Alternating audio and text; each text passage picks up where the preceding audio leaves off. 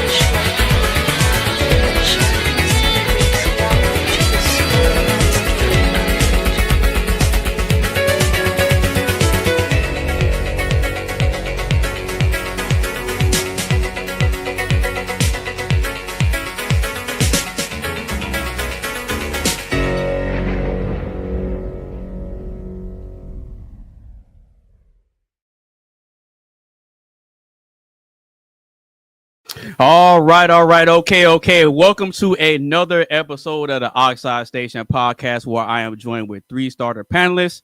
And before we get into the show, quick announcements. If you are new to the channel, make sure you give this video a like, share with a couple of your friends. Make sure you follow us on all our social media sites. And if you want to join in on the live action, I put the link in the chat for anybody to click the link and join the panel. So without further ado, we're going to go ahead and get into the introductions and go ahead and start off with the icebreaker. So we're going to start off with Carmen, then Marte, then Mark.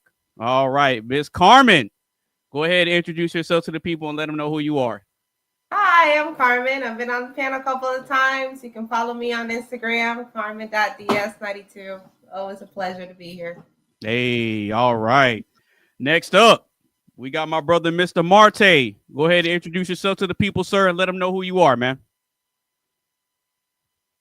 Hey, you're muted.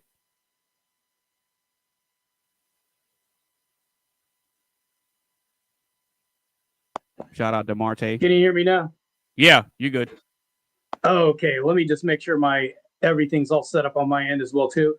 Okay. My name is Marte Reyes, host of On the Edge, and I am here to tackle a lot of issues as usual, as I do on every stream. But anyways, you can tune into me at Mighty Marte on Instagram, the Real Marte on Instagram, and I'm everywhere. Anyways, sorry, I'm a little frazzled because I'm dealing with issues pertaining to a lack of masculinity right now on YouTube.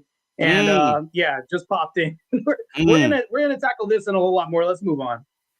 It just so happens that we're doing a masculinity stream, and you're dealing with issues involving masculinity over there on your end. That's kind of ironic. A lack of masculinity in the YouTube universe. So yeah. Okay, no problem, man.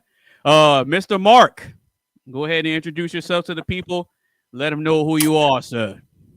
Yes, well, once again, thank you for having me. I'm just Mark Fowler, local, the resident Englishman that's been attending these podcasts now for the last few weeks, and I'm enjoying it. I mean, I'm just here to learn. I'm a bit of an entrepreneur. I'm all into that kind of personal self-development and learning, and that's why I'm here. So thanks. All right, good. All right. So now that we got the introductions out the way, we'll go ahead and do a little bit of a wellness check. See how everybody's week's been going. What y'all got planned? Y'all ready for the holidays? What's going on with y'all? Well, I don't know yet. I don't know. Ladies first. Now, Thanksgiving, usually I do host, but this year, if my mother-in-law comes down from Savannah with my stepdaughter, then I'll be hosting. Yes, if they come down. If they don't come down, then I'm not gonna do anything. I mean, I'm Hispanic. I don't really celebrate Thanksgiving, but I do it because of my husband's family. Hey, Carmen. Yeah. ¿Tú tienes una plata para mí? Siempre, cualquiera. Yeah. Yeah. ¿Dónde es la comida? ¿Dónde es la comida? ¿Dónde está comida? Yeah, ¿dónde es la comida? ¿Dónde está la comida? Where's the food? Yeah, ¿dónde es Ah, la yeah. comida? It's here. That's like in Spanish, Atlanta. isn't it? It's in Atlanta. I don't know if you're going to come down from Arizona, sure. ¿En la cocina? En la cocina. It's ready on the spot right there. ¿Es listo? Oh, you in Arizona? Isn't it? Aren't you in Arizona? No, I'm in Texas. Oh, you in Texas? Oh, that's crazy. Yeah, I'm in Texas with Athena. Yeah, I know Athena was in Texas. Yeah, Athena's over here with me. But she's in Dallas. Yeah, she's in Dallas. I'm in San Antonio. I'm going to move to Texas next year. So, wait, you say you're moving to Texas next year? Yeah, I know Andrew Wilson moved out there, but I'm moving out there because of the business I'm going to be in. It's really lucrative, so it's better for me to move out. Plus, it's also very conservative, kind of. So no, it is. No, here in Texas. No, Crockett. Explain that. You said what? Explain Jasmine Crockett. I can't. I mean, I think it depends on the city that you're in, because Dallas is pretty blue. Dallas is pretty blue. I don't know about but Dallas there's some parts of Texas that I'm like, we got to get conservative again, man. That's crazy. Well, see, I'm in San Antonio, right? And if I'm not mistaken, I think our governor is, or no, I think our mayor, not our governor. Our governor is Greg Abbott. He's conservative. He's Republican.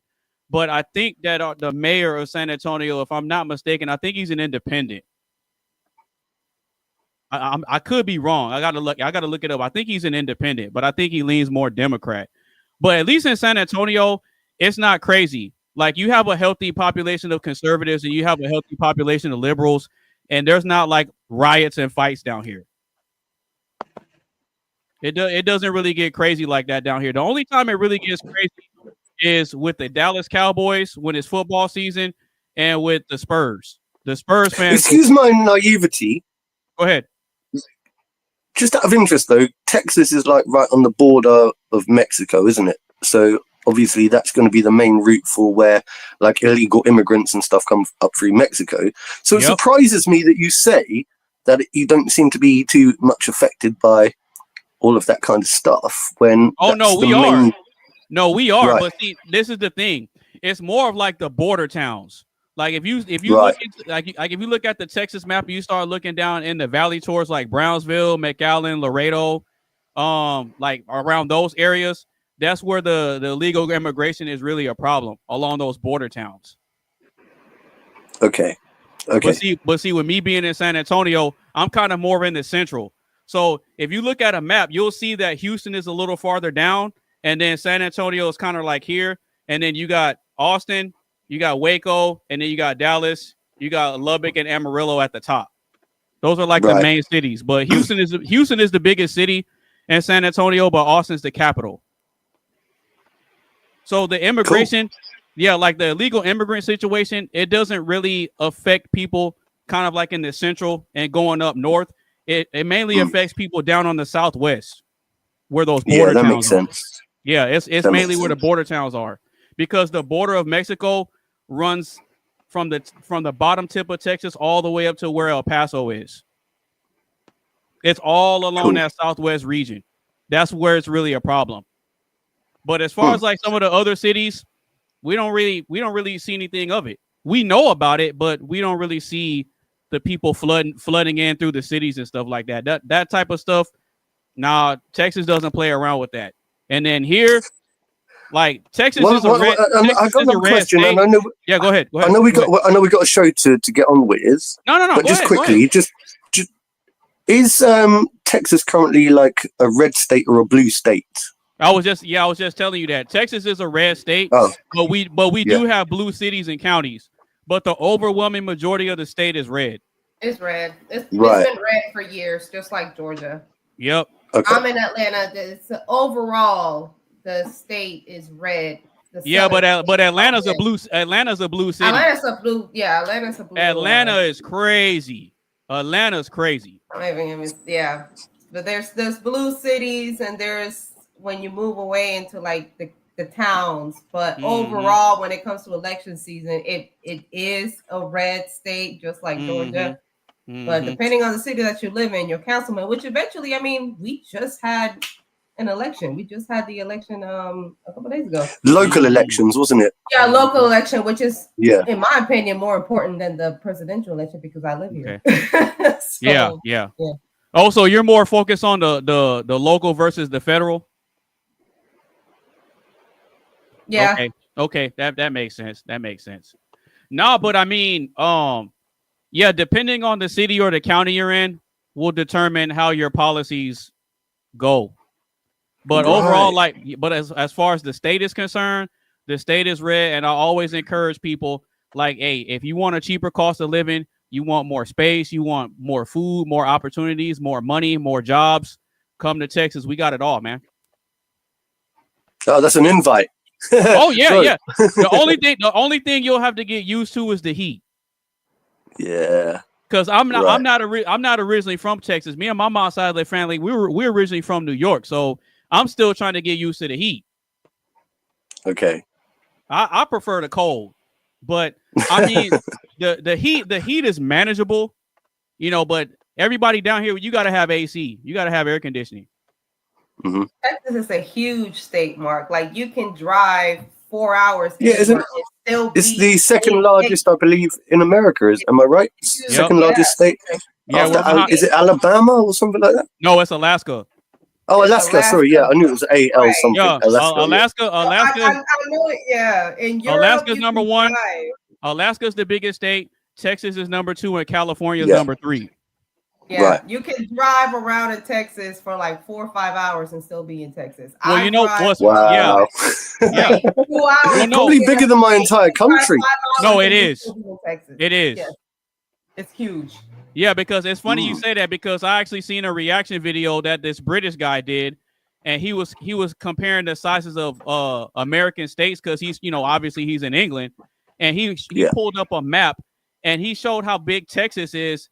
And you could fit multiple European countries inside Texas. Wow. That's how big it is. Yeah, that's how big crazy. Our state is. Yeah, that's how big it is. That's how big it is.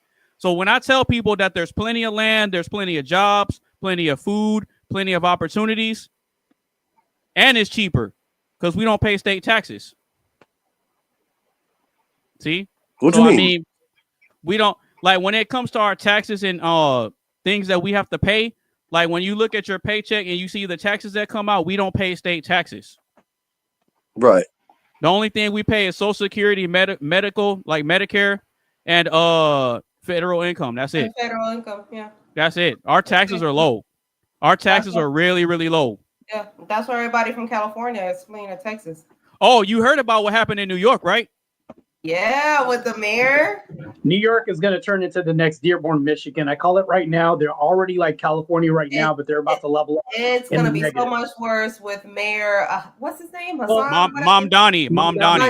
Yeah, with Mayor Mamdani, and he promised all of this. Yeah, but here's the socialist mentality is going to go crazy. Well, he is a socialist.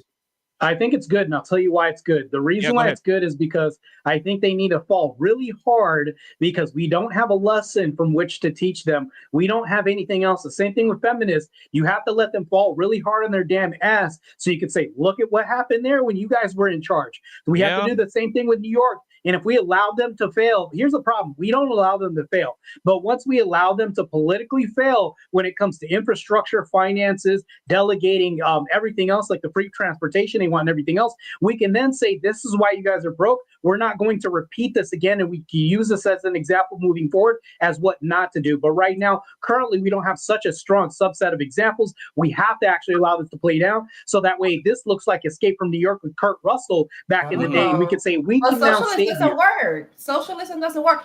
Mark, you're in the UK. They tried it in London. The socialists. Well, we live in a very complicated country that tries to act as if it's a very socialist country, which I kind of detest. It becomes very entrapping, it's very manipulative. We got some good things that come out of things like the idea of free national health service, which is something that every English person Canada tried really it, but treasures and That holds puts a on strong it's to burden that. kind on of the like you healthcare guys system. already lived it. The UK already lived it. Argentina, Venezuela. Venezuela's going through it now. Venezuela's you going through it understand now. it causes So a this long mayor strain on the literally system promised financially. like free housing. Well, my concern is that Yeah. people here in the UK don't fully understand how socialism can lead down into communism.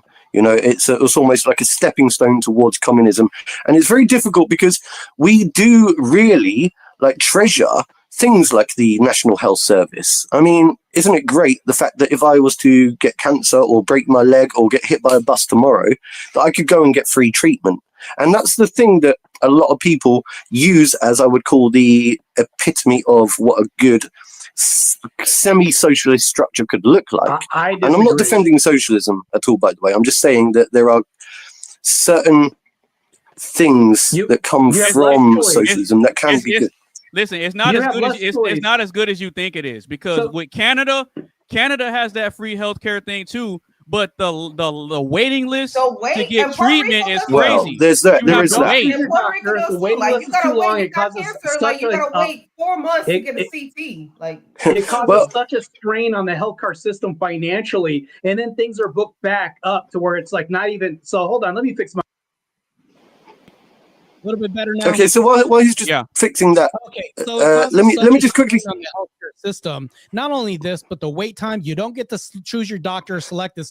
Faux pas happened where they'll say, "Well, you know what? I knew 5 people who were like, well, I have a cancer treatment and I have to wait like 6 months now, whereas like I should get this next week, but I'll die in like 2. Yeah. This isn't me." This is the problems. I mean, the thing is, obviously, it's a very complex situation. Obviously, waiting times can be frustrating, and we've got the what do you call it? Like it's overwhelmed. The NHS system is overwhelmed, and there's long waiting lists. But if you're pregnant, for example, you know, you don't go on a 6-month waiting list, and you don't have to pay for the fact that you've attended hospital to give birth, and you don't have to pay for the ambulance transportation. So there are cases where it might be frustrating to be on a long waiting list, but I mean, it's free at the end of the day, and we do have the option of private treatments as well. It's not as if like we're beholden to the NHS, because people can pay for private healthcare over here in the UK. So there is that option as well. Look, I'm not defending socialism, but I am saying that I think over here in the UK, it's something that we definitely treasure is our NHS, and that's something that I would love to see America actually have some kind of national health service where it just comes out of people's taxes. And I don't think it's really socialism. No. I think it's. I mean, you could argue that it's a form of capitalism anyway. You have to. Capitalism is good to some degree because it allows things to be competitive, so that way we can have innovation and improvement of products. Unless you have this, you actually slow down waiting times, because now we have to be competitive as far as like, oh, you wait less in our lines compared to those lines, and that's how you make improvement in innovations on products and also services as well too. You don't have this because if you take away the competitive environment, you just build a monopoly. Now the same people that can feed you can also starve you when it comes to services. Facts. Sure. Facts. Can I, just out of interest, quickly, the problem is, isn't there going to be people that can't afford their treatment, or if they have to take out a loan or something to pay for their treatment or whatever, and they get indebted, and it feels now that, you know, whereas over here, we're not going to be indebted for the problem with this is it doesn't incentivize people to get better. When everybody's handed the same thing, it's no longer competitive. We could all fall back on complacency. And not only does this lead to a more sedated nation to where people don't have to really work that hard, but also eliminates competition. You shut down innovation. And also, why would I have to work harder than somebody else when I get the same as you? So to me, I think when you level this across the board, when it comes to UBI or anything else, it's like we want to incentivize a competitive nation. The Chinese are beating us at every angle when it comes to innovation, when it comes to medical, everything else. You can then say, oh, they have a communist environment, but at the same time, they're whooping our ass when we have to outsource services and everything else to everybody else because they're much more competitive than us and they didn't do the same thing. Can you solve that somehow? Because that doesn't make any sense. The system is not perfect, Mark. It's not perfect. No, of course. Of course. But I still think that our current healthcare without the socialist is better than the socialist system. I mean, just to give birth here in the U.S., it costs at least $15,000. Wow, that's crazy. To me, 15 that sounds crazy to any English man, any English person. Like, yeah, it just sounds crazy. It would cost us. It will cost me to have. I don't have any children of our own, but it will cost us right around 15 to costing insurance 15 to 20,000 to just have a baby, and then of course we got to pay our co-pays. But that's really what it is. But the nigga wanted money. All right, I'm back up real quick. Sorry, I had Fatty tell me that my mic was muted on my end. Hopefully, you guys can hear me on my end. No, we can hear you, bro. We can hear you, bro. Viewers. Well, my viewers have to hear me on my end too, because I had to bring myself up on the stage. So here's the thing, though. I will say this, though. We have to make improvements. And if we don't do this, as far as like socialism is just not the good way to work things out. I think that innovation, and we have a competitive nature. I think if we do this, it improves everything else, because we have such a nation of sedation. We have a nation of complacency. If we don't make things the same, like as far as like not the same, but competitive, as far as like, if I could do better than Mark in my business, that's a good thing, because now he has to try to figure out how to outcompete me, and the consumers win off of this. So patients win off of this, because you have things like Pfizer, all this other stuff. Nobody wanted that when it's forced on you, but now we have uprising, and we all can stick together. We all band under innovation, believe it or not, because when we get frustrated with the product, we can then have choices in which to go to. And underneath this universal health plan, you don't have a choice. It's like, well, this is all you have, and you better take it or leave it. It's like you take it or you don't do it. And the problem with this is also when we go down to pregnancy issues and people getting pregnant, I could totally get that. But here's the problem with that too, is like, I want to ask you a question, Mark. I know we're deviating a little bit off the topic. No, you do good. you Go ahead. think that we should give you like free, like as far as like free healthcare, as far as like nobody's paying for it? You know, do you think that it should be more free with a little bit of stipend for the doctor? Do you think that should happen? I don't really fully understand what you're asking. Like, do I think what should happen? Though, here's what I'm saying, though. People ask for free shit all the time, and the problem with free shit is like the doctor's time isn't free, the medical equipment isn't free, his labor isn't of course. free. I mean, this is it comes from we pay taxes, don't we? We pay taxes to maintain. So it's not really free. No, of course. Here, not only are we paying more taxes, but it's also more burden on the system. It causes more strain on services. Lines get long, and you see how we just circled back to the whole issue. So that's the problem with this, is like you can never escape it with socialism, because the system has to eat itself. When you go outside this in a competitive nature, now we have more options, we have more choices, and we're not beholden to the same God, apparently. I mean, if the system could be one, as everybody else. And we actually can say, hey, I want State Farm life insurance compared to this life insurance. And now I could say, screw that, I don't want that, and I could choose something. In London, can you do the same thing? Well, I want to just say that you're correct on the fact that we do become beholden to it. And that is one thing that I've identified here in the UK, is that if you ask most English people or British people, would you leave the country? Would you move somewhere else in the world? A lot of people say no. And you realize it's because they are beholden to the NHS service, because they don't want, their fear is that if I move out of the UK and I go somewhere else, I'm going to lose my free healthcare, or what they consider to be their free healthcare, which is something that, obviously is tax payable. But it gets me realizing that we are kind of beholden to it to a degree. It's like a bit of a trap. So I'm not even agreeing with everything that you're saying, but at the same time, look, I understand your point of view. I do understand your point of view, and it does make some kind of sense to me. Yeah, but I don't think when you say to a degree, I think that's kind of cope, because when you say to a degree, it's like, what are you going to your Aunt Margaret to go ahead and stitch a wound or something like that? Because it's like, what other options do you have? It's not even to a degree.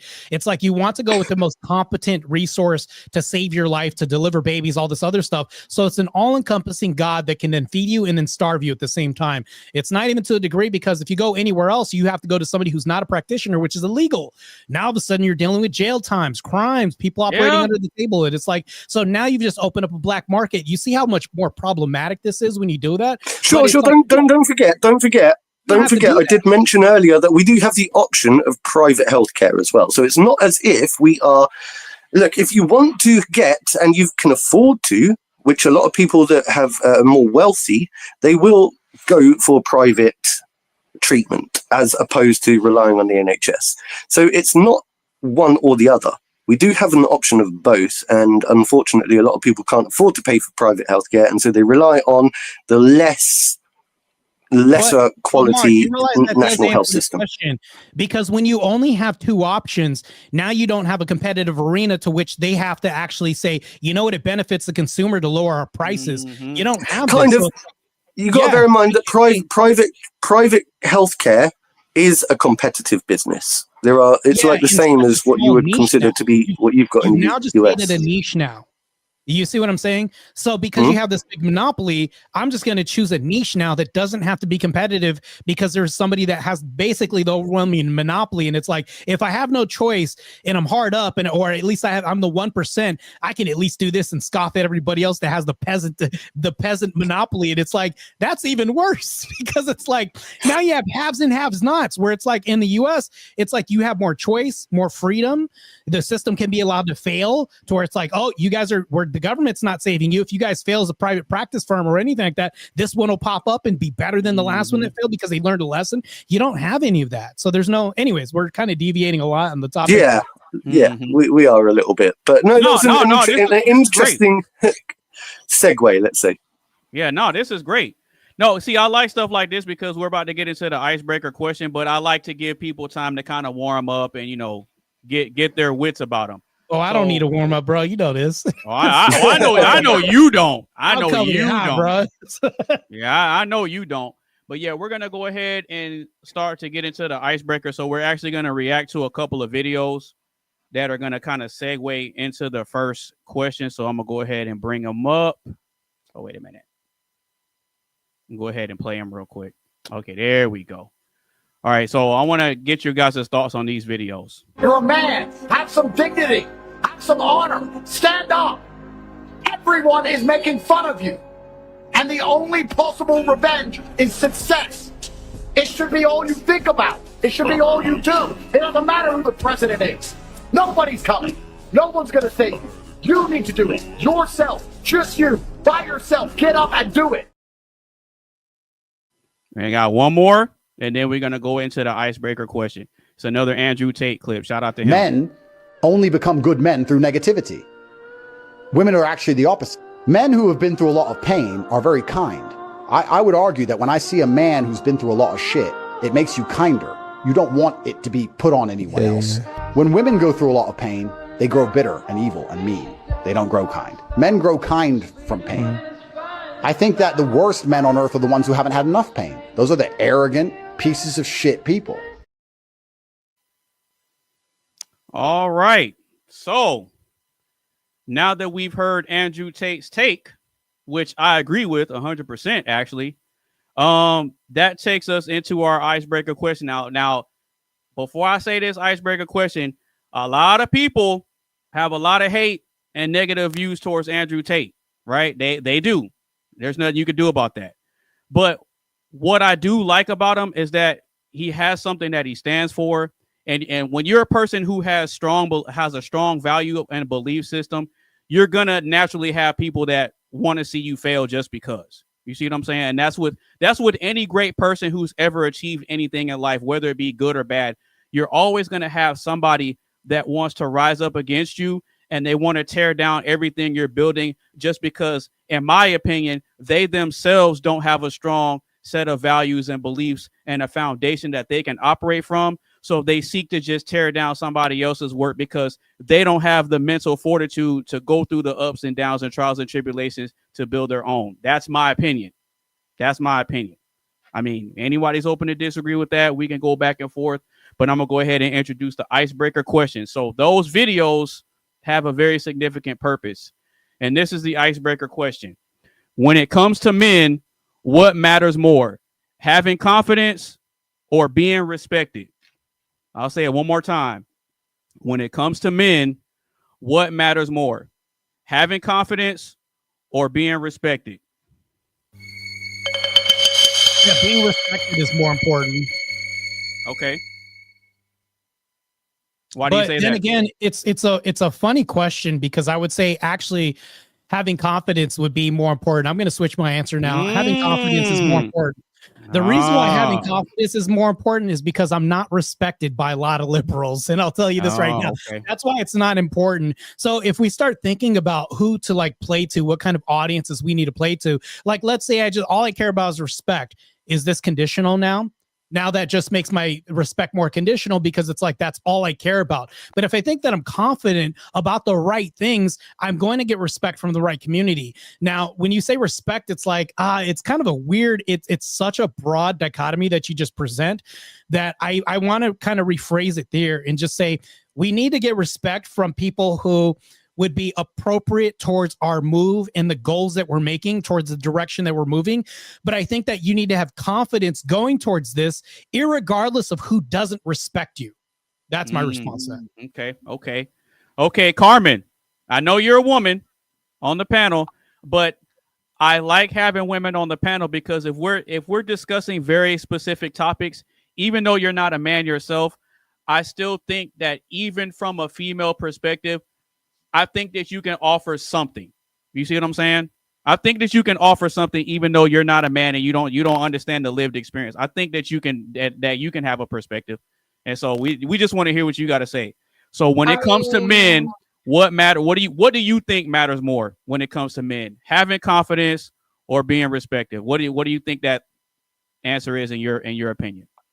As a woman, what I'm more attracted to. Okay, yeah, you can say that.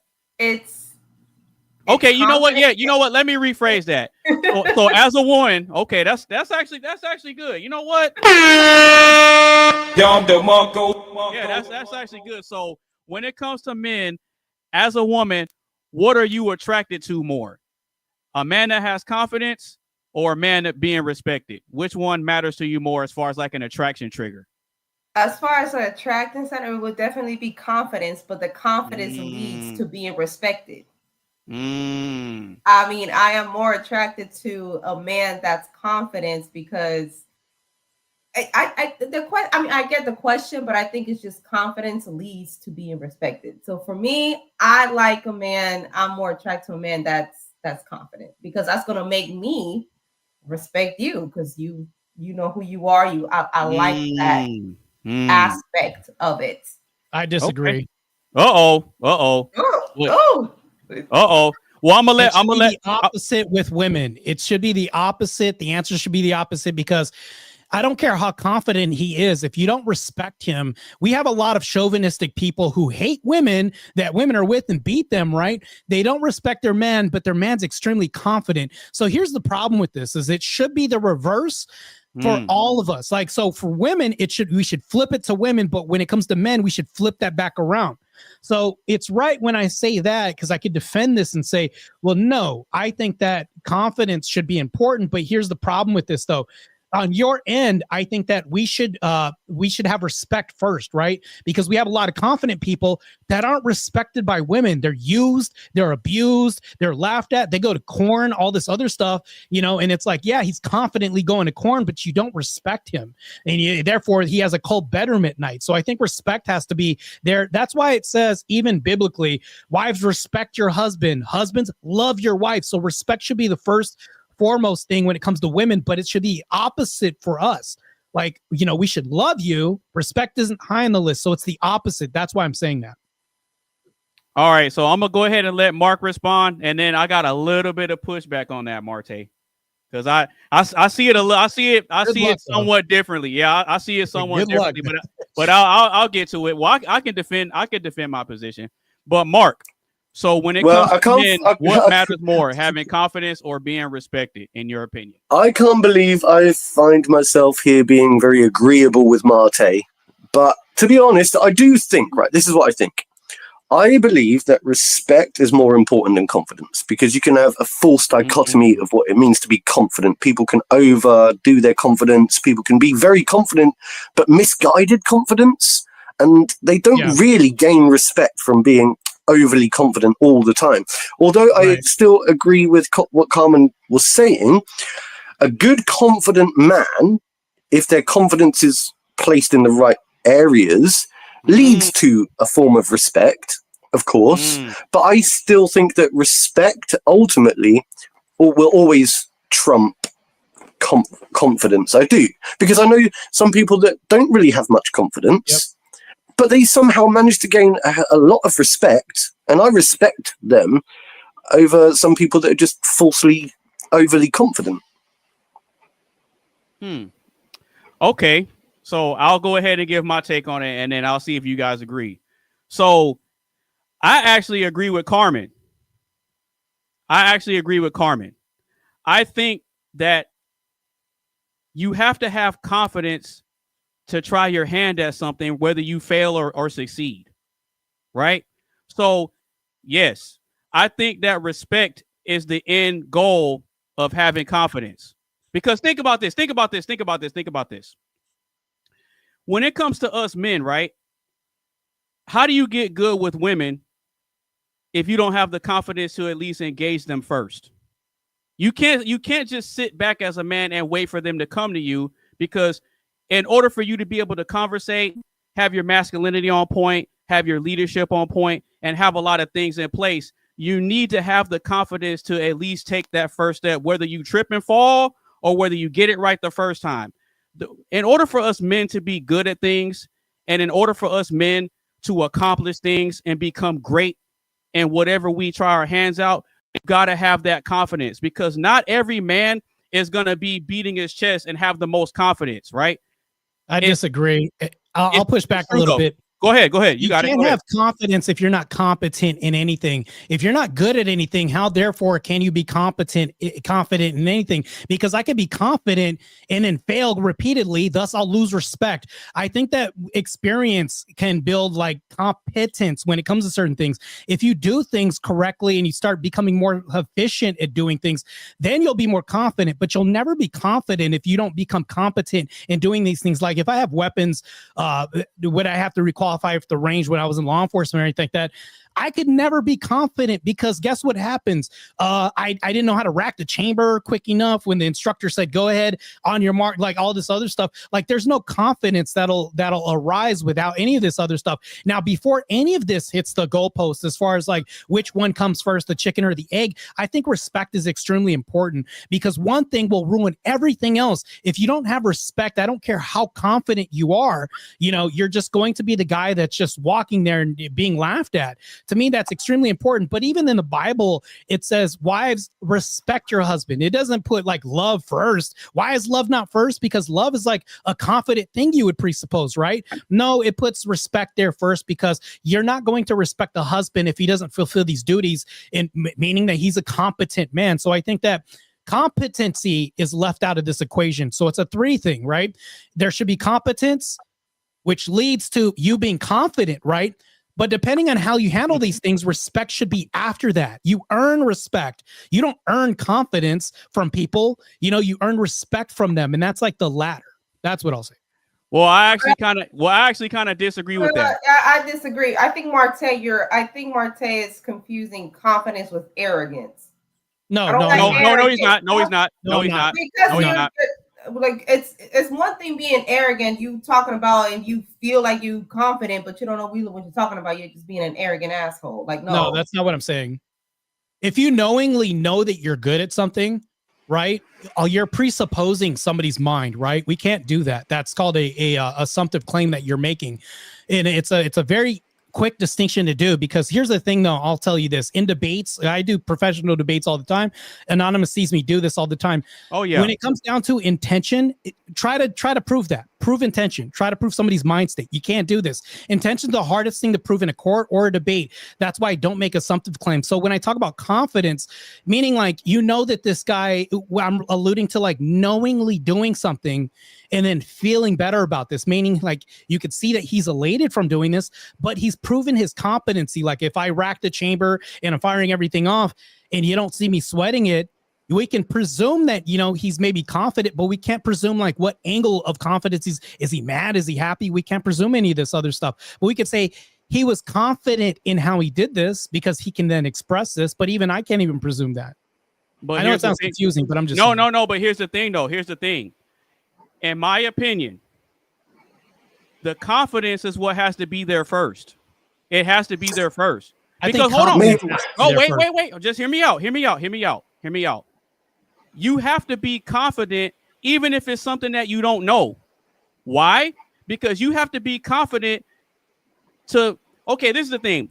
You have to. The other way. Wait. Hold on. Go ahead. No, hold on. You have to be confident enough to believe in yourself that you'll get to that point where you become good at it. You mean, so I get what you're saying. It's the same thing you're telling people, which I think is a failing strategy. And I can tell why. I could tell this to, let's say I have two guys, right? I have two guys and I tell them to walk in the room. One is broke and one isn't broke and he has money. I tell the other guy, I don't care. Just act like you got it. You don't think these women are going to read past him and be like, oh, that guy's broke.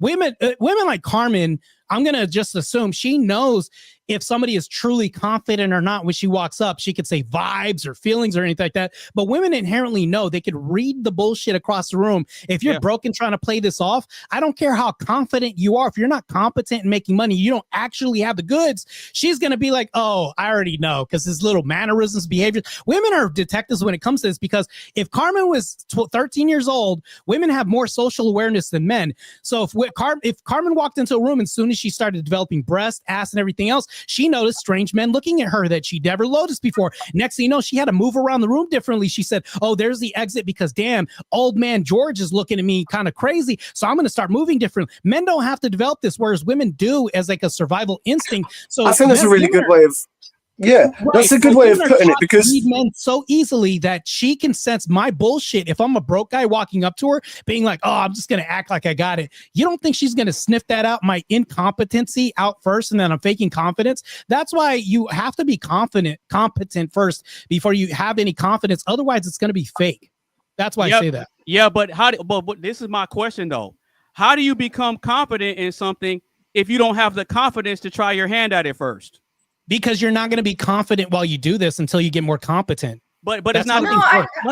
It's not about that though. It's not about that. You have to believe in yourself before you ever try your hand at something. Not necessarily. Yes, you do. No, not necessarily. And here's why. Not necessarily. I was anonymous because even in business, people have been broke as hell and they have a product and have confidence in it, and now they're. I'll give you an example. Well, I don't know if y'all ready. I got a perfect example of that. I was gonna give an example of Vince McMahon. I'm a huge wrestling fan. I don't know. I'll give you a better example. I'll give you a better example. Experience. I'll be back in a sec. No, but watch this though. I'll give you a better example. Have you ever watched Shark Tank? You mean the people that already tested everything out already before they even demonstrated it? Right. Well, hold on. That's a bad example. No, hold on. Go ahead, bro. Because in order for you to try something and get good at something, you have to have a vision first. You have to have a vision first. So so whether people support your vision or not, whether people believe in you or not, you have to believe in it enough to even try. In the first, here's the problem. That's a bad example. I can tell you that's a bad example. You're not going to be good at something right away. You're not going to be good at something right away. You're not going to be confident right away. Right. Thank you. But here's the reason why. It takes time for you to gain the competence in something. It takes a while for you to understand something, but you have to have the confidence to try it, whether you succeed or fail. You have to have the confidence first. Correct. But it's not really confidence. It's more like belief. Like, I think I could probably do that because I've seen somebody do this before. But what we're talking about is like a self-aggrandized version of confidence that you're talking about. That gets developed throughout your competency. The more competent you become at something, the more experience you go through, and the more lived life you have. Because here's the thing, though. What you're talking about is a vision. If I draw schematics down on a piece of paper and it hasn't come to fruition, I now have to design this. I design a prototype, everything else like this, and I'm like, oh crap, I got it. And then I get this. So listen, I want to give out an example. Wait. One mic. Go ahead. I'm going to develop more confidence in this prototype that I built when I've done this. So by the time I go to Shark Tank, I'm confident enough to go to Shark Tank because I've vetted this all out with experience and competency, knowing that the failure rate is super low because I've tested this through competency. Yeah, but let me give an example. Yeah, go ahead, Mark. Go ahead. Right. So the way I see it is, I think that you don't necessarily have to be. I think that respect is more important than confidence for this reason. Okay. when I first started streaming on YouTube, doing live streams and stuff, you know, I was encouraged. Somebody said to me, he said, Mark, you should do live streaming on YouTube. And I said, why? He said, you've got that kind of charisma, you've got that personality. And I said, you know what? I said, I don't know about that because I'm quite camera shy. You know, I'm not sure. I'm not very confident with it. I said. And he said, don't worry about it, mate. People will respect you anyway. They'll respect you for at least trying, even if you're not confident, right? And you know what? Over the course of time, I built my confidence. And I suppose we could argue, look, we're going round and round in circles, semantics, yeah, that confidence and respect do work hand in hand with one another. Okay, but I still feel that I didn't need to be confident to gain the respect. What I needed to do was to put myself out there, even though didn't feel very confident, but I put myself out there. And so over the course of time, I built my confidence, which helps to gain respect. So it's kind of like one or the other. I suppose we could argue, that if you're lacking a little bit in confidence, then you can gain there and then you can build more respect. And once you've got more respect, you can build more confidence. So we could argue that both of them lift each other up. And the one last thing I wanted to say is, obviously, Carmen did mention that confidence is very attractive to women. Okay, but that doesn't necessarily gain respect as such. Confidence is attractive, but it's not necessarily something that gains true respect. You know, somebody might, I don't know, respect you because it's like a materialistic way of gaining respect, I suppose. I would rather have. Does that make sense or not? What I said? In confidence. No, it makes sense. But I would rather have a woman that I'm with her respect than her love. I would rather have this any day, and I would rather have her respect and confidence every day, because she could be like, you know what? I'm not leaving him because I still respect him. And I'll give you a good example of this. Back in the day, I used to date like several different women, right? And I literally like was super honest with them. And this woman told me one time, because she needed to crash in my place for like a month, and I was talking to like so many different women during the time in my player days, and she was like seeing my phone ring at the table. She was like, who the hell is that? After I like shut it off like several times during this dinner that I cooked for us. And I said, it's another woman I'm talking to who's got a nicer ass than you. She got so pissed, she jumped up, ran to the room and locked the door. And I was like, whatever. And my roommate at the time was like, damn, what the hell why'd you tell her that? And I was like, whatever. So anyways, 12 o'clock hit. I went in the bedroom and I slept. The next morning, I went to go make a pot of coffee. My roommate was like, bro, how did you do that? And I was like, what are you talking about? No, last night, bro, I heard you guys. And I was like, go on the balcony. I'll talk to you, right? So I went in the balcony and I had my cup of coffee. And I said, listen, man, you can go ahead and be honest with women, but they're never going to stay with you if they don't respect you because you're a coward, because you lie. And here's the thing, though. If I'm honest, you'd be surprised with how much you can get for honesty. But the moment you lie, they see a coward.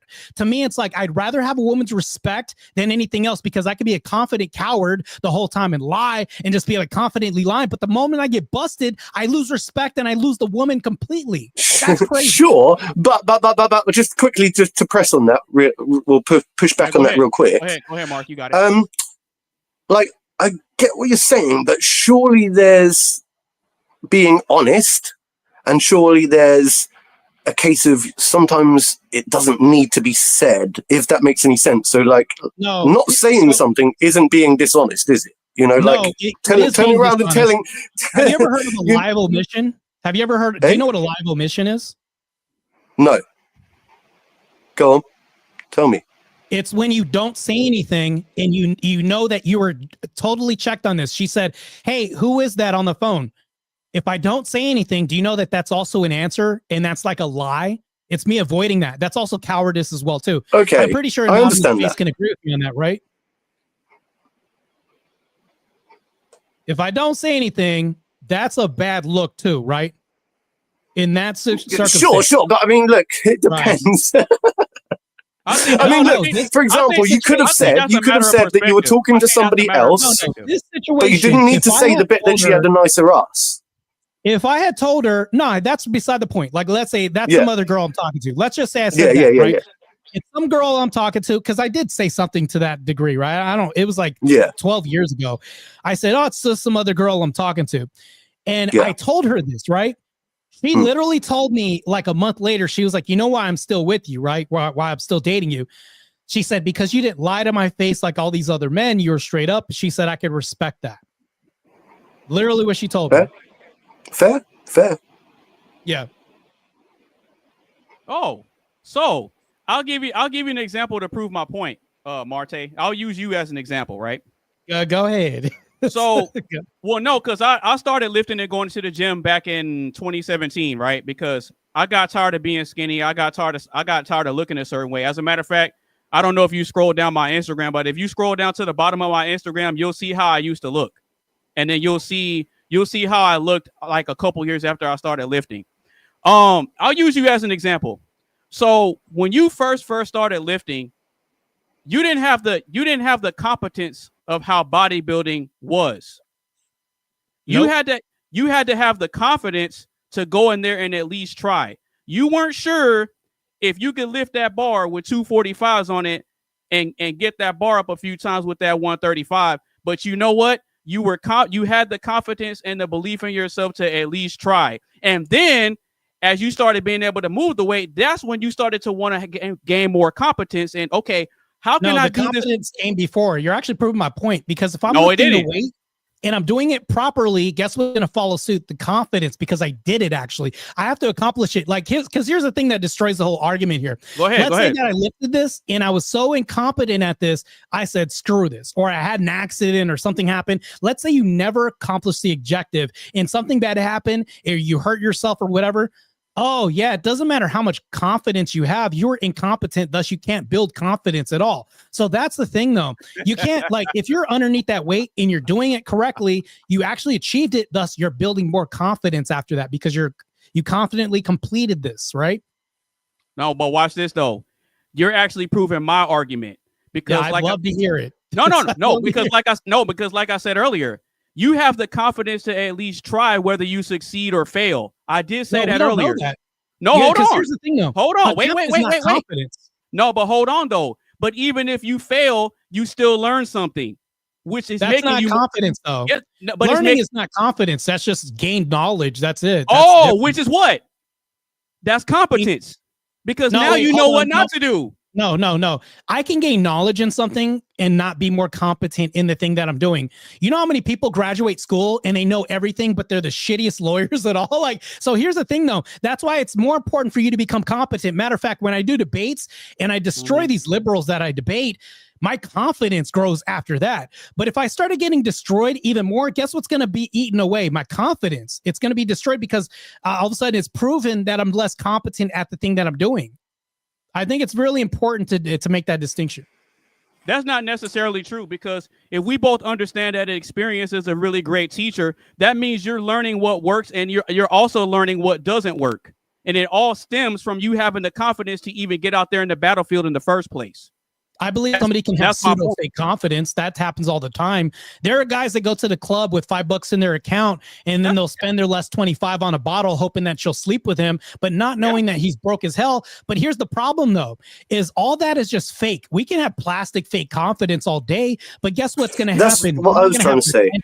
We're not going to retain the woman. We're not going to retain the value in her life or anything else. Because if you're talking about fake confidence, yeah, I believe that you can fake it till you make it. That's the whole trope when we have this. But I think that's a bad prescription. I think that unless you're competent at something and you're the real deal and genuine, like Carmen's not going to be with her husband if he wasn't the real deal and he wasn't genuine and actually had receipts. That's why this whole trope about, oh, let me see the receipts. They want to see the level of competency before they say, yeah, you're confident, but let me see the receipts. Can you prove this? This is all throughout the debate community. This is everywhere else. Somebody could say, hey, I know you're confident in what you do, but can I see your before pics and after pics in bodybuilding? And I'll say, damn, man. Okay, cool. I can understand why. And people can actually make a connection. They can determine whether or not it's fake or real confidence that you have because of how competent you are. And I think that's also. Well, I'm confident that respect is the way forward. Yeah, I'm confident that respect is the way forward.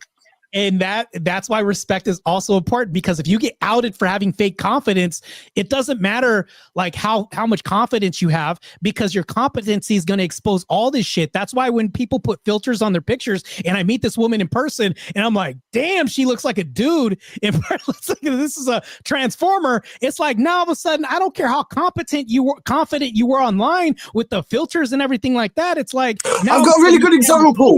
I got a really good example. All right, go ahead, Mark. A trans person in today's era might feel very confident, a man dressing up as a woman and going into a woman's bathroom, but they lose a hell of a lot of respect when they do so. I respect those trans people that self-identify as being trans, but still have the ability to turn around and say, even though I'm a man that dresses up as a woman, I can never be a woman. I respect that more than somebody who pretends with this over-looming air of confidence that is like a plastic confidence. I'm not trying to be disagreeing with you, Mr. AB. I'm just saying that I think that I do personally. Look, we can argue this all day. We can argue the toss out of this all day. Hey, Mr. Marte. But I'm just saying, you know what I'm saying? I think that respect is earned and confidence is gained. Yeah, but this is what I'm trying to get you guys to understand. You won't try something unless you have the confidence first. No, we get that. Well, I don't think we're disagreeing. I don't think we're disagreeing with that. Confidence to take risks, because when people do things, like they'll say, "All right, I'll do it, bro." Whatever. It's like, you know, because we don't know what that is. You're presupposing like this person doesn't know. Because whenever we take a gamble with something, yeah, we can assert something. We can say, well, that person's confident or desperate or anything else. We can assert numerous things, like, because if I had my last $2 and I bet in a casino, I didn't even care. So now I have like, you know, my nonchalant attitude. That's not confidence either if I do that. But it's like, just because you take a risk doesn't always guarantee like you're confident or anything. It just means you did the thing. Now, if you're going to just load the question and say, well, we're just going to put confidence in there, we don't actually know that.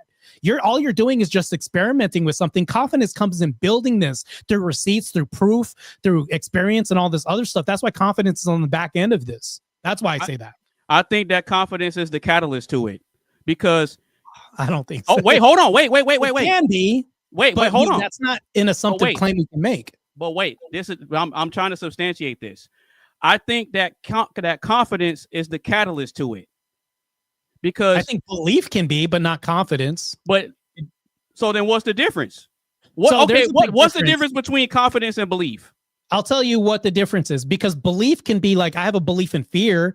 I have a belief in confidence. So if I believe in something, that's just me making a positive claim that the thing probably could happen, but that's not confidence in myself. You'd understand that the distinctions that I can make in belief is saying, I have a belief in the thing, but I don't have a belief in me. And also I can have a belief in myself, but not in the thing. You realize that belief can be a distinction from confidence. Confidence is just asserting like me solo. Confidence is internal. Belief can also be external and internal. They're two separate things.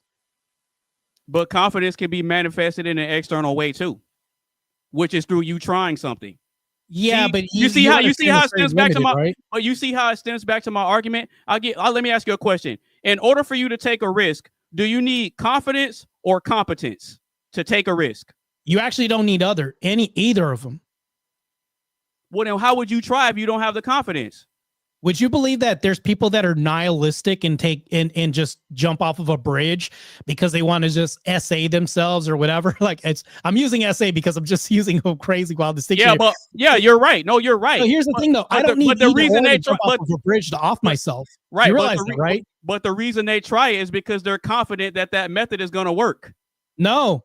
Do you understand nihilism is absent of confidence or the other? You understand that this can function absent both those two things, right?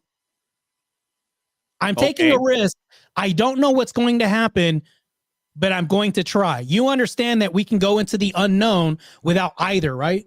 Right, but I'm trying to find some kind of reconciliation here, because I understand what Mr. AB is trying to say. Yeah, no. I understand I understand what he's trying to say, but I understand what you're trying to say.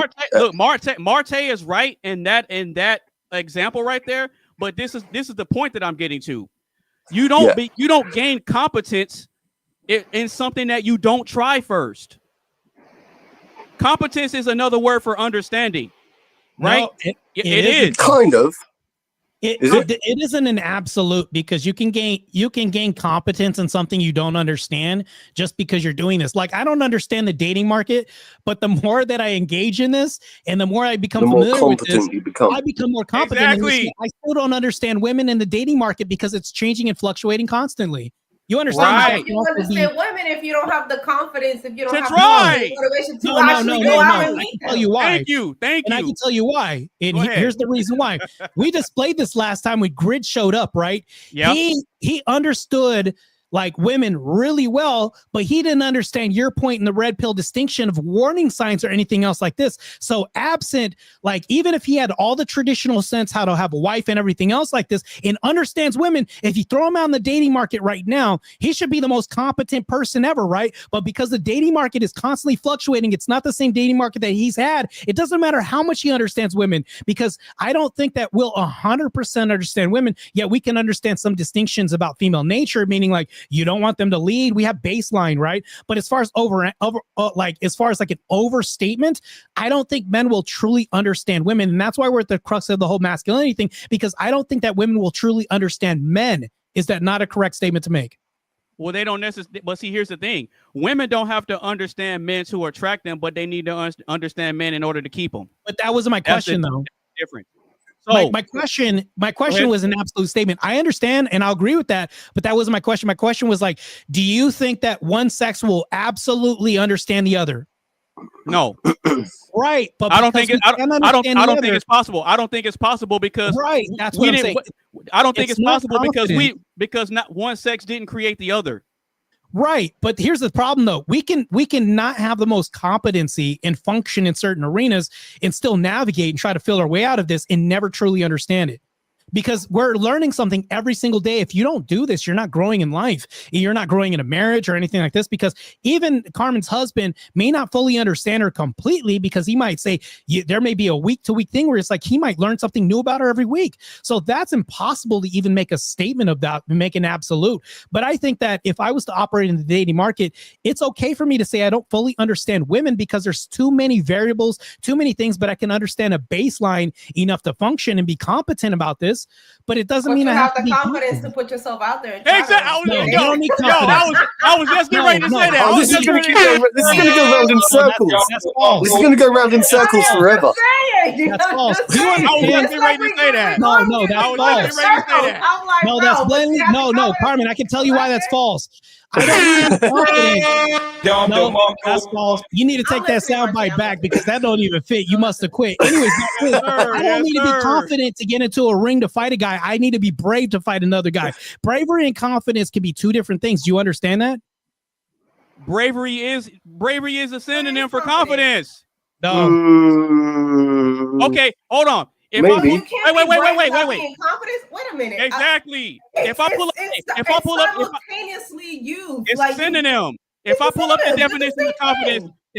definition of confidence, is bravery going to be in there or no? No, hold on. Bravery is the act of facing fear and uncertainty, while confidence is the self-assured in one's abilities built through experience. You can be brave without experience, but you can't be confident without the assurance in your own abilities. I just Googled this right now. There's a massive distinction between them. Go ahead and say that they're the same again. They are. Google it yourself and look it up. They're synonyms, bro. They're the same thing. Synonyms. They're synonymous. No, they're not the same thing. Because one can function aside from the other. They're interchangeable. Yeah, they're interchangeable. Nobody says he was a brave man when he gets into the arena to fight somebody. They say he was a brave. Yeah. Well, nobody says. You see that person, that gambler that just went and spent £1 million on the roulette table. He was really brave. No one goes, oh, that gambler was really brave. They say no, he was confident that he was going to win. But guess what? He lost. What an idiot! He lost. Separately. You realize that, right? You said, say that again, Marte. They can function. They're not mutually exclusive. They can function. One is facing fear. The other one can be an abstract of like a broad term for anything else. Okay. So so you're saying that bravery is facing fear, right? Yeah. How can you face fear without being confident first? Easy. No, one is only isolated to fear. Confidence isn't only isolated to fear. Can you tell me that confidence is only isolated to fear? I'd love to hear this. Can you? Okay, now take away fear away from bravery. I'm saying it isn't for me. Bravery and confidence. Carmen, answer this question. It's like you can't be brave without being confident. Confidence is what put you in the spot to begin with to be brave. Like I'm going to ask you a question that you won't be able to answer. If I take away fear from bravery, would bravery exist? If you take away fear from yes. No, it wouldn't exist. It's still the same. It doesn't thing. exist. You're asking the same thing. No, so it's not the same thing. If I give your fear, you just told me something that doesn't exist in reality. If I take away fear from a situation of bravery, does bravery exist? No, it doesn't. Yet I can take away fear from confidence, and confidence will still exist. Hit the button now, Anonymous, like you just did before. It's like,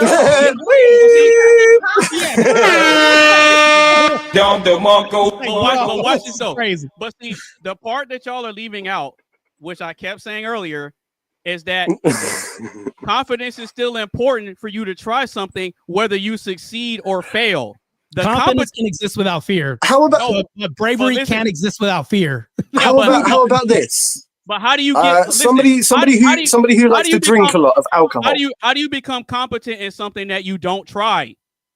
Somebody who likes to drink a lot of alcohol, don't you think that there is something called liquid courage, liquid courage, right, which can lead to a form of confidence, right? So a person who drinks may feel very confident, but that confidence is misguided confidence. You see what I'm saying? Look, I think we can go around in this in circles. It can also feel very brave. And because to somebody. Well, because think about this. Claim again, Carmen. How are we debating over like these semantics in the first place? The way I see it is, you asked us a question. I said respect is more important. I think that respect is more important than confidence. If you don't, and I still stand by that. I still stand by my original thought. Yeah. And obviously, it's quite clear that you disagree and you think that confidence is more important. But that doesn't mean to say that either of us are wrong. Perhaps there is a kind of like keep trying to say, a reconciliation that we can find. But if we just keep going round in circles, trying to prove or disprove the other person's viewpoint as being right or wrong, I don't think it works. Mark, you realize that we have to go through the semantics, because if we don't get the I get it, mate. I get it.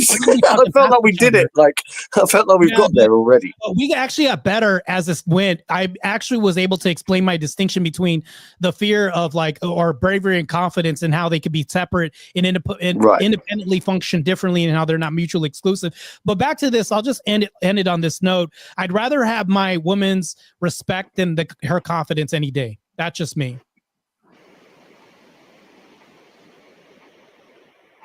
There we go. Yeah. I mean, the Bible says that too. Anyways, it's crazy. That's just you and the Bible. Not just me, it's the Bible. But anyway. Yeah, I believe that it needs you, and I believe that you need to be confident. That leads to respect. So it's no. Yeah, you don't be confident. People don't have respect. You can have confidence and not respect. You can't have respect without confidence. So I'm an extremely confident person. No, I'm an extremely confident person, right? The more I get out here online and do this, that, and the other. But you called me a 5, right, Carmen?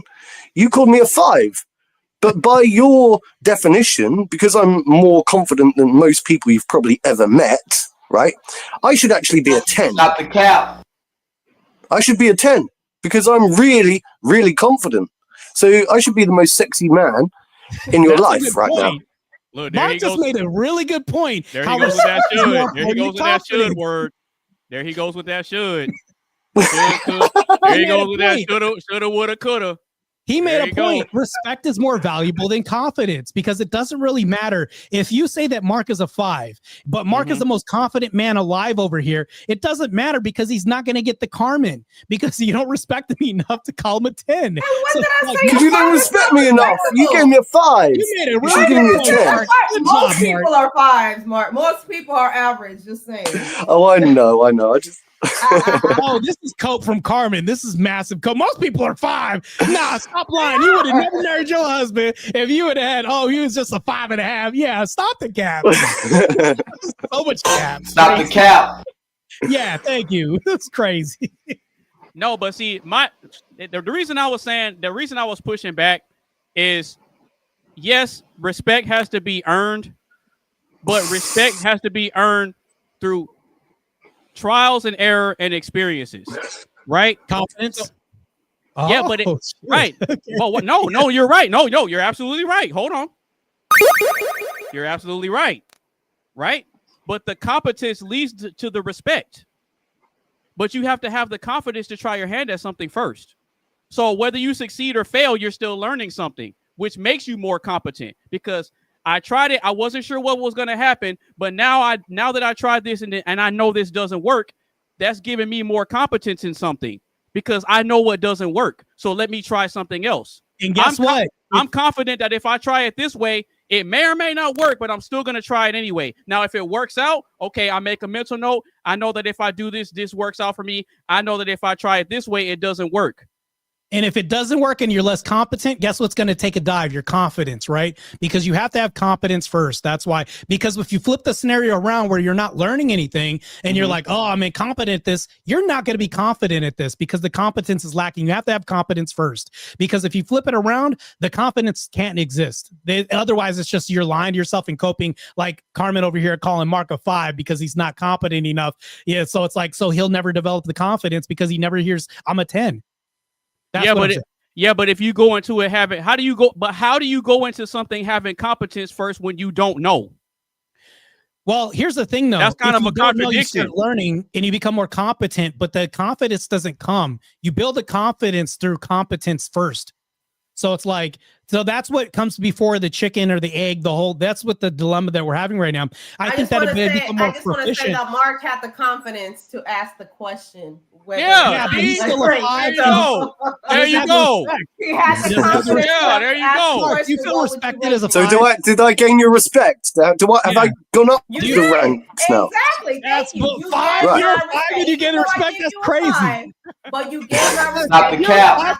Respect. That's crazy. Ask me the question straightforward. That's totally weird, cap. That's crazy. Stop the cap. If I told a woman, hold on, stop the show real quick. I'm anonymous. If I told a woman she's a 5, I said, hey, girl, shorty, you're a 5. Do you think she'll respect me if I tell the average woman that she's mediocre or average?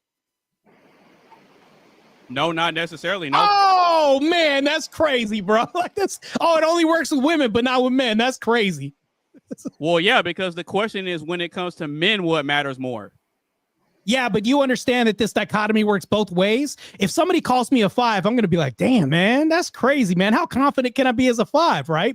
So it's like, if she doesn't think I'm competent, she's going to be like, I'm going to give you the number of competency that you are. I don't think 5 is a confidence level. It's a competence level. That's why we look at things and we could objectively say, okay, that's the descriptor that I'm giving you of 8 and how you look. You have hips and ass and breasts. You're an 8.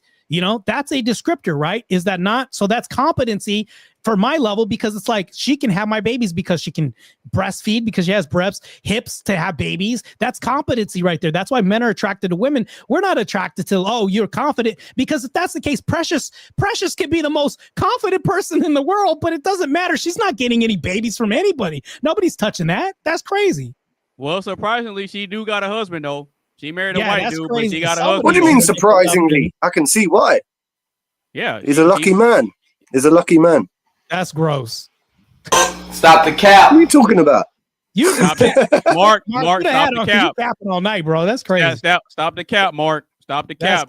She said Precious. No. Get it. Mark, you had the confidence to say that statement, but it shows that you're lacking competence right there. See? That was not a competent statement, sir. No, to me, that I was think not a competent statement. Oh, she loved it. We know she loved it. Oh, you understand that? It was a compliment. It was a compliment. It was a compliment. Mark, yes, that's not wild, bro. You just diddle anything. That's crazy, bro. That's Woo, you the airman, man, or was it the what do you call those? Not It's just the airman, confidence. It's mate. It's just the confidence. It just the oozes president's from me. went to the It club or oozes from me, whatever, my and, friend. gotta get the fat one. Why That's did I not smart. gain you I'll bring respect out for with me saying next that? time. Did I not gain you respect for saying that? Oh damn. Nah, well, at bro. least I was confident about what I said.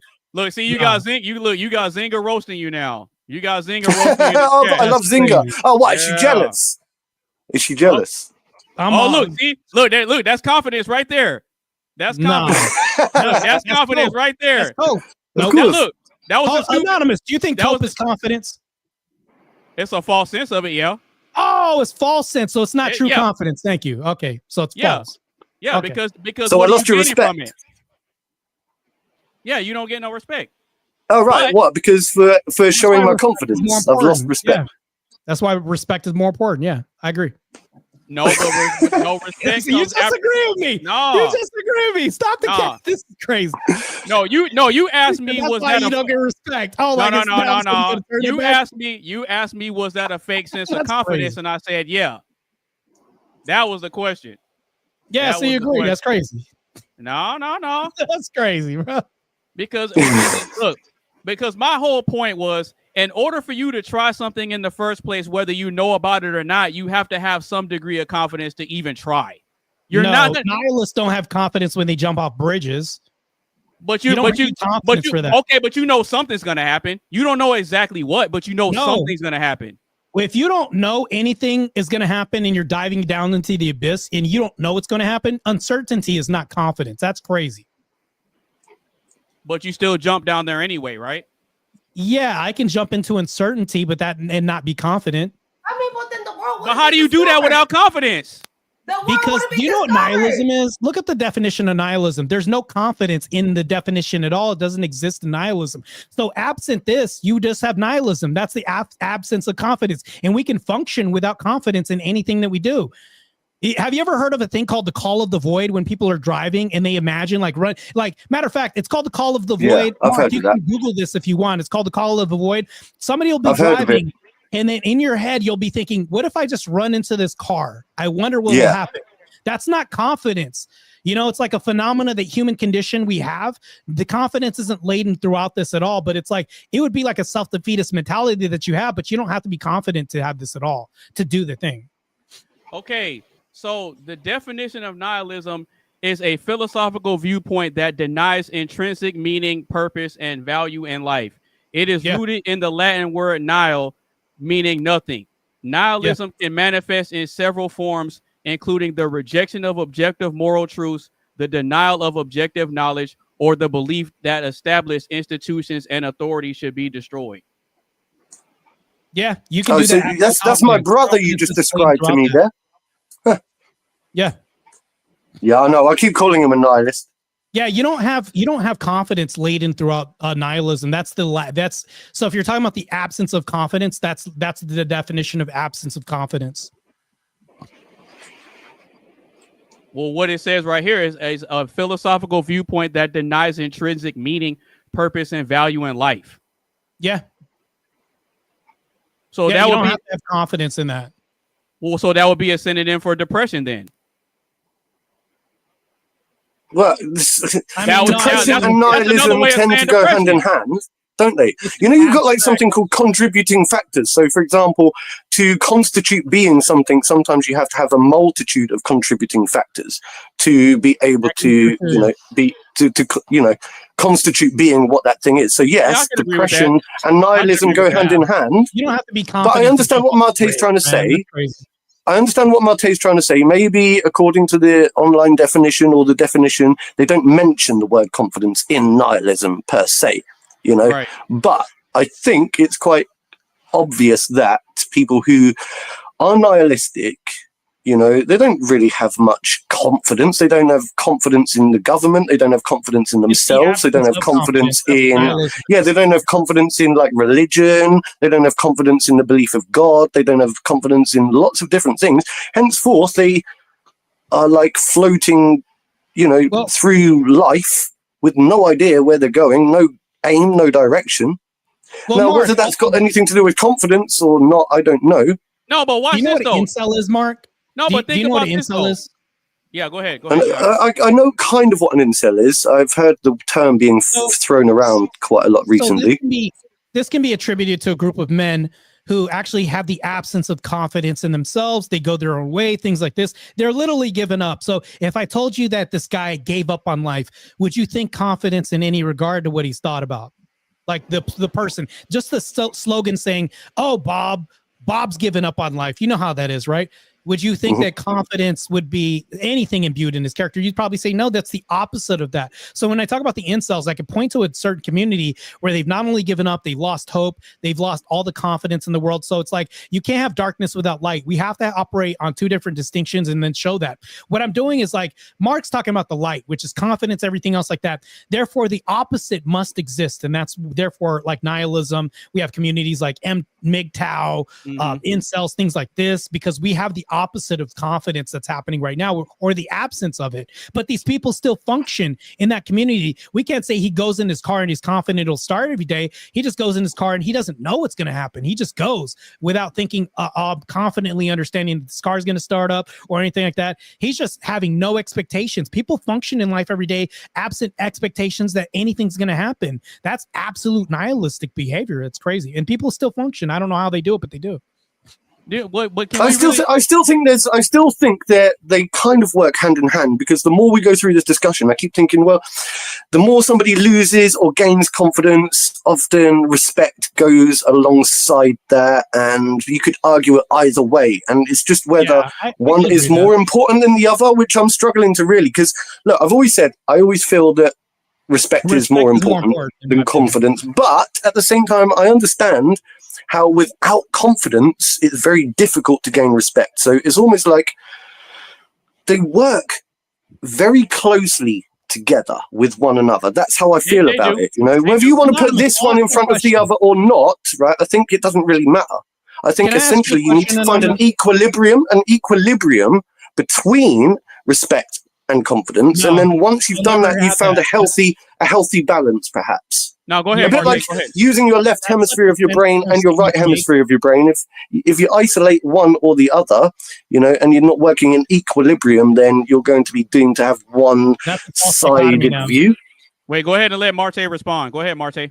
So that was a false dichotomy, because now you're going to the anatomy when we're talking about like behaviors and mannerisms. Sure, but it's relevant.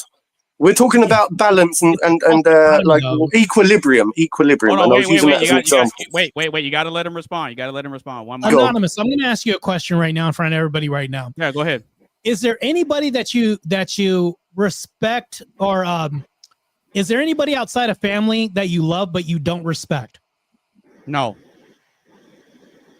Okay. What he's done is proven that you can't have love without respect. Right? When it comes to like anybody that's not blood, right? You can't have the opposite happen, right? So the problem with the thing that reveals is how important respect is.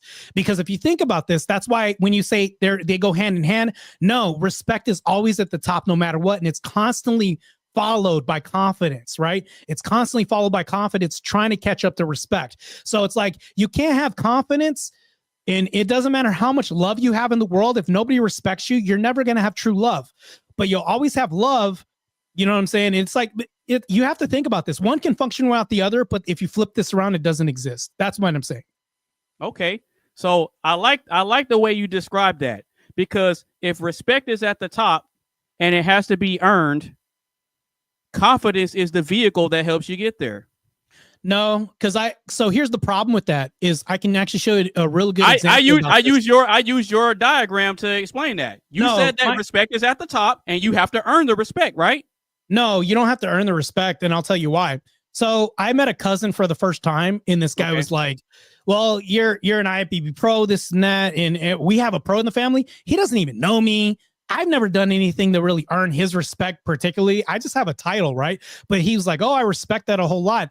doesn't know jack shit about what I do. People throw respect around all the time, but I think that we have a base. What you're talking about is like a barrier for entry, right? Everybody has this, no matter where you are. I can walk into Walmart and I respect the person next to me. They never earned it, but it's like this, just the baseline that everybody functions at. Now they can lose that. Everybody can lose that. I have to have a basic decency for Carmen and respect for her, irregardless if I know her or not, or she's earned it or not. I have to respect her personal space, whether or not she has a husband or not, or I know about this.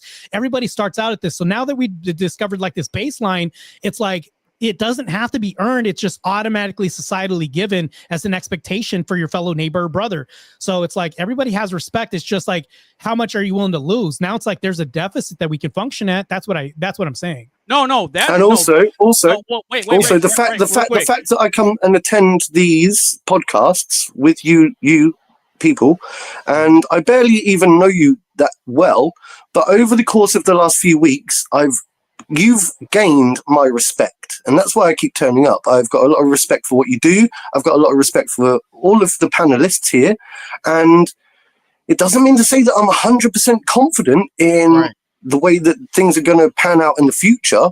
I never know how things are going to pan out with these podcasts. You know, it could come back to bite me in the ass, but I still turn up because I've got a respect for you.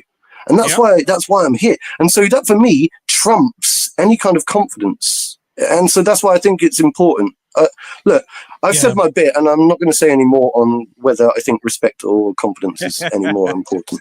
Mark getting worn out with this one. I don't care how confident Anonymous is. If I don't respect him, I'm not showing up. I don't care. He could be the most competent podcaster in the world. But here's the thing. If the number one thing that's missing is respect, it's like, I'm not going to show up. But here's the thing, though. If I respect him, I don't care how confident he is. I'm going to show up. You see how that distinction is laid out? Yeah. That's what I'm saying. Yeah, but here's the thing, though. Yeah, no. Both of those statements that you said are absolutely correct. They're absolutely correct. Can't argue that. But here's the thing, though. So when it comes to respect, there's a baseline respect that all humans have for one another. But then there's underlying layers of respect that can go in different areas. You see what I'm saying? So I have a lot of respect for you because of what you've been able to accomplish through your bodybuilding journey. You see what I'm saying? Because a lot of people don't have the confidence to stick to the plan, whether it works or not. Huh? You say what? That's Photoshop. What are you talking about? No. That's AI. Stop the cap. No. AI. That's what we talking about. No, because think about this. You got to really think about this. In order for you to even step foot in the gym, you have to have at least a little bit of confidence. That's why the Bible says you need the faith of a mustard seed. Okay? You had a little bit of faith and you tried it anyway. Belief and confidence can be two different things. You're absolutely right. Something's real. You're right. You're absolutely right. Can be a whole different thing. Yeah. Yep. You're absolutely right. You are absolutely right in that. But my overall point is that when human beings set their foot or they try their hand at something, there's some sort of belief in something, in an outcome, or there's some sort of confidence there. It may not be a lot. It may be just a little bit, or it may be a lot, but it still has to exist there for you to even try in the first place, right? That's why motivational speakers are very important, because they're able to take their lived experiences and outline their trials and tribulations to be able to share their wisdom and their competence with other people. They gain the competence through trial and error. But they're not sharing competence. They're sharing, you could say probably they're sharing experiences and stuff and feel-good rhetoric. No, you're right. But here's the thing, though. This is why, in my opinion, this is just my personal opinion.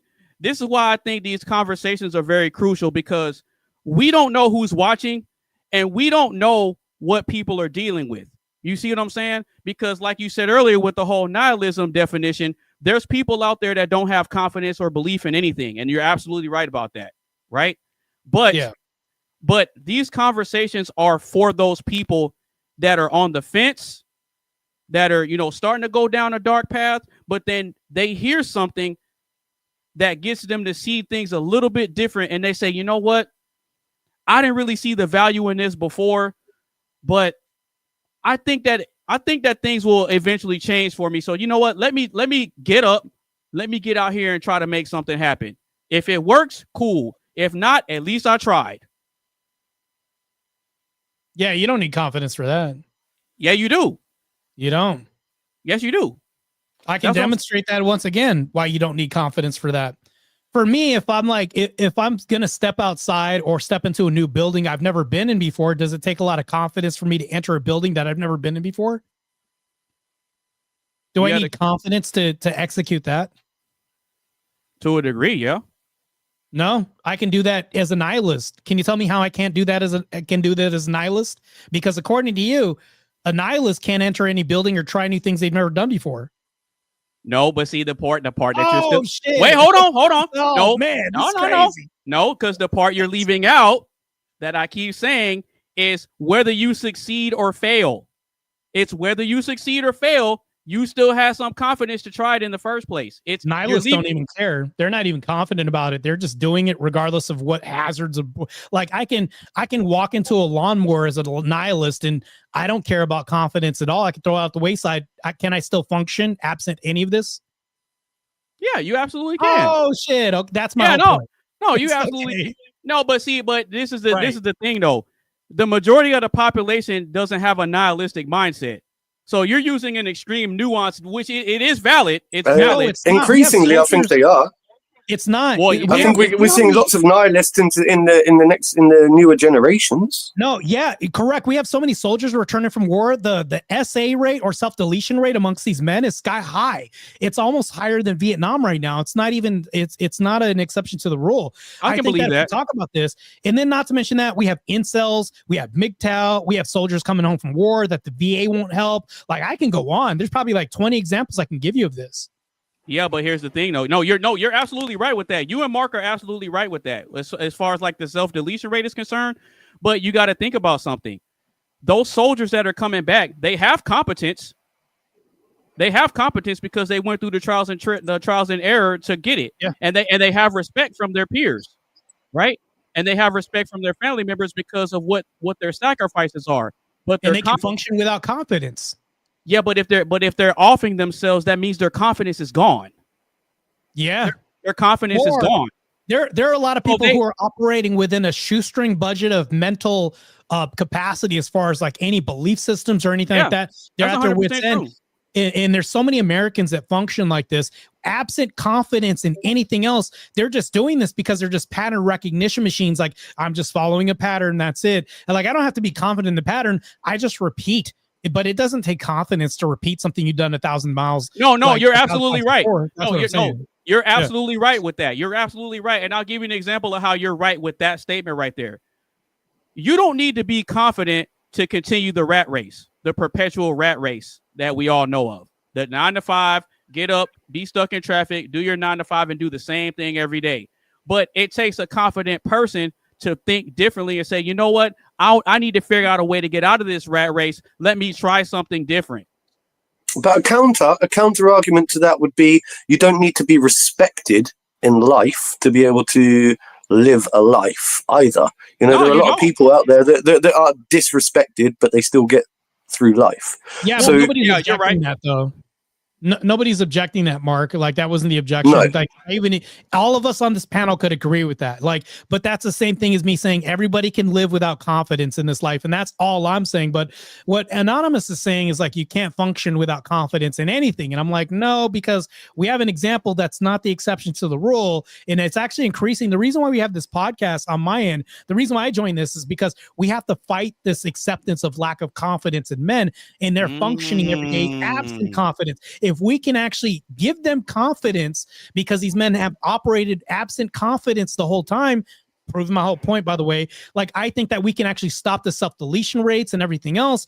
But I believe that the crux of the argument here is that we have to develop some type of competency in men, meaning like fathers being at home, things like this, women not running them out, increasing the divorce rate, all this. But anyways, yeah, we're so bogged down on this subject. Yeah, we can move on. No. I love this. I like this because what it demonstrates is that we can have a difference of perspective on a particular topic. We're both bouncing ideas off of each other. We're offering different perspectives. We're figuring out what makes sense and what doesn't make sense, and then we're just having productive conversations. So this is what I like. I don't expect people to always agree with me, and I don't always expect to agree with other people. That's the beauty of it. You see what I'm saying? But I have the confidence. Watch this though. I have the confidence that we're going to get somewhere with having these conversations. And that's why I respect you, my friend. But you can operate without it too. No, you're right. The knife cuts both ways. You're absolutely right with that. But here's the thing. You have to have the confidence to try something, whether you succeed or fail. It's all in your mindset. You don't even need it. Or you can and we all have the confidence to voice our opinions. Yeah, and that's true. Right. That's why we are here. We are confident enough to come here and have this debate. And you can do that without confidence too. Which in return makes us all respected because we have confidence or respect. Yeah, you can do this without any of those things too, just the same. Yeah. Yeah, but you know what though? No, you're absolutely right. But see, I think what separates the regular people from the achievers is that whole mindset thing that I'm talking about. Because like you said, I agree with that. Yeah. Like you said, you could just be one of those people that just goes to the gym and just does whatever. They go through it's called going through the motions. They just go through the motions and they're like, oh, check this off the list for the day. Let me go ahead and go home. But ain't no confidence. I just checked the box. I'm going home. That's it. And then you got these people that make no gains, no progress, anything like that. They're not confident in what they do because there's no innovation there. But anyways, exactly. So I think we're both right to some degree. That's what I'm saying. But there's overlap that's going to happen for sure. Well, I guess the part that I'm leaving out, and that's kind of stupid on my part. Hold on. Stupid. I think you mean a lack of confidence? Good. Okay. No. I think the stupid thing on my part is I'm leaving out a specific delineation. And so what I'm talking about is you have to have the confidence to try something different to get different results. I think that's really what I'm leaving out, and that's the part I didn't think about. So that's stupid on my part. Stupid. So, well, that makes sense. Well, yeah, because like you guys are saying, you don't have to have confidence. But I don't think anyone's disagreed with that aspect of this debate. I don't think anyone's disagreed with that. Yeah, because think about it. In order for people to step outside of their comfort zone, you got to have some sort of confidence, right? You don't always need to. I mean, because you can function without stepping outside your comfort zone. Yeah, but in order to step outside the comfort zone, you need the confidence. You could just stay in the comfort zone, which is the whole nihilist thing. Somebody on a bridge that's about to end it all is not in their comfort zone, and they don't care about confidence at all. They didn't need that to be on the bridge. Well, in a moment of disaster and distress, you're confident that somebody gonna show up and save you, though. Nah, if these guys are successful, they didn't care about that stuff. So that could be true. Yeah. But so far, this was an amazing icebreaker. I want to give a big shout out to the panel. Shout out to Carmen. Big shout out to Marte and Mark. Hey, I'm loving this conversation. I got to give a big shout out to the panel, man. This was an amazing icebreaker question. So we're going to go ahead and continue the show. If you're just now tuning in, make sure you give the video a like. Share with a couple of your friends. Make sure you follow everybody on their social media sites. And if you want to join in on the conversation, the link is in the chat. You can go ahead and click the link if you want to join in on the conversation and get some of this action. All right. So with that being said, we are going to go ahead and continue the show. And we got another video that we're going to react to real quick. I want to get you guys' thoughts on this before I introduce the next question. Oh, wait. Oh, look at me clicking the wrong thing again. Stupid. All right. Because if a man comes along, and this is terrifying to me too, I'm not even going to lie. If I met a man today that was very patient, that he was loving, he was genuinely kind, he was soft in his words with me, he didn't look down to me from my circumstance, he didn't expect me to explain my existence constantly, like the woman said, what you've been through. If it gets out to the room, then everybody thinks that it's an interview now, they have the right to question you. if he didn't treat you that way and he was behind you in your corner the way a woman would be, but with the solutions of a man, I would be scared of that man. I would be very scared of him, because that man will expect more of you. Because the man who gives you the most compassion is going to expect the most growth, and he's going to create the circumstances for the most growth. You have to be an exceptional person with a person like that. Women are not afraid so much of the man itself. They're afraid of the consequences of who you might need to be. But they forget that a man like that is not going to be a tyrant over you. They're going to genuinely love you. They're genuinely going to create the circumstances for success. They genuinely care about your performance. They genuinely love you. They're scared of that because they think they don't deserve it, and they know it's going to be hard, and they don't want to disappoint somebody. And they don't want to disappoint a man, because that man will give them a critique, and if they're genuinely in love with that man, it will break their soul in ways that I can't even explain. Because it's like all those other people abused me, and they didn't love me. But if you love me, and I disappoint you, and you genuinely love me, then I have failed as a human being, and I don't deserve life. That's how women feel. And it's not reasonable, it's not rational, because everyone makes mistakes and everyone fails. It's also why having a good father is important, because he'll push you to do things that you don't want to do, but you need to do.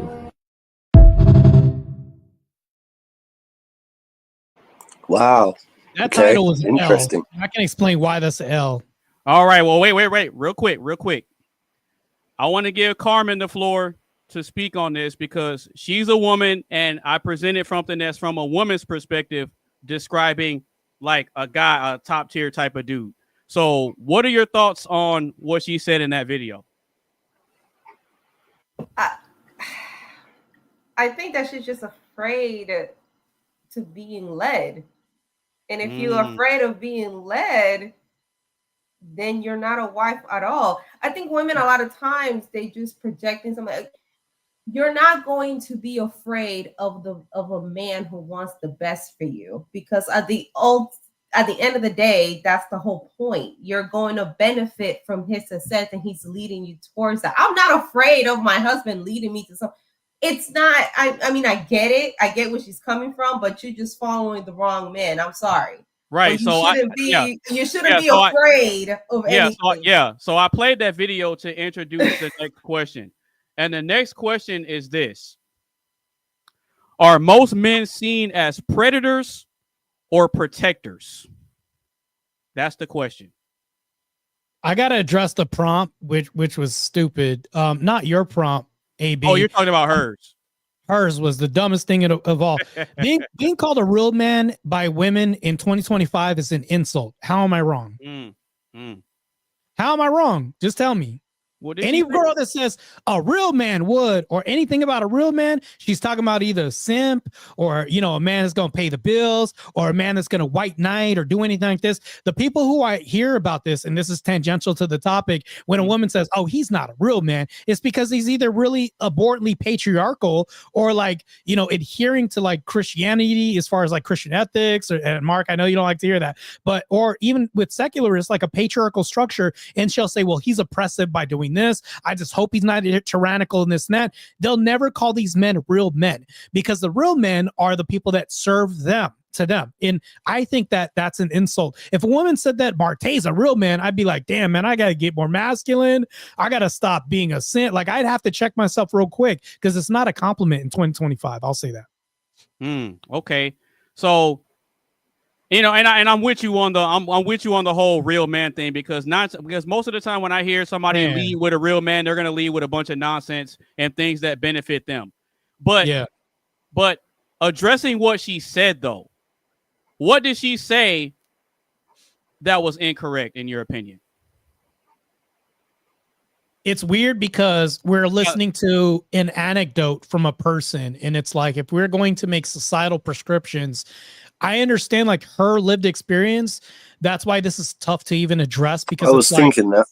Yeah, it's like if we were talking about Carmen, it's like we're talking about Carmen's issue to talk to all women about these issues. And that's why it's tough, because we're using an anecdote to formulate some prescription for everything else. I would just say, I'm going to sound like a tyrant if I say this, but you need to go ahead and shut up, get back in the kitchen, make some sandwiches if you need to, and just understand that if you do any of this stuff, he's not tyrannical for doing this. And how am I wrong? If he has a good nature and he really has a duty to protect you and you feel protected, provided for, all this other stuff, it's like now it's like tone policing because he told me to make a sandwich and all this. Well, what you should want to do those things. If you, what's wrong with that? There's nothing wrong with that. I like doing those things for the man that I marry because I know who I married. And to answer the question, are most men seen as predators or protectors? I think in today's society, they are seen as predators because women have chosen wrong and they're projecting on their experiences and and even that, even if you tell them to protect, if they are the protectors, they're still going to take that wrong because now in today's society is you don't even have a difference. I am woman. I can protect myself. Like, no, I can't. No, I cannot. But then watch that man try to protect you. Now you're like, oh, you think I'm not going to, watch that man step in front of somebody. A man gets into my face, right? I'm not going to argue with men. I tell people all the time, I'm like, I don't argue with men. You can talk to my husband about that. I don't argue with men. Yeah. No, but don't get in my face. But now, I got a few women want to be both. Women want to be both. Women want to be protectors and nah, man. That's an illusion. All right, go ahead, Mark. So first of all, I want to say that lady that you showed on your little video, first of all, I feel obviously she's maybe had a bad experience throughout her life with men, and unfortunately, I was getting that impression from her as she was speaking, and I felt a little bit sorry for her, if I'm honest with you. Right now, going quickly because she was talking about like expectations, and I think that's one part of the conversation. Now, talking about males or men being the sexual predator, I think there is some basis in science that does state that the male species within humans are genetically predispositioned to be the more like the sexual predator by nature. Okay, so we're the ones that go out and we seek the female energy because we're looking to impregnate, and it's just part of human nature. And I think a female is the receiver. But at the same time, in today's modern era, what I think makes a real man is somebody who's able to suppress their sexual urges, because otherwise every man would be going around just raping women, and that's not what makes a real man in today's society. Do you know what I mean? So to be a man, I think you have to have a form of restraint, and you have to have a form of protectionism over your woman. And I think that's, so I'm trying to piece it all together here. All right, go ahead, Marte. I know you're chomping at the bit, bro. Oh, this is crazy, man. This is chomping at the bit. I can tell. Well, the problem with this is we have force doctrine, and obviously one of my best friends has invented this theory called force doctrine. He talks about, I know you know what I'm talking about, and it's like when he talks about this, how is he wrong about this? So that's why it's very illusory when we talk about egalitarianism, where women having the same thing. The reason why it's illusory is because even if Carmen says, my man doesn't protect me, I don't feel safe, so I have to protect myself, all this other stuff, it doesn't really matter because she's protected regardless. And the reason why I'll say this is because one of the comments that women make all the time is they'll say, well, and you've even heard this too, Mark, and maybe not Mark, but AB, you've heard this, Anonymous. Women will say, protect us from what? Other men. And they'll laugh about this. And I'll say, no, actually, we're protecting you from weather. We're protecting you from yourselves and your own actions. We're protecting you through feeding you through produce. The infrastructure's running, humming at night. Police services are now running because javelina might be in the road if you live in Arizona. We're protecting you from animals. All that, like I can probably name 50 other different things we're protecting women from just this because of masculine innovation. So it's like, even when you don't think you're protecting yourself, we're protecting you because men design guns, and we need to actually make sure that they're still running and functioning and produce weapons that you need to protect with yourself. So you have to even appeal for men, because women, actually rights don't even exist for women because they can't defend their own rights, and they have to be at the behest of men to defend them for them, because absent men, women actually don't even have rights. Carmen, what are your thoughts on that? I mean, he's right. We wouldn't be the world was built by men, and I think that's a hard pill to swallow for a lot of women because they want to feel all independent and everything. And yes, we have been giving a lot of rights, but the only reasons why they're giving us that right is because men allowed it.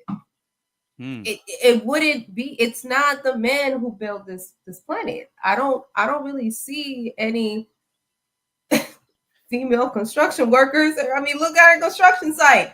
What are the most people? Because there's female constructions, yeah, but they're usually holding the stop sign, telling you to slow down. The people that I see building shit is the men. And even then, they're not rights; they're entitlements. That's it.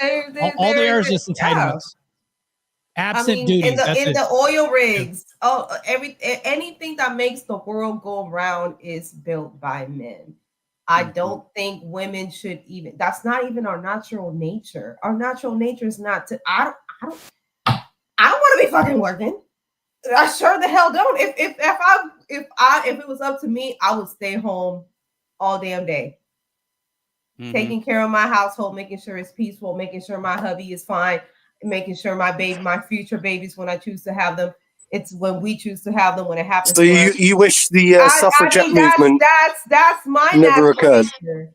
Right. I mean, that's what I'm saying. I don't know at what point of society that women became so damn masculine. Who the hell started that? So that's unnatural. It's not. One of my best friends, her name's Rachel Wilson. I don't know if you know her or not, but she had a book called Cult Feminism. And here's the thing, though, is that, Mark, you bring up the suffragettes. Did you know that only 6% of women wanted to vote at the time? And the reason why women wanted to vote is because rich industrialists got into their pocket, started funding all this. And it's like we had NGOs, all this other stuff funding this. So it's actually men that got involved because they just wanted to seek election. And that doesn't surprise me at all. That's it. Doesn't surprise me at all. And your 6% statistic is probably that doesn't surprise me at all, because from what I've heard is that the majority of women didn't want to have to go to work. They didn't want to have to pay taxes. They wanted to be at home doing, living the life that Carmen just described. Yeah. Looking after their man, cooking, cleaning. One of the reasons why is because if you had to vote, you then had to enlist for special services like the fire department, volunteer services. You had to enlist for war. There was a lot of duties that came with this. And all of a sudden, that's the problem with this whole repeal the 19th, is because if women are going to vote, they're going to send men to vote on their behalf in wars that they'll never fight in. How is that fair for anybody? So it's like you want to make these decisions. That's why I think when the household, I want to tie this into still masculinity and not run too far. We have to have nuclear families and actually incentivize marriages again in America. Like, let's say AnonymousBased gets married to, and I know he probably going to get some fine ass shorty out there, some woman, right? Because he knows how to speak Spanish and he got these skills and he got a podcast, right? And he's going to the gym. He got all these skills and everything. And the government one day could say, you know what, we're going to incentivize him to have a family because he's got stake in the game. He's not only got a family, but also he's enlisting the services. He's producing whatever it is, product he is to the community, but he's also regenerating this family because we have a plummeting birth rate. I think that if we can incentivize these people in these masculine patriarchal structures, we'll have that in society, a society of men that can then have a populace that we can be proud of. But now, since we're having women vote, like I said, if you take all the men off the board, the whole voting booth as far as America would totally be blue. We already know how women vote, but they're not incentivized. I mean, to stay home with a man or anything like that. We need to bring back. I've got a question. I've got a question. Because, right, before we came into this podcast, right, I was trying to think of a few different examples, and look, I really don't want to try and weave or go off on a different tangent here, but this is kind of important and relevant because there are different faiths and different ways of seeing the female role in society, right? Now, your Christian beliefs, I would say, are pretty standard, for the fact that I live in a Christian society. But then there are other religions out there, such as, and I don't want to come across as like Islamophobic for the sake of this, but when we think of other religions, such as Islamism, they've got a completely different structure to the way that they view women, right? And they see women as lesser, don't they? So they will get them to, do things like genital mutilation, cover their bodies, so on and so forth. And it gets to the stage where I start asking myself, look, they've got a very very strong belief system in what they believe to be the male role and the female role. But the Western societies completely do not agree with Islamism and the way that they treat women. That's and because it's strange. Eh? Yeah, the reason why is because it's incompatible. If you have Christian societies go into other nations, they don't martyr the people that are in those nations. They actually adopt the strong policies as far as their nation. They'll respect their laws, rights, and things like that. You don't see any civilization where Christians are beheading people or stoning anybody else. But if you flip that in reverse, Muslims or Islam will come into our country and say, you need to change for us. We're not going to acclimate for you. And to me, because I don't want to make this too much about Islam versus Christianity, but the whole point I brought this into the conversation is because I realized that different religions or different beliefs in general, whether it's religious or not, do have a different set of moral standards when it comes to the male role and the female role. And it's very difficult, isn't it? Because they would argue all day long that their views of masculinity and femininity is the way forward. And we see it as being very repressive, you know, very constricting, like, you know. So at some point we have to have that balance, don't we, where women deserve their right to have an opinion, they have a right to speak, they have a right to be part of society. But then I see similarities sometimes in the way that we talk about, like, the women's role, you know, like, oh, you know, are they, you know, Mark, you some people jokingly will say, like, you belong in the kitchen type of thing. You belong in the kitchen, and that's it. You know, what's wrong with that, though? But I think that's a little bit extreme to that point. Yeah, it's kind of extreme. It is, but it's important. It's important. But even look at what we're doing today, even with Islam, and, you know, you're covering yourself up. You should still have some type of modesty. I mean, you still have modesty. You know. Okay, so what do you got? What are you guys' opinions on Vibe? I mean, I'm worried. Shout out to Vibe. What are you guys' thoughts on what Vibe is saying? He says men have become predators because of things like Red Pill and the pickup artist. A decline in morals. What do you guys think about that? What does that mean? Shout out to Vibe, by the way.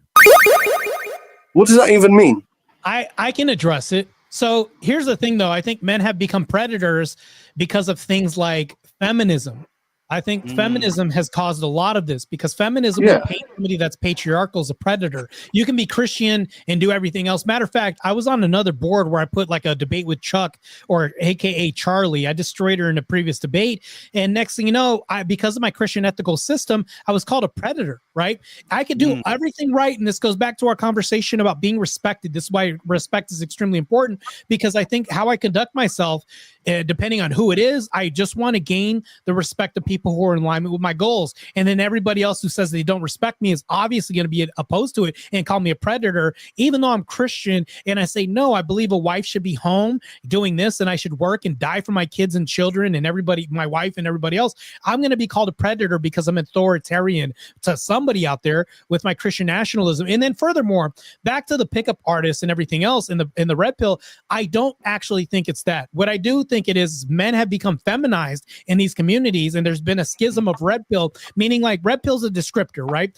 I think that there's overlap where Christians can adopt descriptors from Red Pill. I think even Andrew Wilson said that this is good. I think that there should be warnings. If a woman's body count is too high and she's sleeping around, Red Pills and Christians could agree on that. I think that even AnonymousBased can agree with that. Now, where it goes wrong is that Red Pill has adopted some feminist qualities, meaning like if I sleep around with different people, which is what feminism says, liberty, free the nipple, all this other stuff, then that's bad, but that's attributed to feminine qualities of people being raised by single moms. Now, back into the morals, I agree with you on this, but that follows suit with pickup artistry and Red Pill being an overcorrection into feminism.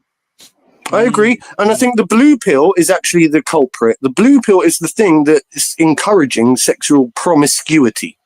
Honestly, like, it's all liberal, left-leaning, this whole idea of liberalism, allow people to be free and express themselves sexually. To be honest, I think we do need to have very strict rules in place.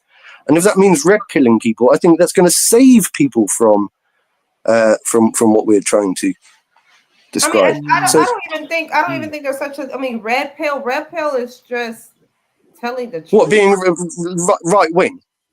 Like, well, no, having right wing talking points. Well, no. That's not what it is. What Red Pill actually is, it's actually a reference to the movie The Matrix. The Matrix. Yeah, right. That's really what The it's a truth reference will to. set you free. So sort of thing. if you take the red pill, you'll become aware of the realities of what's going on around you, or you can take the blue pill and just continue to be oblivious to what's going on around you. That's really what it, on a baseline level, that's what the reference is referring to. Yeah, okay, fine. Well, I still stand by what I said, because look, I kind of like see the red pill and the blue pill in the Matrix as depicting a little bit of right-wing and left-wing politics, actually, to be honest. The red pill and the blue pill. Everything needs to have a balance. Of course, if you take too much blue pill, look what's happening around. Like too much sexual freedom, too much, it turns. I think there needs to be a balance. The red pill thing, it's just the truth. I think men are just starting to. I disagree. Honestly, I think men has always thought about this. They always been the same. You're just now hearing it, verbalizing it. I think that's what red pill is. All right, Marte, what specifically do you disagree with? I disagree that the reason why I hate this is, and I had a debate on balance, right? I hate that word. And the reason why I hate this is because if you're going to achieve anything and be the epitome of it, it takes the opposite of balance. Because if you are to be a woman, you can't say I'm an in-betweener. You're either a woman or you're not. You're on one side or you're not. There's no man that's going to say, well, I have a feminine side. Well, that's stupid, because if I was married to a wife, I'd say that's my feminine side. She is. I wouldn't say, well, men have a feminine side. And it's so stupid, because I think that there should be no balance when it comes to things. I think you're all men or not. Now, when it comes to achievements and doing something, what you're talking about, balance is neutral, right? That's stationary, meaning I'm not moving, progressing, or doing anything else. To me, it's like there's no progression and balance. But if I'm going to achieve something like get a degree, beat a world record, it takes imbalance to do certain things, to achieve things. And for me to be at the head of a household, I'm going to constantly have to fight balance from happening, because I have to. I don't mean balance in a way that I'm feminine and masculine. I don't mean balance in that way. I mean balance. What I meant was balance is both genders bring something to the table, and if you lean too right to it, then if you lean too right to masculine, then you be a tyrant, because at that point be like, I'm not allowed to do anything. I don't think there's no such thing as too masculine. There's no such thing as too masculine. Then that doesn't exist. That's the concept that I mean. I don't mean that in a gender. It's like me telling you that you're too feminine. And both genders cannot exist without each other. I disagree, because if you were to tell me, if I was to tell you you're acting too feminine for a woman, do you think I'm wrong for that? Do you think that there could be too much femininity in women? No, I don't. Oh, so there's. Hey, he got a point. Somebody else. Hey, Marte got a point. No, I don't. I don't think he's to be too masculine. I do think there's a balance in between. I'm like, okay, I'm not allowed to speak. Like, yes, no, you're talking about people complimenting each other. That's not balance. What that is us making one. That's why. Well, but hold on. I wouldn't even say complimenting. What we're becoming is one flesh. We're becoming one, but that's not even balanced, because we're fighting imbalance the whole time throughout our marriage, because I have to be 100% man, but the world wants me to be kind of feminine. You have to fight being 100% woman to not be 100% women, because the world doesn't want you to be 100% woman. They want you to become less of a female and be a boss babe. So you have to fight balance all the time, even within yourself. I think that what we're doing is we're just making a semantics argument. And I think that we need to have marriages again. And that's what this whole conversation is. To being masculine means to be 100% masculine. And I could say, oh, there's an overcorrection of masculinity, which doesn't exist. That's where this whole idea of toxic masculinity came from, because that's patriarchy. They're just against patriarchy. But can I just say something? I do think that I agree with what Carmen was saying a little bit, because with the whole balance thing, to a degree, for the sake of this, right? I used to be very liberal thinking. I mean, I still probably am the most liberal person here on the panel, but I used to be a lot more liberal than I am today. And the reason I moved away from left-wing ideology and moved over to the right is because I could see that they were becoming very extreme. And I realized that if everybody keeps going down that route, then we're going to become very unbalanced. Now, there are a lot of left-wing policies that I agree with, and there are a lot of right-wing policies that I agree with. And when I see that becoming too one-sided, then I say, hang on a sec, this is becoming toxic and bad, and we need to all shift over to the right now so that we can balance things out. Do you know what I mean? So there is a bit of a harmony that we need to try to find, I think. But symbiosis isn't balance. All that is like if I have a work, right, or a job, and I'm working for AnonymousBased and all of us are employees, that could be like symbiosis, and there could be 3 people, right? But if you were to say we're even because we're missing a 4th person, we don't have balance, but we're working together, you don't even need balance. This whole balance work could be thrown out. Well, you're talking about just symbiosis, like the Christianity, as far as we talk about this Christian ethic, I think that Christian marriages can work with the government in symbiosis because we don't need these state functions, these contracts, right? But we can use the state as an enforcement arm to enforce child support. That's fine. Using the police, we can work in symbiosis of this. But I think that one can function without the other, but that wouldn't even be balanced. This is just symbiosis or people working in harmony, but I wouldn't say balance. I hate that word, actually. It's just not. I think we need each other. I think we need each other. I mean, I can't make myself a wife. Somebody has to pick me when but who are you protecting then?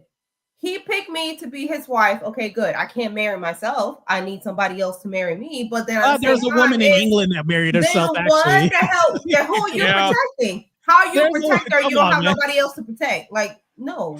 I think you got options, Carmen. There was a woman that married herself and then she divorced herself because she cheated on herself with somebody else. This has happened 7 times.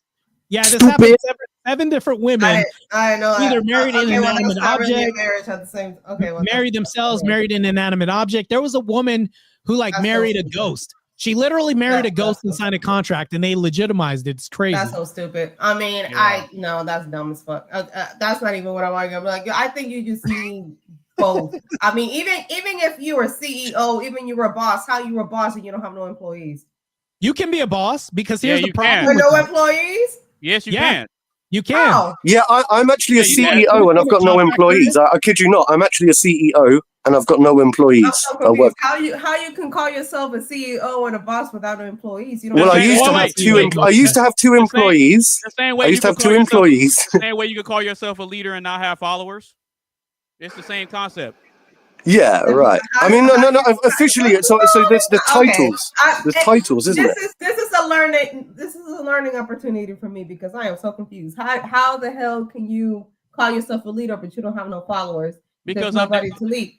I'll explain it. Because I have to set opportunity. Because I have to set a destination for myself and I have to have a vision for myself. Whether people support it or not, I got to make sure it gets done. Whether you believe me or not, it doesn't matter. I'm going to get it done regardless of whether you support me or if you believe in me or not. I got to lead myself first in order for you to follow me. Because you got to have confidence in my leadership and the results that I'm producing.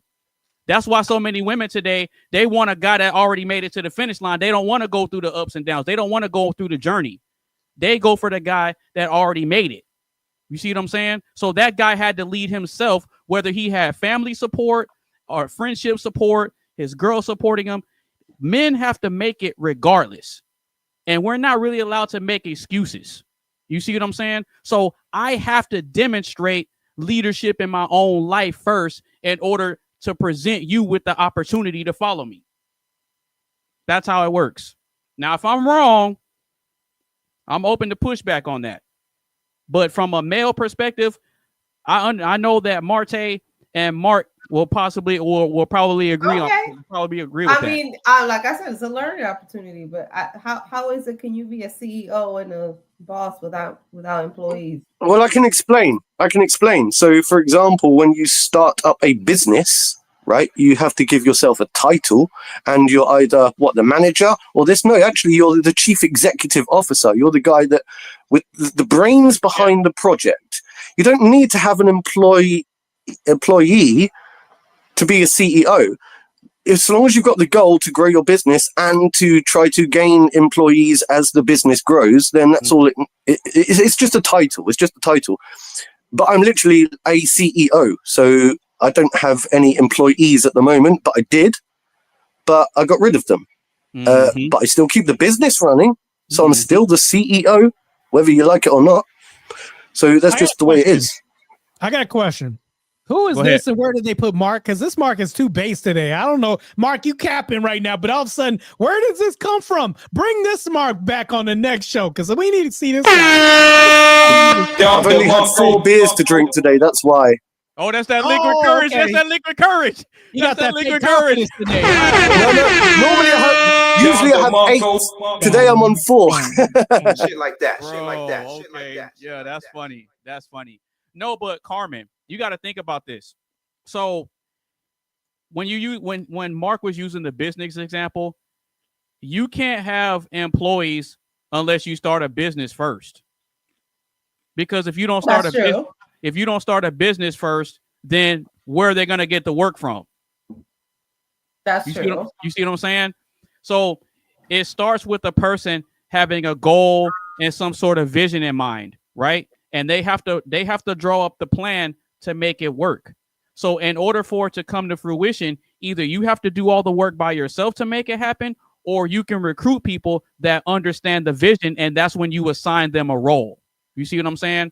So they play their part, I play my part, but I'm the captain of the ship. That's why there can only be one leader and one decision maker. You see what I'm saying? One president, one vice president, one whatever. I get what you're saying. Absolutely. And I'll give you another example. If you and I are in a relationship, who's the boss or the CEO of the relationship? You are. Exactly. So if you choose not to follow me, it's cool. I can just replace you with someone else. I'll probably get your sister or something. That's great. The input is still there. You will still consider my input because ultimately your decisions affect my life. No, you're absolutely I'm following you. Right. My input matters. No, you're right. But here's the thing. Just because you submit something to the suggestion box doesn't mean I have to implement it into the overall goal of where I want this relationship to go. I don't have to. It'll be considered, but just because you submit something in the comment box or in the suggestion box doesn't mean that I have to incorporate that into the overall business structure and, help determine the direction. I'm still going to have a goal of where I'm trying to go, but this is the way it works. So I'm bringing a certain type of skill set to the table. And if I decide that I want to recruit people, I'm recruiting people based on their skill sets and what they can contribute. You see what I'm saying? So if I'm going to recruit you and your girlfriend, well, I'm monitoring you and I'm paying attention to what you're contributing to the relationship. And those contributions are what determine whether you get promoted to wife or not. You see what I'm saying? That's why there's a lot of women that struggle trying to get elevated because they're not understanding their position of what they're supposed to contribute to the relationship. Because we'll hear women say all day, these men aren't protecting, these men aren't providing no more. Well, the men, they're still doing it. They're just not doing it for you. But you also have the argument where they will feel like, well, you want wife, benefits, but I'm still your girlfriend. So why would the girlfriend want to do wifey things? You know what I'm saying? No, I'll tell you why. Why? I agree. I'm like, well, girl, don't you want to be promoted to girlfriend? He's like, well, that's a wifey perk. That's no. You're right. You're right. I'm a husband perk. That's a boyfriend. Right, but I'll tell you why. Because they want the perks of the promotion without doing the work. I'm the boss. I'm the one that has to sit you down and do the evaluation and do all the paperwork and monitor your performance. That's literally how it goes. So if we do a performance review and I tell you, okay, you're good in these areas, but you need a little bit of improvement here. Either you take the criticism or not. There is no, can we work something out? No, there's really no gray area in that. I'm paying attention and I'm monitoring because there's guys that pick wrong and they pay the price by getting the wrong woman pregnant and all this other type of stuff. And there's an ever-growing message that are telling men you need to pick better. You need to slow down. You need to actually vet this woman and get to know her and make sure that she's right for the program and the course that you're trying to take. You see what I'm saying? So that's why there's so many women out here that are complaining because they're looking for a leader. It doesn't matter how strong and independent they say they are. At the end of the day, they still want a leader. They yearn for the leader. But then here's the thing. They want to be picky and choosy about, well, I don't want this leader because he don't have enough resource. I want that leader over there. So you have women that are competing for a specific set of leaders, but those leaders have a bunch of people that are applying to be under them. See how that works? So it doesn't matter. You don't get to decide whether you get hired or not. I do. So it doesn't matter how many resumes I get submitted to me via Let Me Be Your Girl. I get to decide who I bring into this company, not you. That's how it works. That's why we can be the CEO of a company and not have employees, because I have to establish something before I bring people in. That's how it goes. Hey, I just had something come up, so I got to bounce. Okay. Yeah. Vibe came up, so he's going to be a good replacement for me. Oh, yeah. No, Vibe is cool. No, Vibe is cool. He's always welcome. You're always welcome here, sir. But yeah, I want to give a big shout out. I want to give a big shout out to Marte. I appreciate you for pulling up, bro. I know you got stuff to do. And yeah, we'll see you next week. As a matter of fact, I'm gonna let you know. So my next week's show, I'm actually gonna do it on Saturday. I'm doing my next week. I'm gonna do my next week's show on Saturday because I'm starting to notice a trend that if the show goes a little long on a Sunday, I know it's cutting it close because I know people have to get up and go to work. You know, some people got kids. It's a school night. You know, you want to be able to, you know, get prepared for the week ahead. So I'll push it back to give people a lot more room, because I know some people, they go out on Saturday night. Some people stay in. But in the event that the show goes long on a Saturday night, it's not really that big a deal. You see what I'm saying? Because you can just sleep in. You can do whatever you want with your Sunday. So I'm doing it to be courteous to everybody else. You see what I'm saying? That's fine. Yeah, that'll work. Yeah. So my next week's show is actually going to be Saturday at 4 p.m. And what's the topic? Oh, it's actually, you know what? I'll show you real quick. I'll make it brief. This is gonna be next week's topic. I'm calling it the potluck show. And the reason I call it the potluck show is because next week's show, I want people to submit questions and topics that they want asked on the show. So I got a lot. Right. So you can narrow it down to one question or two, and then I'll incorporate that into the show.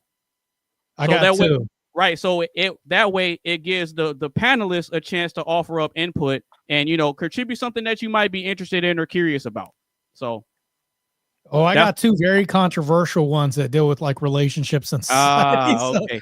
Yeah. The reason I'm calling it the potluck show is because if you think about the concept of a potluck, everybody brings something to the table and we all can eat. All right. Cool. Sounds good, man. I look forward to it. Okay. But yeah, you take it easy, Mr. Marte, and we will see you when we see you, brother. Got to give a big shout out to you, man. Sounds good, man. I'll see you guys soon. All right. Take it easy, bro. This isn't good for your back. I brought this on myself.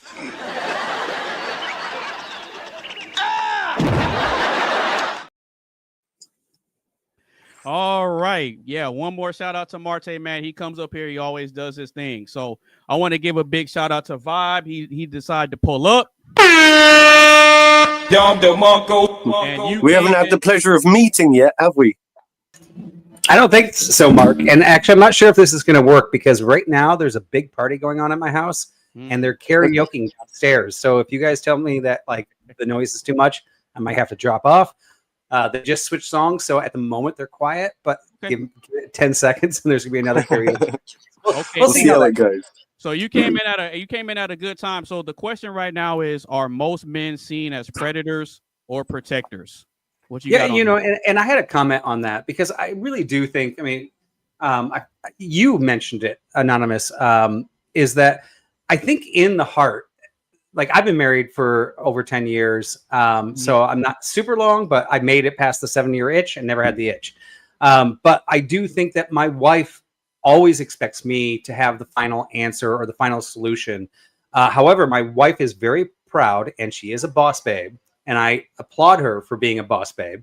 I don't mind her doing that, but she also wants to be a boss babe only if she wants to be, right? Not because she has to be. Right. And I don't mandatory. Right, it's not mandatory. When it's convenient for her, when it's convenient, right? Correct. She wants to be the boss babe, yeah. And this is where I think a lot of people, and I am Christian, and I think this is where, I mean, I have seen in my chats where people are like, I'd hate to be his wife because I preach Christian ethics, right? And they're like, oh, well, and you said it, Mark. You said it that a lot of people think that I want my wife barefoot and pregnant in the kitchen. I do enjoy when she cooks. I cook sometimes too. I do enjoy when she brings me a meal. I do enjoy these things, but our kids are priority first. And I do think she wants me to be the provider. And I think when it's convenient for her, she wants to be able to shine when she can shine. I don't think Christian ethics are against that. And I think masculinity is a very important piece of this, is that I think most women, and I'm not a woman, so I can't actually make this statement truthfully. I think most women do want that type of man. I don't think a woman wants a man who has a body count, to be honest, just like men don't want women that have a body count. I think a woman wants to be adored. I think a man wants to be admired. I think these are natural characteristics within us. If we just remove religion, right? We can be secularists. We can be anything. I think women do want to make sure that their man is always going to punch another man if he disrespects her in public. And I don't think it's a violent and bad characteristic. I mean, I think a good man would say, dude, get out of here.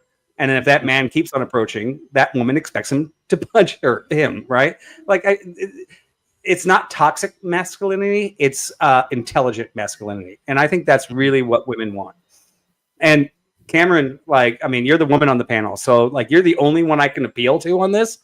Saying that, hey, I want you to be powerful. I want you to succeed. I want you to, like, fulfill your dreams. And I want to make sure I'm there to make sure you can always do that. And I think that's what a Christian man is. So, I mean, what would you say to that? All right, go ahead, Carmen. I would say, yes, I want a man who will punch somebody in the face and protect me. I think that part is more important than the Falcon punch. I do. I think I want my man to be a protector first and be there physically for me first, and then just consider my input when it comes. Yeah. So I think women, and I'm a woman, I think we want both, but oftentimes both can't happen. Someone has to be something. But yeah, I would, if I were forced to choose, I would rather be, protect me first and then not be so sensitive. Sure, and I think a wise man knows how to protect a woman, and he knows his strength. He knows what he's capable of, and is prepared to be violent if needs be, not for the sake of being violent. But I think a good man also knows. A good man, I think, also knows how to like what's the word? Diffuse a situation. And make the situation safe. So it's not the first point of call for a good man is to go straight to violence. There's all the measures before that. It's only when you need to step up, then if you can't step up, then you're doomed. You know what this reminds me of? It's like that movie Bedazzle. Oh yeah. Bedazzle. Bedazzle with Brendan Fraser.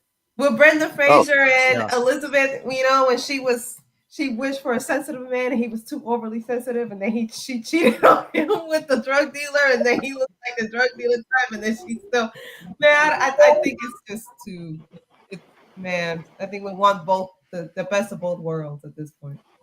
All right. Yeah, I mean, and I think that's what you're alluding to, Mark, right? And I have this phrase I've told all my friends: if a one-legged midget or short person tries to start a fight with me and insults me, I will run. I will run like a coward, not because I'm scared of them, but because I know I can annihilate them. Right?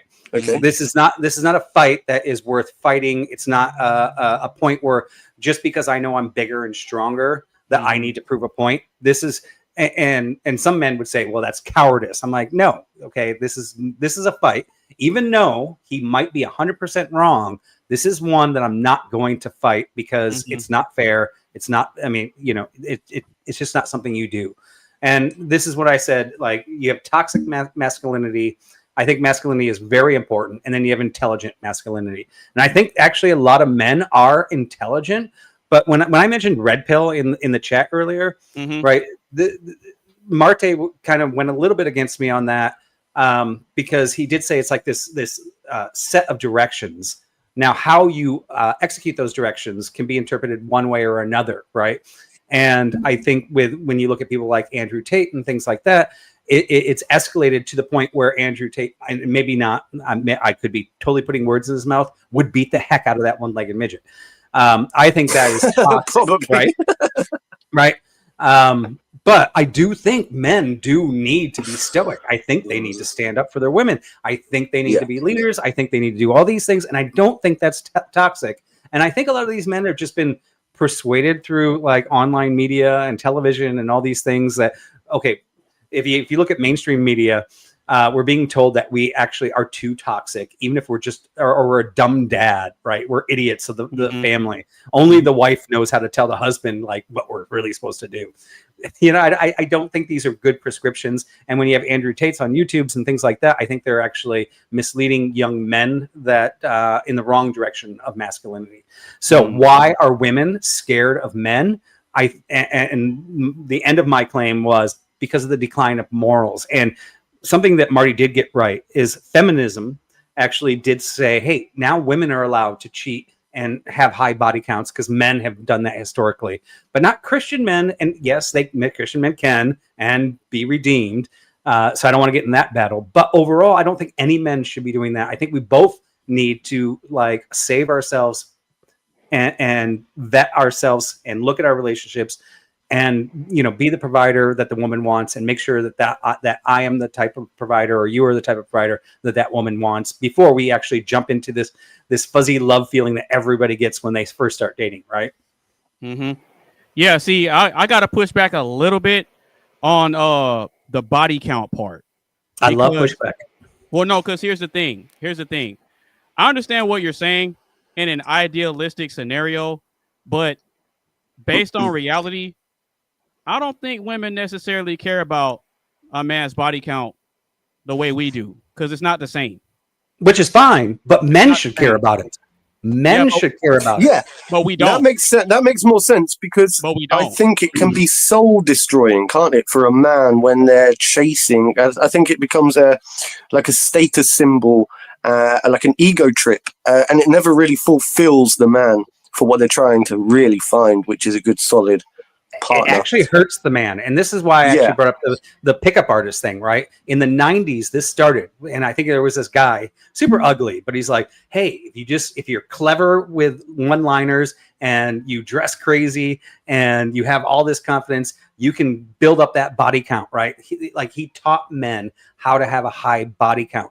This is the opposite of what I teach the men that I work with. I teach men like, no, that is not how you do it, right? It's about rising up, taking care of your community, being a stoic man, reaching out to other men that are struggling, iron sharpening iron, and making sure that you really vet, as AnonymousBased said, vet the woman, because it's really nice when a woman loves you, or when you get in that first date, second date, third date, and you get all those heart feelings.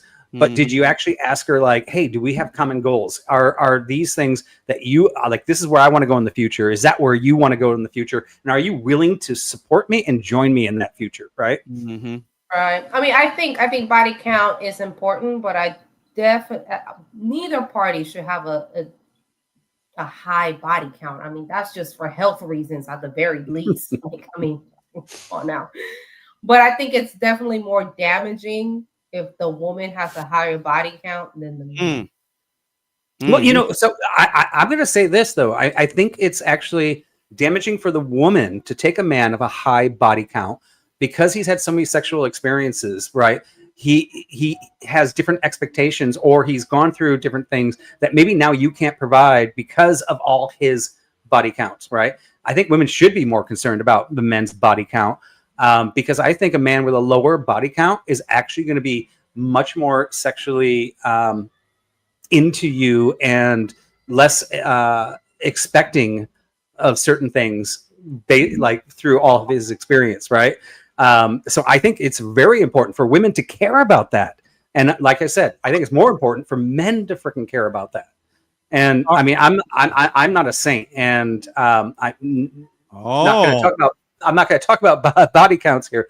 Mine's low. Okay. I'm not saying I was perfect. I'm not going to say mine was perfect, and I had failures, right? So I'm not preaching here that like I waited. I had my fumbles, but I'm very low. But still, I think it's very important that men really look at that and not try to be a pickup artist. And I think that's going to be more valuable to his wife, whoever he decides to marry. The lower the man's body count when he marries, and hopefully it's zero, the better his relationship's going to be. All right, so real quick, wait. So real quick. Ahead. No, go ahead. Yeah, I want to go ahead and introduce Mr. Cleaner 409 to the panel. Shout out to you. Yo.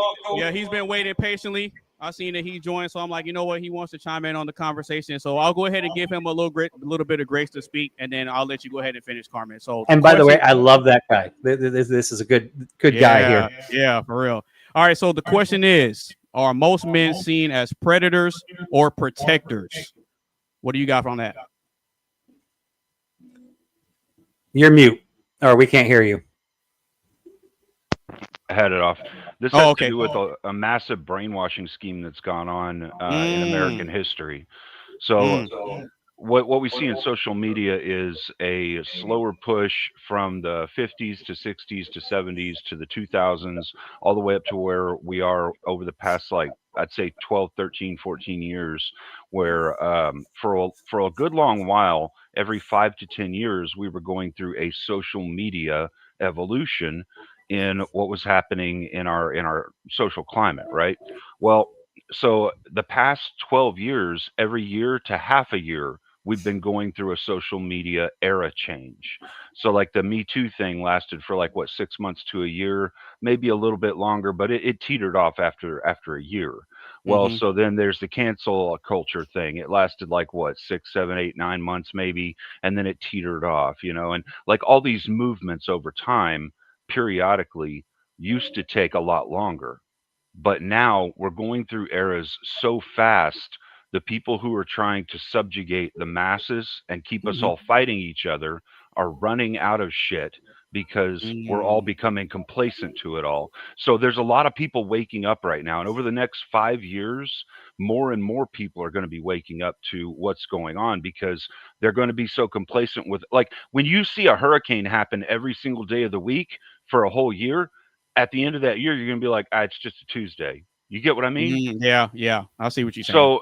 So this has been a thing where, like, for a long time, feminazis and lefties and insanos have been trying to push down people's throats that men are the problem. But men are not the problem. Bad men are the problem. Okay. All right? Because like 80% of the men in the world are not bad men. They're just dudes trying to go to work and do their shit and provide for their family, you know? Right. But those are the men that get shit on the worst because they're invisible to women, because women only see what they've been programmed to see, which is the super hyper guy that's up there at the top of the clout ladder or the top of the money ladder or the top of the social ladder. And they've been brainwashed to see that. Because you see the concept of the bad boy out there and how the females are quite often attracted to the bad boy, you know, what we call the bad boy over here, or, you know, the bad guy, the tough guy. And they do say there's also that phrase, isn't there, that the nice guy always finishes last. But I don't think that's necessarily true. But there is, I don't understand why some of these women do tend to go for the bad guy, you know, because I don't really understand what they're bringing to the relationship.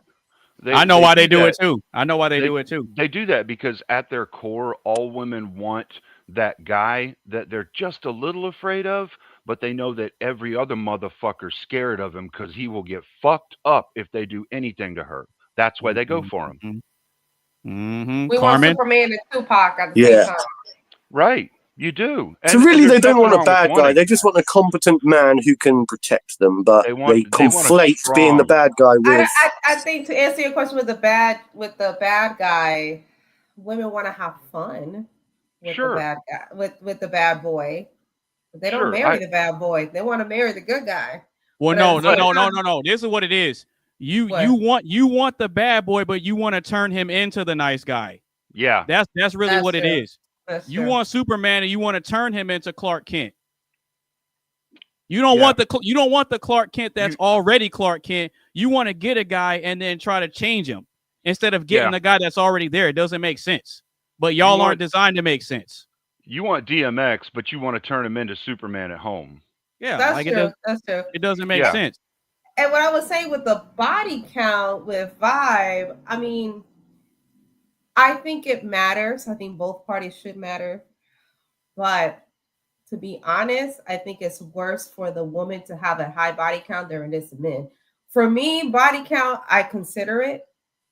But to be honest, it's not at the top of my list. I mean, exactly. It's not at the top of my list. Like, I don't care. There's men out there that have slept with 200 women. Once you finally got that shit out of your system and you choose me, it's considered, yes. Is it going to be a deciding factor? No.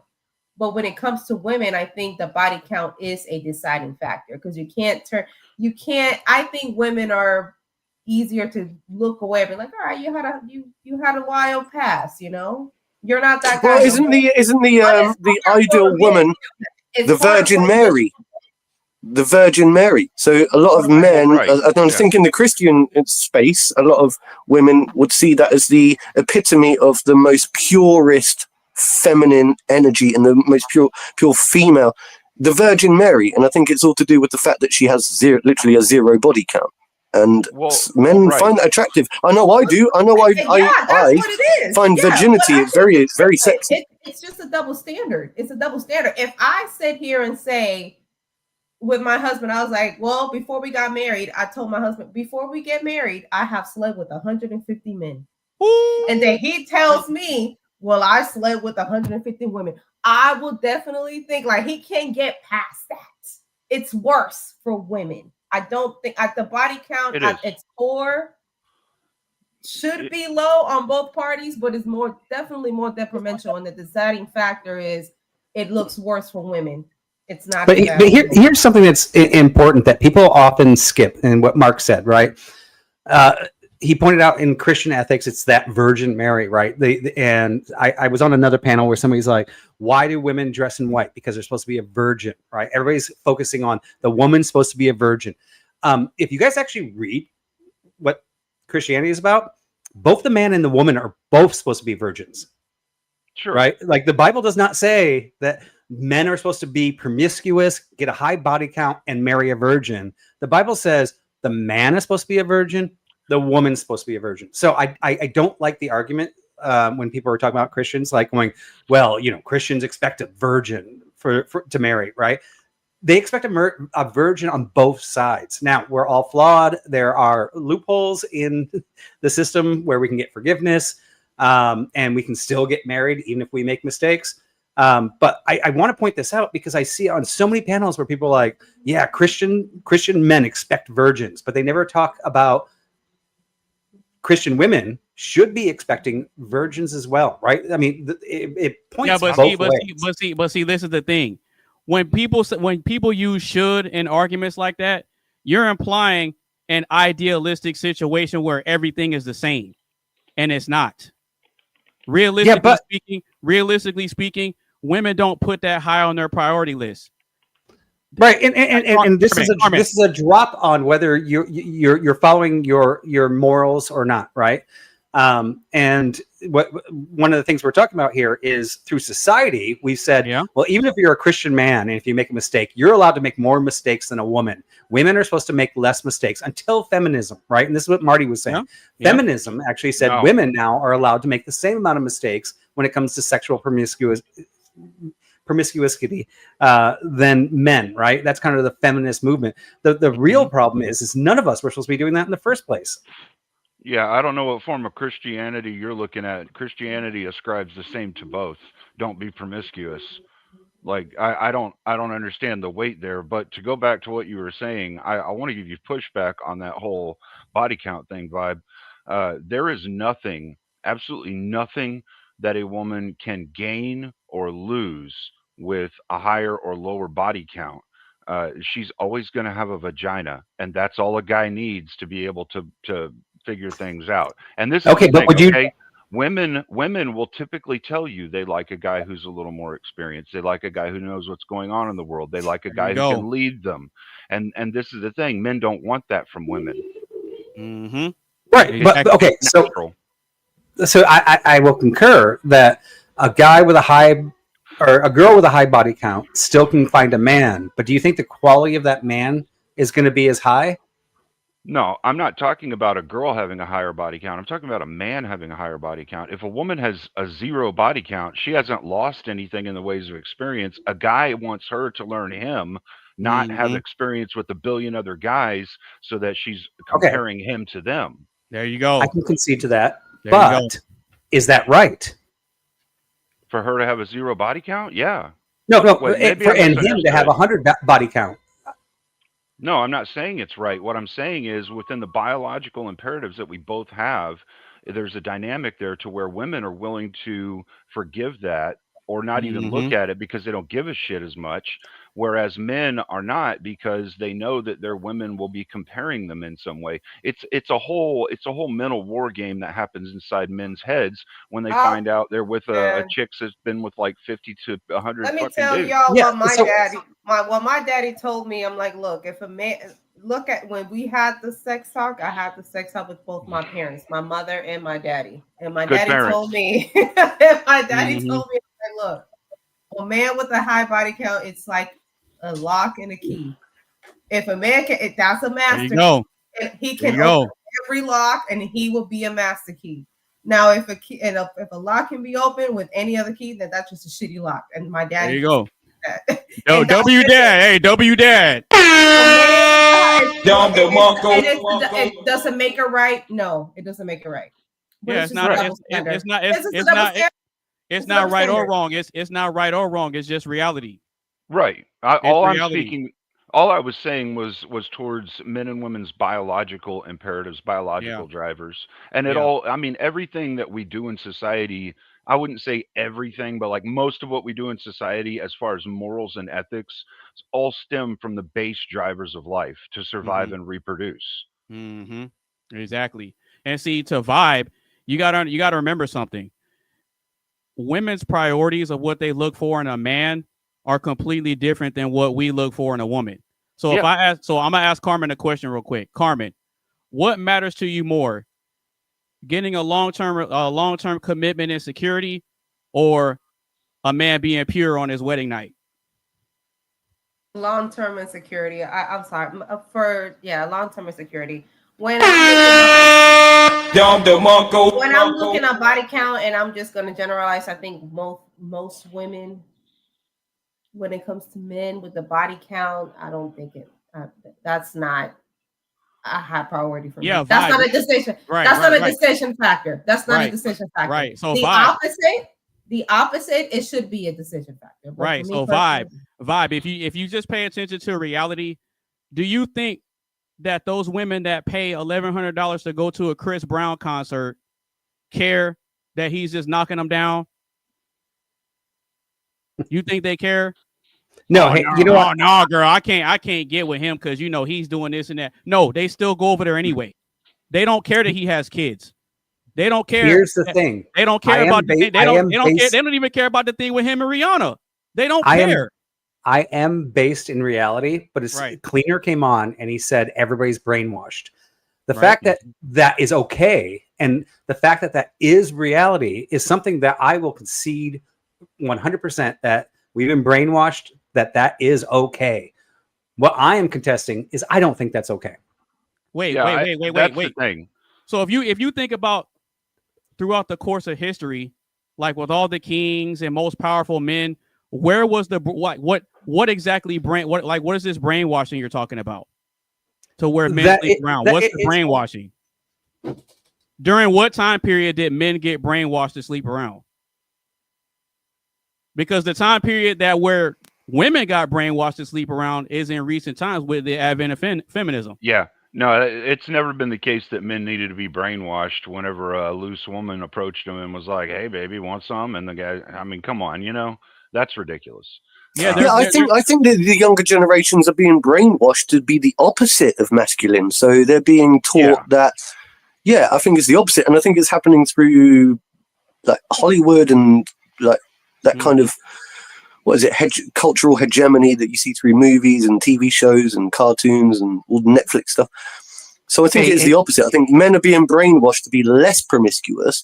And I tell you something, I think it's because the people in power, right, they want to feminize the rest of the men because it gives them less competition. They can hold the monopoly when it comes to genetic procreation, and so they don't want other men to procreate and become a threat to their competition.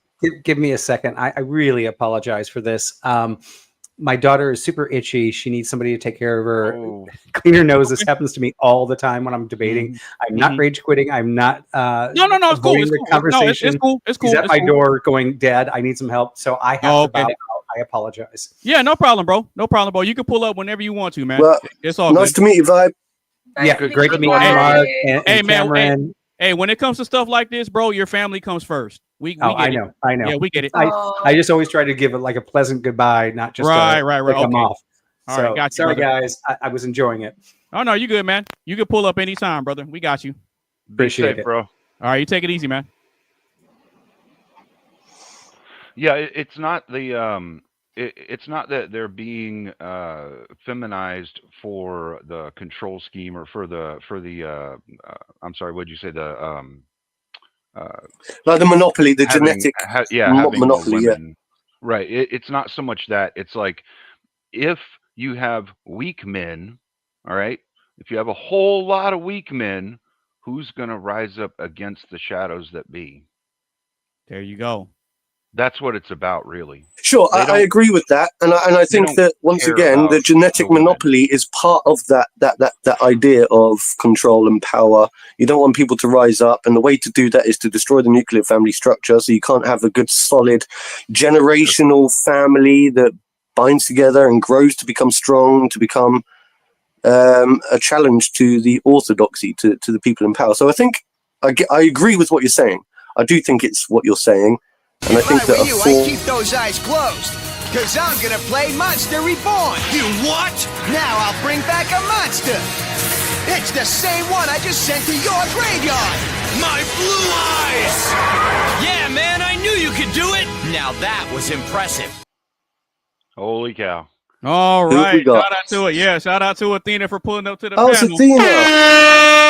Hi, Athena. Yeah, you got some reinforcements. All right, but go ahead and finish what you were saying, Athena.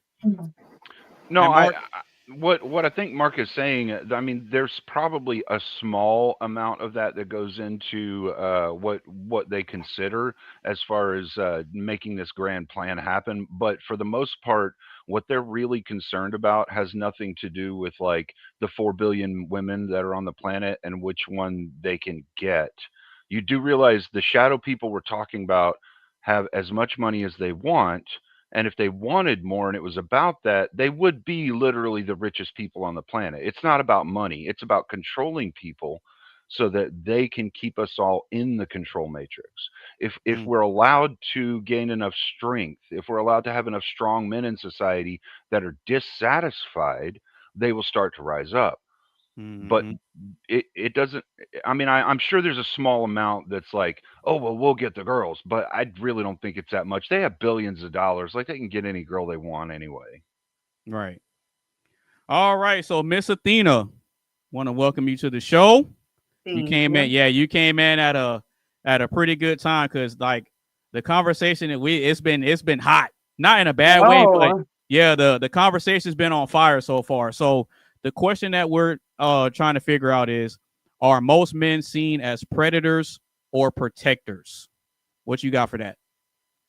I think most like modern Western women see men as predators. But I say that, but if we look at other countries where there's like turmoil, I would say that women also see strange men as predators. As far as the majority, I don't know. I was actually on a walk the other day. I was on a little hike with my son, and I passed by a guy, and I was like recording, and I kind of wanted to take that clip and just say like, oh, I'm so glad it wasn't a bear. You know, because a lot of women are like, they would choose the bear over the man, which is crazy to me. but I don't understand why. And it's not that I haven't been hurt by men. I think it's because I've maybe seen more good men than bad. And I think our society is a reflection of that as well. So I'm not sure why. I mean, we all know that women are just delusional. So it's probably just their own delusions why they feel that way. What you just said reminds me of that meme. Have you seen that meme where you've got two different guys side by side? One of them is like got excellent beauty standards. He looks like a typical model, very attractive looking, and the other guy is big, he's ugly, he's got like receding hair, and literally there's a caption underneath that says "Hello, beautiful," or something like that. Basically, what he's trying to depict is that they're both the same. They're both approaching the woman in the same way, but that guy is deemed to be sexy and that guy is deemed to be a pervert, just simply based on how they look. Sexual harassment when the guy's not attractive, and then just common courtesy or chivalry whenever it's a man that they find attractive. I know exactly what you're talking about. Yeah. Yep. I'm glad you said that, Mark, because that's kind of where I was going to go with my take on it. Because I haven't given my take on it yet. But that you said right there, that's kind of like the root of what my take is going to be. That's crazy. I'll see. We're on the same page, brother. We're on the Great minds think alike, man. Yeah. We're on the same page. Well, and the thing is, those women or those men that are seen as creepy or weird when they approach a woman and talk to them, what's really going on is inside the woman's subconscious, it's telling her that guy shouldn't be approaching you. And so she feels aggressive in some way because that guy is supposed to be invisible to her, but somehow he became visible. Right. Man, that's a fair point. That's a strong point. This might be a little random, but have y'all also seen? Oh, it's always the fridge guarding the girl. Well, here's my only thing about this, and this is why I really didn't like going out with women, because they would give that look like "help me," and I'm like, just tell them no if you're not interested. Why do I have to help you? I don't want to be the fridge protecting you. Like, no, thank you. But I've seen a lot of women, what they'll do is they'll accept the drink and then all of a sudden they want their friends to save them from the guy after they've got the free drink, and then they're like, okay, now I don't like him. And I was like, you weren't really scared of him, or you didn't like him until after you got what you wanted. So that sounds to me like the woman being the predator, and she has her friends surrounding her being her protectors. Exactly. Well, I would say they hunt in packs.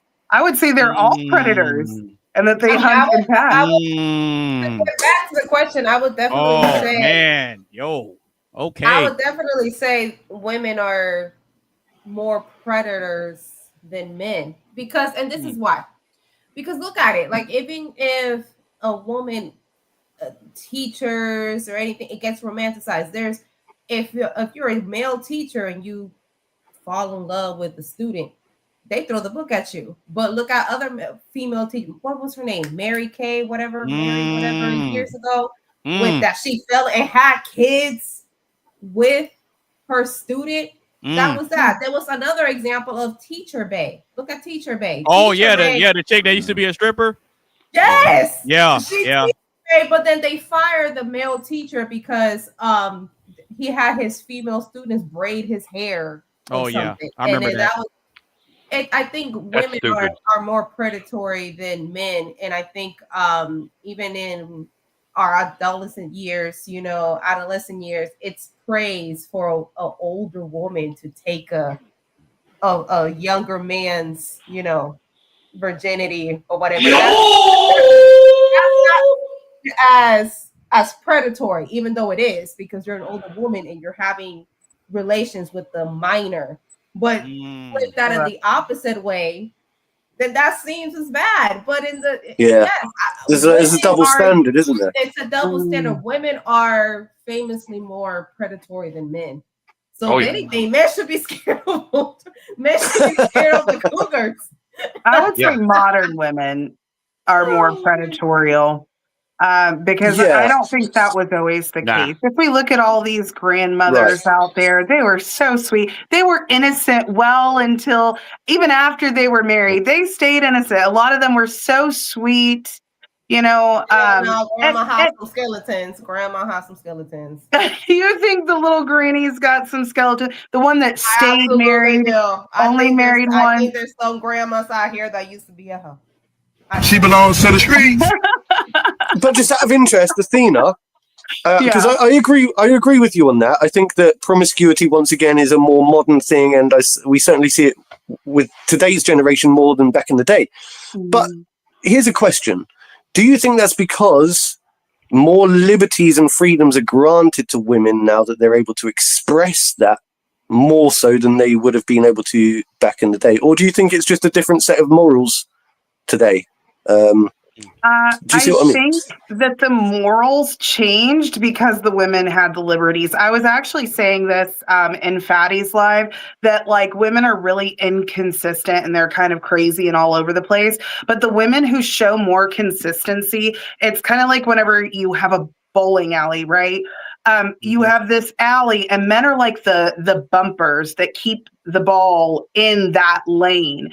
So when women actually listen and take direction and correction from men, they kind of stay in this lane. But the other women, if they're not listening, taking correction or direction from men, they're like way all over the place. So the more liberties we were given, the less bumpers we had. We didn't have to listen to men anymore. So if you look at the women who actually listen to men and honor men and appreciate men, they tend to be pretty consistent. They stay within a certain level of crazy versus the women who don't take any correction or direction from men. They're all over the place.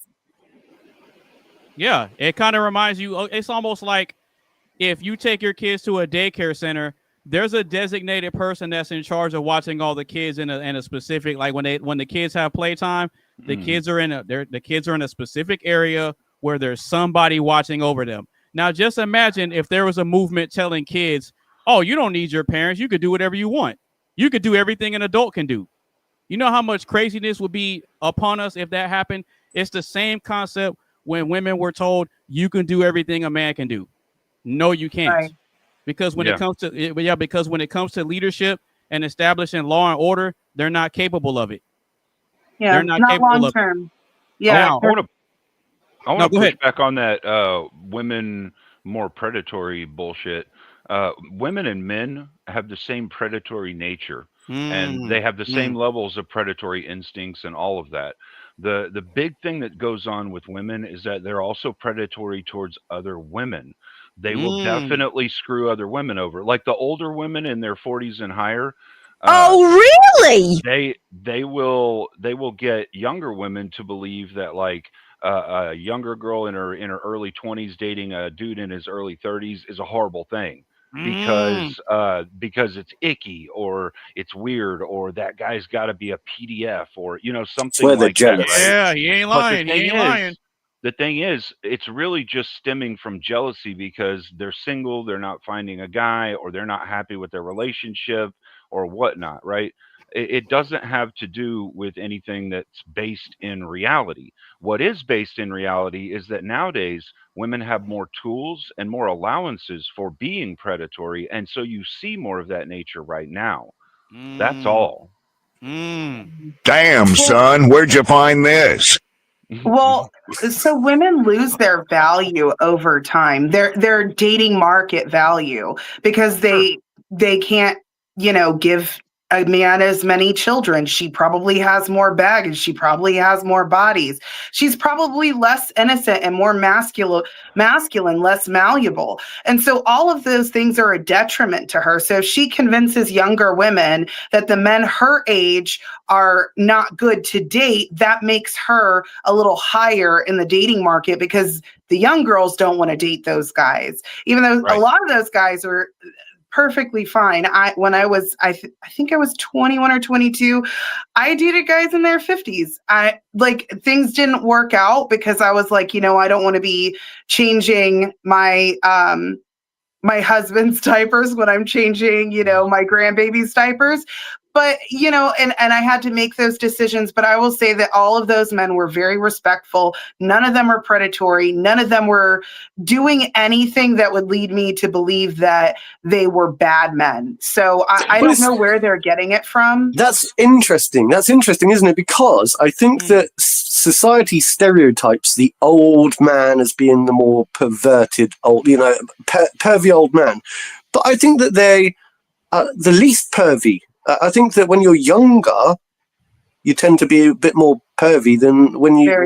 I mean, I don't know. If I were you, I'd keep those eyes closed, cause I'm gonna play Monster Reborn. You what? Now I'll bring back a monster. It's the same one I just sent to your graveyard. My blue eyes. Yeah, man, I knew you could do it. Now that was impressive. All right, somebody just pulled us to the panel. Yeah, somebody just pulled us to the panel. I want to give a big shout out to my homegirl Gabby for pulling up. Shout out to you, man. Bang, bang, bang. Shit like that. Girl. I like that intro, bro. That is an awesome intro. Oh, this one? Bang, Oh yeah, your Shit like boy that. keep Shit the like sound that. effects on deck. Your boy keep the sound effects on deck. But what's going on, Gabby? How you doing? You want to introduce yourself to the people real quick and tell them who you are? Yeah, hi. I'm Gabby. I guess right now I'm a student at Texas A&M studying psychology with a minor in business administration. There's a lot more that's into me. That's kind of how him and I met a couple years ago back. Used to be an addict, so I mean, been through some things, gone through some things. So here I am. That's a little bit about me. All right. Okay, so you can't. Yeah, Nice you to came meet in. Yeah, you came in at a pretty decent time in the conversation. So the question right now is: are most men seen as predators or protectors?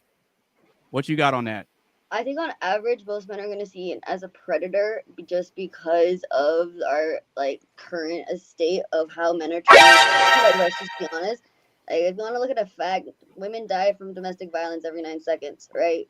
And so most of the time you're going to look at people, most for me at least, I'm a domestic violence survivor myself. And so I look at men in a certain way, but I know that's not all men, right? I know not every man is a threat. I get that.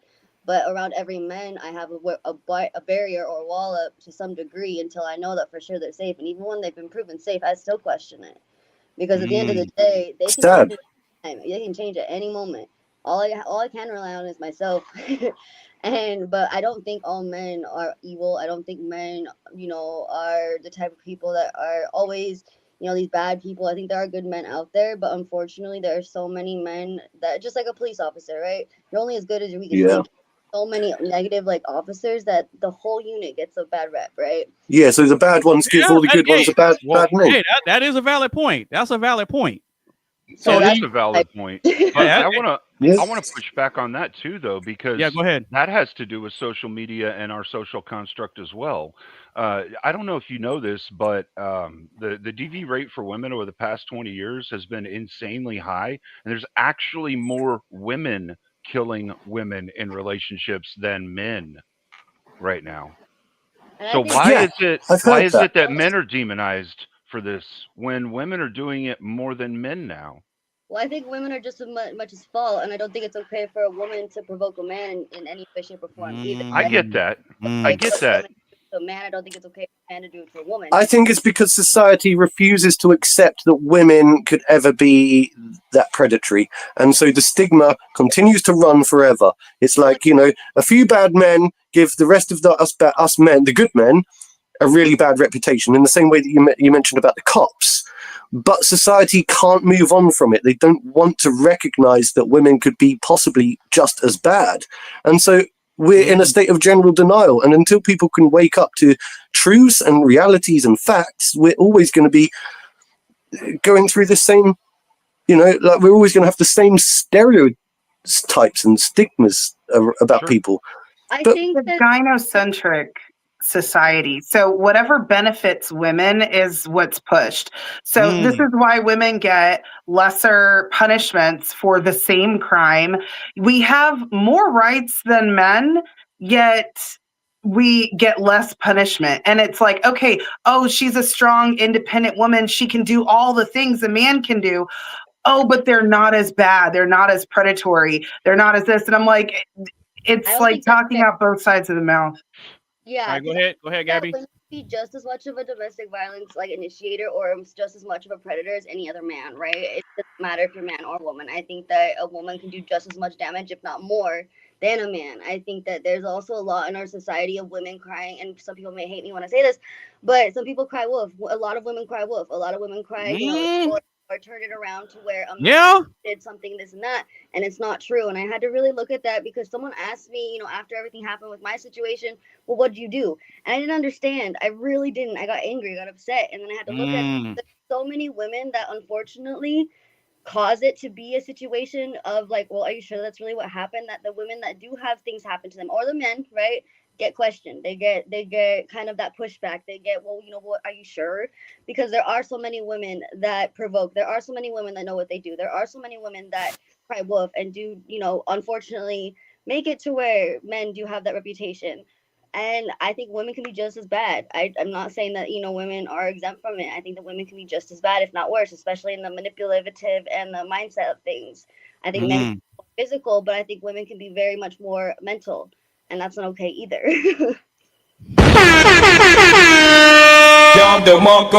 Bang, bang. Hey, that's Shit y'all's like that. take. Shit like that. Y'all are the ones that are hitting solid points. I'm just sitting back moderating. I still haven't even given my take because y'all are bouncing back and forth. Hey, y'all are really contributing a lot to this question. And see, this is exactly why I asked this question. Because of all these different dynamics in society, because we're told that we're supposed to be this one thing, but then at the same time, we're present on both ends of the spectrum, right? So men are the majority of the protectors, but at the same time, in a physical sense, men make up the majority of the predators as well.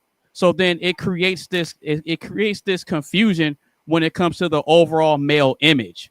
That's exactly why I posed this question. Are most men seen as predators or protectors? It's not about whether they are or not. I'm looking at how are they perceived. You see what I'm saying? So that's really what the question is boiling down to. And yeah, you guys, y'all are on it. Y'all are really on it. You know what? Let me give a big shout out to the panel. Bang, and see, Cleaner, I know you like that noise, brother. I know you like that sound. But does anybody else have anything else? Because I still haven't given my take.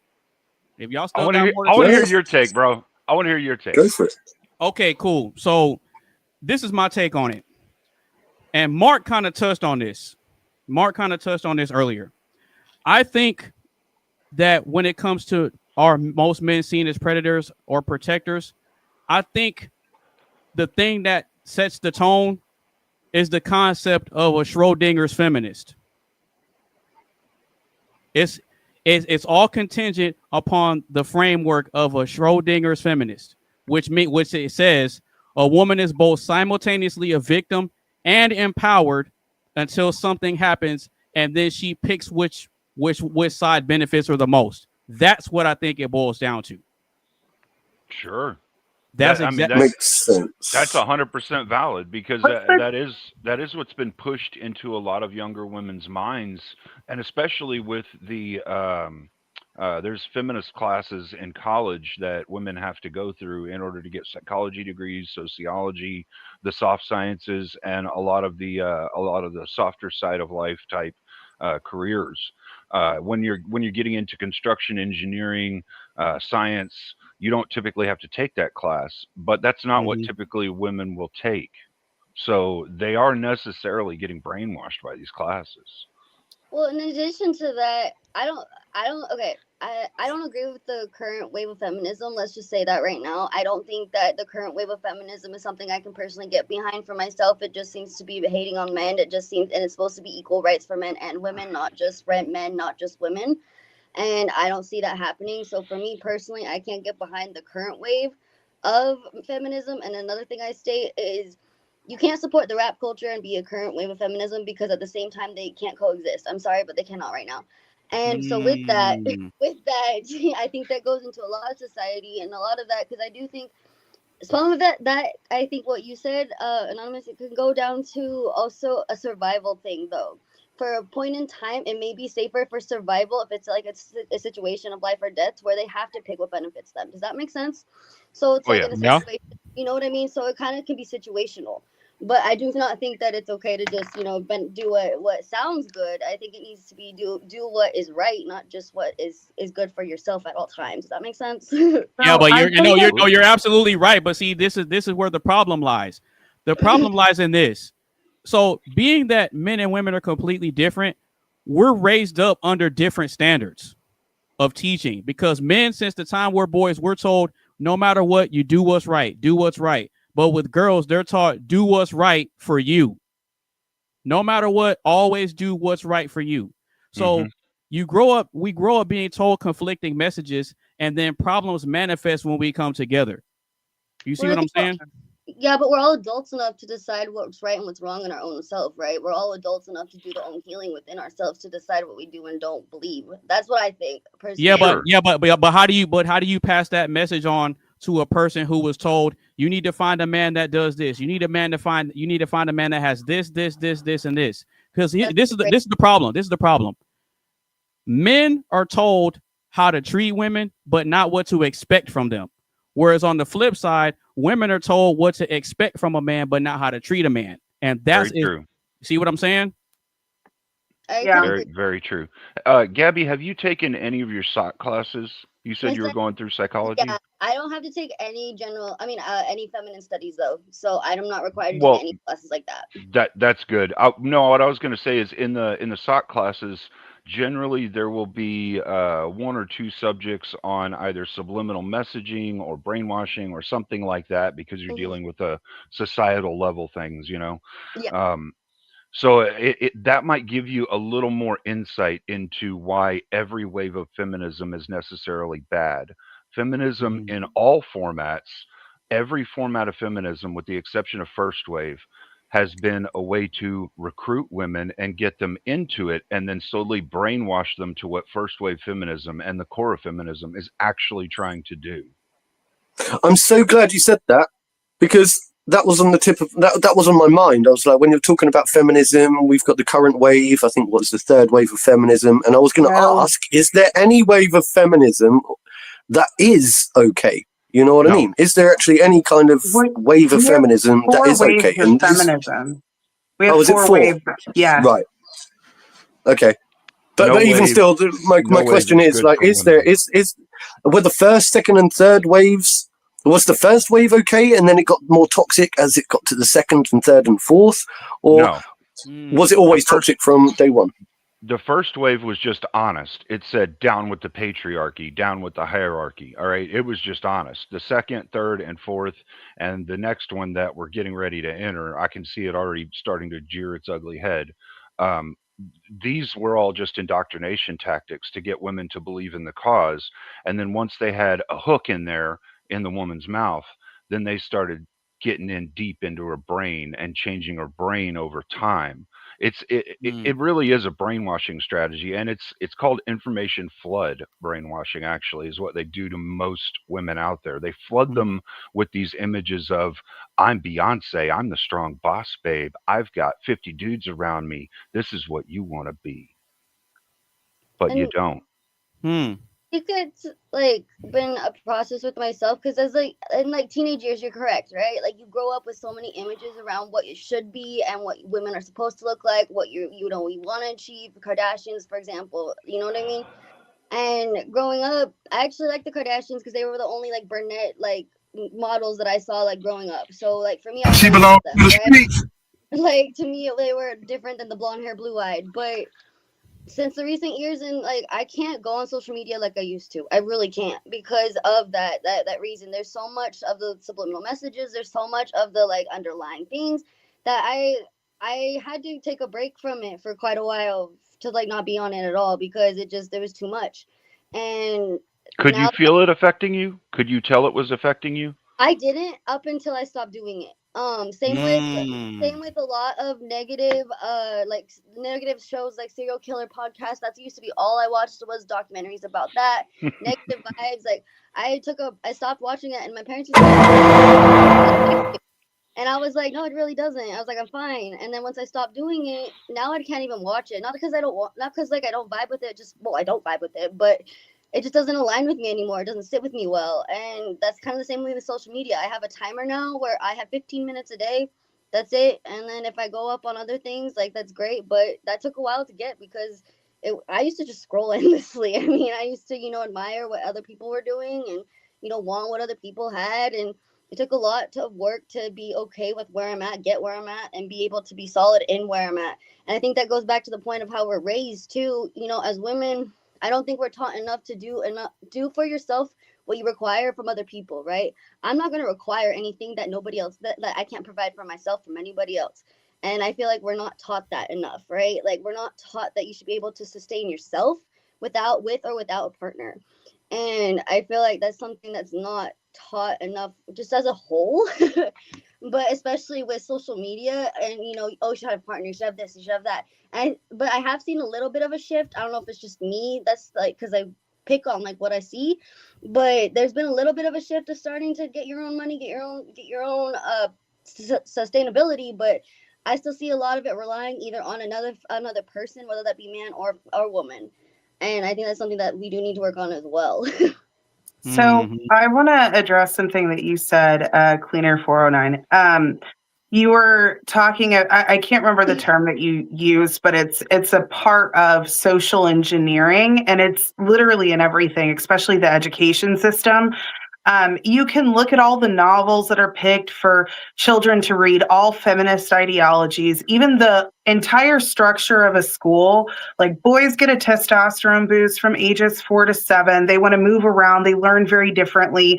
And so when they're constantly scolded for just being boys, and then they see that the girls are being praised, they're essentially feeling inferior to little girls, that they feel like they have to compete. And then with the addition to the participation award, where men would really shine like on the field, they weren't getting that as much. And then they're also being taught by women. And then the novels that they choose for children to read have feminist ideologies. Look at the shows, the movies. I just watched, now mind you, the woman who wrote Frankenstein was a feminist. I just watched the new Frankenstein movie. It demonized the man. Like the woman, she was buried in like an alabaster tomb. The man was buried in a black tomb. Like, so you can see so much of it. Like even him disciplining his child was seen as evil. It's in everything, undermining men, glorifying women, telling women that they're actually better than men and that they could do everything that a man can. But then also, like you were saying, Anonymous, playing the victim whenever it suits them. Mm-hmm. Oh, that reminds me of that the movie they brought out not so long ago, the Barbie movie, whatever it is, with all the Kens and stuff. I haven't watched it, but I refused to watch it. But I heard all through the grapevine that it was all there just to demonize men, and that's just one example. But listen, I'm going to have to get off in a minute because it's getting very late here, and I'm going to have to start settling down, ready for bed. So, okay. Thank you very much for having me, thank you very much for having me, Mr. AB, and thank you everyone else for just being patient with me. And nice to meet you. And take it easy, everyone. All right, sounds good, brother. You take it easy, man.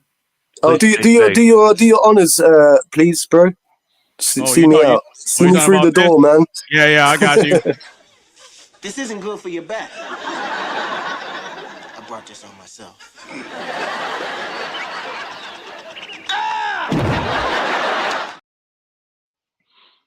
That was such a good show. I know, right? R.I.P. Dr. Phil. R.I.P. Dr. Phil. But real quick, does anybody else have anything on this question before we move on? No? Dang, okay, cool. All right, well, I got to give a big shout out to the panel. Damn, son, where'd you find this? Bang, bang. All right, so before we move on with the show, if you're just now tuning in, make sure you give the stream a like, share with a couple of your friends, and if you got something specific that you want to contribute to the conversation, look at me stumbling over my words again. Stupid. If you want to contribute something to the conversation, the link is in the chat. If you want to join the panel, So we are going to go ahead and keep this thing pushing. And we got another question. And Mark kind of touched on it earlier. So here's the question. Society understands that women express emotions due to hormones. So why are men told to suppress their sexuality when a man's sex drive is tied to hormones? I'll read it one more time. One more time. Society understands that women express emotions due to hormones. So why are men told to suppress their sexuality when a man's sex drive is tied to hormones?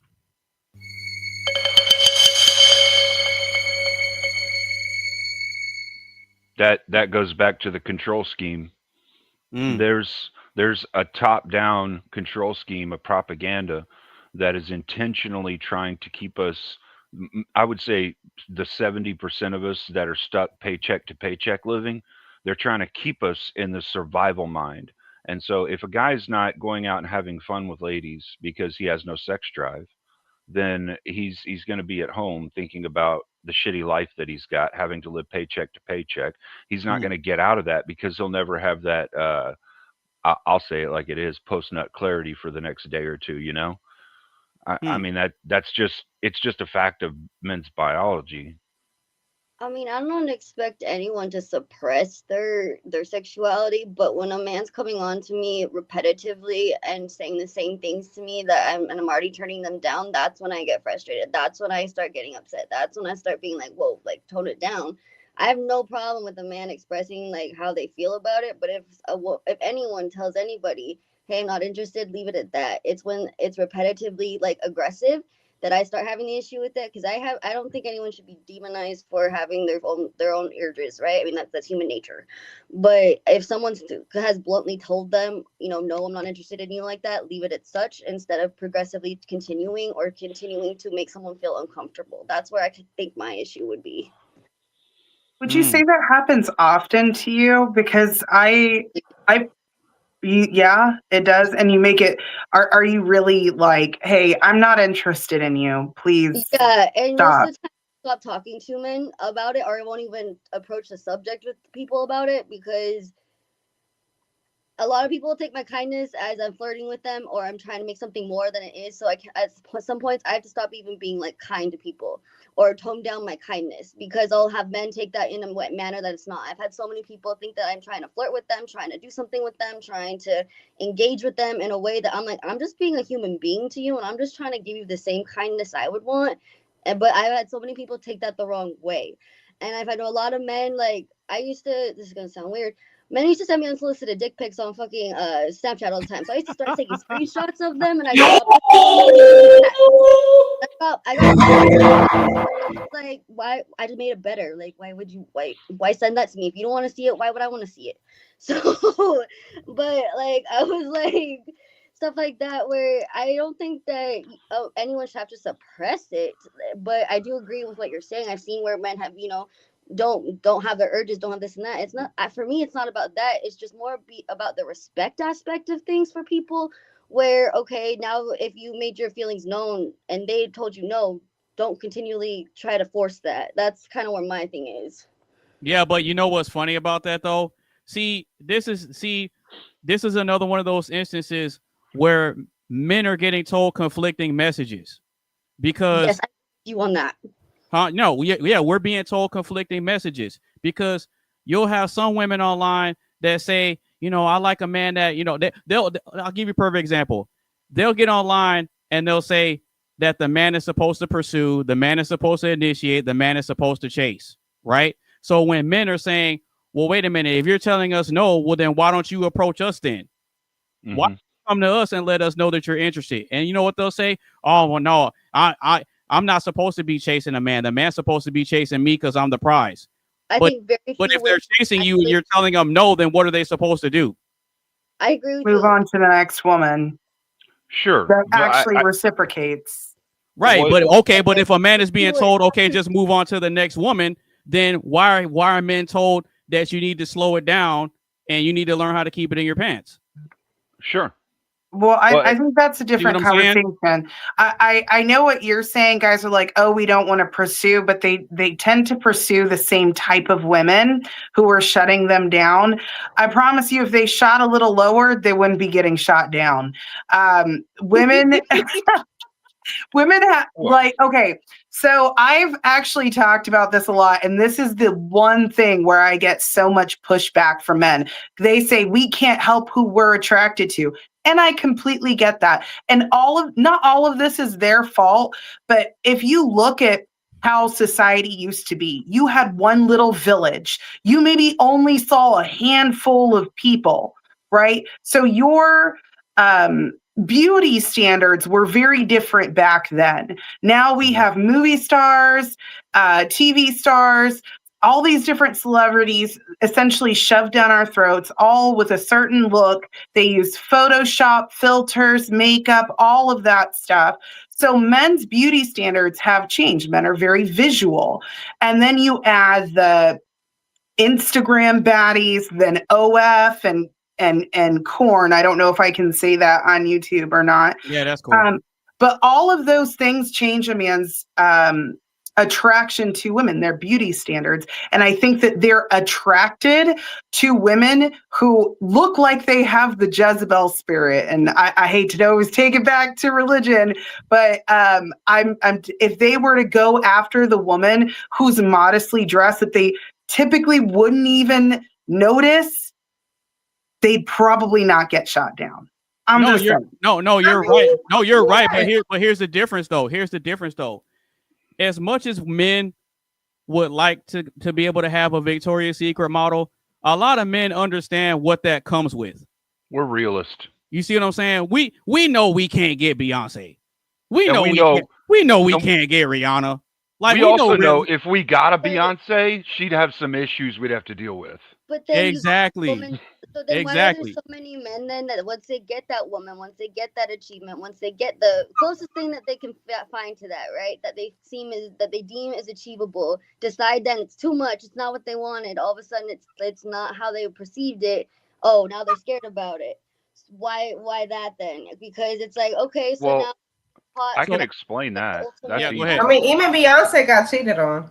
That's easy to explain. It really is. That and then decide, oh, it's too much, or oh, this and that. The hell? No, that's actually really easy to explain. And this is something that guys don't know they do, but we do it naturally. I can tell you right now, we don't always know we do it until we get older and figure it out, or somebody teaches us that we do this. But so like when we're picking out girls, I mean, we're going to typically go with either like initial first date, before first date, when you're first meeting girls, you'll go with like the most attractive girl, the girl you think is the most attractive. The deal is though, typically if you're like a 5 as a guy and like you're hanging around an 8 and for some reason she likes you, it's because in her head subconsciously she knows there are some issues that she has and she's willing to drop her standard down to your level because you're achievable for her and you have the highest chance of her holding you in a relationship. For a guy, we see her and we see, much like what he was saying earlier, what Anonymous said earlier about the conflicting message, right? So Gabby, you have a tattoo. So a lot of guys, whenever they see the tattoo on the neck, they think promiscuous woman, I have a better chance. So I can try a couple of times. Maybe when she's saying no, she doesn't mean no, things like that. It's a conflicting message. It's some subconscious thing we don't think about. But if a 2 got with you, I can guarantee you there would be an issue in the relationship where y'all wouldn't match. But guys won't think about that ahead of time because they're with a woman that's that attractive. So they're not thinking clearly until they get deeper into the relationship, and that whole flowers thing, because of how pretty you are, they get past it and they start seeing who you are and who they are and trying to put them together. And they're like, fuck, man, our jigsaw puzzles don't match up. These aren't going into the right places anymore. And that's when things happen. But isn't that kind of the same thing? Like guys complain that women always date the bad boys first and then they have to learn the hard way. And then when they're, run through and older, that then they want to settle down with a good guy. Isn't that kind of what guys are doing too? I understand guys aren't getting run through because they're men, but they're still wasting their resources on women who aren't deserving of it. And one thing they like to say all the time is, why would I spend more money when you gave it to a man for free? Well, the same goes, why would you give less to me when you were giving more to these really beautiful women to sleep with them? Oh, but me, I deserve less just because I don't look that way. Now you want to settle down with an uglier girl or a girl close to your level. Like, it's kind of the same thing. Sorry, I didn't mean to interrupt you, Night Magic. No, go ahead, Gabby. Go ahead. Honestly, because like I agree with you completely. And then I think what I've also read into is I've had a lot of men like be surprised I can hold more than a conversation just at face value, right? I know a lot of things. I'm smart. I'm intelligent. I'm educated. I'm not what I appear to be. So once they get past that state of, oh, she's not just one that's just gonna put out, or not just somebody that's gonna, just do what I want, then they get frustrated with me. Then all of a sudden they're gonna be an asshole to me. Then all of a sudden they're gonna be rude to me. Then all of a sudden I have like yesterday, for example, because I want to put out repetitively, and I told them like this from the very beginning. I just want to hang out. They said cool. Literally, the last night was so fucking uncomfortable. Left at 6:30 in the morning to go on a bus to get back home because I wasn't gonna put out. They got mad. That type of situation where it's like, it's frustrating as a woman to. Okay, so you guys want to have more than a conversation at face value. Give you that. You guys want someone that can have sustainability. Cool, got that. Now that I have everything I need, I'm going off the words of what a man says at this point, right? I'm going off the words of what. Okay. You're not ready yet, that's fine, but we're both in alignment. We're both still going at the same rate. We're both still healing, both on the same terms. So what all of a sudden changes then, where now all of a sudden that's not what they want. Now all of a sudden that's too much. That scares them. That's kind of where I'm at, where I'm like, right. That's the type of guy. Okay, so every guy on the planet to some degree has an understanding. There's a Friday night girl and a relationship girl, right? And the problem is that when we don't figure out that we understand this, and there's a difference between the two types of women, we make mistakes because we're dumb. Until we reach emotional maturity, we're fucking retarded. We really are. And men don't normally, we don't normally emotionally mature until 35 to 40, if you want to look at it realistically. Women typically emotionally mature sometime shortly after 25. Mm-hmm. So, you guys figure I don't think they're emotionally mature at all. I don't think they do at all. Never do. Some don't. I'm saying, generally, this is how it was historically. Now, yeah, right now we're having a lot of problems in society that we're going to have to fix. But generally speaking, when a guy's around 35, he's like, all right, dude, I know what I've been doing wrong. I know what I'm looking for. I know how to find this. I gotta go after this set and criteria, the list. And they understand that. But when they're younger, they're so dumb. We are. I mean, we are. I mean, I think with the question, I actually think the opposite. I think men are a lot more respectful than women are. Respectful, yes, but that's because we want to get laid. When it comes, when I come and think about my past and how it was before marriage, and I get what Gabby was saying. When Gabby was like, "Oh, I get dick pics. I got them too," but I think that men. FBI, open up! In my experience, I used to be, and hubbies were around the corner. I used to be approached a lot more before the ring got on my finger. As soon as the ring got on my finger, they're like, oh, she's married. Or I would just get approached and be like, oh, I'm married. Thank you. I appreciate the compliment, but I'm married. And they just move on. Do you find that more women? The opposite happened with hubby. With hubby was like, he got this ring on his finger, and it's like, you saw them coming out the woodworks. I'm like, what are you?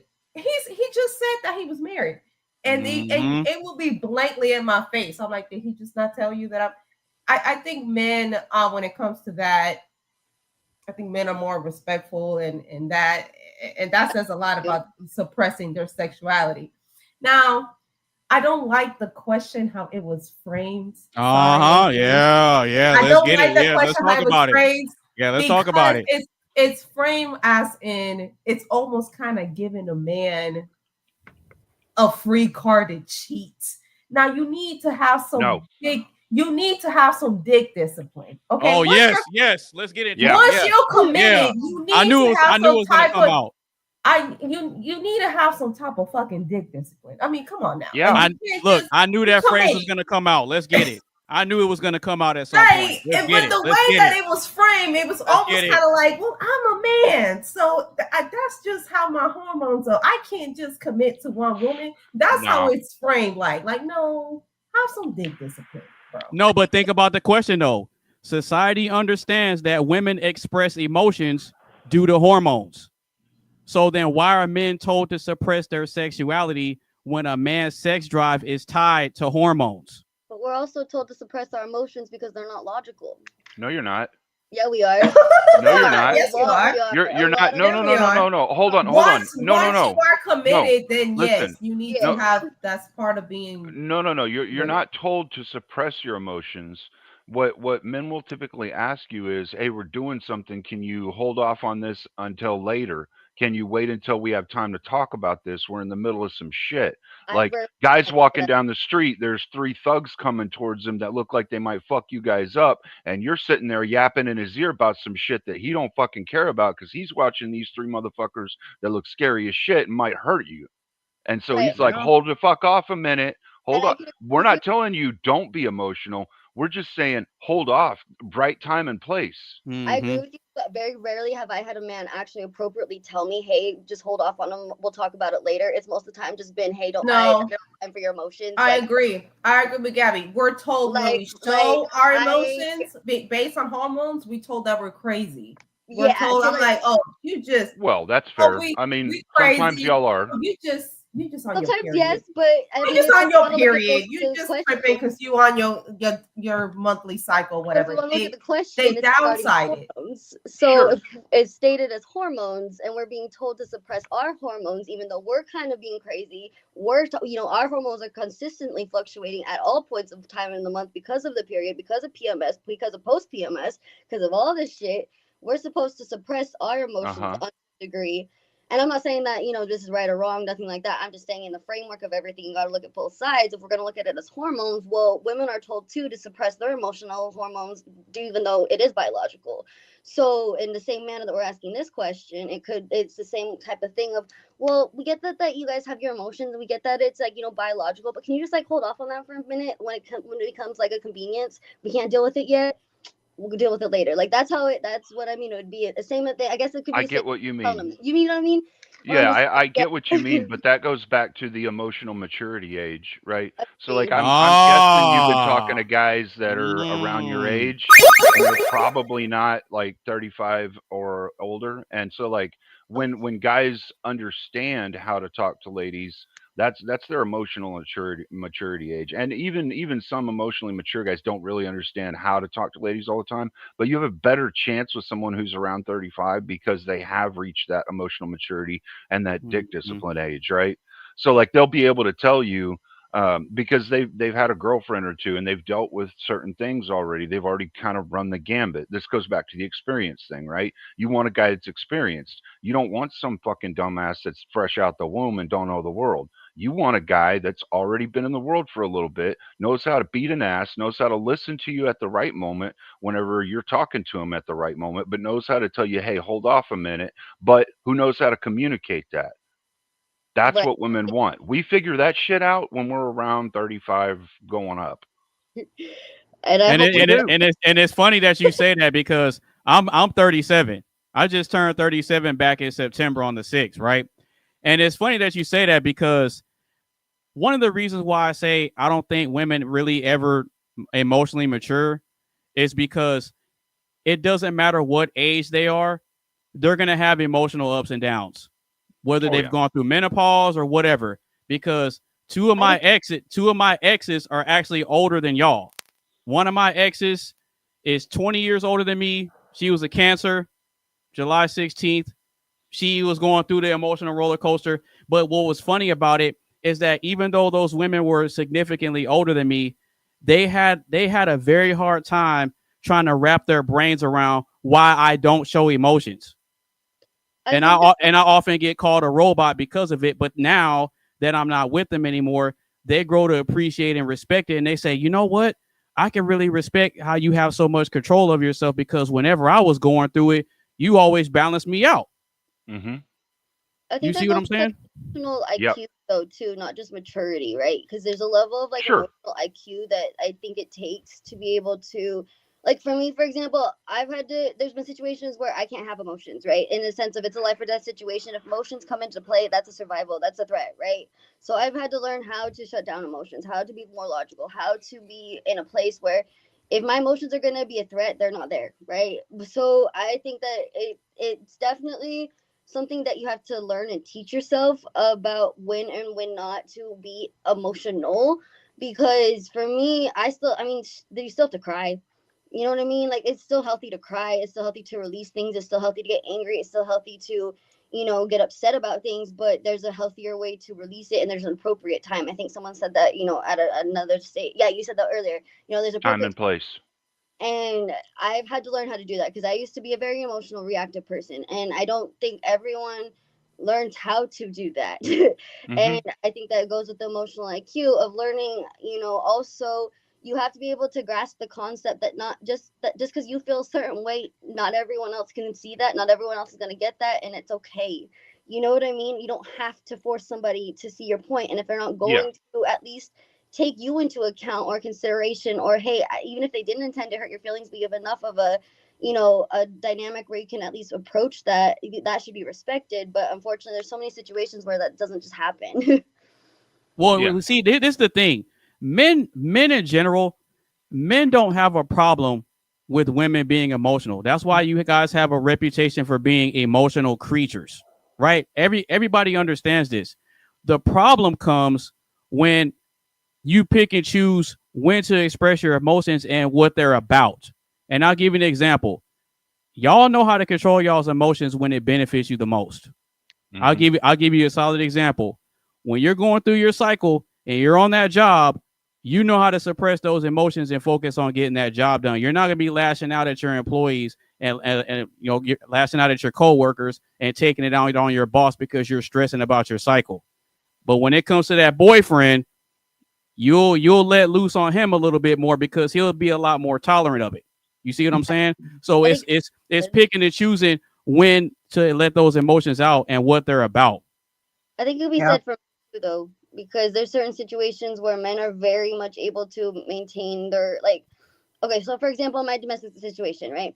I had to look back at one time, we got in an argument, and this is before he got too physical with me, but I got kind of belligerent with him. I got kind of aggressive. All he did was pick me up, put me in a room, and walk away, right? That's all he did. Come fast forward a couple months, that's not what he did, and there was no one else around. So it's situational, and that was my point, where I think men do have, and women too, right? They do have some form of control. I think it's when people choose at which point they're going to actually control themselves. And I think that's kind of what's the problem is, at what point do people decide, oh, it's not, I don't have that threshold, or I'm able to maintain that threshold? Because you're right, women do have that ability, and so do men. And so I think that it can go both ways. The prescription would be the same thing as it used to be in the past, right? The dad brotherhood would answer the younger, new to a relationship guy's questions about, Dad, she gets emotional at the weirdest times. What do I do? Oh, kiddo, this is what you do, man. You just talk to her when you're at home and let her know, hey, look, we can't do this in public, Just let her know that. She'll understand then. And but we don't have that dad brotherhood that we used to have in such force like we used to have it. And so a lot of young guys don't know these things that we as men learn over time. And even some of the men in the 35 to 40s area, they don't know this until they've been through enough relationships or things like that to be able to have this emotional intelligence or this communication intelligence, right? And the communication intelligence, I think, is more so what women refer to when they talk about emotional intelligence, because the communication means more because it controls the emotions for the woman, right? Like if a man is good at talking to his woman and can calm her down, he is emotionally intelligent because he understands what's going on with her emotions, and he understands, hey, look, she wants to talk about something, she's feeling a certain way. When we get home, we need to talk about this, but right now I need to make sure she knows just to calm it down. And he'll communicate that effectively to you. You'll wait until you get home, have the conversation, if you're good at your control side, right? So there is a lot that goes into it. Women also, though, have lost the matron. They've lost the woman that was the mom, that could give you all the same espousals that the dad would give the son, right? Like the woman would say, "Mom, I don't know what to do right now. What do I do? My husband's doing this thing," and the mom would be like, "Oh, that's normal. Guys do that. Just talk to him about it if you have a problem with it." And then you'd go and you'd talk to him about it, and y'all square things out, you know. But we don't have these figureheads as prevalent in society as we used to. So a lot of guys don't have that to help shoulder the brunt of their daily rituals within their marriages and things. All right, so Marte was shaking his head. You disagree with something. Go ahead and speak, brother. I think that's the dumbest shit. Like, no, not what you just said, Cleaner, but I think that's dumb as shit to me as a statement to make. This whole term emotional intelligence, when it first came out, I think the reason why I think it's dumb is because if you think about this is a dichotomy that's presented, which doesn't exist at extremes in any form of reality that we see. If the ship is sinking, people don't divert to like intelligence when they're extremely emotional, because when people are driving as well too, I'll give you another example. When people are driving, people will say, "Shut up, I need to think," right? What does that imply? That I need to become less emotional so that way I can lean towards logic. Those two don't exist at extremes when it comes to like different levels. What you're talking about is just leadership and decision making. That's all you're talking about. We've come to terms with this and saying, well, no, we're just going to mix things together. We're just going to say this is fire water now. And like, okay, cool. I mean, it sounds cool, but to me, it's like it doesn't exist on the same plane if you think about it, because men don't have to become more emotional. If a ship is sinking, they want to shut the fuck up so that way we could say, I need to think and do critical thinking, because if I'm going to die on the ship, I need my women and kids sailing off on the life rafts and the vessels and shit like this, because we are a liability the more emotional we become. So it's like, and I get it, there's a distinction between you saying, well, I need to determine a time, you know, where we're going to have this argument, not right now because she's emotional. To me, I just think that that's just solid decision making when we're thinking about this. That's it. We're just, I understand the term was made up, but I think it's a stupid term. I think it's really dumb, to be honest. Oh, does anybody disagree with Marte? Which term? No, but I want to add to that. I think we put all of the regular expectations on men, but women don't have the same expectations of just submitting, just doing what your husband says and not causing a stink out in public and disrespecting him and emasculating him like that. And I think that women, I don't understand why it's so hard. It must be because they don't have a father figure in the home.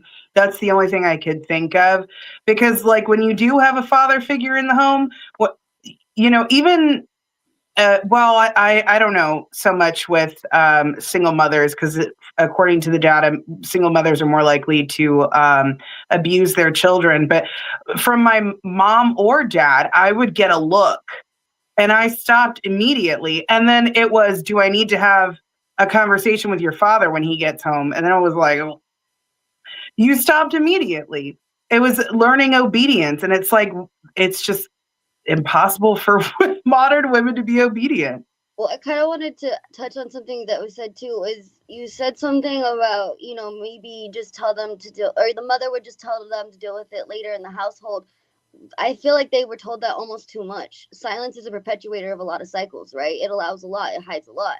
So it's like there is certain times I feel like where a argument or a discussion is needed in the moment. You do need to have something to where you guys can have a decision at the end of that conversation right away. I do think there are some conversations though that aren't meant for everyone out in the business, and I don't think, you know, anyone should be really knowing what's going on in a relationship in public. But also there shouldn't be a disrespect from either side. And I think that goes, you know, with what you were saying with the obedience part, where I think that in a lot of like older times, like you said, young women were taught the obedience, and I don't think that necessarily we are not wanting to be obedient, but I think that in this day and age, we're using our voices more, and I feel like sometimes that makes people uncomfortable, and sometimes that's the right thing to do. And I feel like it's just a learning curve in a lot of areas. But I do think that the emotional IQ, or the emotional part of things, I think that there's maturity and there's also an emotional IQ, because you can have an emotional maturity level. You can also have an emotional IQ of like what actual emotions are, right? I do think you can understand emotions, and you can see nod your head, but I do think you can understand emotions to a degree. I do think that you can have some understanding, and it goes more than just communication. Because if you can't, and there's a communication part of it too, because you need to be able to grasp the concept. Someone can tell you something all day long, but if you can't grasp that concept, they're speaking gibberish to you. So it's like, I feel like there's a lot of parts that go into things like that. But yeah, I just wanted to say that.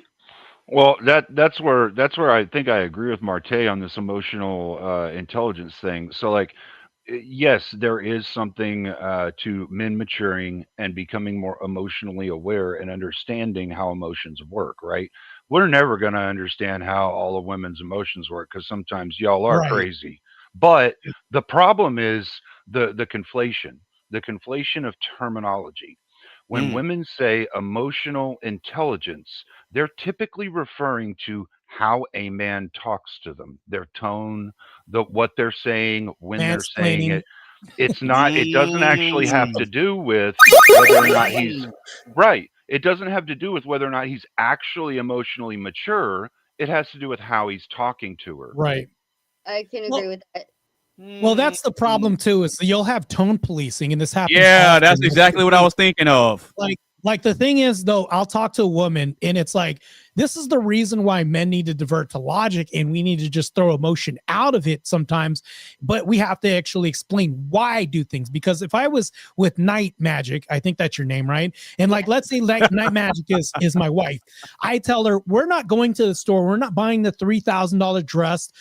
Because I said so, right? It's not going to make a lot of sense to her because she may be emotional. Guess what I'm going to do? I'm going to switch to logic and say, the reason why we're not buying that dress, and I'm going to say this one final time so I don't have to explain it to you. And I go into the reason why, because of our budgets, and the reason why we have a wedding coming up and we can't afford it, because it's going to make more sense. But it doesn't matter how emotional she is.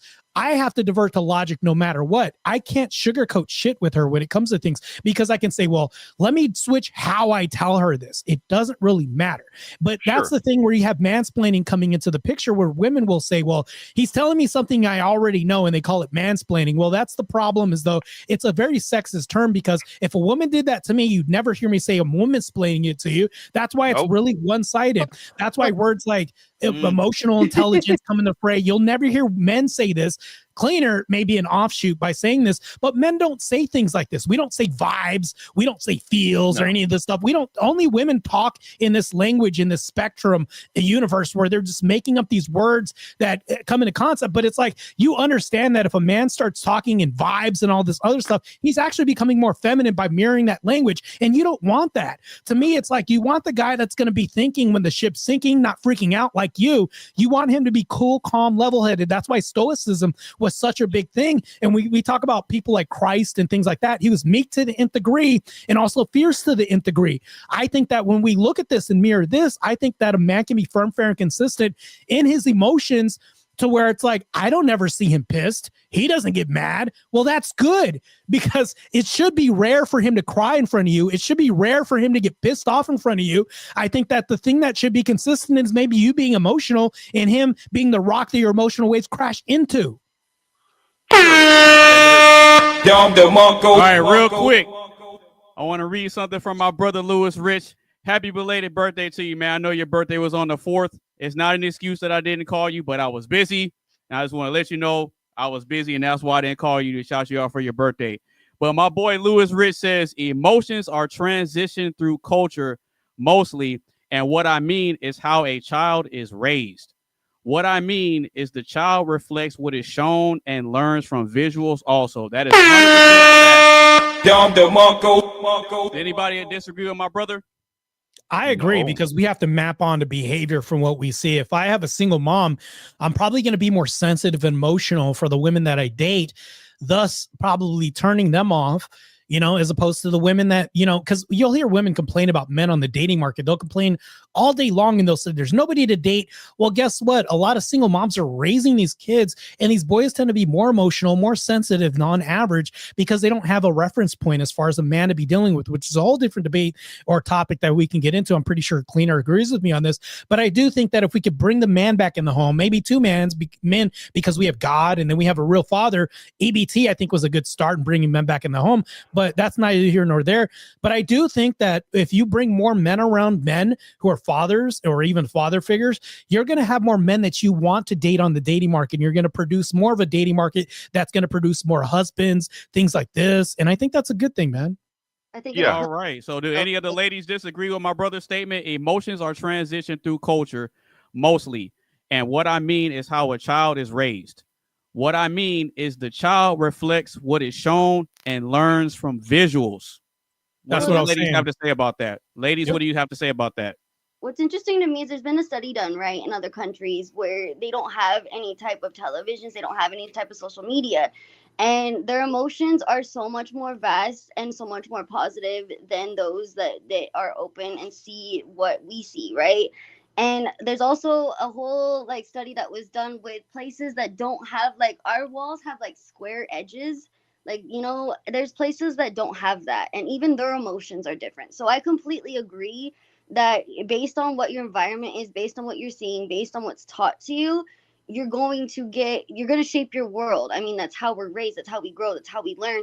And to what the point was that you were saying earlier, I think that you need to bring the correct men into that picture, not just any man. Because right now what we're seeing is there's a lot of men in the picture who are raising men, who are raising boys, who are raising these, you know, young men. They're just not raising them properly. They're doing the same thing over and over and expecting a different result. And then, you know, here we are as women now expecting them to be different, but nothing different is being taught. So I do agree with you completely about, you know, there needs to be kind of like a revamp in that area. And I do think that, I think personally there needs to be more classes for even parents to learn how to be better parents, to understand their kids. I think that's a big thing too, is a lot of people don't take the time to understand their kids and how their kids learn. So they expect them to learn or adapt to the same world views that they have, and they're teaching them the same way that they learn, but their kids aren't learning the same way they learn. They're not meant to. We're all wired differently. So if we're teaching them something that they can't completely understand, I'm not talking about emotions per se, like that's pretty cut and clear, right? You should be able to grasp how people have emotions. But in other areas, you know, I don't think that some parents take enough time to learn how their kids actually grasp situations and actually learn for them to take the time to properly teach them. That's a whole different debate. But I mean that's a whole different question. But to answer the question to Mr. Rich, I think that you should teach your kids. Yes, women are the carriers of culture. That's what we're women. We carry on the traditions. That is our role in the nuclear family. But you can't protect your children from everything you see in this world.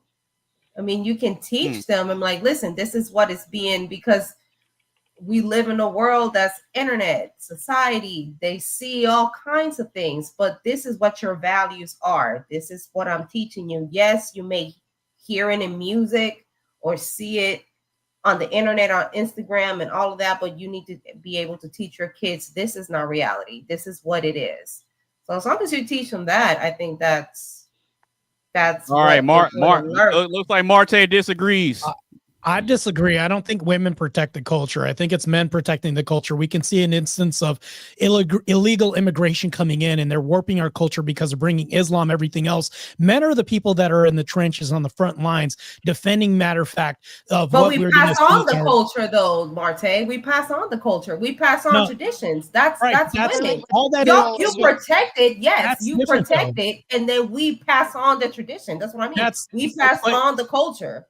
But here's the thing, though. If you can't protect this, you have nothing to preserve. If you can't safeguard any of this, it starts with the men first. We are the ones who are incentivized to not only protect this culture, you have to actually, this is why selection is extremely important. If you pick wrong or you select bad when it comes to these things, you didn't survive a harsh winter. Matter of fact, you not only didn't survive a harsh winter, your bloodline didn't even survive. So when we're talking about protecting traditions and culture, they're all one and the same. We can see an instance of the UK not protecting their culture. They're going to be become an Islamist country in the next 20 years because the men, you would never say the women didn't protect the culture. That's why. That sounds nonsensical if I was to tell you that. It's because of the men at the helm doing this. I think when it comes to the matriarch of the family, we have like Big Mama and things like this.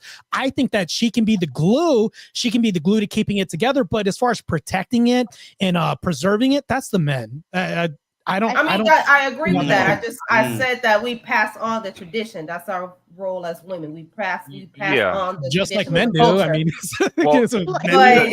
it's men protect it. And to Gabby's point, I was gonna say, I'm like, yes, when not your children, we evolved as people too.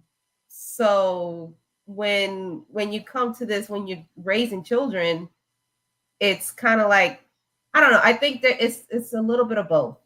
So you should be able to break generational curses. So he came in.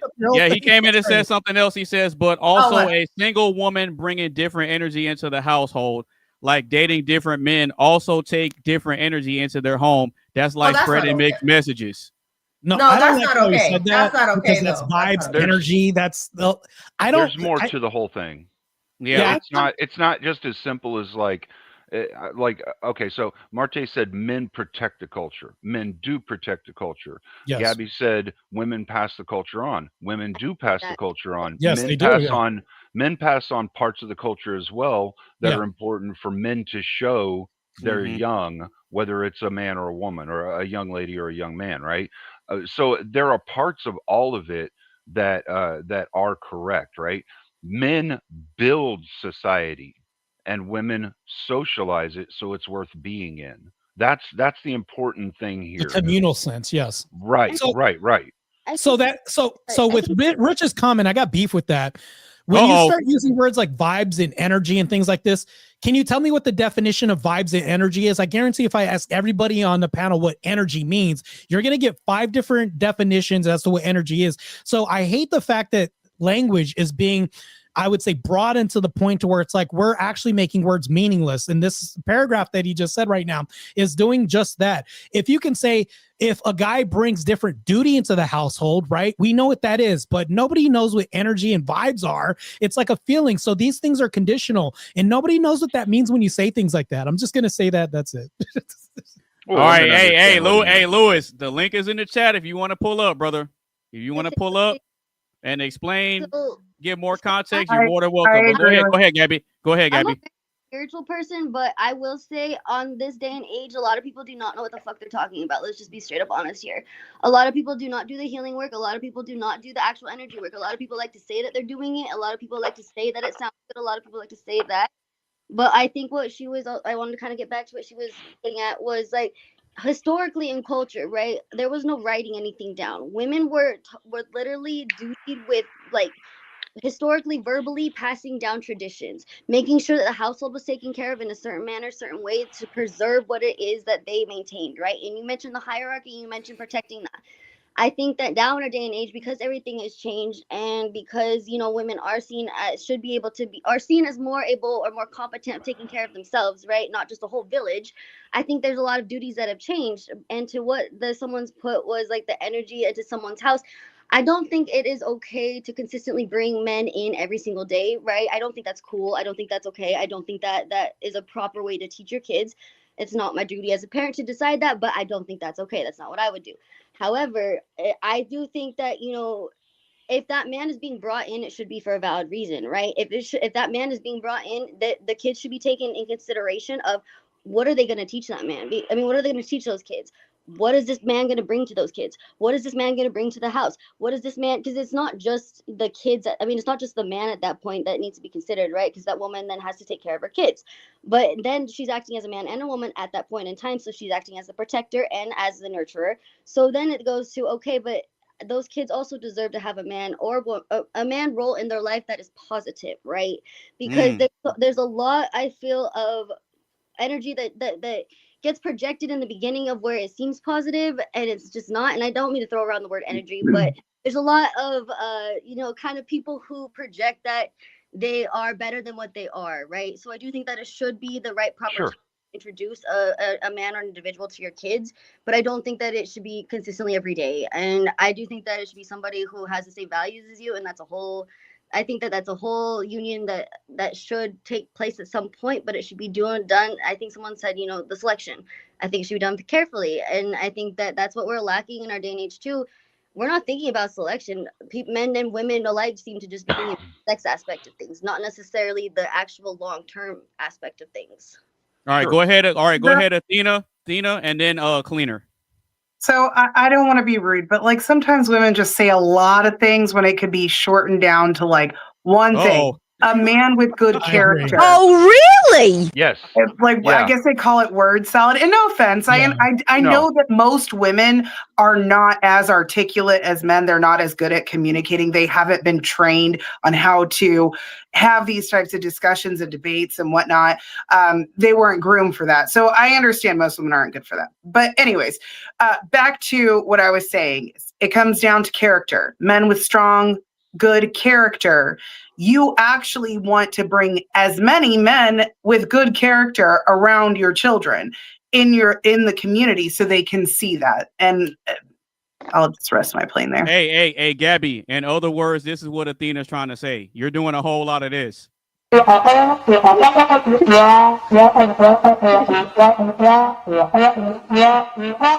basically what she's saying. It's not an attack. Yeah, it's not an attack.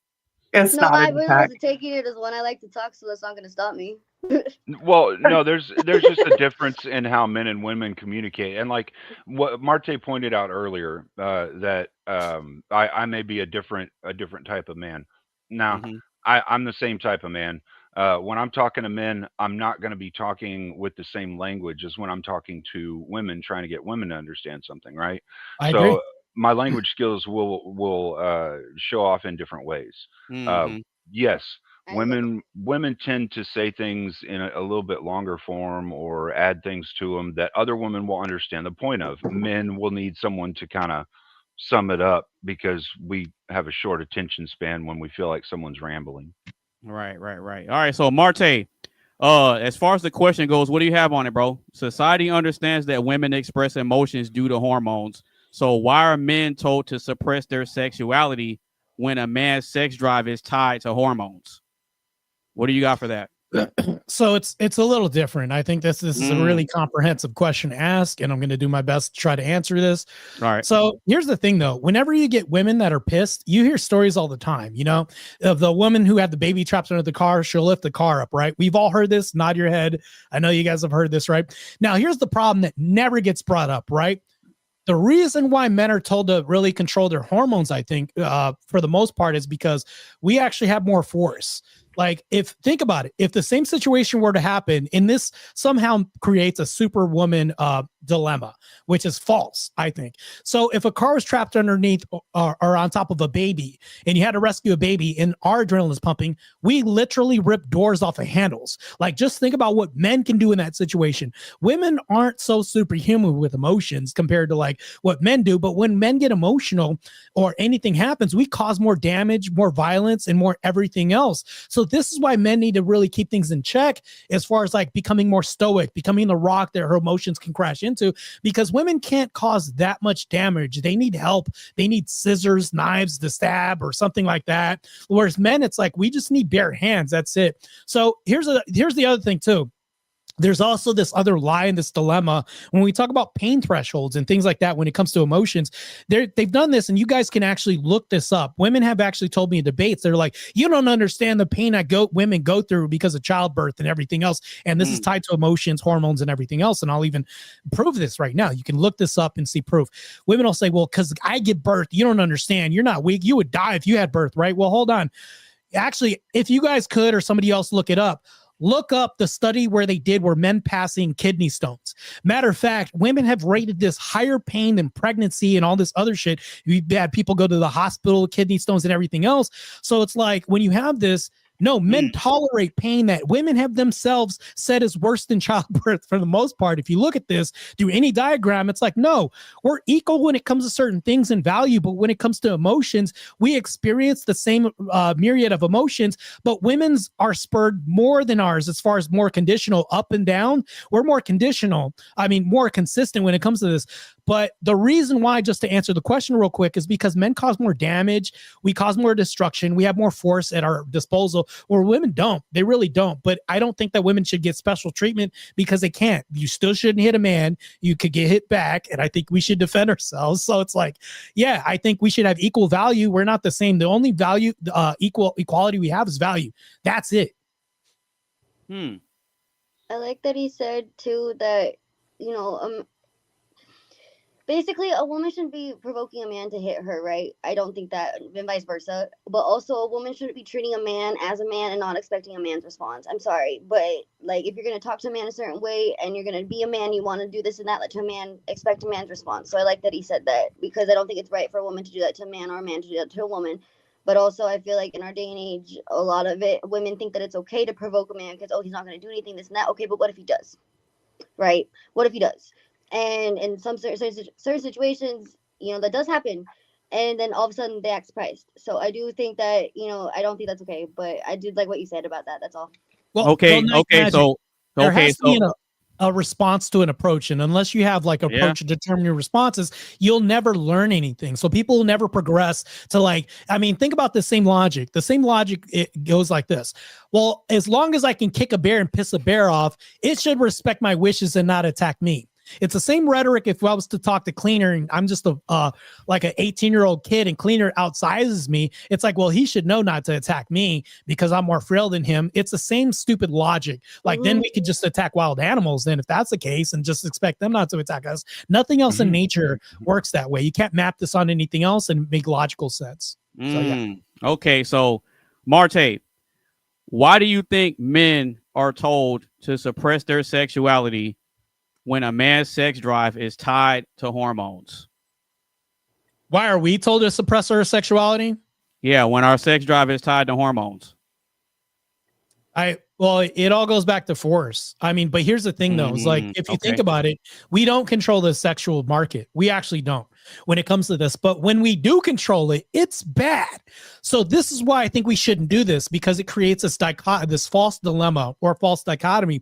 Because I think that here's the problem with the red pill. When you talk about the schism, when there's an overcorrection of red pill, not the descriptor part about this, but men will often complain about hoes all the time while producing more hoes and creating more hoes at the same time. I'm against men sleeping around just like I am women sleeping around. I think that when both keep them in check, I think it's good. You shouldn't have men saying, well, it's okay for me to sleep around, because growing up, if I slept around and banged a bunch of women, I'd be called the king, the man on campus. But if Athena did that, she's a hoe. She's all kinds of names that aren't nice. I think that when both people do this, we now have equal value in the arena. Despite people saying, well, no, you should develop experience and all this, I don't think that, guys are very confused as to what whole thing should go in and how to have sex. It's all the same. It's like, yeah, even a novice learning his first time is going to figure out how to get a girl pregnant. So I think that rhetoric is stupid, that you need to have experience before you have sex. That's the dumbest shit, because you're creating more hoes and creating a problem. I'll just end this real quick.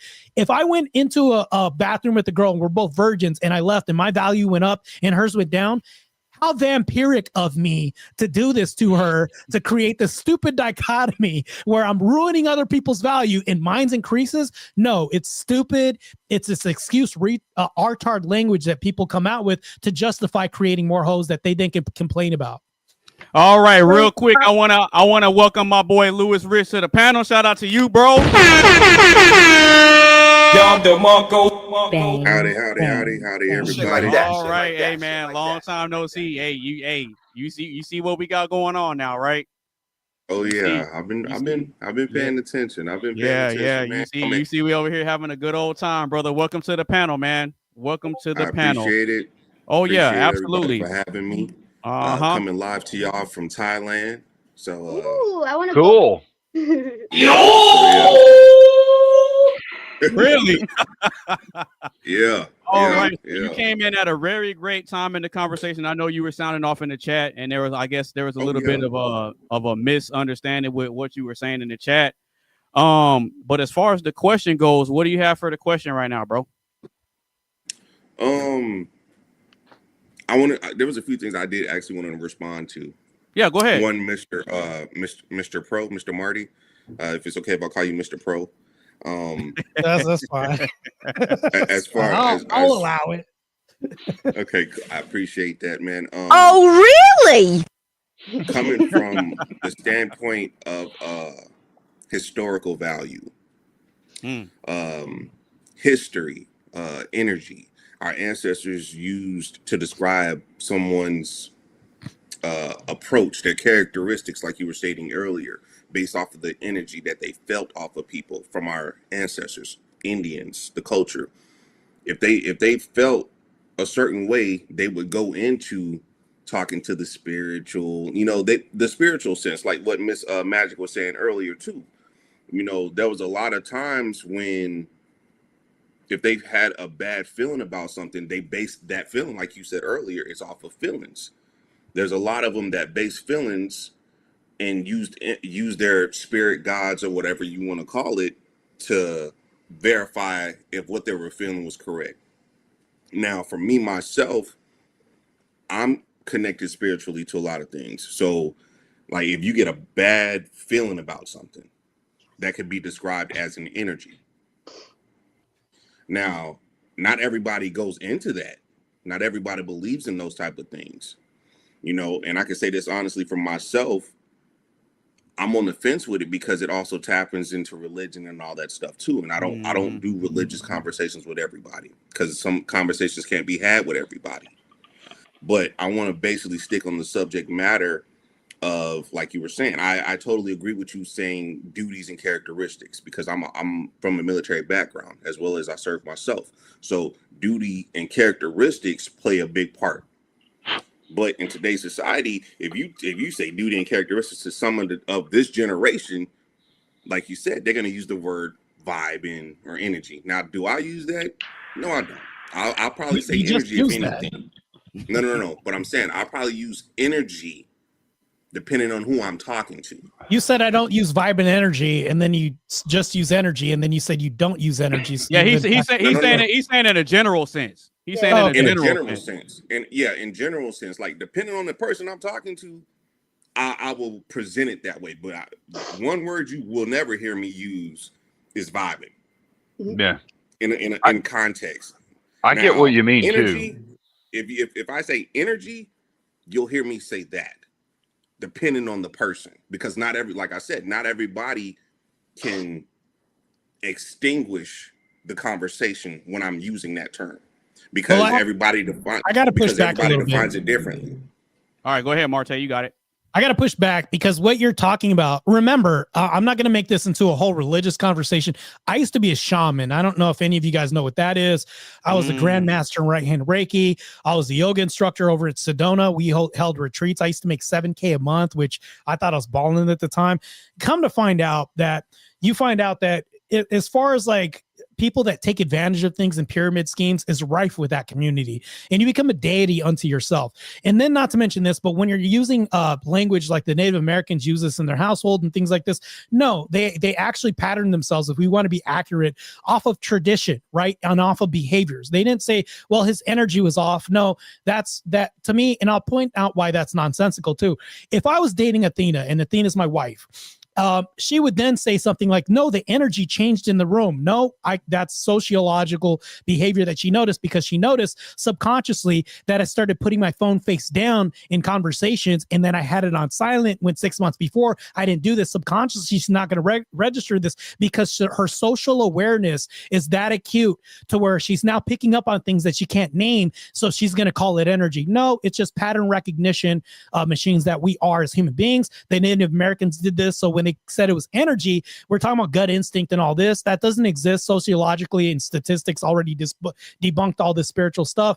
But when I'm talking about in the sense of like reading people's energy and stuff like that, a lot of that's been debunked. But going back into this, it's like we're social awareness, pattern recognition creatures. So women will obviously read the room and they'll notice things when subconsciously they'll be like, no, he's just acting different. I just can't put my finger on that. So they're really reading body language, they're reading social cues, and they're also reading descriptors as well too, meaning like odors, things like this. Women are really good masters when it comes to things like this. That's why when you had the matriarch of the family, you actually had to introduce the person you were dating to them because you were vetted by that person who could then read the room and had this survival instinct of like, no, you know what? I know what a predator looks like. He doesn't behave like this. So, but in new language, we've now brought in the language to the degree where we bastardize it and made it meaningless. So now everything's vibes and energy now, where it's like, no, it's just conditional. I feel.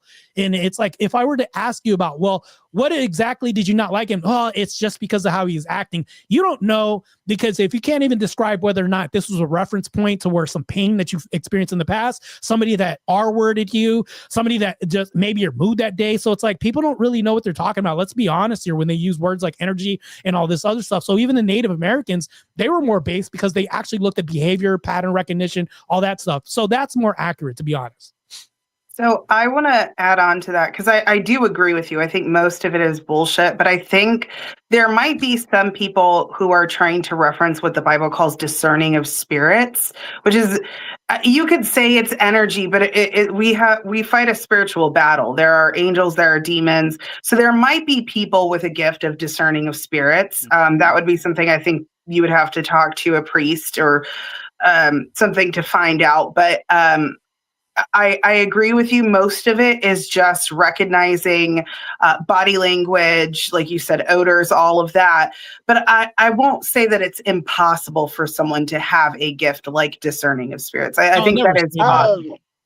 I want to speak on that because I'm very empathic. I'm somebody who's had that gift since a young age. I've done things since I was little. Like I'm very much, and it's more than just picking up on things. Nearly like, everyone's going to say she's an empath. Like that's clearly all across the board. On social cues, it's not all women. Tell me one woman that's not going to say she's not an empath. What did you just say? Wait. Tell me one woman that's never said she's an empath at one point in her life. There's plenty of women that aren't because they have no fucking clue what they're talking about. And I'm gonna be honest with that. And like you said, a lot of people they haven't went through their empath stage in life. You know how people have a whole phase? Women have an empath stage when they go through this. You know, they just haven't went through this. It's like, come on, bro. So right. More than just picking up on social cues. It's not just that. There's more to that, and that can't be taught. There's nothing that can be taught. Can you demonstrate this for me? And can I demonstrate it for you? I can't. Honestly, not right now. How am I supposed to demonstrate that for you? Honestly, I can. You can logically. If you can logically demonstrate this for me, or give me an example, or pull up a reference, I'd love to hear it. I can actually give you a performative explanation for you in a full situation and a breakdown, because I can't fully break that down for you right now because it is a spiritual thing. And honestly, Native Americans, they weren't just doing social things. They did believe in their ancestors. Their ancestors were correct. And like he was getting to the point of, it's not just, woohoo. It's what if people believe in it, then that's what gets through them. I'm not trying to make this spiritual, like a religion versus spirituality thing. But if people believe in that spirituality, yes, I do agree with you, though. It is a big pyramid scheme for a lot of things. I will say a lot of people do fall victim to that. A lot of people do fall victim to it sounds so good and, come do this and that. A lot of it has to be done on your own. Like, I think that a lot of it has to be done on your own. You understand by your logic, transformer women are the most spiritual people in our culture. By your logic, if we're going to use your logic, then they're more spiritual than anybody else because they believe what they are, and they're spiritual because even though we can't see this, we have to trust them. Even though you can't prove this, touch it, taste it, or anything like that, we're just supposed to coincide with this and co-sign this agreement. A reality, right? People with real gifts will have fruits. You'll see it. There's a conflation Transformer here. People will tell you that you can see it. It doesn't just it just somehow exists, and we have to acknowledge it. And there's even a little bit of an equivocation between you. Yeah, go ahead, Cleaner. Go ahead, Cleaner. I think you guys just are misinterpreting each other. When Rich is saying energy, right? I understand what he means. I understand what it is he's talking about. When y'all were talking about the idioms and the subconscious cues that happen in society, I get what you're talking about. I understand it. What you're all not understanding about each other is that you're all talking about the same thing, really. All right. So the conflation of energy, feelings, empathy, all of these things, it's subconscious intuition. Like I'm a big guy. I'm 6'5". When I'm in great shape, I'm at 280 pounds. I'm probably about 320 right now. I got a beer gut. So when I walk into a room, everyone tells me they sense an aura when I come into the room, whatever my mood is, and I understand what they mean. It's subconscious intuition. Yeah, Like that's what I said. That's not they can see anything you. spiritual. It's not right. It's yeah. not energy. But the same thing is women don't always understand this, and young men don't always understand this. They think it's energetics or some kind of spirit or spirituality or something like that because they don't understand it. It just hasn't been explained to them. That's all. And I get that Rich understands the difference. He was showing me that he understood the difference. It's just easier to say the energy because you're talking to a certain crowd. And I get that. I understand that. I do it too when I'm trying to metaphorically explain things to people so they'll be able to understand, right? And Marte, I get why you have a disconnect with this because, bro, I know you've been a bodybuilder. You've been like rational man for a long time. Really, I mean, no, seriously, brother, I get it. All right, let's hear stuck it. in Let's ration hear and it, reason. Go ahead. No, you are. You're in the ration and reason and all of that and logic, and you see a lot of feminists in what you do, and so you have a certain wall you put up where you don't want to put up with that kind of language, It's not and a you don't want to wall. listen to it. It's But a there is like you have to know how to talk to other people in the right way, and this goes back to like when men emotionally mature, this EQ thing that women talk about, emotional intelligence, communication skills. It's just being able to talk to other types of people who are of different communication styles correctly. Well, hold on, Cleaner. That's not EQ though. We're now talking past each other a little bit, and here's the issue that I have with that you just said, and I just caught it when you said we have to learn how to talk to other people. I agree that can also be two things can actually be true, but here's what I think more people should do. And you said, yeah, I get it because people use energy, vibes, and all this other stuff. I think that there should be correction. I think there's room for corrections. And I think we should also educate people on how we should be talked to. That's the problem with this, is that when we have a low literacy rate and a comprehension rate that's going to 8th grade level and actually plummeting right now, I think that it's a duty of us to actually kind of correct grammar on things that people are actually confusing, especially when you're given a broad term and that can mean 5 different things. It's just laziness that I'm not going to buy into. I think I'm doing another man in a justice actually when I say no. What I mean by saying this, and I actually give a descriptor, and I mean what I say, something that's clear that 5 people in the room know exactly what it is. Because if I asked everybody, this is the energy in the room. Because a thing is going to be like energy. That means the action, right? And then if I ask Bravo over here, he means no, a feeling. So it's like, but if I'm accurate with what I say and I create a distinction with language and I don't muddy words that are meaningless to this degree, I'm now educating and helping the next path to become more discernible, less confusing, and I'm actually helping his path in life a lot better. I agree, but I also understand that I have a panel of 3 rational men and 2 ladies that I don't know, right? And so I'm trying to speak in a way that everyone will understand whenever we're talking about these different things, like the questions that Anonymous is giving us, that way everyone can understand what it is we're talking about. I'm not necessarily trying to do social correction right now. And what I do is more about teaching people's subconscious the brainwashing that's gone on so that they can resist it. So I'm typically not going to try and push back a whole lot on definitions and specific words and things. I'm going to try and relate things metaphorically so all sides can understand what it is that we're talking about. Okay. All right. Well, does anybody else have anything on this topic so we can go ahead and keep the show pushing? Everybody good? No, I actually did want to address it because I don't think I actually addressed. No, go ahead. Yeah. So as far and it kind of actually adds on to what Marte is saying. And this is the example I give. If I spend years, because and the reason for I'm giving this, I guess, analogy is because men will say that the more sex that they have with women, their value goes up. They had to work for it, and it makes them more desirable, right? Because they had to work for it to get it. I can work for a really long time building a paper ship and then take it to the ocean and put it in and it sinks. But I still put a lot of work into it, but it wasn't successful. And the studies show that the more sexual partners that a woman has, the more likely she is to not be able to have a long-term relationship. Well, it also shows that men are unable to stay faithful to one woman long-term. They will stay with the woman, but they'll cheat on her, which is essentially sabotaging the relationship. And so neither one is good, but I think that the reason why it's important for men to practice sexual discipline is so that women can't use them, especially whenever they're more of a novice. Women will use that to manipulate men and kind of string them along to get what they want. And then the last thing I want to say is, just like you said, Marte, sex isn't rocket science. I know plenty of virgins who married and they don't have issues in their marriage.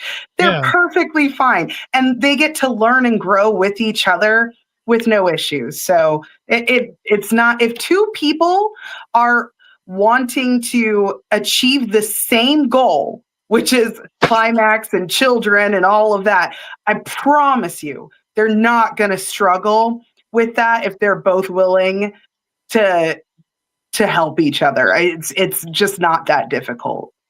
Yeah, I think that if we can practice more self-control, I think that's better, and we produce a better society. Because think about this. If we can practice better sexual control with our impulses, think about how we can branch us off to other metrics in life. This could be dieting. This could be anything else. I mean, if you cheat on a diet, what else would you cheat on? If you cheat on your wife, what else would you cheat on? We can literally replicate this throughout society. And what's happened is we've destroyed tradition in mass. I think illegal immigration, amongst everything else, and the infiltration of feminism has causes. Feminism has infiltrated churches in the West. And even what Bravo is talking about, this whole spiritualism has been co-opted by feminism. So I think that if we can actually create a reduction by putting more men in the helm and actually telling them, hey, you should actually have more safeguards on your computer, have more digital safe, because digital opioid exists. We can all agree on this. So I think that if we can abstain from this and actually embolden ourselves to become people that fast. Fasting's extremely important because you don't just do this with food. We can do this with corn. We can do this with food. We can do this with everything else that is really inherently bad. I think we should be able to earn certain things. Sex should be earned. I think that if you are to wait to marriage and you actually get this, you don't deserve anything as a man. Everything should be earned. You'll appreciate it more if you actually had to work for things, but also on the women's side, I'll hold them accountable. You'll appreciate sex and a husband if you actually earn this guy. You don't deserve the guy that's a 10. I think that you should be able to be a wife before you get married, just like you should be a husband before you get married. Everything should be earned, and I don't think we're a merit-based society as we should be. And that's where a big problem is as well, too. That's okay, true. Okay, Marte, I got a question. Because you said that for men, sex is supposed to be earned, right? Yeah. Okay, I agree with you on that. So if sex for a man is supposed to be earned, then how much sex is a man supposed to have if he's continuously earning it? So what's you the don't limit? earn sex by getting sex. Here's the thing, though. You don't earn money by getting money. Sounds redundant, right? If I was to tell you that, right? So here's the thing. You earn sex and you don't earn everything else, because guess what happens? What comes part and parcel with marriage? Sex, right? So if you have sex outside of marriage, and if you have junk food outside of a diet, I think that there's a time and a place. Things come part and parcel. What happened in America is we started destabilizing these traditional values and things fell apart. What people try to do is have their cake and eat it too. Well, I want to have all the sex without the marriage, though. I want to have all the cheesecake without the diet, though. And you see what I'm saying? So it's like now we're having everything else without the discipline and restraint. So if you're going to say, I need to earn more sex, you need to be able to earn a wife first. You need to earn a marriage first. You need to earn a covenant and all these other things first, because you just want free handouts, because this is just sexual version of EBT that you're getting. You just want the handouts, and then you want to steal this when it comes time for this, and then complain when people want to refrain from having cold bed, which is the EBT holdouts. It's the same thing. It's the same rhetoric, but it's like, yeah, you can't have your cake and eat it too. These things have to be earned. If strippers get all this money, right, they're not going to appreciate the money because they can go back and get $500 the next night. But if they actually have to work for this shit and have to work, they're going to think long and hard before spending that cash. People behave differently with things that they have to earn, but it's not exactly getting a thing. You have to put in the work for before you actually get the thing. Yeah, but I'm using your example. So if people in general respect things that they earn.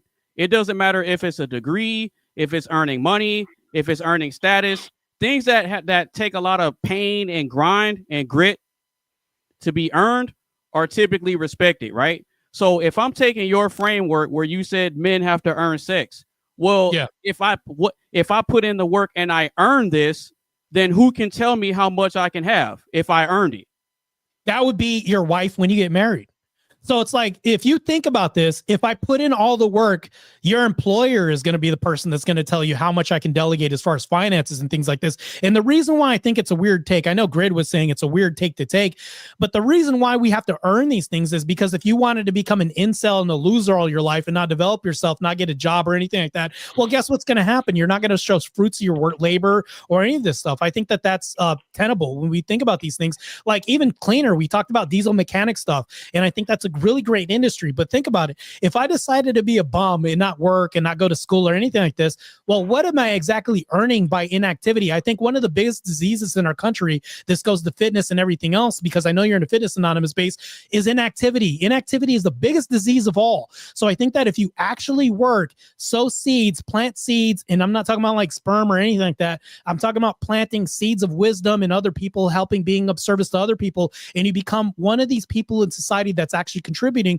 That's a form of earning, and a woman will see this, because think about it. The reason why we have roses and we give a bouquet, and I gave Athena roses back in the day, they had daffodils and all these other things in there, is because this is where it stems from. It shows my ability to forage. That's where that came from. So I had to earn her affection, because she's like, damn, we could survive a harsh winter because Marte knows how to forage for a winter. So just giving you guys a little bit of education here. So I think that earning comes in various different ways without actually getting the thing. Like we have to develop ourselves to show our approval of a woman, right? But this goes both ways, right? A woman has to earn us as well too. Never forget this, gentlemen. They actually have to become a wife before they become a wife. And that's what I'm saying. Like we actually have to become the thing without saying, oh, I just feel like I'm the thing anyways. No, you have to show me that you're a good wife before you come into my life. And that's what that is. Earning is presentation as well too. Okay, so again, if a man has to earn sex, how much is he supposed to have if he has to earn it? Who can tell him anything? He's not saying that you earn the wife and then you get all the sex you want. He's not earning. He's not. That's not true. That's not true.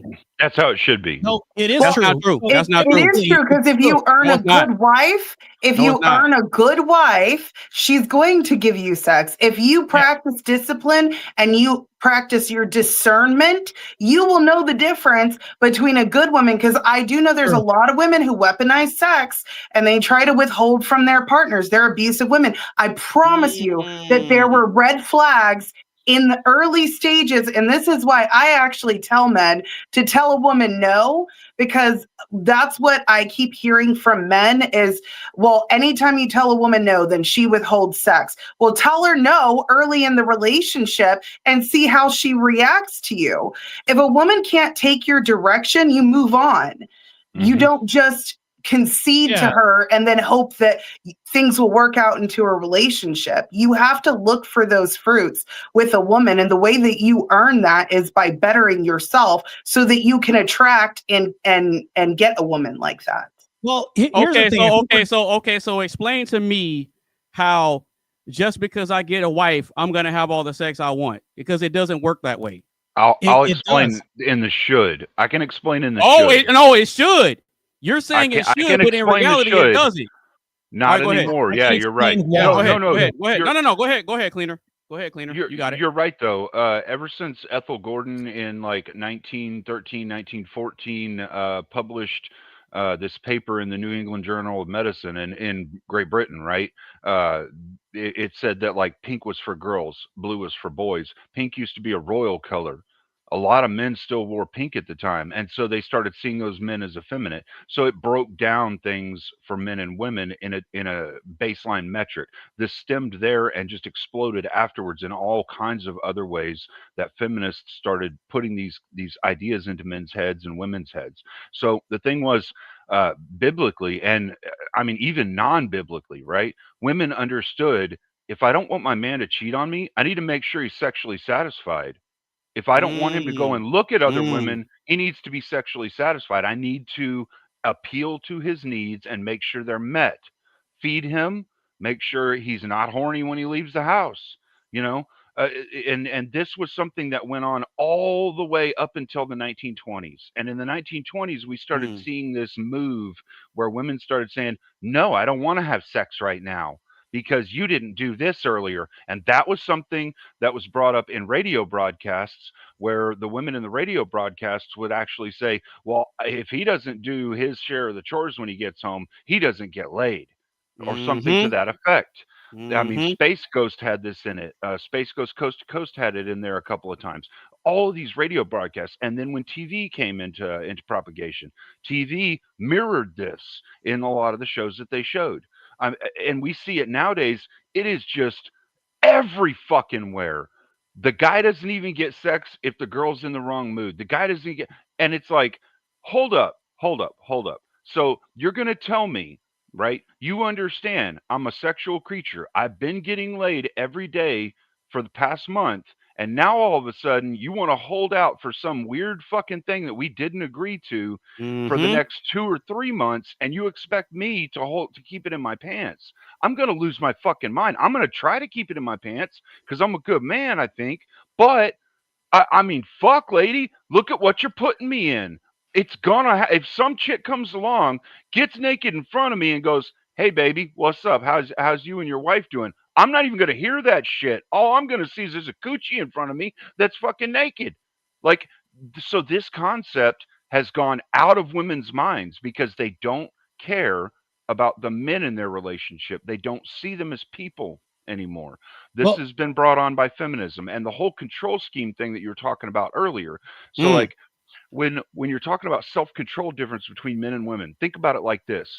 If men right now executed the same level of self-control that women are executing right now, do you know how many women would be getting raped on the daily? Do you know how many other men would be getting killed every day? Do you have any idea how fucking insane our life would be if men showed the same level of control our women are right now? So Cleaner, real quick, I have to tie this up because there's a little bit of confusion in the chat right now. I don't want to use the word earn. This is what I mean. Let me clear this up a little bit. Okay, go ahead. What I want to use is like, the idea of falling out of favor because we're not fulfilling our duties. That's really what I mean when I'm talking about earning. So when I talk about this, it's like, I want a woman that's going to fulfill duties and is a mother before she's with my children. I'm going to see how she is with kids, things like this. To me, I feel like, especially if I'm going to deal with the Black community, because I'm around like a lot of Black women that are like, oh, he's one of the brothers and stuff. They don't know that I'm mostly like not dating Black women because of a lot of issues right now in that community. They delete babies en masse. So I think that if you fall out of favor with me, meaning like I don't see fruits of you earning, like, and when I say earn, what I mean is like you being incapable of performing these duties of a wife, because if you're not interested in having kids, you've deleted babies in the past, you sleep around. What I mean by earn is like, I have a filter. We have to be able to filter people to say, okay, these are too many red flags for me to deal with. So when I talk about earn, that's really what I'm talking about. So when people say earn, I really want you to understand, though, that when we have arranged marriages, this is why they last a longer period of time, because your parents were wiser than you. They actually selected somebody, and they have to filter these people out before they started dating your daughters, your sons, things like this. And that's why it lasts longer, because right now we don't have such a guilt filter because dads are missing from home, single moms are raising us. But This is my whole point, is like, if you can't filter people during the courting process, and you could say, well, I found a wife. How do you know that if you don't sift through, okay, let me find out if she's a bad person or not, and you find these out? And that's what I'm talking about. We have to filter people out. But I think that when you jump the gun, you just lay down with people and you say, I just found a wife. You don't know her past, if she slept with too many people, deleted babies in the past, if she's poisoned her husband and tried to get the life insurance. Let's take our time with people and filter these people. That's what I mean when I say earn. Yeah. I get that. I get that. Go ahead, Athena. So a lot of guys in the red pill, they say that men are the prize, and here's why I disagree. Even though I think that women today might be cheap prizes, they may be Temu prizes now for the majority, but they're still technically the prize, and this is why. Men are like the athletes. They're like the gladiators. They're competing in life to get a reward, which and depending on how much effort they put in that competition, what it is that they achieve will unlock different levels of the type of woman that they're going to get. Now, unfortunately, the value of women has decreased substantially than how it used to be. It used to be a man could just be a decent man and he could get a decent wife. Now that's not so much the case, which is really unfortunate for men. But technically, if you look at it, women are still the prize because it depends or who you can get as a woman, or sorry, as a man, who you can get as a man is dependent on how much work that you put in. The prize can't be the athlete. The athlete is winning the prize. Does that make sense? He's putting in the work. No. Oh, wait, hold on. I don't know about all that. Wait. So based on that example, the man, you're saying that the man is earning it, right? Yeah. By putting in the work. Okay, again. So back to my question I said earlier. If I have to put in work and earn it, then who can tell me how much I can have? Right. I earned it. See, well, hold on. Well, are you No.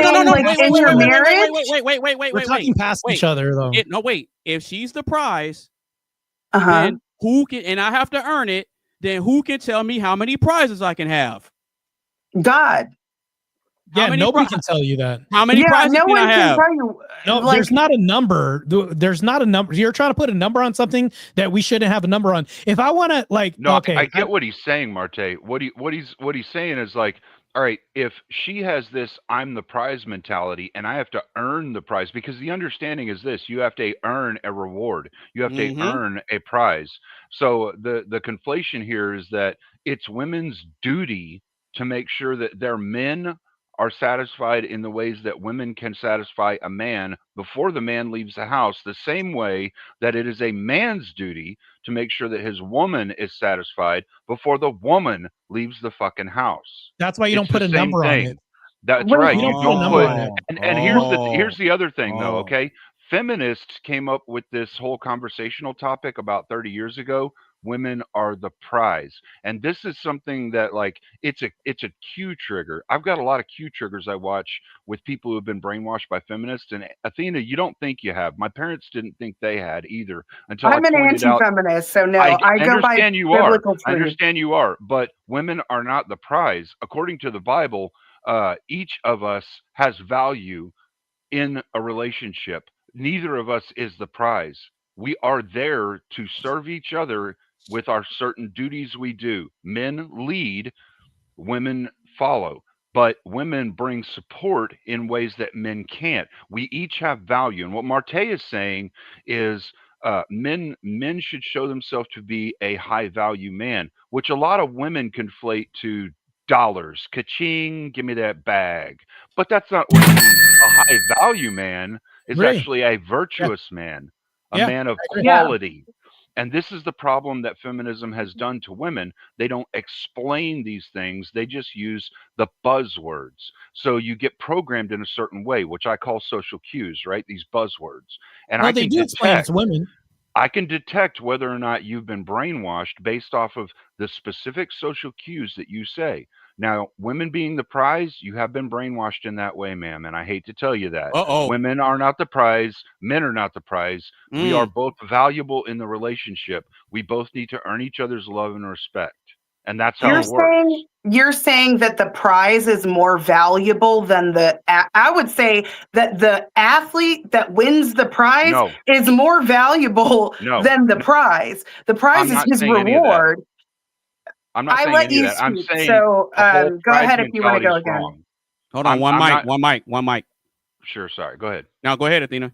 So what I'm saying is the man who puts in the work, he will get a woman. The level of woman he will get is dependent on the work that he puts in. Now, I said I am very well aware that the women's value has gone down substantially because women are not preserving themselves in the way that they used to. Just like a prize, you would preserve that. Just like in the Bible, it says a woman is worth more than rubies. When you find a wife, you find a good thing. I'm not saying that men are not valuable in no way. I'm saying the red pill, when they say the man is the prize, it doesn't make sense because the prize is not the thing that's competing to get a certain, the women aren't competing to get a certain man. It's the men competing to get a better woman. That's always how it's been. Men have to compete for everything in life. They have, their intrinsic value, but the way that they make it in this world is by competing with other men and by building. And whether it's their career, anything, it's all dependent on how they compete in the world. Women compete all the time, though. I'll tell you a good example. Here's why women compete. And I'll even talk to Cleaner about this. Cleaner, have you ever seen a situation either on TV or social media where somebody gets mad because they wear the same dress? Why would that be? If she's like, oh, that bitch knew I was going to wear this dress, because they're competing. They're literally going out to the club and just saying, hey, I have to outdo this girl because I have to compete. We see this in the church all the time in the Protestant churches. Mother Smith has to have a bigger hat. And she's competing against Mother Joseph for like, who can have the biggest hat? So it's like, this is constantly happening. When we think about this, like, that's what I'm saying. The problem is the mentality of the prize. All right, listen, let me explain what I mean by this. It'll only take a second. Prizes don't have duties; they just are given.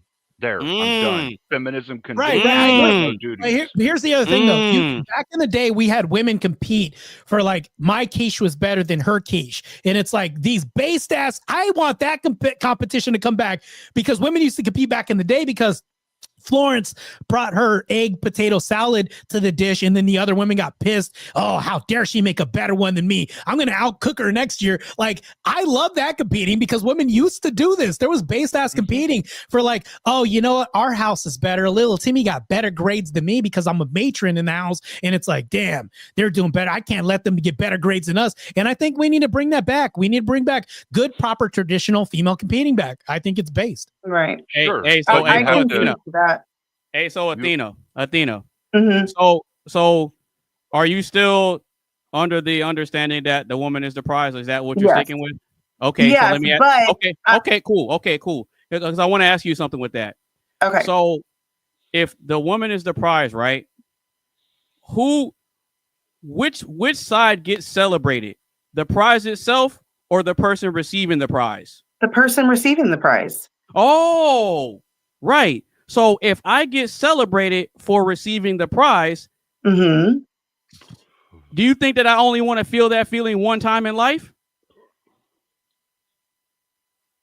No, but I mean, you could want a lot of different things, but are you going based off of your own desires or what God says for us to do? No. This is what I'm going off of. I'm using your example and your framework. I'm using strictly logic. Take morals out of it because reality is amoral, right? Reality doesn't operate off of morals. Biology trumps morals. Right. Okay, so children would be a prize. Biology so is morals, he's not getting only one prize. Right. Also, okay, so then there's no limit to how many children I can have too, right? So who can if children are a prize, who can tell me how many prizes I can have? Nobody. Nobody. So if women are a prize and I have to put in the work to earn them, then nobody on this earth, no matter what your religion or belief is, no one can tell me how many prizes I can get because I earned it. But right or wrong? Well, it's not that that I'm telling you what you can or can't do. You can but do I'm whatever sticking- you want and I'm morally sticking with the corrupt logic, though. yourself. I'm sticking with the logic, though. You're I'm sticking with not the logic, though. exactly. No, I'm you using. can't conflate. You can't compare the two things, because you're saying you can get as many prizes as you want, but one will morally bankrupt you. You can't. Athena, I'm sticking with. I didn't change up the scenario.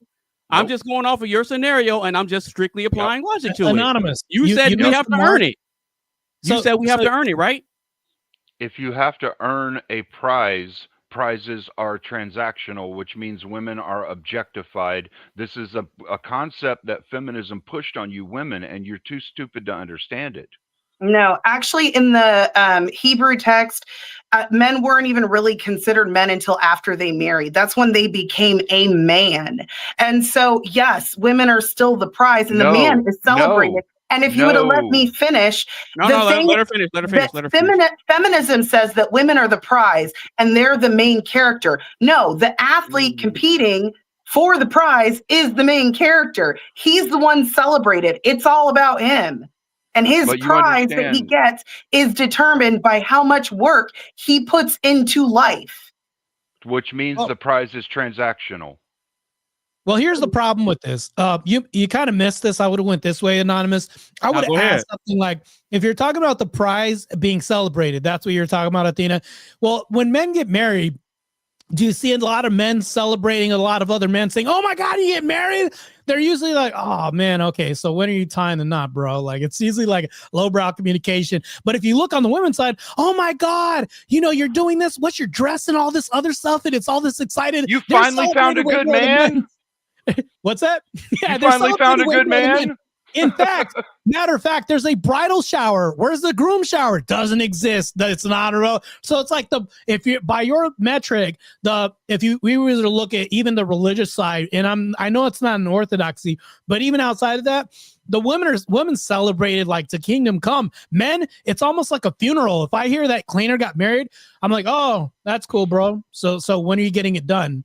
It's like that conversation. That's the amount of excitement I'll have for his marriage. But I guarantee you with your sister friends are like, oh my God, so where's the catering event and this and that? It's like dudes aren't having this conversation because we're not celebrating when we meet a woman on average when it comes to like secular marriages or even like non-denominational marriages. So even religious. Yeah. And Athena, I would argue that both genders are competing for two different things. Mm-hmm. Yeah, exactly. Yes. Yeah, both genders are competing for two different things. So if you're telling men that what we have to earn is the box, right? That's essentially what you're saying. No, that's what you said. Hold on. A wife. Okay, cool. If you say that a wife is just a box, that's that's crazy. Yeah, that is crazy though. Hold on. No, it's not. You just don't understand it. Hold on. Rock with me here. You said earlier that how it was supposed to be is that if you get a wife, then you get as much sex as you want. That's what you said earlier. Okay. 100%. I agree with her, yeah. So the box comes with the wife, correct? Yeah, but that's not the only thing you're getting. You're getting a help. Traditionally, you're getting a helpmate. Right. But then that's a perk. That's supposed to come standard. Yes, and the children and all of that. Yes, right. 100%. Cool. I understand that. So I would say that we're both competing for two different things, but I would argue that for a woman to get a husband, it's a lot harder for a man to get laid. It's way harder. And that's why I gave the analogy. I could spend years making a paper boat and then take it to the ocean, spend years, and then it sinks. And that's why I said, if you look at men who are promiscuous, they are more likely to cheat on their partner. And then women who are more promiscuous are more likely to leave their partner. They will not stay in a long-term relationship. Okay, cool. So watch this. I agree with you on the paper boat example. But here's the reality. Women are the paper boat and men are the ocean. Can you elaborate on why?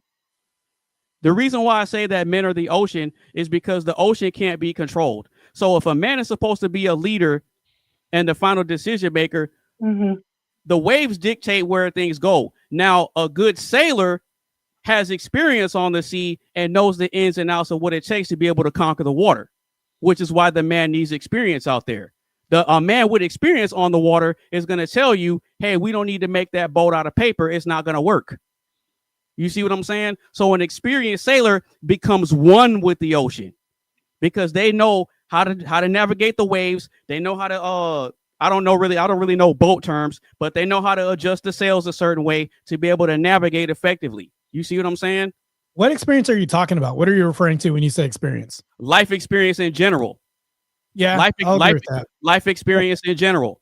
Life What experience makes in a general. man a good leader? True. Exactly. You have to have experience. I thought you were. I was hoping you weren't going to say sex. Like, okay, Well, life that- experience. No. That's part of it.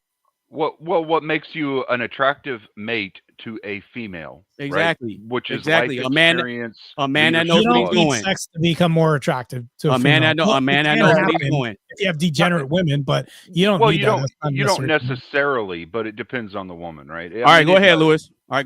What you want to say, man? I wanted to tap into that subject as well. Yeah, go ahead, because bro. I've been married to my wife since we got married 2018. Yeah, you've been with Jasmine for a while, bro. We dated 2 years yeah. before marriage. But me being a man, I can honestly say the process of growing together is an everyday learning. So I'm a student for life. Yes. You know, I agree. and Hell not yeah. only does that come with me and my wife learning each other on a consistent basis, because it's always a different situation that happens and both of us will react to it differently. You know, I might react to it a certain way. She might get pissed off or be like, what the hell? Da, da, da, da. Or she might act to it a different way. And I'm sitting here just rubbing my head like, I don't think that's how that should go. But that's a process of communication and learning to grow together. But like I said earlier, I'm a student for life, which means even being here on the panel with you guys, I'm learning from each of y'all and how y'all operate. So that when it comes to you coming, let me see how I can put this. Your interaction with everyday people. Interaction with everyday people is going to teach you something about that person, even in a little bit of time that you get with them. You know, so based on the reward and the visuals of the aspect of having the reward and what is the reward, you know, a lot of the reward comes based off of how we were raised. A lot of times, I'm gonna say that a lot of times it could come in from how we're raised, because our parents would be like, if you want to do this, you need to do this. Oh, you want to go outside and play with your friends, you need to clean the room. Or you want to go to the movies on the weekend, you need to do the dishes. You know, so like you were saying earlier, mentally we were put in that position to, if we work hard to get something, in most aspects, we believe that we deserve what we're working for. And then a lot of times, even when us busting our ass, if it's okay to say that. Yeah, go ahead, bro. Busting our ass to get this reward, and a lot of times it's not what we expected. So can you truly celebrate that reward if it's not what you thought it would be? Now in the reference of sex, some of us will put in that bid to work hard to get it. Bust our ass, you know, worship the ground that individual works on. And after they get it, it's not what they envisioned. So can they truly celebrate that? Is that something to be celebrated? Because from a male's perspective, I'm going to say this. From a male's perspective, me growing up, high school, that was my thing. I was more with the in crowd. I wasn't into the books. So I was trying to hit it. I was trying to get something. And then if the reward I worked for wasn't what I wanted, I'm not getting ready to go back and brag to my partners and tell anybody. You know what I'm saying? So in the same essence of everything I'm saying with the rewards, not every reward is meant to be celebrated publicly. That's true. That's true. That don't mean don't be proud of the accomplishment, but there's some accomplishments that we get that you ain't getting ready to tell nobody. Yeah, that's something that that's take true to the too. grave with That's you. true too. You know, but I just wanted to jump in on those two subjects. You know, Miss Athena, I agree with some of the perspective as you were saying, yes. But can we truly say the woman is it can't be truly said that the woman is the reward or the prize when you have a lot of women that have the same thought process of the man. Because there's women out here who will bust their ass hard because they want what he got. And a lot of times it's not in the physical sense. It's because of the visual sense of what they see. And I believe that's vice versa. You know, so I can't really agree with the same thing, the same sentiment of the woman being the prize. Now, traditionally, I could say that was the thing. Because if you saw somebody, but it started visually. If you saw that person and he was like, damn, they beautiful, they handsome, they look good, whatever it was, it started visually. Now, in today's society, a lot of women, they see the money. They see the glitz, the glamour, and then they want that role. Like Mr. Cleaner was saying earlier about women competing, with my food is better than hers. You know, during those times growing up, traditionally, if a woman wanted that female spot, she went and worked against getting it. You better work. Yep. Yeah, you know they put in work. And then that also drove the wedge because, like Cleaner was saying earlier, if I got to put off for 3 months because I'm used to getting this and you telling me I can't have it until I do this. Miss Patty coming, the next door neighbor coming over, bringing him baked pies and cakes and shit while you at work. Well, here's the other problem. Yeah, go ahead, Marte.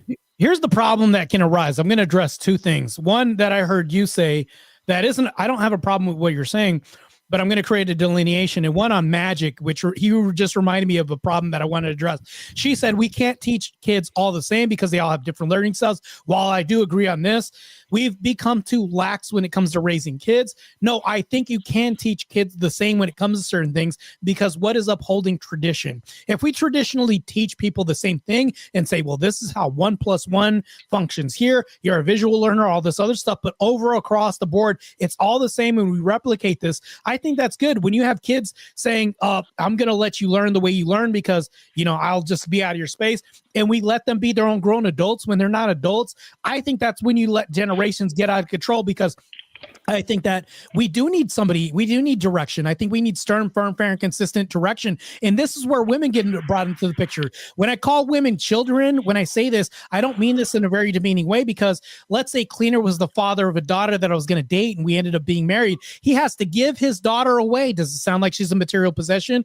No, this is just tradition that we're replicating and continuing, because now I have to fulfill the duties that Cleaner no longer has. I have to protect like he did when he was a father. I have to provide like he did when he was a father. I'm the new daddy now. So now that I'm the new daddy, it's not condescending for me to tell you that I have to be your father in a relationship, even though I'm your husband, but that's literally what it has to be. And I think that now that I'm replacing this, I'm replacing all the value. But back to what you were saying, as far as like, yeah, I understand what you're saying with your lingo, but I'm going to also approach this too with caution.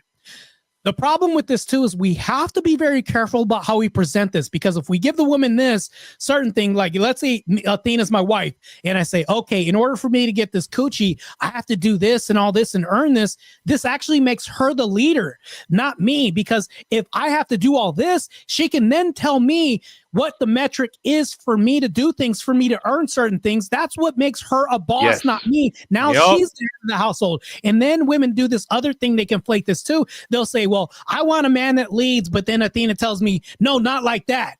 No, I don't want you to lead like that. You're leading improperly. No, that actually makes her the leader when she starts talking like this too. So this is the problem that when women do, they'll do the old bait and switch. They'll say, I want a leader, but then tell you how not to lead, which makes them the leader, not you. Yep. That's fact. I Yeah. agree with you. Bang, When you Mic said drop on Shit that, like Marty. that. Shit like that. Shit like that. when you said someone said that the children should be taught differently, was it the other woman or were you referring It to was what I was Magic. saying? Oh, It was okay. Magic. Said I we just want to shouldn't make teach her. We shouldn't teach our kids the same thing because that gets old. And I'm like, well, if you go further back in the past, families were more intact. What's older and outdated work better. Now, all of a sudden, what's happening? Marital rates are plummeting as we're falling out of tradition, destroying it, warping it. And I think that's happening with illegal immigration and all these other things that are happening right now. We're destroying the family unit by making the woman the patriarch of the family and making the man the boss lady of the family. This is a bad inversion that's wrecking the family and traditional values in mass. Well, and Yeah. and tie it back to women specifically, and it's creating a huge depression matrix within women. See, and Athena, Yes. I get that I came off a little abrasive when I tried to push back on your whole concept of women are the prize, but this is the thing. A lot of people do not understand that feminism has expressed itself in a lot of different ideological ways within our society. And I do understand that whenever somebody approaches you abrasively saying, "No, women aren't the prize," like you have this like guttural or visceral Yeah, reaction visceral to reaction. want to Yeah. fight it, right? But that's because of the brainwashing. And I invite you, listen, no, seriously, all right? I invite you, as much as Jesus is God, I invite you to think about this concept of the prize later on, right? And I think you'll understand where I'm coming from when I tell you feminism created this concept of women are the prize so that women no longer have to have duties. Prizes are transactional and men have to earn it, but women don't have to do anything. And prizes retain the leadership principle because you have to earn a position with the leader. That's true. Think about it later and you'll discover I'm right. No, I have thought about this on so many different levels. And I'm going to tell you exactly why that's not true. Because if it was women are the prize and they no longer have duties, then why are women out and competing in society now? It's not that Because they no longer feminism have told them duties. to. It's because they're now self-serving. And where you're wrong about me specifically is I believe that a woman serves God through serving her community or first off it's her father. When she goes from her father's house to her husband, then it's her husband. That's how she honors and glorifies God, is through serving her husband and serving her community. You can look up the Proverbs 31 woman. And this is why I say the women are the prize. And I just disagree with you. It's not because I don't believe that women have duties. I absolutely believe that women have duties, but even the athlete is put on a pedestal after he won. The thing is women are like, I'm the prize. I want to be put on a pedestal. Why would we put you on the pedestal when you didn't compete? The man competed. It's about him. He's the main character.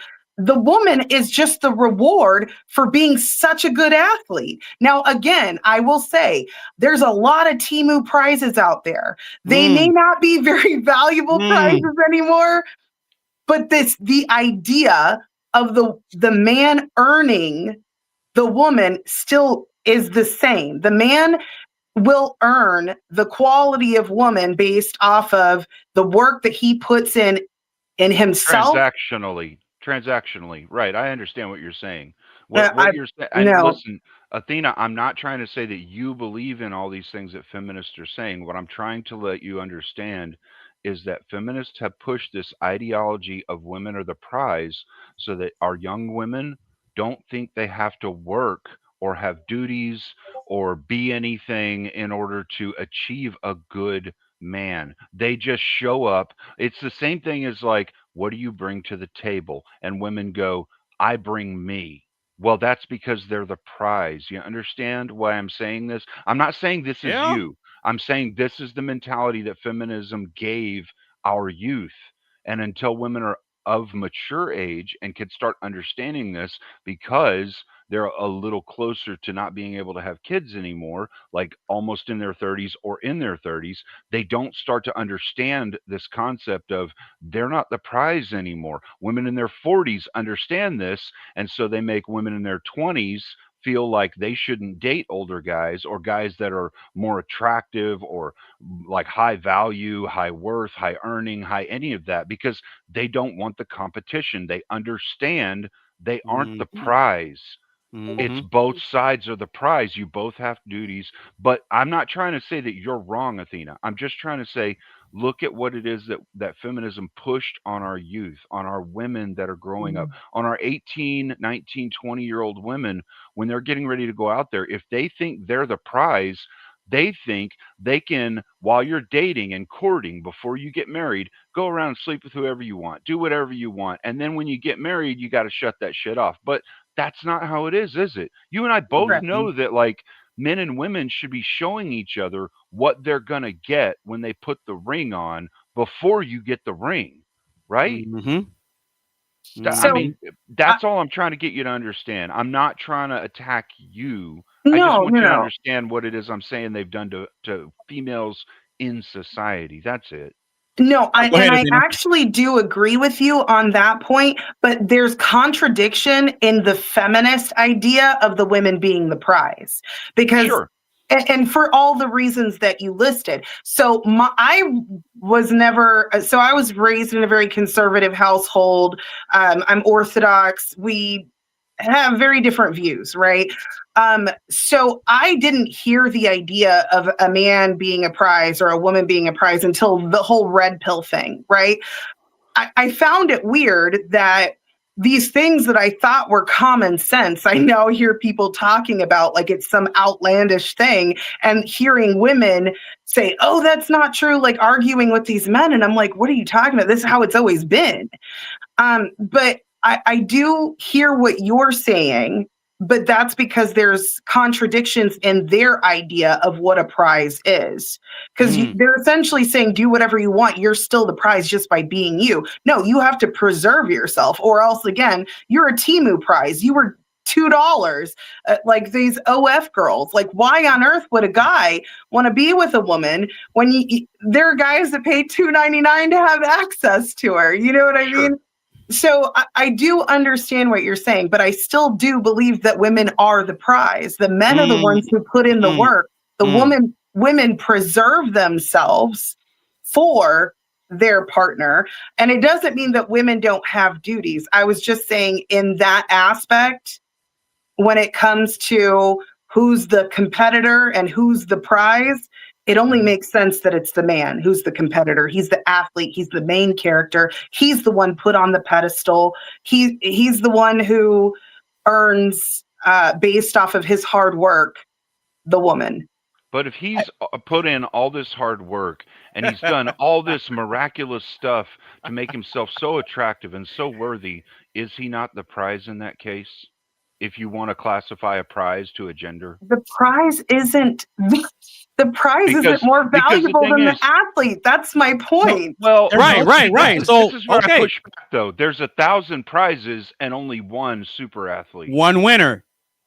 So do you want to just be today's prize, or do you want to be the woman that he vowed? And this is why I invite you just to understand the terminology has to change. Don't use the term prize. Say high value woman.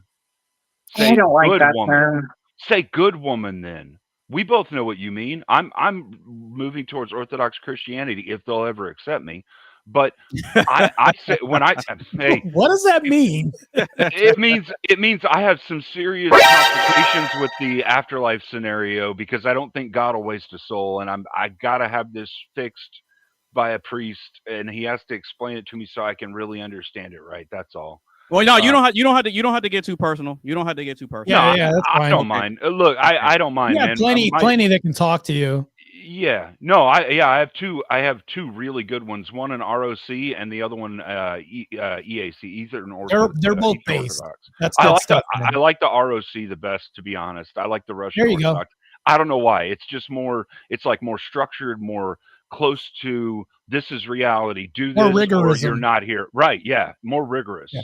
It's harder to get into. It feels like more earning. You know, the more rigorism you have in that, the more successful marital rates increase and climb. By the way, too. Well, So, yeah. I'm not looking to get married again. I'm happy. I'm just saying that's one side effect. I can go see the other Get side it. effects that are good too. But yeah, that's Okay, just, so yeah, so But- Athena.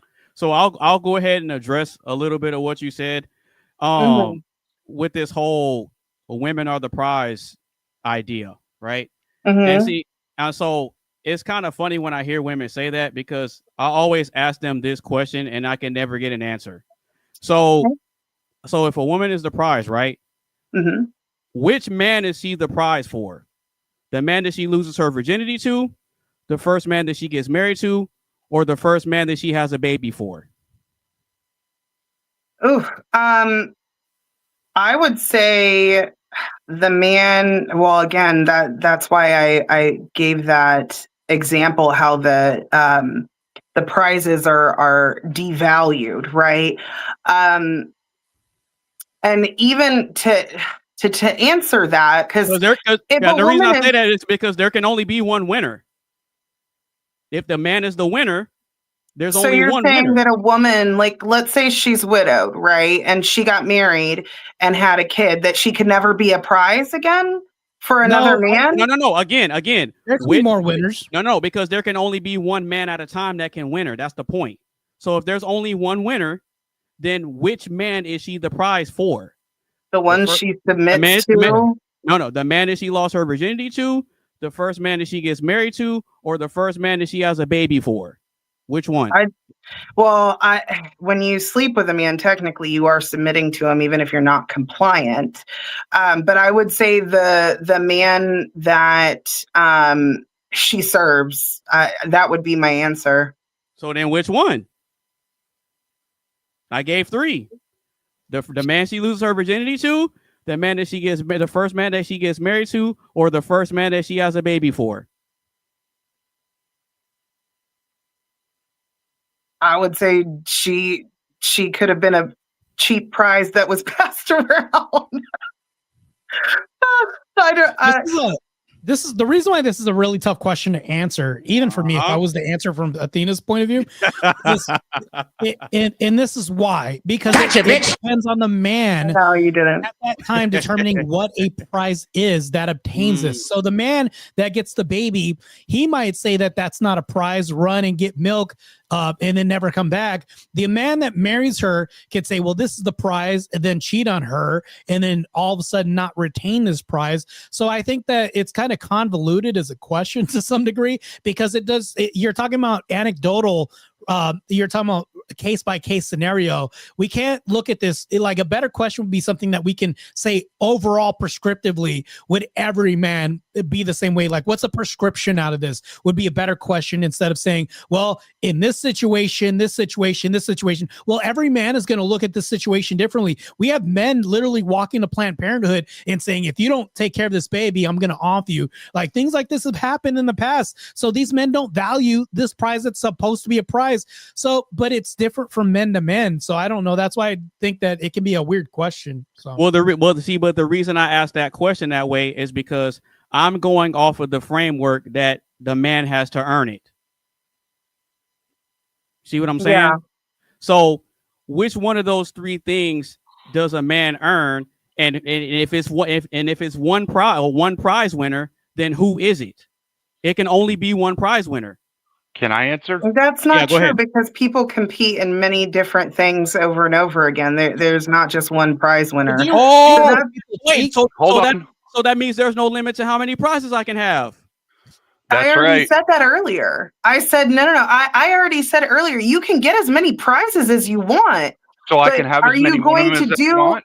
Are you going to do whatever you want, or are you going to submit to God's will? That was my point. Yeah. But I said take morality out of it, because biology I'm not trumps going to morality. take morality out of it. Yeah, you can't The Bible is literally logic. How can I take the Bible out of my argument? Logos is God. Logos meaning logic, God. Yeah. So that's the crazy. only correct answer to anonymous based question is None of the above. It is the man that is willing to wife up long term and stay with, if not lay down his life for the woman he's with, that should be getting the prize. The problem is that still creates a transaction of he could have multiple prizes because you're identifying yourself as a prize, which is an object, not a human being.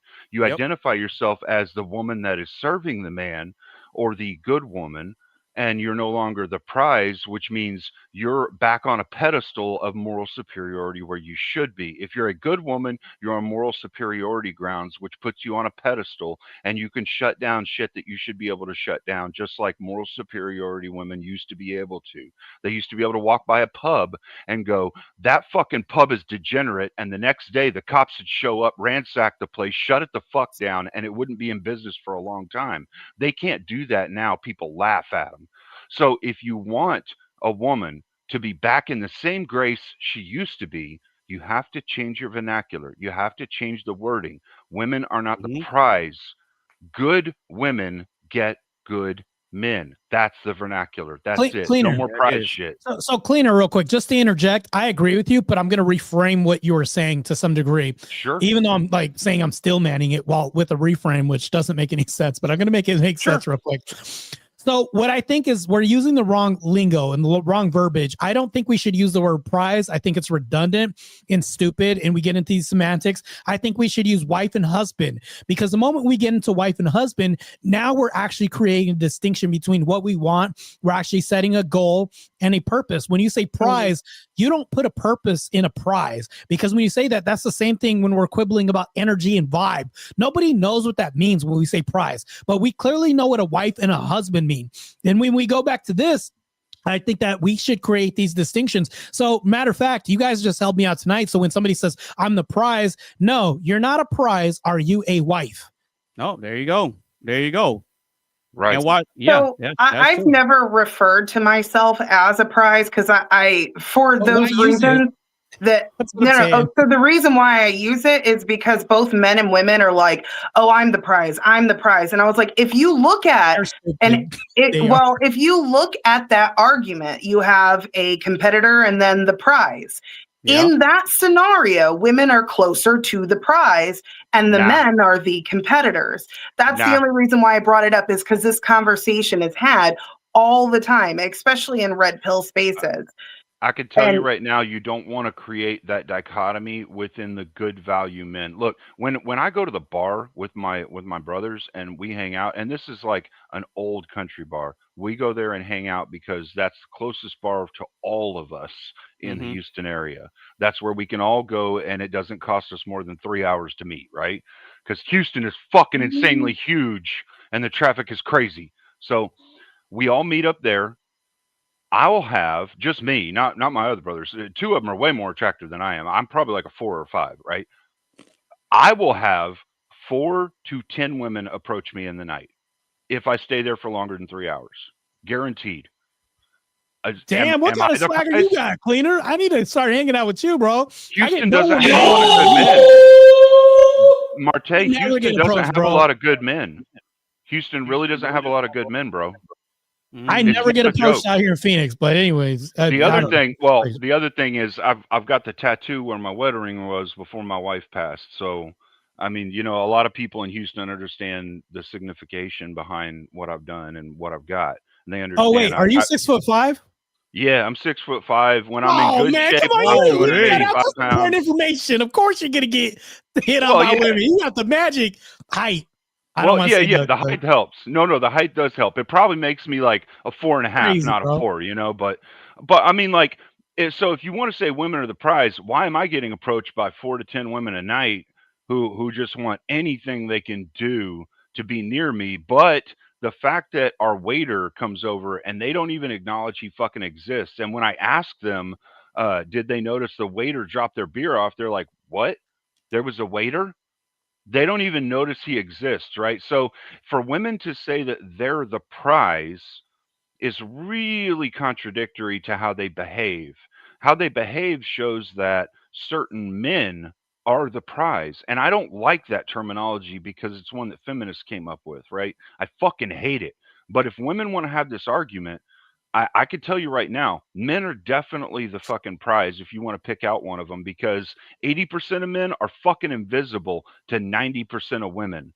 Yeah, that's true. I would say men are the husband. You want to be a husband. That's what I would say. I agree. That's what I would prefer to say. But if somebody wants to really dive in deep on this prize shit and hold fast to it, I mean, you know, you cannot deny that 80% of men are fucking invisible to women. They don't even see them.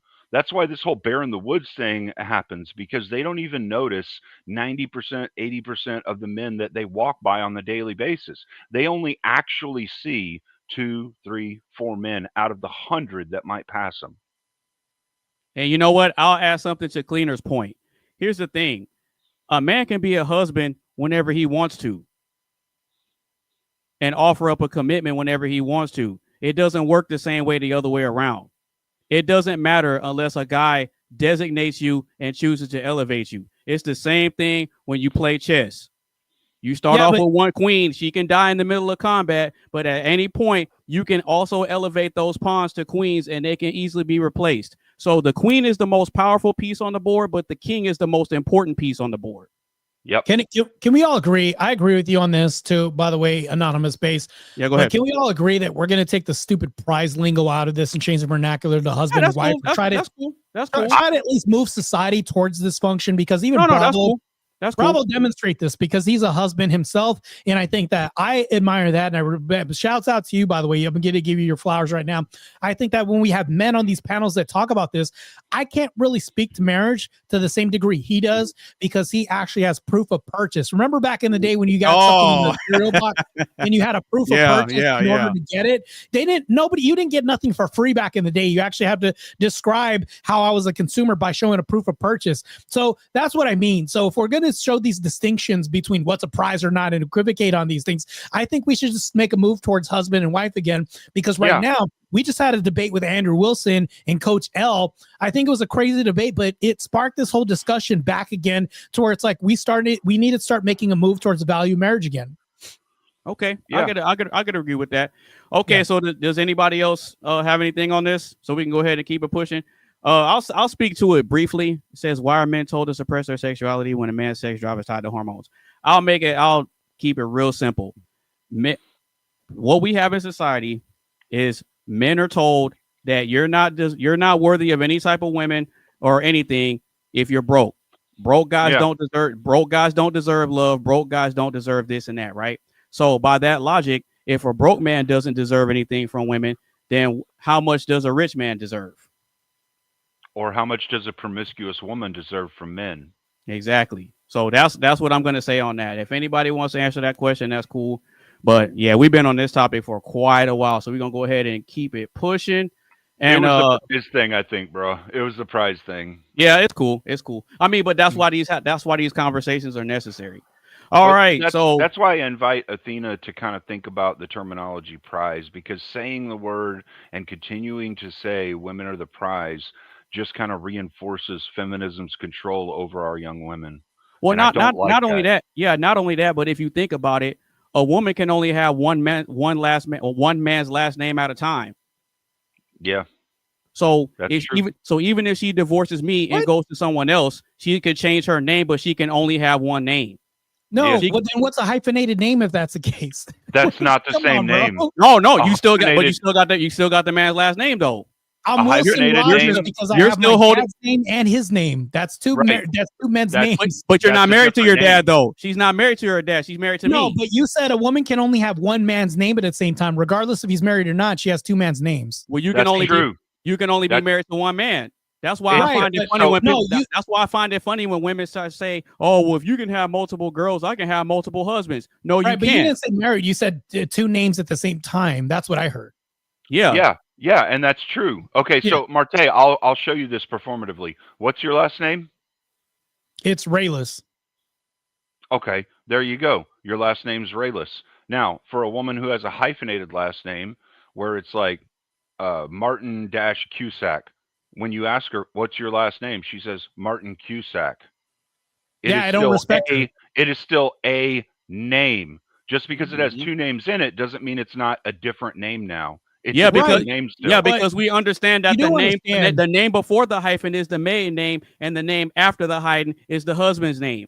Yeah, but here's the distinction I'm going to give you. If Go a ahead. woman hyphenates my name and she wants to keep her family name and then my name, I'm going to feel like she's not respecting me. To I me, won't that's marry her. disrespectful as hell. Yeah, I'm That's not doing it why either. That's why men will throw this out and they'll say no. Matter of fact, we just had something in social media where the woman said, no, you know what? We're changing your name to my name. And that's crazy as hell. I've seen But that not too. only that, but he had to hyphenate his name to where he had her name and then his name as well too, which is crazy. So I think feminism has actually bought and sold us a lie to the point to where now we're hyphenating names because women want that's just resistance moving into a marriage. I think that's bad. And it also tells you that you don't want to obey, completely. I think that's a bad move for women. And it's a red flag automatically into marriage. Hey, that's facts. All right, so we're going to go ahead and keep the show pushing. If you're just now tuning in, make sure you get a stream a like. Share with a couple of your friends. Make sure you follow us on all our social media sites. And if you want to sound off and join the conversation, either sound off in the chat or you can click the link that's pinned to the top of the chat if you want to join the panel. So we're going to keep this thing pushing. And we got a video react to before we get into this. Oh, look, here I go again. I'm messing up again. Here we go. Stupid. All right, let's go ahead and react to this video. You're my homeboy, but you're still a man, so there are things that I expect from you even though we're not in a romantic relationship. Number one, if you are in the car with me while I'm getting gas, you are pumping my gas. I also expect you to put me on the correct side of the sidewalk. Number three, you are the DDH, designated door holder. Why would I be opening the door? You are a man. I don't expect you to cover anything financially, and I don't expect you to carry my bags if we go shopping, although that one pains me and it took a lot of growth. It's like the standards to date is increasing. Now she's saying the standards just to be your friend is increasing. Every day you wake up, it's like another responsibility put on your shoulders. They want to be treated like a girl. You not my girl, bro. I'm gonna treat you like what you are. So if I give you all these privileges, what do I have left to give my shorty now? It's very interesting how men, when we're in relationships, we have to do husband duties. Now we got homeboy duties. Why we keep having duties and responsibilities and they're hidden behind gender roles? Yeah. Same thing that women don't want to be forced to do. They constantly are the main ones who's telling you how gender is a construct and all of this stuff is construct, but they're the ones that are mainly enforcing these constructs and these roles onto society. Yeah, that woman's a leader. She's a leader because she's delegating what the duties are and how things should function. So she's not even giving I don't think she would give a man a chance or the time of day to say, okay, I need you to set the precedence for how the structure or tradition is run. Because automatically she comes to you with a list already. She's the same type of person that I would assume to say, no, I need you to lead, but not like that, which makes right. I was talking about the whole time. Right. So the question is this: why are men today still expected to be dependable, while women today are being told to never depend on a man? The marital rate.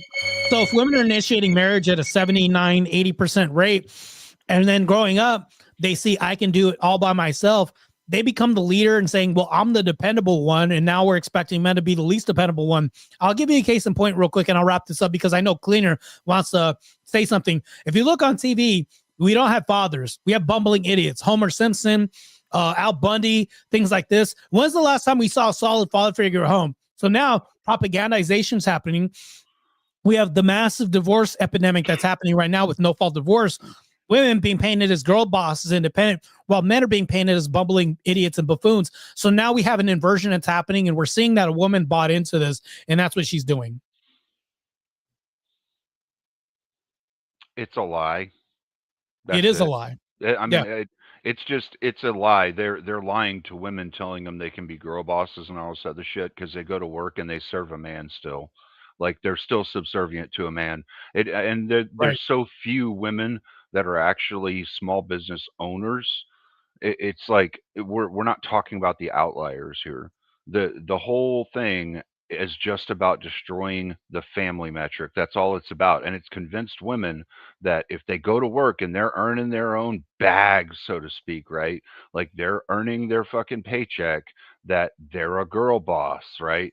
They're not a girl boss. They're not a leader. They're still following a fucking man. It's just a man that doesn't give a shit about them, won't lay his life down for them, won't give them commitment, will definitely throw them out the door as soon as one of the bean counters tells him that she costs too much money and they need to hire a new girl to replace her who will be less dollars an hour. I mean, it's fucking ridiculous that women bought into this shit, but feminism convinced it of them, just like it did a whole lot of other horrible fucking shit. All right, so Athena, I see that you just came back. Oh, we just reacted to a video. Do you need me to play it back? Well, please do. Yeah, I can play it back for you real quick because I know you had to step away for a second. Sorry. No. It's all good. It's all good. I got you.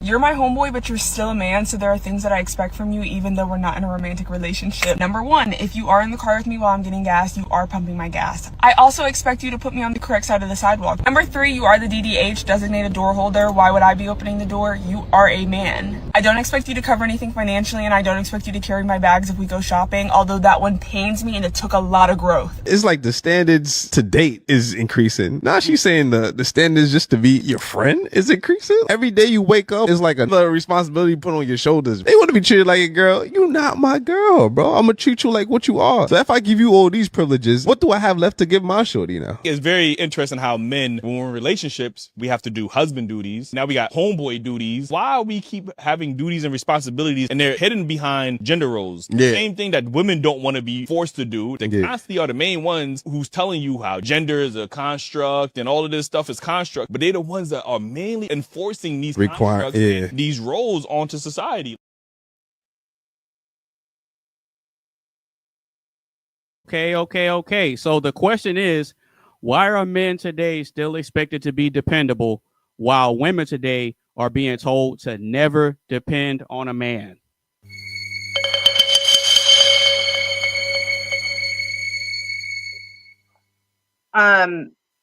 I mean, that's just kind of stupid. I actually, I heard someone say, I think it was, I can't remember her name. She was like, yeah, I don't like depending on anyone.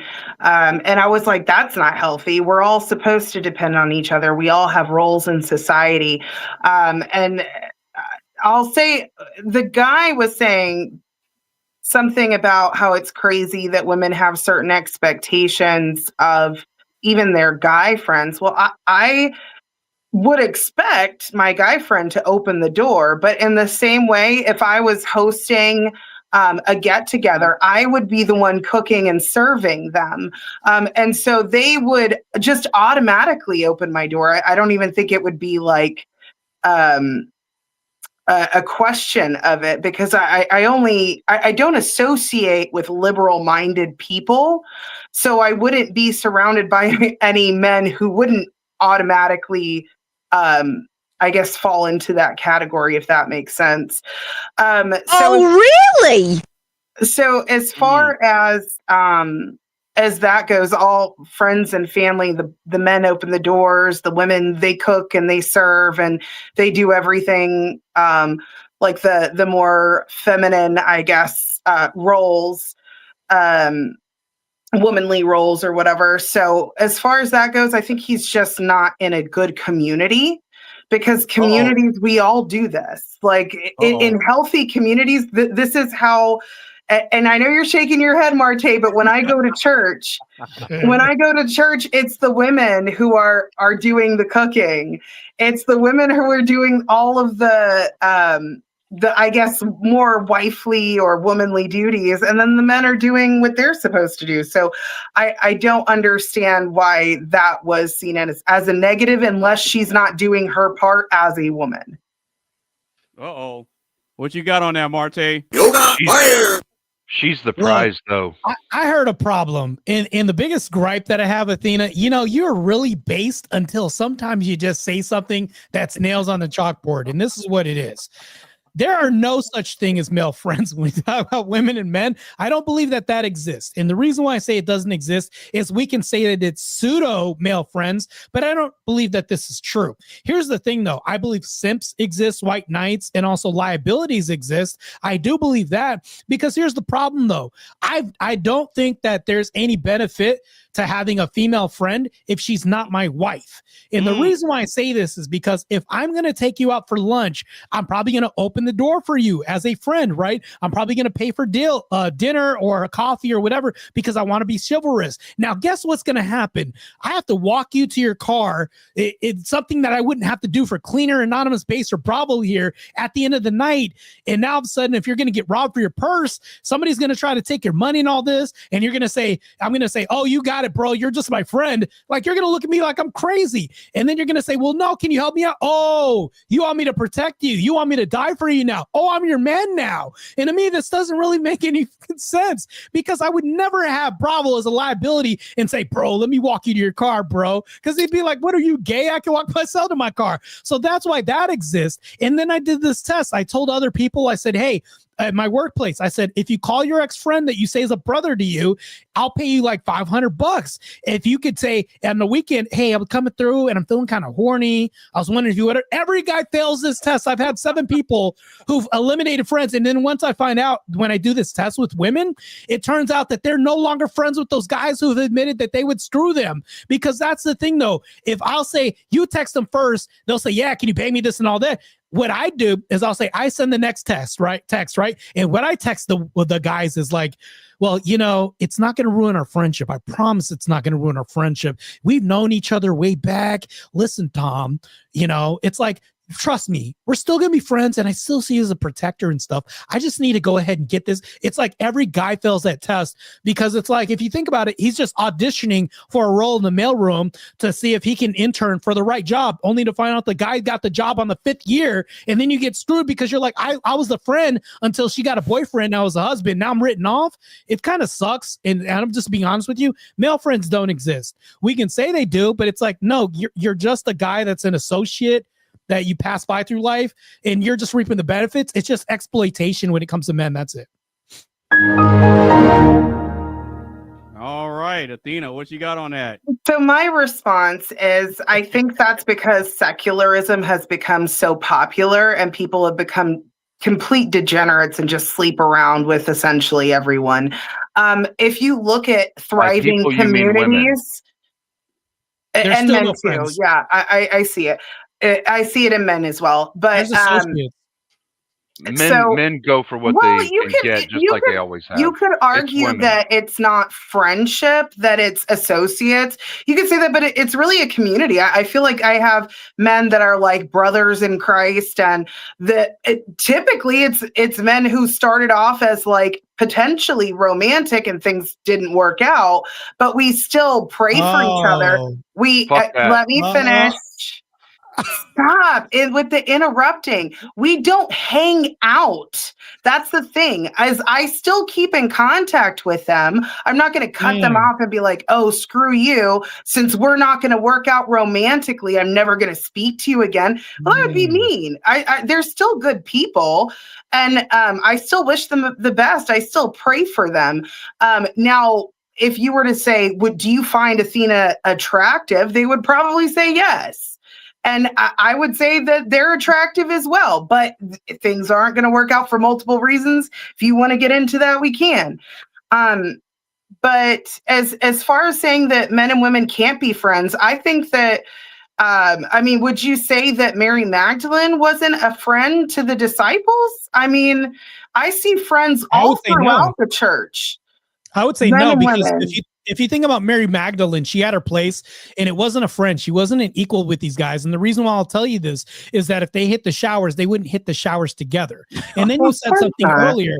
Here's the problem with this too, is I'll say this. You said that if I was going to be on board of getting into a relationship with the guy and it didn't work, let me go ahead and turn this around on you, Athena, and say, you and I are in a relationship. And you say, who's this girl on your phone that keeps calling you? I don't know, some girl that we were about to get into a relationship, but we called it off. Would you be okay with that? So what? So the answer to No, that just is a when friend, I'm but we in a called it off. relationship. You're gonna be So in a relationship. We called it it's off. no, because if I was in a relationship, I don't talk to men privately when I'm in a relationship because it says Wait, hold avoid on. the appearance of evil. So unless it's business related or related to like an event at the church, I'm not going to be speaking to them privately. You just And said I can give an example. There was a guy who sent me a message, Yeah, it's and not a he was, friend. huh? Yeah, Well, it's not a so friend. then maybe my That's idea of friend is different than yours because you said equal. I don't understand how a friend has to be like equal. I would say that. I'll ask you a question. Can I ask you a question? Oh, Athena? man, goddamn. You and me are married, Athena. What can another woman give me that you can't give me? Oh. What can another woman support while I'm not there? That's what an associate can do. But what can she give me that you can? What can another woman give me that you as my wife can't give me? I'll wait. I'm not going to say She's a it's something friend, that right? I can't give you, or that I wouldn't be able to give to you. But there's nothing wrong with women being helpmates to men in society. That's literally our role. Our man is who we submit not to. the men, though. The husbands, Helpmates to society. We do it for our community, and As men are a wives, part yeah. of the community. As All right, wives, yes. all right, hold on real quick. I'm gonna let my brother speak real quick. Go ahead. Hey, you're muted. You're muted. I'm gonna let my brother speak real quick. Yeah, go ahead. All right. So in regard to that subject matter, coming from a marriage standpoint, when me and my Chuck has known me, I've known me and him, we brothers. We've known each other for years. Long time. Since like what? 2012, 13? Longer than that, man. Longer than that. Oh yeah, okay. Yeah, you're right. Longer than that. But Oh, you're gonna bring up filters. I know this. The only way that friends can happen is with husbands in work. That's it. But even then, that's not friends, because the reason why you have filters, and I already knew we were gonna go with this. The reason why we have filters is because it's a safeguard, meaning if you violate the filter, you either lose your life or you lose your livelihood. But other than filters, you understand that, right? It can exist. It doesn't exist. That's why it's not a genuine friendship, because absent the filter, meaning like if the filter was gone, the husband or the job, this is what I'm saying. Like if she was a coworker and we're friends, I fool around at work, I lose my job. I fool around with your wife, I lose my life. Yeah. So if you think about this, that's why it doesn't exist, because absent the filter, meaning like a checks and balances, making sure that the woman doesn't get screwed, that's the only way it exists. But then that's not true friendship, because if true friendship has to exist outside of a filter, it's not really a genuine friendship. It's just a construct that we have with a filter in safeguards. That's all it is. Yeah. Not only that, not only that. So to give a little bit of backstory, I was actually there when he met his wife. I was there because we were all working together. And so filter. Yeah. Right. So so I'm paying attention to how they're interacting, and I knew right away, okay, he already showing interest in her, he already moving in. Let me back off.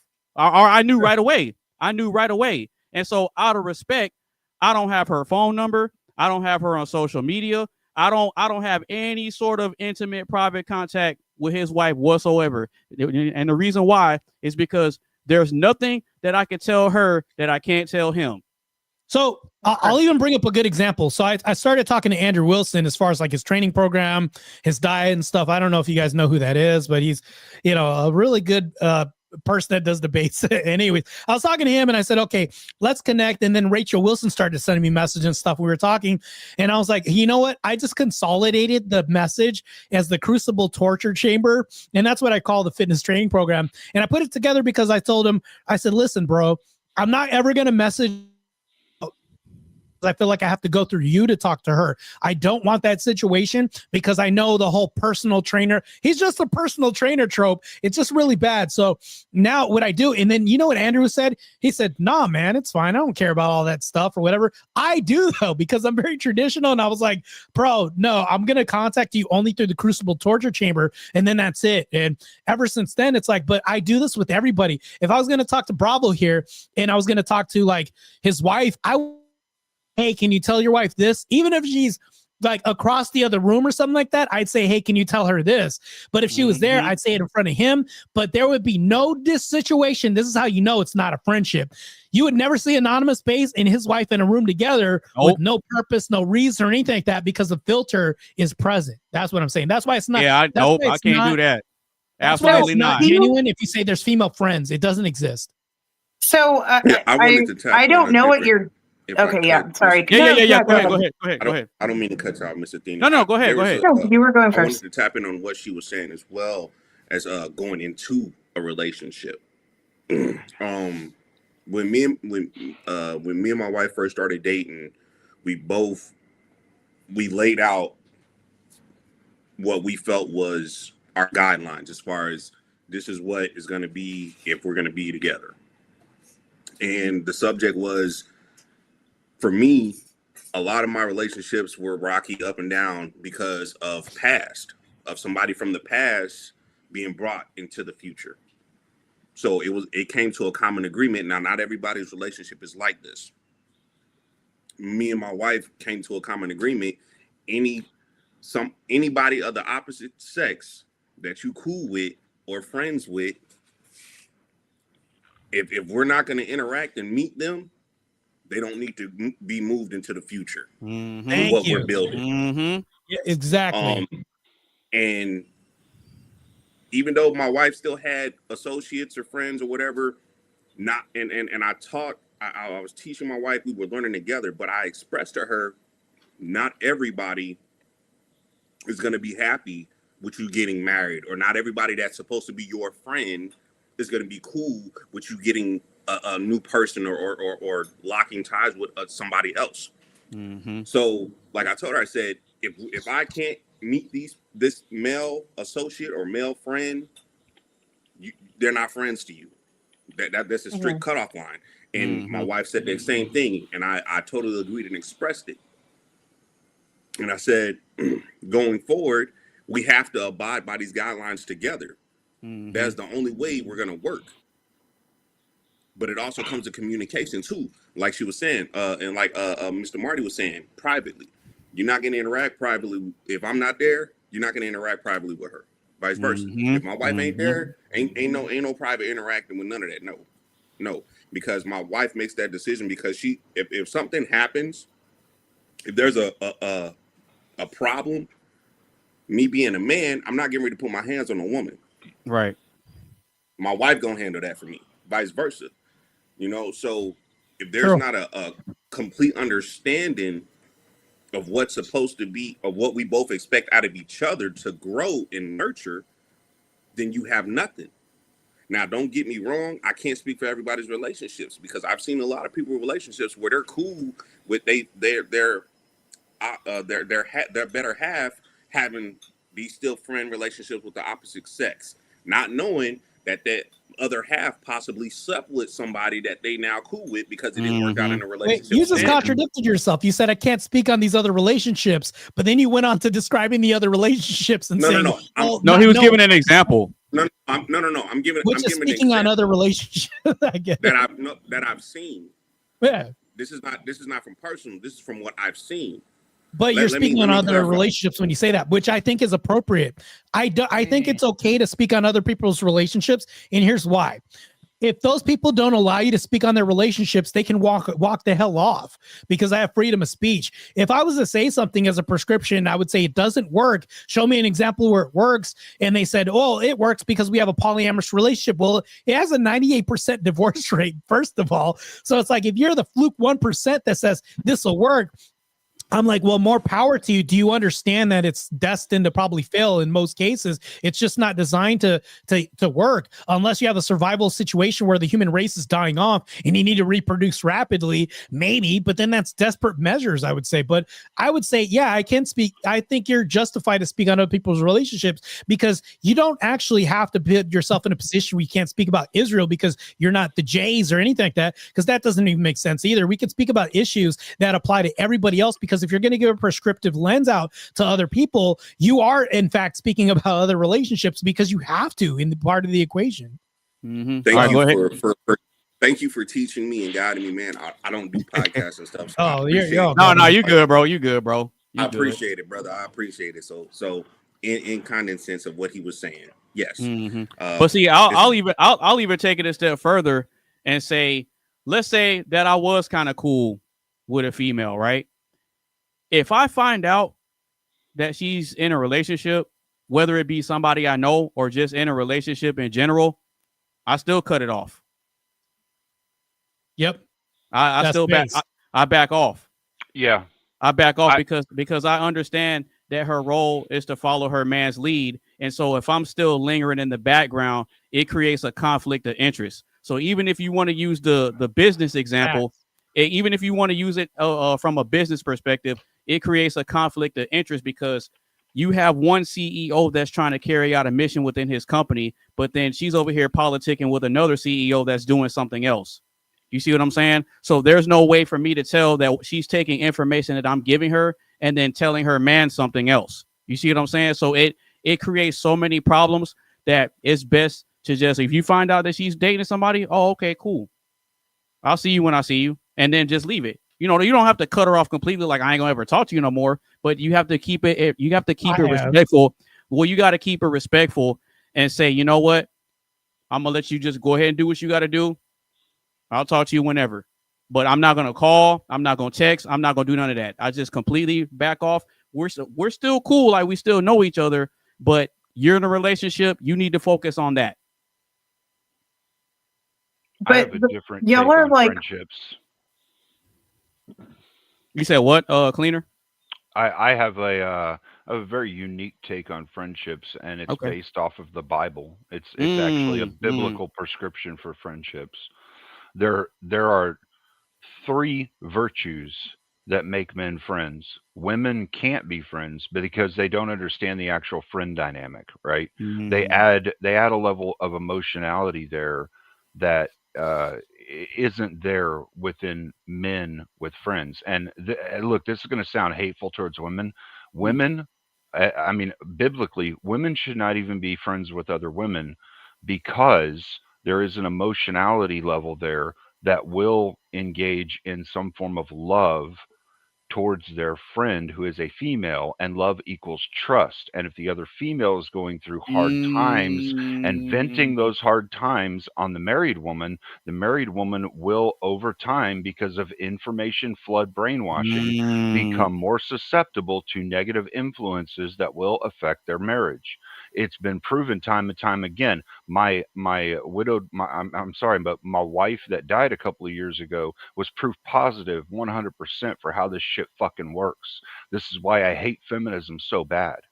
But also, women do not understand. There are three virtues that are paramount to a man's friendship with another man: loyalty, respect, and camaraderie. If you're not willing to wake up at 1:30 in the morning and help your friend bury a body and necessarily possibly go to jail for him, that's not a friend. So when women say friends, they don't mean the same thing men do. They have a different dynamic. They say, well, this is somebody that I care about. Well, if you care about them, you're emotionally connected to them. There's a certain level of love that's there. You trust them on a certain level, and no, that should never happen. The only man you should ever invest that love in is your husband, biblically. This is actually from the Bible. It tells you this.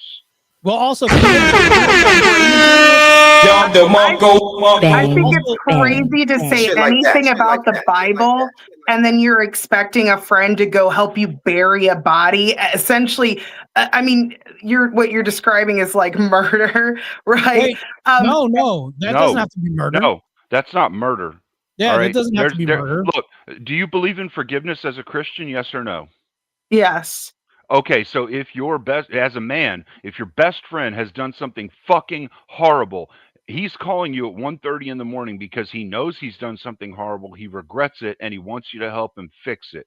That Going to his house and helping him fix the situation is trying to help him so that he can, in the future, redeem himself in a good way rather than going and sitting in fucking prison where he may never be able to redeem himself because the qualities that are pervasive in prison negatively influence men and turn them towards drugs, turn them towards murdering other men, turn them Or towards you are not biblically rape sound. statistics. No, I am. I am actually. I have this. statistics to support every fucking thing I'm saying. I don't fucking care.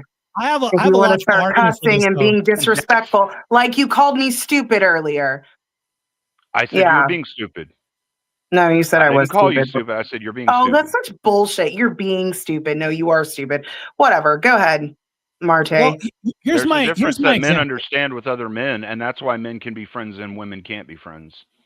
I agree with I agree with what both of you guys are saying to some degree, except for the other antics. But here's the thing, though. Let's say that somebody, Athena, and I'm going to give you an example. AnonymousBased. Well, let me not put him in the situation. Let's say that he had a Put friend. me in right? it. I don't mind.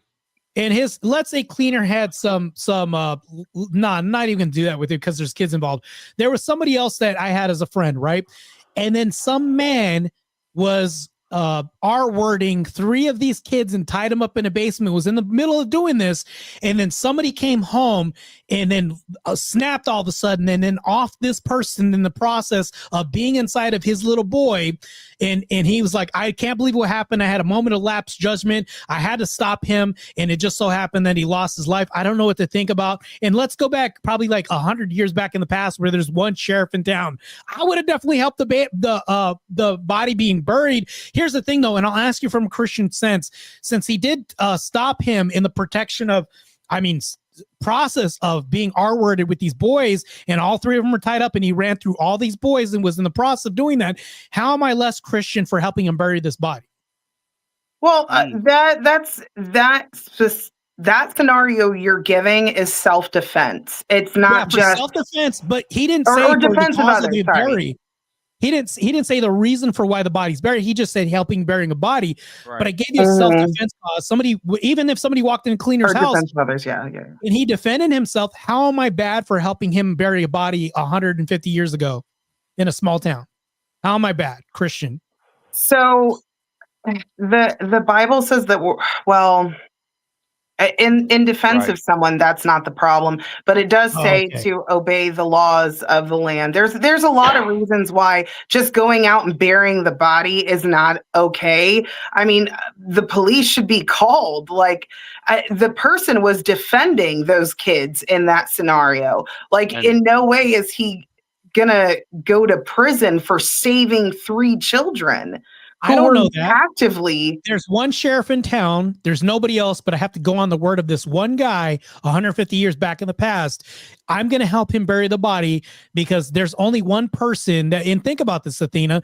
Have you ever heard of the female pallbearer? They don't exist. Only men bury bodies, by the way. So I'd like to throw in that tidbit. But back to this, if Cleaner had to bury a body, and I'm his friend, I'm going to help him out. And I don't think that I'm less Christian for helping him bury a body in self-defense. If there's one sheriff and we don't trust him and we're saying the law's kind of corrupt here because he takes money under the table, I'm not that doesn't make me less Christian because I don't believe, like, let's say even the law, I could trust the law.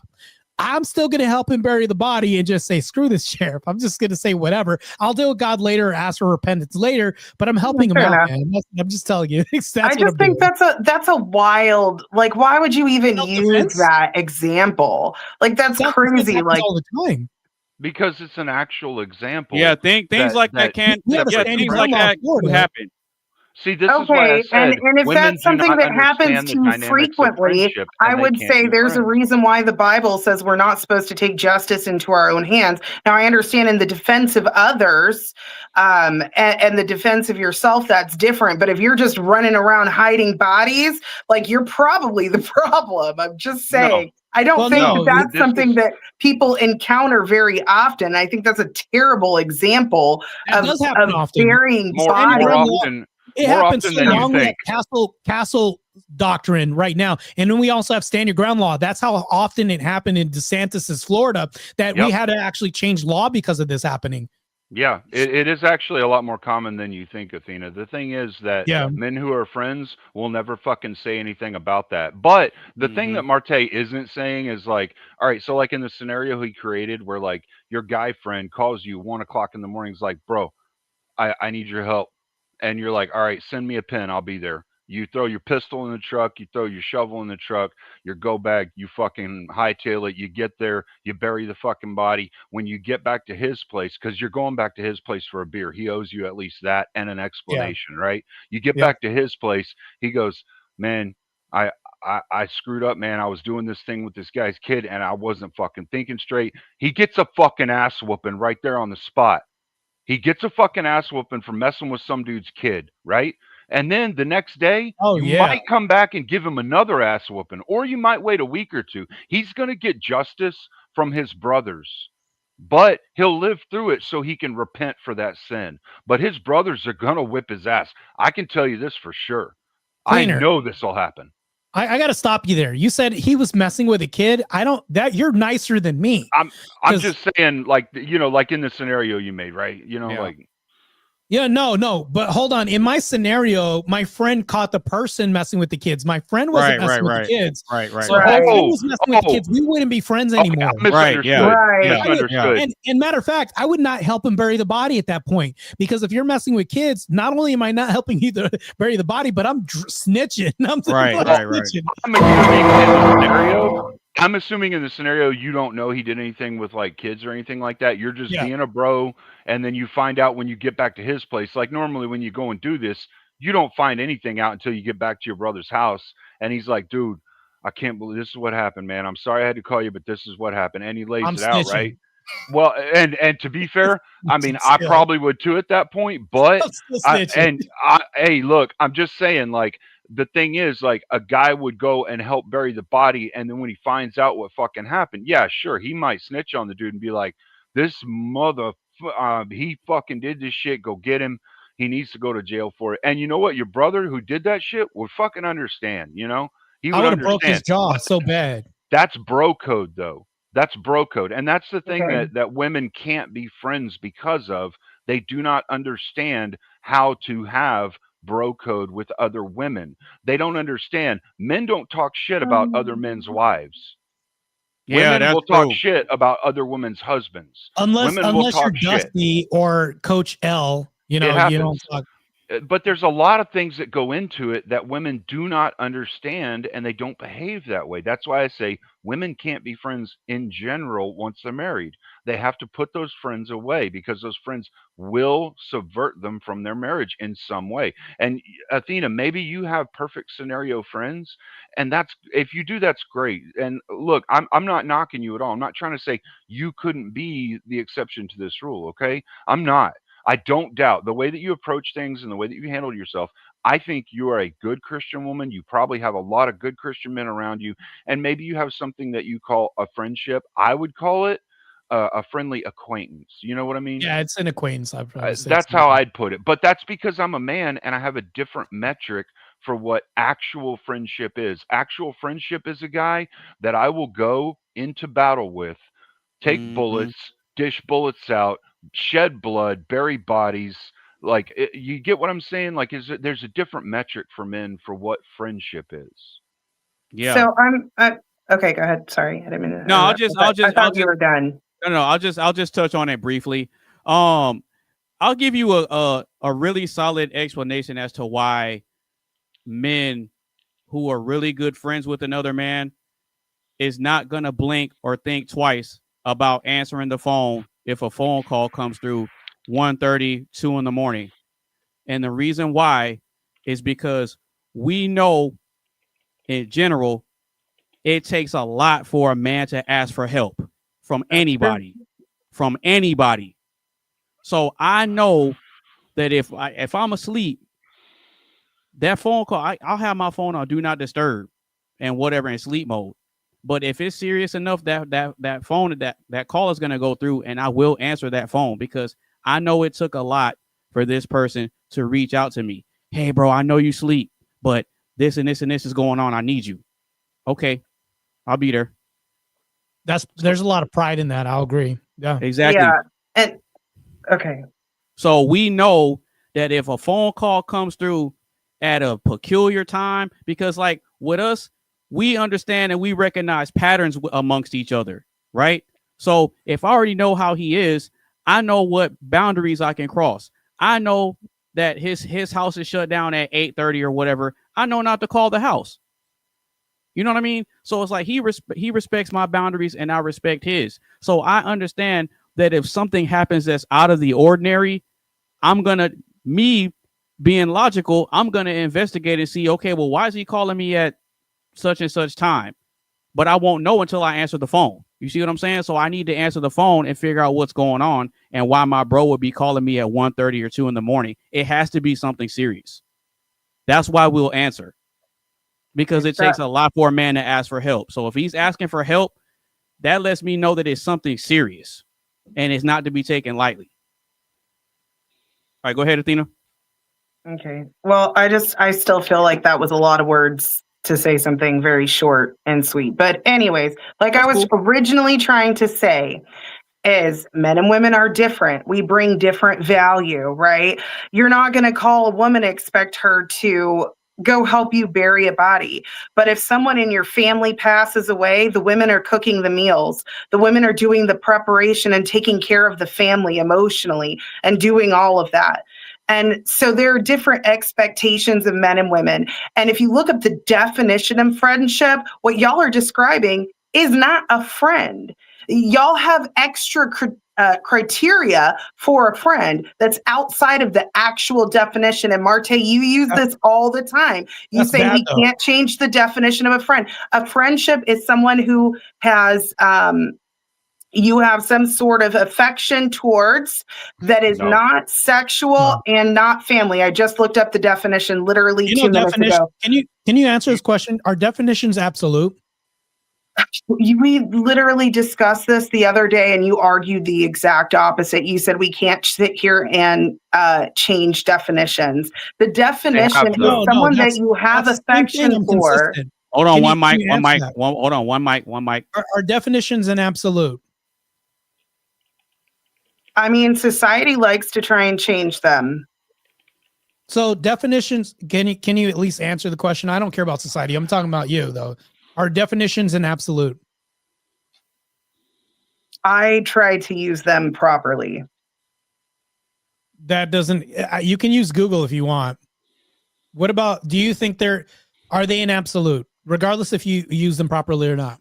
I mean, if you want to share your screen, you can send it over and I'll put it up. She's right. They've changed the definition of what a friend is. They have actually changed the definition. So we can't use definitions because they shift goalposts from goalposts. Gay used to mean happy. Now it means like the same sex orientation. So if you think about this, when you're using the definition of friend, it's like it's not an absolute. This doesn't apply. So I'm consistent with the last rhetoric that I offered in the last panel that I had. I'm always consistent when it comes to this. But when we talk about definitions, this is why we fall into this faulty logic of going to like Webster's or something else like this. And people do this often in debates. They'll do that. But you ever notice there's like 3 or 4 definitions of the same word? That's because definitions aren't absolute. So when we affirmed your definition, and then we have different definitions, it's like now all of a sudden you have different lifestyles and things like that. That's why definitions are a horrible thing to go to. That's why we have to try to figure out what you mean by friend, right? And that's why we have to figure out what cleaner means by friend. And once we suss this out, you can't tell us like, well, your definition's more optimal and I don't want to get into that. What I want to tell you is why it's faulty, why I believe this. And I have a logical argument for why I don't think friends exist, which I haven't heard on your end yet. Well, I haven't really been allowed to finish each time. So no, go ahead, Athena. Go ahead. So I was saying that there's different expectations out of men and women. And I even looked up the old English definition of a friend. I know the Greek definition of a friend, right? Philo. And it's someone that you care about. But as we know it now, it's non-sexual and not family. Although you can be friends with someone in your family, but mostly it's used in terms where it's not family. So it's someone that you have affection towards, not necessarily sexual.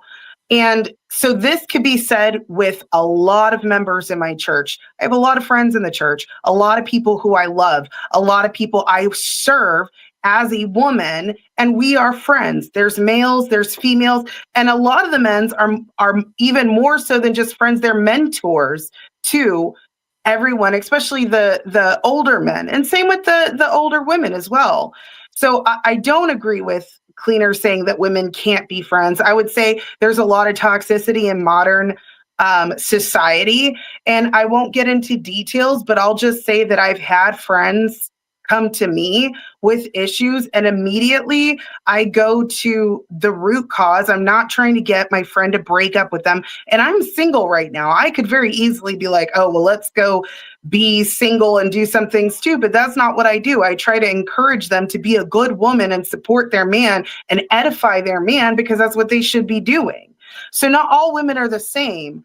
And I understand it's very scarce, but to say it like it's just all women, or just say that like it's impossible for women to have any friends, is crazy. And to say that it's impossible for us to have any male friends is crazy. Because I promise you, when someone in your family passes away, your guy friends aren't coming over to cook your meals. It's the women in the community who love and care about you who are cooking the meals for you.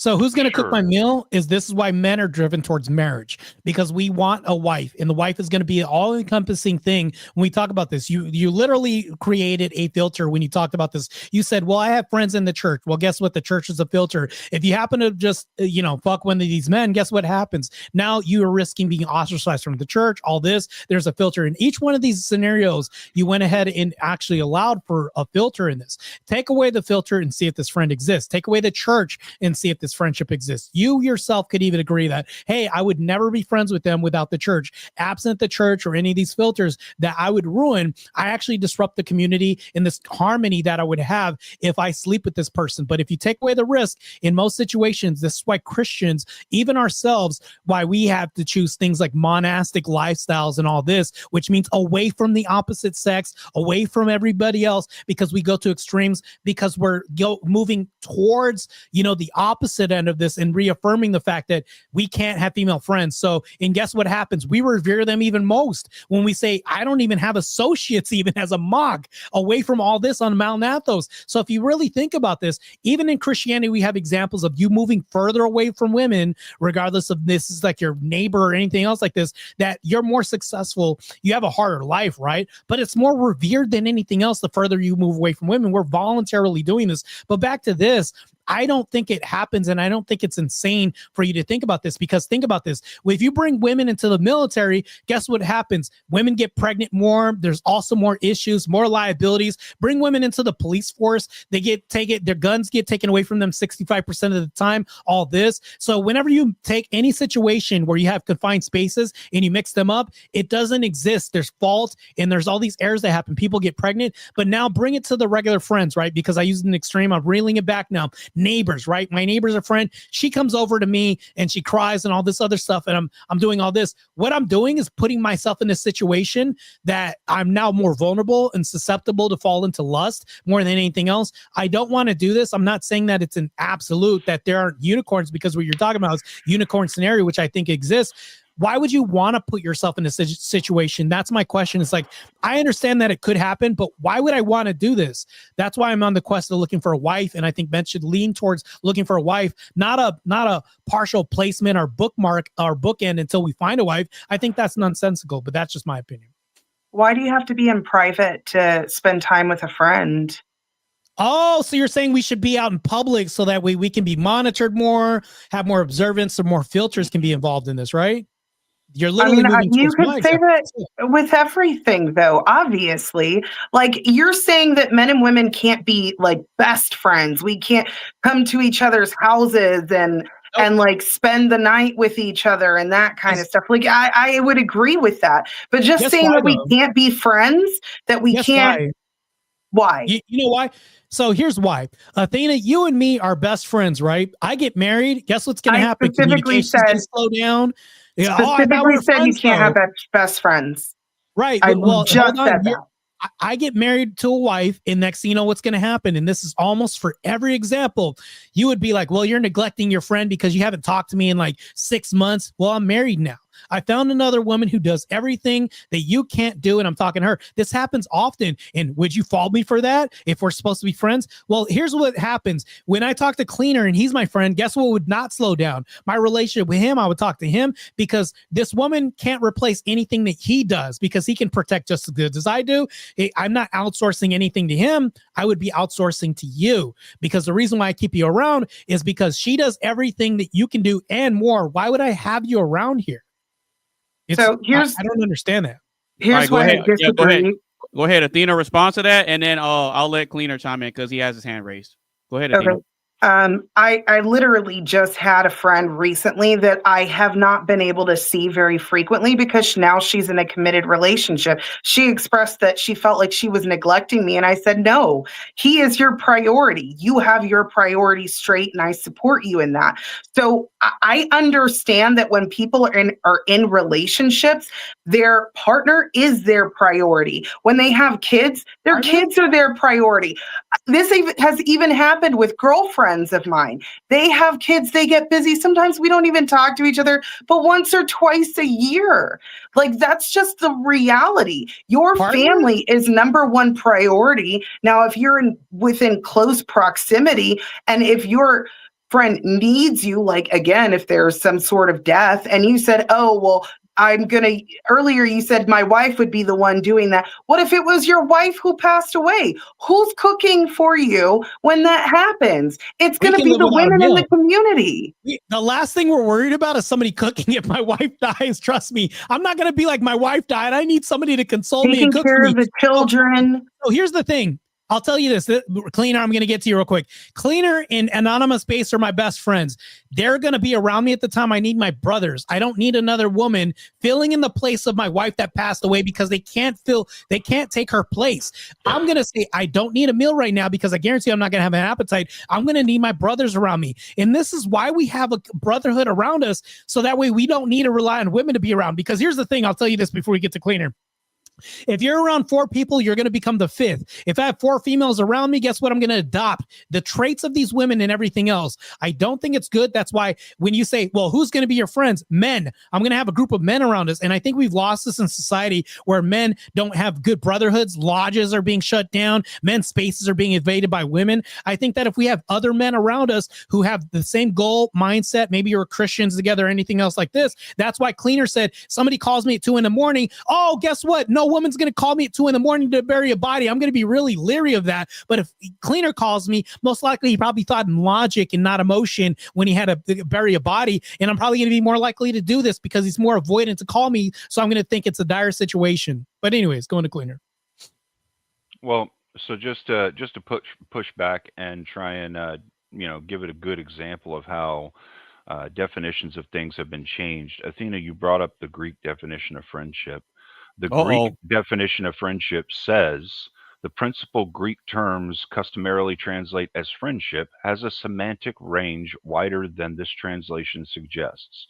Philia and oikiotes could both be used of kinship ties, while heteria could also designate confraternities and political associations. That would be friendship friends versus friendly acquaintances. Those two are designating there. So the relative scarcity in the Greek world of institutions for the provision of vital services may partly explain this semantic difference. Friends provided, as Hans put it, services analogous to those provided by bankers, lawyers, hotel owners, insurers, and others today.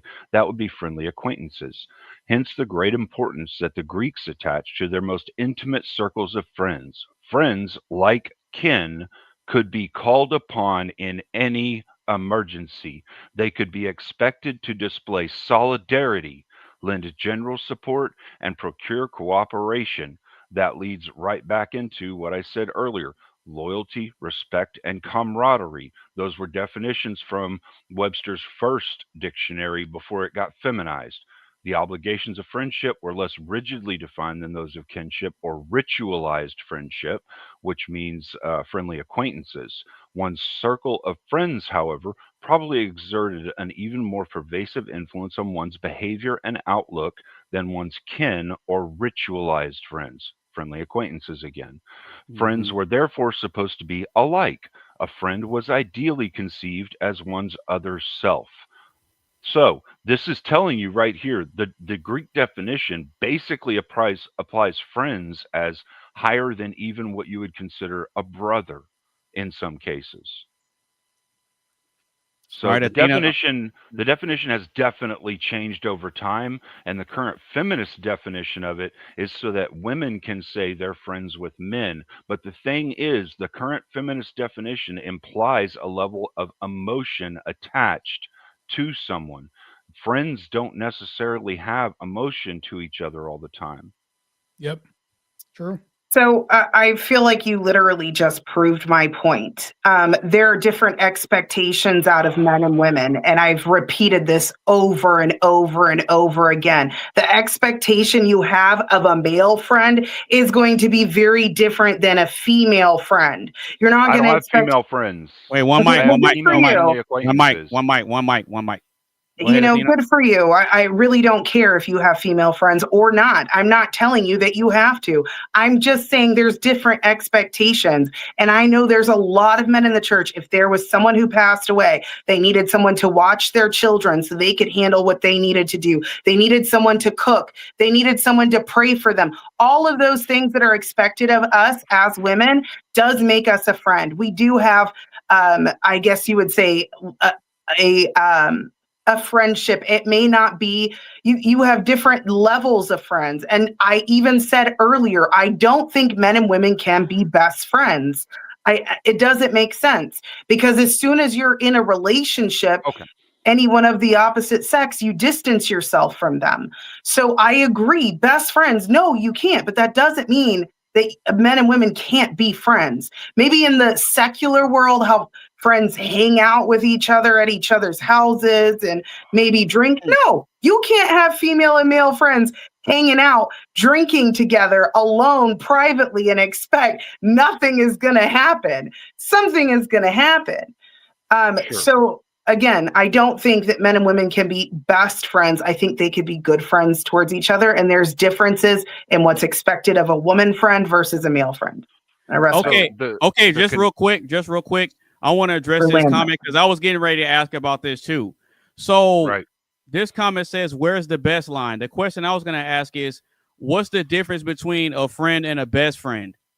Well, I was about to dive into that. Yeah, because Athena said that she believes that men and women can't be best friends, but they can still be friends. So, what's the threshold of that? In the 50s was when feminists started pushing this concept of men and women being friends, and friends being less than what the definition used to mean. All right. In the olden days, women understood what friends were. There was a huge separation between women. They understood that each other were manipulative and snakes, and they wouldn't listen to each other about advice with their husbands and things like that. Their mothers, they would listen to, not their friends. Their friends, they understood, might be vying for their man, trying to get them killed to do something, like doing something wrong, so they could catch their man because their man was of higher value than the man the woman was currently with, or maybe the woman was single. This was something that was understood in Greek philosophy and in Greek ideology. All right. So the whole concept of friends back then was the same for men and women. However, in the 50s, feminists decided to tell women they could be friends with men. And friends just meant that you had a small emotional connection to someone. You were empathetic towards their needs. You understood them. You were all of these other things that women felt for other women, typically. But that's not a friendship. In the olden Greek days, women were held to the same standards. Women held each other to the same standards of friendship, loyalty, respect, and camaraderie. If a woman wasn't willing to come over and help a woman take care of whatever it was that was going on in her life that was an emergency, that was not a friend for a woman, and she understood that. Nowadays, women understand friends. And Athena, I get your differential, and I'm not saying you're doing anything wrong necessarily. I'm saying the terminology has been changed by feminism in order to start propagating something that is screwing up our culture. That's all I'm trying to tell you. I'm not saying you're doing something wrong, because I agree with what you're saying now that I understand. For you, there is a metric, and that metric differential is best friends versus friends. For your best friends, you may be willing to go the extra mile. You may be willing to do way more than you would for like what a guy would call a friendly acquaintance. But that's not the way that it truly is. Like, that's not the true definitional understanding of a friendship between two people. It had always been the same until the 50s. In the 50s, they changed that definition and fucked it all up so that men and women could be friends during the sexual revolution. And I'm not saying that you're wrong, but that's not my definition. When I say best friend, you gave 3 versions of friendship in Greek, right? And even the highest level, the closest level, or 2. I looked up 3. Sorry. No, it's okay. Because I wanted to pull it up. I already exited out, but there's 3. Even the highest level, the description that you gave was essentially someone that is there for you. What was the specific word that you used? Because let's see, loyalty, companionship. There's one that's specifically brotherly love, which obviously you can't have brotherly love if you're not a man. So camaraderie, I think, is what you're looking at. Yeah, brotherly love, camaraderie. But there was a specific word that you said. Can you give the list in your description of that so I can address it? Loyalty, respect, and friendship. In the Greek definition, they said display solidarity, lend general support, and procure cooperation, which is the same 3 things I was saying, just in different terms. Well, you can be standing in solidarity, but again, doing your part as a woman. And I think that's why the expectations of you could be all for that person and love that person and do everything as a woman. It's not because we don't want to do those things. It's just we are women. We're going to do the womanly things, just like the man. Right. I have actually a friend in the community. We don't hang out, but if I need him, I'm like, hey, there's a part of my fence that fell down. Can you come and help me with that? And same goes in return. I like to bake people pies, and I do like specialty pies. Guys probably don't care about the fancy decorations on the pies, but I'll cook meals for people. I'll do things. I'll watch their pets if they have pets, whatever it is that they need. Right. So there's a mutual transaction there. We're both fond and caring of each other, but there's no sexual. Right. It's not sexual in nature. So I get what you're saying, and okay. So the way the Greeks were trying to define it with the 3 sectionals is, I guess, what you would call best friends, friends, and then community. And what you're defining, like what you're talking about, where you'll bake a pie for somebody, and because you know they might want it, or you're better at baking a pie, a certain type of pie than their wife or whatever, and so you want to do something special for them, right? And so you do that, and that's a good nature, and that's a good thing. Guys would call that community, right? Because we do that in a community. That's not friends for us. So there's friendly acquaintances, which is the next level up, which is not necessarily the next level up, but it's another level of friends somewhere in there. Which is people that might be like bankers, where you got a hookup that's a friend, right? So that's a friendly acquaintance for a guy, right? True friends, though, are the people that you're there for. If they ever have an emergency, you jump to it, you help them with the emergency, you figure out all the bullshit later. That's a true friend. And this is you see what I'm saying when I say feminism really watered this shit down with the sexual revolution time and fucked it all up. And nowadays, women and men have this misconception and they don't understand it. And that's why I'm saying with today's definitions, what they're saying, where they have to have empathetic levels and all that shit, and they have to love each other. And, it's no, that's not what friendship is. That's girlfriend, boyfriend, or husband, wife. That's not like love and empathy and all this other like, no, that's a whole different level, man. That's a relationship. That's not friendship. And that's why I'm saying the terms are conflated now. And this is part of what's fucked up our society, is that they got in there and they fucked up all our definitions. They really did. They screwed up everything so they could get this movement to go through and destroy the family unit. Yeah, I'll go. Yeah, I'll go ahead and speak to this just for a little bit.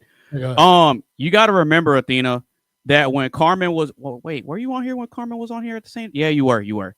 So when Carmen was on the panel earlier, she gave a little bit of an anecdote to kind of illustrate the points that me, Cleaner, and Marte are saying.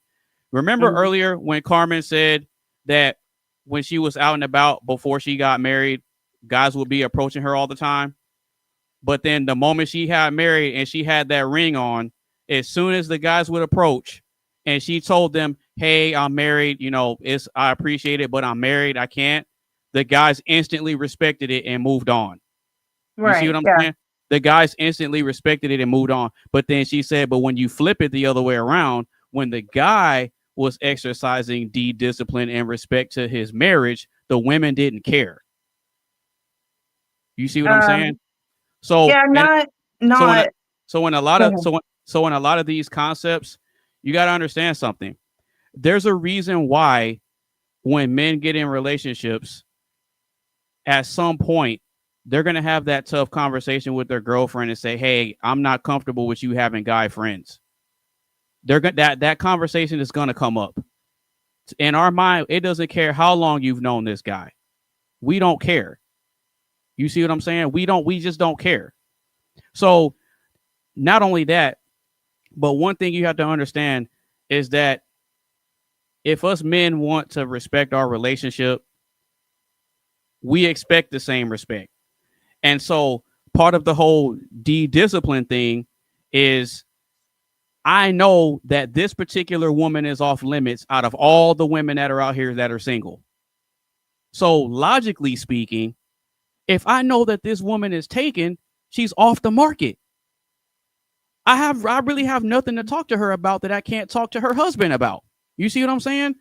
That's why when I was talking about, that's when I was talking about my brother earlier. The moment that I saw that he was expressing interest in the girl that he's married to now, I instantly knew what it was. I'm like, you know what? I'm not gonna be able to talk to her unless I'm with them together, because I know he ain't gonna allow it, and I know it's disrespectful. I can't do it. Men, it goes so deep to where men lose their lives behind stuff like this.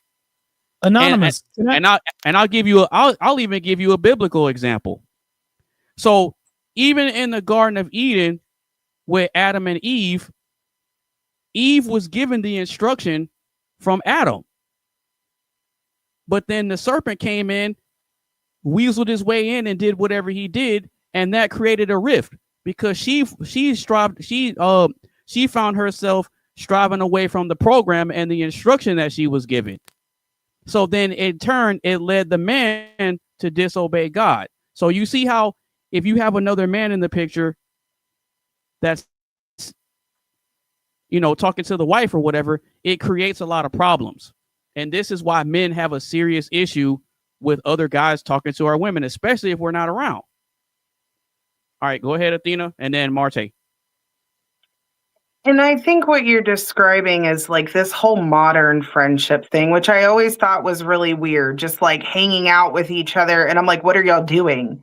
We're not doing anything. Well, why are you hanging out? You're not planning for an event. You're not, out. And I will even say, like, outside of my girlfriends, the only time I have guys, like, is if it's a group gathering. Like, there's some of my friends that are in a relationship, so they bring their boyfriend. I do have some guy friends that I like having bonfires. I have property. I live on 3.2 acres. So I'll have a bonfire. If I have some male acquaintances, I invite them over because there's other men and they sit and talk around and have some beers.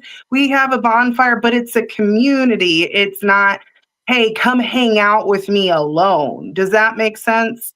Like, there's a very, very big difference. I don't invite men to hang out with me alone. I feel like that's moving into the realm of like romance. right? And I do hang out with female friends, but yeah, as far as anything private, when you're in a relationship, you have no reason to talk to them. You can still know them, still pray for them, still see them in the community and whatnot, and help out whenever they need it. And yes, even if it's an emergency, you drop everything to help those. You pull together in community to help one another. At least I would hope you would. Yeah, that's true. But you got to think about this too. I'll give you another biblical example, one that I know you'll understand. So you remember in Genesis, right? When Joseph was in the palace with the Pharaoh doing whatever he needed him to do, right? Well, what ended up happening that caused a bunch of confusion and problems is that he was with the Pharaoh's wife in the room alone. And the Pharaoh's wife tried to seduce him and lead him into temptation. And Joseph said, no. Joseph said, no, this is inappropriate. And what happened? She turned around and falsely accused him of trying to come on to her. And then he got thrown in prison because of it. Right. See what I'm saying? You see what I'm saying? That's another example, one I know you'll understand. All right, go ahead, Mark. AnonymousBased. So since we're best friends, right? And your wife is my friend. I was wondering if on Tuesday she can come over and cook dinner at my house. And then wait, hold on. Because friends is, she's just a friend. That's it. She's just going to cook this meatloaf, but I need it cooked just a certain way because, that's my homie. I need her to cook in my house on Tuesdays because we're just friends, right? Absolutely not. Why not? We're just friends, right? Nope. Why does she need to come over there without me there? Or why can't you come to the house and pick it up? Right. Okay, I'll come over to the house and pick it up, but I have something that I need to talk to about my friend with on the way back to my house. No, as I'm getting the meatloaf. No, absolutely not. Because you see how weird this gets when I try to make your wife my friend. Yeah, because you're not going to be okay if I try to do the same thing with your wife. It's not going to be the same. Right. You see what I'm saying? So it's a weird dichotomy. And here's the problem. The reason why it's weird too is, let's say me and Athena are married, right? And I have a friend, but my friend Sarah, we'll just call her. No, I don't want to use Sarah because tomato, whatever. Right. And we're kind of at war right now. So there's somebody else, right? Her name's Lisa, right? Some random girl named Lisa is saying, hey, I need to go to the store and get milk and I don't feel safe. And I'm going to say, okay, Lisa, I'm going to go help you out at the store and hey, Athena, I'll be back. Give her a kiss on the cheek and I'll say, I'll be back. But then all of a sudden we're gone for an hour. I don't respond and take sex out of the equation, mind you. Now, Athena's like, well, I trust him. There's no sex. But guess what's going to happen? She's worried. Why would she be worried? Because maybe I have to protect Lisa. Maybe a situation happened where she's the weaker person and I have to be brave and stand up against her, the threat or something like that. That's the problem with this is now I've outsourced Athena's protection onto another woman, because if I don't come back home to Athena, what have I done? I've taken away, if we're video games, I get one life. I don't get a respawn or a start button or anything like that. I've used that protection on another woman instead of her. So now I'm outsourcing everything else to somebody else, something that Athena deserves or something she's earned, and all this, we can use all this language. And I'm like, I don't ever want to have to be in a position where I have to outsource protection, providing anything else to another woman. I think it's bad. And this woman presents a liability to our relationship. Not only that, but I'll just piggyback off that and make one solid point. The reason that Marte doesn't want to do all that is because that's the perks that you get from being married to him. So if he's giving your perks away and what you signed up for, he's effectively cheating on you by doing that. If I put my life on the line for another woman and leave you behind, I'm cheating on you. That's cheating because I'm not loyal to you anymore. You see what I'm saying? I'm supposed to lay down my life for you, not your friend. I'm supposed to lay it down for you. You said what? I wouldn't say cheating though. It is cheating. What I would say is I'm creating more liabilities in a relationship by being foolish. I'd say I will give you pushback on this one thing, and only in one way. All right.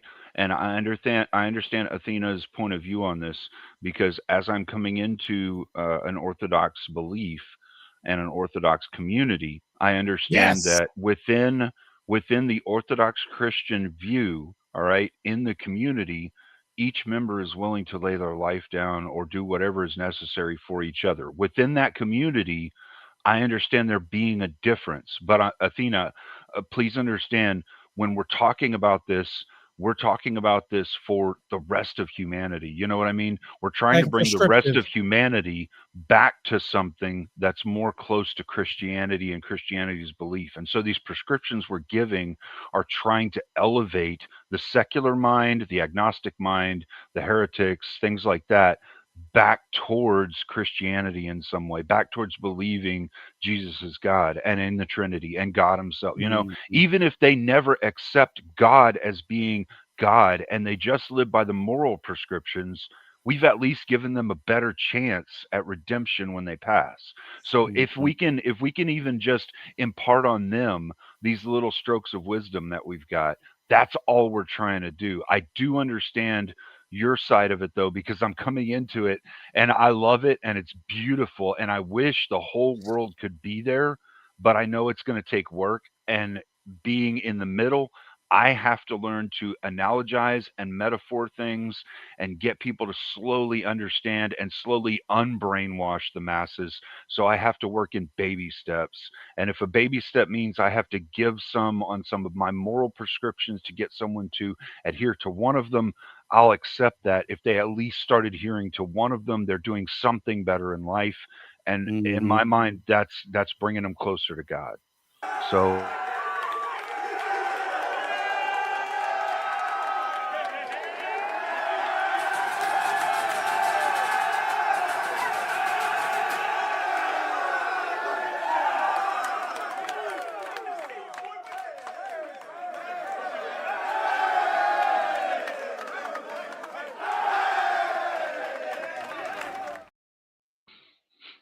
that was awesome clip. Yeah, that was worded very beautifully, sir. You get one of these. Bang, bang, bang. Shit like that. Shit like that. I had to shit wait like until that, you shit like finish. that. Thank you, sir. I have my hand on the button. I'm like, yeah, this guy's tying it all back together. And see, now that you've heard all of what we had to say, Athena, I think what this is designed to do is to help piece a lot of different perspectives to paint the same picture, right? So it's like all of us are contributing different brush strokes and different colors to the canvas to help paint the picture, to help you understand more of the male perspective when it comes to stuff like this. Because to be honest with you, us guys, we don't even really use the word friend. If we're talking about somebody that would be considered a friend, us guys would say, oh yeah, I'm cool with him. It's either you're cool with him or you're not. Or you're my bro. Yeah, you're my bro. Brother. Yeah. That's my bro. We don't even really use the word friend. We used to use the word friend when we were little kids. You see what I'm saying? We used to use that word when we were little kids. But instead of if there's somebody that we're cool with, okay, that's somebody we're cool with. But if it's our best friend, oh, that's my brother. Like Bravo, my boy Lewis Rich, that's my brother. That's not my friend. That's my brother. We've gone through a lot of ups and downs together. When I was struggling to find work and stuff, he came and picked me up one day when I didn't have a car or anything. He was like, hey, bro, I found this job. I'm going to go over there. We can all sign up and we can all get put on and we can all get some money together. Like he really looked out for me. That's my brother. So being that he's done a lot and made sacrifices for me, why would I compromise my brotherhood with him by violating the trust there, by putting myself in a position of where I'm around his woman without him there? That's crazy to me. So Anonymous. Yeah, go ahead. If you're my brother and you're my friend, can you help me solve this puzzle with me? Oh God, put that Sith shit down. It's not Sith. What is that? It's Sith. Which movie is this from? Hellraiser. Oh Lord. Yes. Was it Hellraiser? It's Hellraiser. Yeah. So it's definitely Sith. It's not Sith. So you're talking about Star Wars. This is like from Hellraiser. Yeah, it's from the dark side. No, it's not. That's crazy, bro. Yeah, witchcraft. I don't even know what that is, bro. I really don't even know what that is. You got to watch the movie to understand what that man holds in his hand right now. Yeah. Oh, so Bravo, you know what this puzzle is. Once I solve this, what happens, right? Oh yeah. Yep. Uh-oh. Not a Sith or Jedi or anything like that's gonna pop out. It's bad though. You got them symbionts and then chains and all that other stuff. Yeah. I'm a movie fanatic, man. Man, the pins in the head. The fucking pins in the head got me, dude. It was like, oh my God, that shit looked like it hurt. His name. He hates it when you call him that. He's gonna punish you even more. He's called the Hell Priest. He doesn't have a name. He's just the Hell Priest.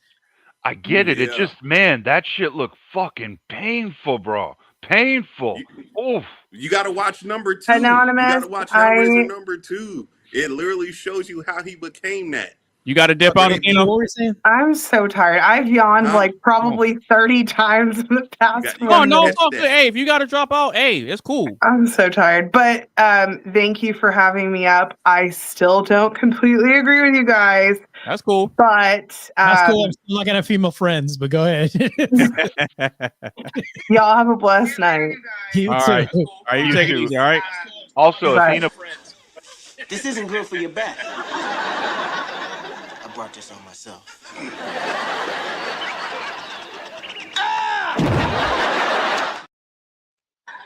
Shit. All right.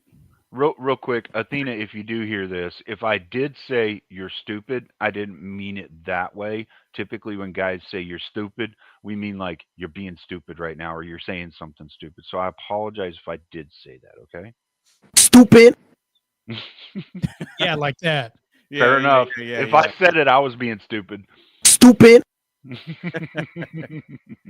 No, but we're going to go ahead and keep the show pushing. We got another question, and then we're going to get to the main event, and then we're going to go ahead and close out because we've been here for quite a while. So if you're still tuning in and watching with us, shout out to the panel. An even bigger shout out to the chat. Chat going crazy. Bang. Shit like that. But if you're still rocking with us, make sure you get a stream a like. Share with a couple of your friends. Make sure you follow us on all our social media sites. And if you want to join the conversation, click the link that's pinned to the top of the chat. So moving on. Next question. The world in general doesn't place limitations on how many children a woman can have. So why does the world try to place limitations on how many women a man can have? It leads to ruin.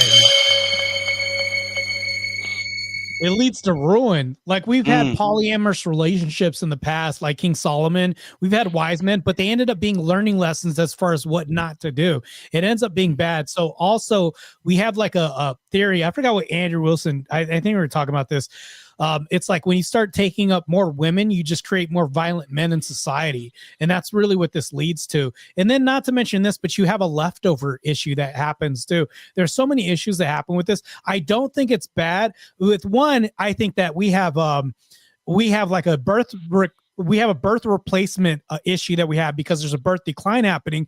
I think that there shouldn't be a number put on the babies we have. I think we should have more babies, but also this also supports my other thing too, saying, no, we should divide this. The reason why we divide women amongst the population is because women outnumber men. There isn't enough to go around, but these women are too selective and actually stupid to just chase the 20%. I think that they need to be more realistic, and they bought into feminism.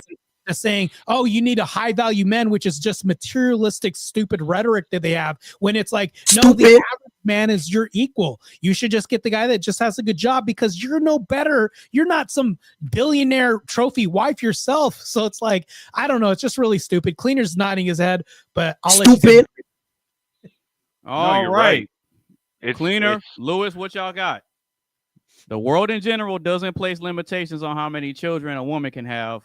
So why does the world try to place limitations on how many women a man can have? Let Lewis go first if he swallowed that bite. Uh-oh. That looked good, bro. That looked good. Oh, that man got the dragon fruit, huh? That looked good, bro. It's fresh out here, man. Everything that I've been introduced to out here in Thailand is fresh. That's cool. Oh yes, sir. man. I totally agree with where Mr. Raylis is coming from, his standpoint as well. I totally agree on that, because even if you bring a child into the world, not everybody's going to be fit to raise that child that they bring into the world. It's true.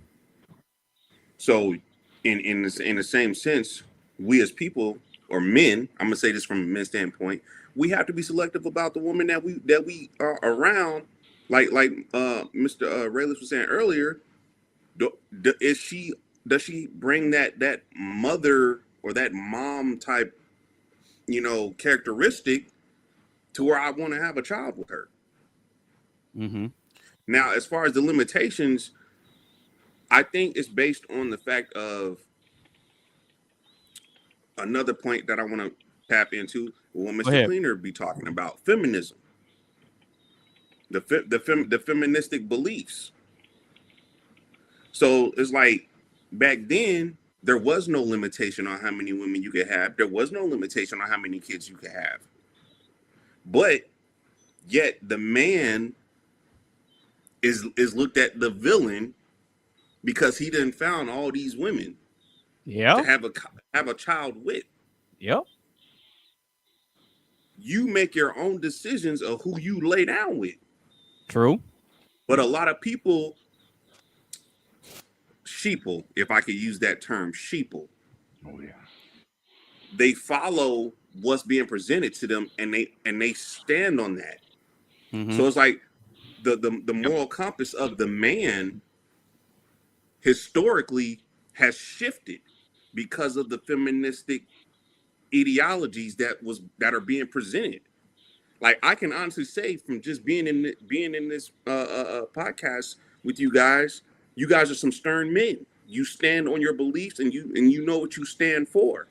Yeah, that's true. And I'm pretty sure we can all agree that there's a lot of men out there who don't have a strong foundation to stand on at all. So we know what we want out of life. We know what we believe in as well, and we're strong-minded that we're not going to let the rhetoric, the ideology that's being they're trying to force feed us. We're not gonna bend our will to that. Okay. So in the same sense, we make our own decisions logically. I can honestly say all of us here, we make our decisions based on multiple decision making. What is the reason behind making our decisions? I can honestly say all of us are freedom thinkers. We think and we make our own judgment. There's a lot of men out there and a lot of women who push the narrative that we should not be able to think freely. Therefore, they're going to put limitations on what we do and how we do. Now, we all have our own justification of what we feel is right, what we feel is wrong. We all have that moral compass here. Everybody that's sitting in the room with us right now, we all have our own moral compass. A lot of people don't have that. So of course they're going to try to place limitations on things. But when a woman there's a lot of women out there who don't have a moral compass, which means they're providing everything freely. If it's easy to get to, a man without a moral compass is going to jump on it. All right. So to shorten up what I'm saying, I agree with the standpoint that Mr. Raylis is coming from as well. Okay, Cleaner, what you got? I agree with the prescription that Lewis and Marte are both talking about. The thing that I point to, and I'm not trying to push back at all, the thing I point to just for society, and maybe it'll help women. Women, if you're watching this, please listen and understand this. So historically, 60% of men did not reproduce because women found them invisible. 40% of women did not get a chance to reproduce either, though, because they couldn't find a man, because 40% of men already had a woman. So 40% of women were waiting for that man and never got one. 60% of men are still out there waiting and would probably be the most awesome men you have ever encountered, probably lay their fucking life down for you if it came to it, provide for you, be there for you thick and fucking thin if you would just see them. Yeah. That's all you got on that? Yeah. All right, so I'll give my take on it. So my take is going to be a little bit different. Okay. So when it comes to the question, the world in general doesn't place limitations on how many children a woman can have. So why does the world try to place limitations on how many women a man can have? I look at it like this. If you look in the West, especially here, women are having a ridiculous amount of kids and don't have a father in the home. And a lot of times it's by multiple men. But then when the topic of a Nick Cannon or an NBA YoungBoy pops up, these guys have multiple kids and they have the resources to be able to provide financially for those children. Same thing with Elon Musk. We were saying earlier that there's a message going around that says broke men don't deserve anything from women. But yet people are still complaining and trying to place limitations on what the rich guys can do. So if the rich guys did all this work and earned their quote unquote prizes, I know I hate to bring it back to that, but if these men are doing the work and building themselves up and getting their resources together, then they've gotten the resources that are required in order to get the women, spread their seed, and cement their legacy, right? Because it used to be back in the day where if a man and woman were married, it was to where you could afford having multiple kids, right? But see, now with the presence of feminism and everything else and everything going haywire, it's almost like it's a free-for-all. And I know you guys have heard before that we live in a deregulated sexual marketplace. So now it's deregulated to where the women are picking what they want, right? So like what Cleaner was saying, a lot of these regular guys are getting overlooked. So they would rather have a baby and be a baby mama to a guy that's at the top. I mean, look at Cardi B. Look at Cardi B. She got married to a dude that already had multiple baby mamas and had all her kids with that one dude, left him, and then went and got pregnant by another dude while she's still legally married. Now, us guys, we're looking at that and saying she's wrong, but then the women that think like her are actually supporting her, saying that she upgraded. See, no one's placing limitations on how many kids she can have, and she's a rich woman. Just like these broke women that are on EBT that were complaining, saying, "Oh, I'm not gonna get my food stamps." But the guys are looking at it like, okay, well, if your food stamps are getting cut off, you might want to go back to the negotiation table with your baby daddy and try to work something out and get your family back together. But their pride, along with them having free reign and a bunch of privileges that they didn't earn, is what's creating a dysfunctional society. I don't think it has anything to do with men having kids. It's the women popping out babies out of wedlock from multiple guys, and then depending on the government and completely eliminating the man from the picture. That's what's creating the dysfunction. So, like I said, the world doesn't tell women how many kids they should be able to have, but we always tell men, wrap it up, do this and this and that. We always place all the moral weight on the guy's side. We're quick to say that it takes two to tango, but when things go wrong, the man always gets the blame, and I don't think that's right. So I look at it like this. I don't have anything against Nick Cannon, Elon Musk, the guys that are out here getting it. I don't have anything against Trump. Trump got multiple kids too. He's been married multiple times. I don't have a problem with it because he's done what's required to meet the standards of the women that carried his seed and allow his legacy to continue. So if they don't have a problem with it, why should the rest of the world have a problem with it? I think if a man puts in the work, there should be no limitations on what he can do. He should be able to do whatever he wants to do within the confines of the law. If it's two consenting adults and she wants to pop out a bunch of babies for him, as long as it's something that they agreed upon, let them do what they do. That's my take. That's how it historically was. And this is the other thing that the Rockefellers and feminism pushed on society, was this concept of men are necessarily doing something wrong. And like, look, I've always been Christian. I'm now moving into what true Christian is in my view, right? So Yeah, go ahead. I'm understanding different things now. I'm understanding monogamy is something that's good. There is a healthy reason for it, right? It builds a stronger bond with the woman that you're with. Like my wife, before she passed, I had to go into a drug area to get a piece of equipment back for the job I was working for. I went and picked her up, gave her my 9, and said, watch my back and make sure nobody tries to shoot me, because I can't go in there with a gun. There's no trespassing sign. I had the cops coming, but we were in Cracktown. So, you know, she sat there in the truck with my 9 and watched my back. I couldn't say that I would do that for any other woman on the planet other than like my mom and my wife, right? That's it. That's the level of friendship your brothers have with you as well. That's the level of friendship you should have with your wife, right? I mean, you should. But the monogamy thing, so for the higher tier men, like I'm a normal guy. I'm not a guy that makes billions.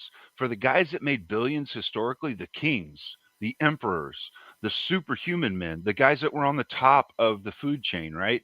Society always understood they might have multiple women. They had concubines. I mean, fuck, dude, look at fucking Genghis Khan. That dude had like 1,000 babies and 1,000 baby mamas. And society was okay with it. Granted, maybe some of it wasn't okay with it. Yeah. So granted, some of society wasn't okay with it, bro. but there was. But to be fair, though, Marte, there was a select, like within his construct, within the people that were in his empire that were there willingly. That was an accepted thing. It wasn't like this is fucking absolutely. Yeah, because they all still had women. They all guess what happened? You know? I get that. I get that. And you can say that with the kings too. What I'm pointing out though is that we in society, whether we've been forced to accept it or whether we just accept it, it has been accepted in society that the top echelon of men will necessarily have more access to women, and so they will necessarily end up having an extra couple of women, or 1,000 in fucking Genghis Khan's case, right? The rest of us men are normal everyday guys. One woman for us is fucking great. Oh, I agree. I think it's bad too. But, you know, I accept it as a reality because it's an outlier to what normal men should do. And we're trying to fix normal men. One woman for one normal man for one normal woman. Fucking great, perfect, awesome. You'll have an awesome life. Just dive into each other and love each other. The polygamy thing never fucking works out. I have never, not once, seen a polygamous relationship that hasn't exploded or turned into someone going to jail or some kind of DV from like the woman beating up the dude for screwing her best friend. Or I mean, every fucking one of them almost. I haven't seen one personally. Granted, I've only had like 6 friends that well, I'd say they're friendly acquaintances that were polygamous. But I mean, like all of them, horrible fucking turnouts. The whole 9 or 10 years that I've known them, horrible turnouts. Every relationship, it's almost every year, there's a new fucking dramatic situation, or some other woman came into their life and fucked up whatever they were doing with their current wife, or you know, it's fucking horrible. So there is no good to it. I got a question for AnonymousBased, and you brought up Nick Cannon. Which one do you think is better? Because I want to test your logic a little bit. Well, go ahead. Yeah, it's kind of testing your logic, but I also want to see which way your thinking goes. Would you rather think that a Nick Cannon, I'm talking about it as a prescription, right? Since you brought him up. One Nick Cannon in one universe has, I would say, 10 babies with one woman. In the other universe, he's this Nick Cannon where he has 10 babies with 10 different women. Which one do you think is a better prescription for society? So I just want to understand. So you're saying that if he has 10 babies with one woman, that equals 10 basic babies. But if he has 10 babies with 10 women? Yeah, which one do you think is a better prescription for society for us to praise? Well, what is the framework that you're operating under? So, because I want to make sure I answer it right. Okay, let's say that I have something that we should celebrate and we should propagandize, because what we're talking about is like propagandization culture, because in the Black community, people either revere him or they look at him as a period of revulsion or a point of revulsion. They'll say, well, damn, he's just banging all these women he can't probably take care of or whatever. But they can just as much say the same thing if he had 10 babies with one woman, right? But if you think about this, which would be the better prescription for having 10 kids? Which would having be 10 kids with 10 different women, one a piece, or 10 kids with the same woman? Which one do you think is a better prescription for society to propagandize and us to praise? Okay. The logical answer, do all that with one woman. That's the logical answer. That is the logical answer. That makes the most logical sense because it's less stress and it's less problems. Not only that, if the woman was okay with carrying one or two of your kids, I don't think she'd have a problem carrying more for you. As long as you're doing what you're supposed to do as a man and you're making sure that you're looking out for her best interest and being there for her and supporting her, I don't see a problem with it. Now, the realistic answer is if he's going to do that and the other women are okay with it, it's all about what they agree to. You get what you negotiate. But the logical answer, it makes more logical sense to just do all that with one woman, and you're creating one solid household with two parents in the house. Yeah, that would be more sustainable. I'll say it like that. That's more sustainable. Yeah, and the other problem with this is you also have divided households, because it's like now you have the time issue. You're only one person. You can only spend time with so many households. If you have 10 kids with 10 different women, one person's probably mostly growing up in a single parent household because they're getting the last end of the stick when we talk about this. If we're going to divide up time, and we had to measure this, it's never going to be perfect. One kid is growing up with a single mom, basically, for the most part. Yeah. And you're absolutely right with that. And watch this.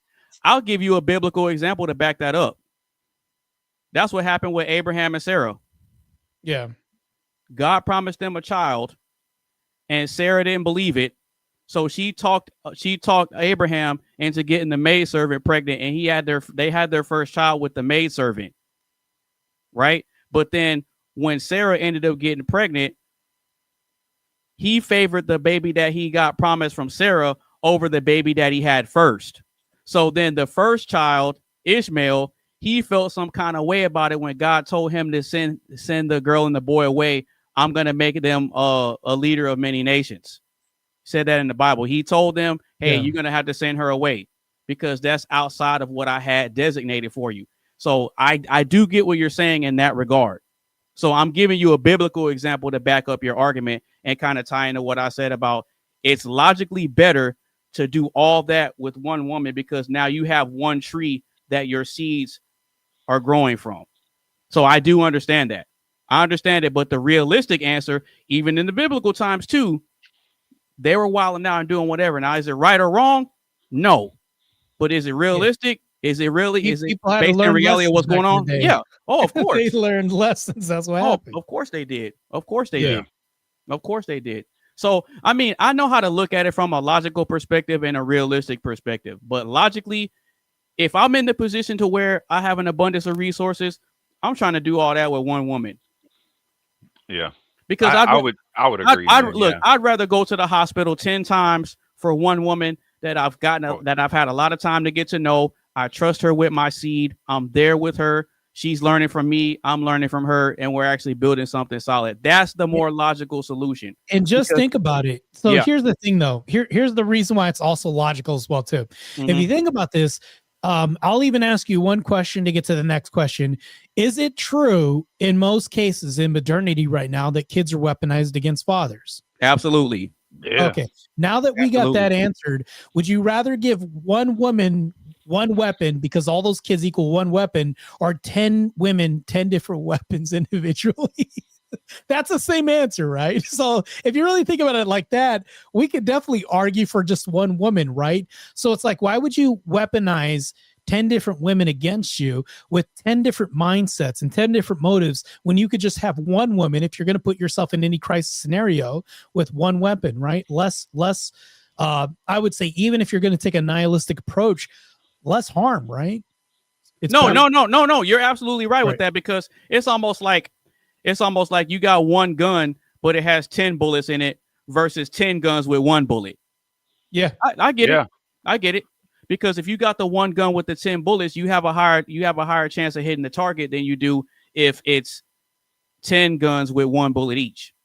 Yeah. I get what you're saying. Well, and I mean, it's like feminism did push women out of the household, screwing up that dynamic and causing men to like start wanting to do things. You know, I mean, they got into their fucking heads and started convincing them to do other shit that didn't help their marriage. And look, even to tie this back to like the culture thing that we were talking about earlier, and the reason why I say women are more in charge of culture, and the evidence that we have for that is when feminism started pushing women out of the house, our culture started fucking dying off. Yeah. So women propagate our culture. They socialize our world. If we can't convince them to come back to, I mean, the traditional way of doing things, we will have lost the war. Not only that, but if you think about it too, we live in a culture now in the West that celebrates the baby mama, but constantly puts down the baby dad. It doesn't matter if he has one kid with one woman. It's the dad's the deadbeat. He needs to pay. We need to put all the moral obligation on the man. It's the man's fault. He should have wrapped it up. He knew who he laid down with. It takes two to tango. But watch this. It takes one person to make the final decision of whether the baby lives or dies or not. So if the women are bringing multiple kids from multiple men, guess what? They're using themselves to continue the legacy of multiple men. You see what I'm saying? But we always put the blame and the moral weight on the guy. You see what I'm saying? So it's like if we don't control whether we have access to be able to continue our legacy, why are we then blamed when we get the opportunity to do so? That kind of doesn't make sense to me. Not just blamed, but also we are forced to have the responsibility. So like when a woman decides she wants to have the kid and the guy is like, well, I wasn't planning on having kids yet.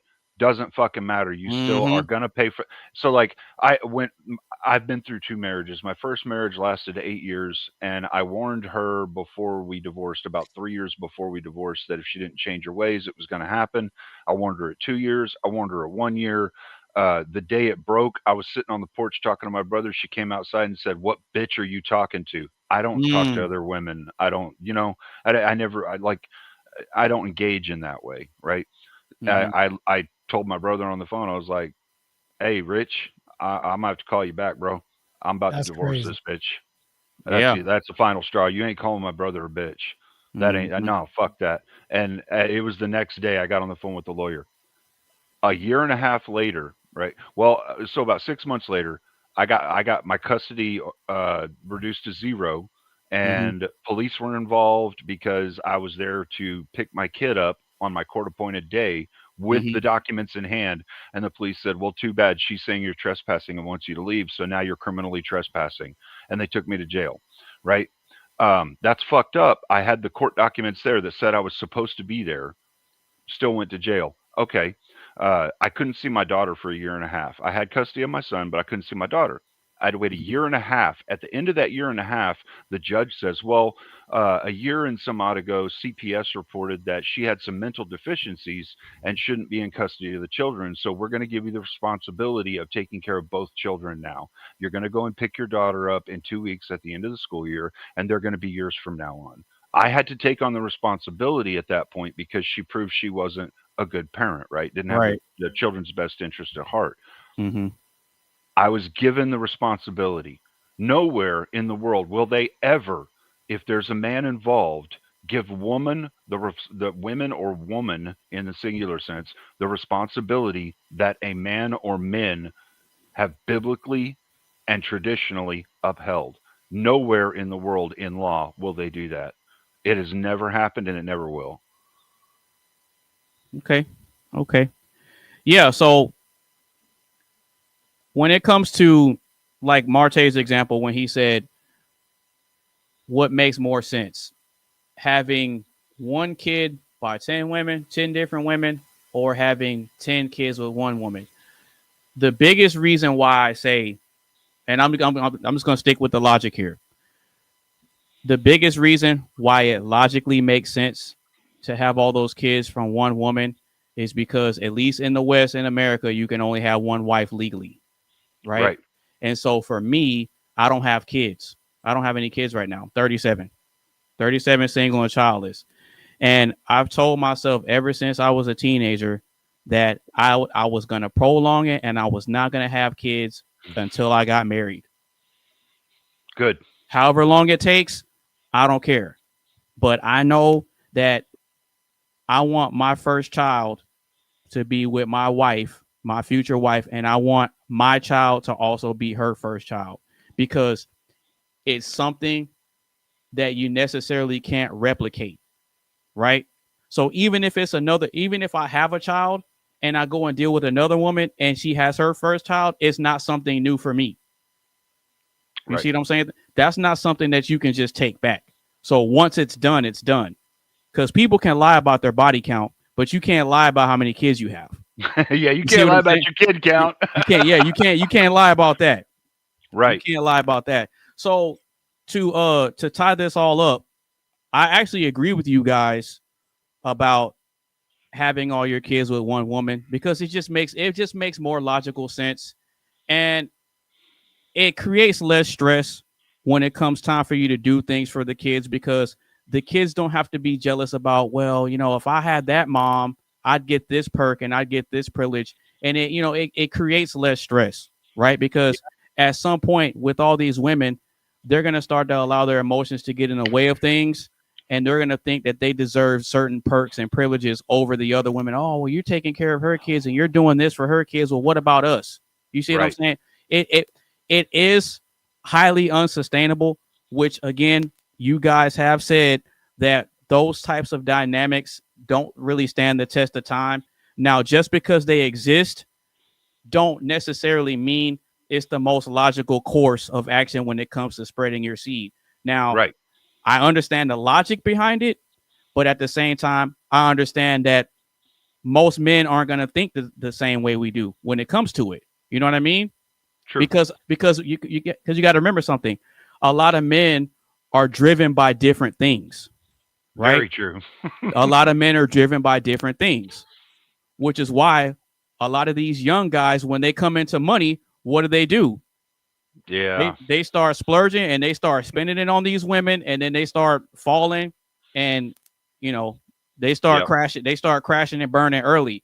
So that's why, at least for me, I'm glad that I didn't really come into an understanding of how finances and things work until I got older, because I can be honest, I probably would have been one of those guys too.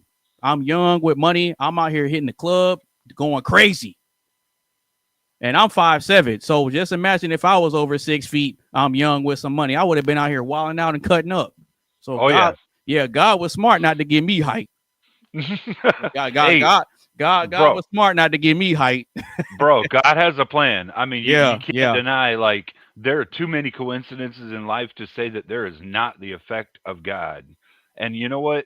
The responsibility matrix is paramount for men. And it's something that I think that as like dads and older guys, when we realize it, like the guys that are over 35 who have matured and understand the responsibility matrix, man, we got to teach the younger dudes, bro, look, you got to understand, if you have a kid with a girl, you will be responsible for that kid for the rest of your life. If you have a kid with 5 girls, you have 5 kids with 5 different girls, and you got to take care of all of them. The world will hold you responsible, whether or not you want to be. Like, guys need to understand this, but on the other side of it, women need to understand too. If you have a baby with one guy, you only have one guy that you got to deal with, the family, with him, with all of that. If you have a baby with 4 different dudes, you got 4 different dudes you got to deal with. Every other man in the family is going to know that. They're going to be insecure about that. They're going to fucking hate it. You're going to have to wait until your kids are 18 and out of the house before another guy will be okay with it. I mean, there's just so much to it that's a negative, you know? Why put that on yourself? Just hold out until you find the right dude, and then be like, all right, this dude's giving me the ring. We're going to get married. Hell yeah, this is the one. I'm going to make some babies with this motherfucker because he's a badass, you know? Yeah. Like, that's the way it should be. Well, that's the way it's supposed to be. Sure. Yeah. Yeah, that's the way it's supposed to be. That's absolutely the way it's supposed to be. However, you know, that free will, that free will is a different monster, bro. That's why I'm saying I understand that's why I'm saying I can give the logical answer and understand the realistic answer too. You see what I'm saying? Yeah. No, I get you, but that's the thing, man. A lot of what I do is social deprogramming, the brainwash social deprogramming. The few little cues that I've talked about tonight, people will pick up on. Also, anybody that watches this in the future, I've given out 2 very intricate details about my life that are Cleaner 409 firsts that you will only see on AnonymousBased podcast. They will never show anywhere else. So for those who are looking for all of my cue counters, you got to watch his videos to find them, motherfuckers. Bang, bang. All right. Shit like that. Shit like that. Does anybody else have anything else on the topic? Because we're going to go ahead and hit this one last question and get on out of here. And it's very, very simple. The title of the show. So the main event is this simple. Do men lack self-control or are men just misunderstood?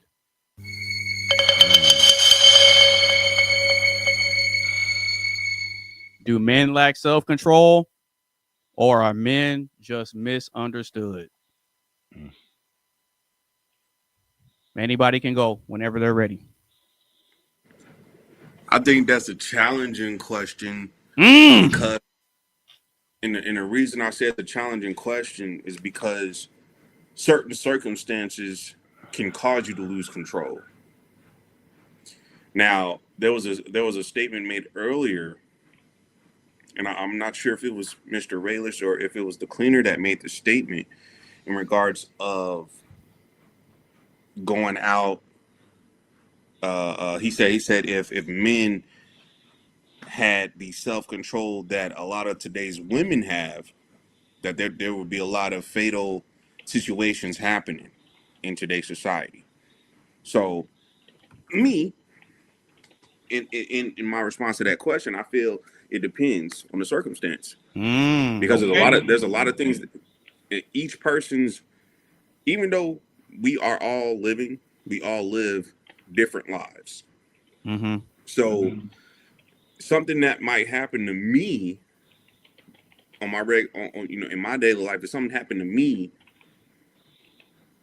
and it happened to Cleaner, he would probably respond to it differently. Yeah. If something happened to you and then it happened to me, you might respond differently, vice versa. Okay. So in the same sense, I'm not going to say men lack self-control, but I will say a lot of us men are misunderstood. I will say that. Okay. I will say that because, and just a scenario situation. All right, go ahead. You're dealing with somebody. You're expressing your opinion about a subject matter. And somebody totally disagrees with everything you're saying. They get in your face, start yelling and throwing semantics at you, calling you whatever. It's going to take self-control not to slap their motherfucking ass. Let's just be real.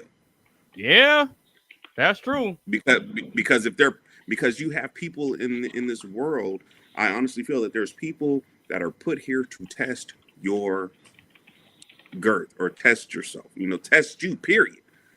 And a lot of times you could be speaking something with truth and facts to support what you're saying, but there's always going to be that one person who's like, no, you're full of shit, blah, blah, blah, blah.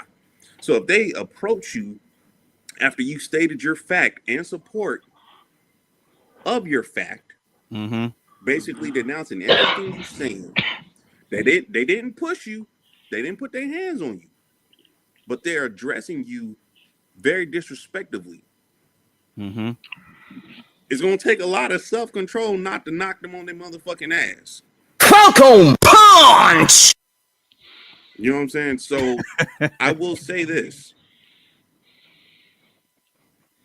A lot of men don't have self-control. Okay. But there's a lot of men who do have self-control, but we are also misunderstood. Okay. That's why I said it's a challenging question. But that's my take. See, that's the point. You know, I gotta try to get people to think, man. Gotcha, bitch. Yes, sir.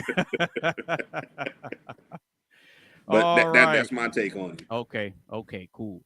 All right, Mr. Cleaner or Mr. Marte, what y'all got, man? Do men lack self-control or are men just misunderstood? Martin might be up taking a leak at the moment. Oh, you think so? He might be. He might be lacking some self-control in that area, huh?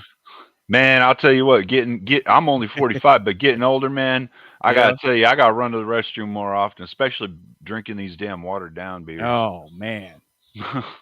All right. So Mr. Marte and Mr. Cleaner, do men lack self-control or are men just misunderstood? What y'all got? You wanna go next, Marte? Yeah, I'll go after you. Go ahead.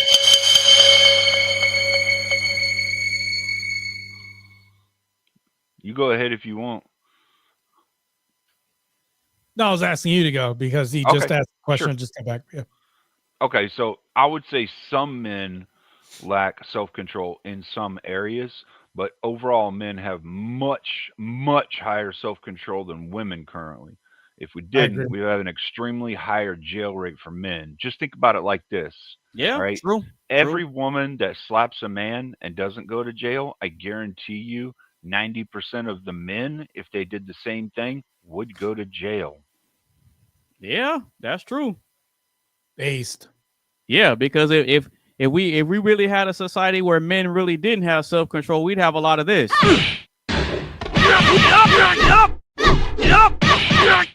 Hey, yo.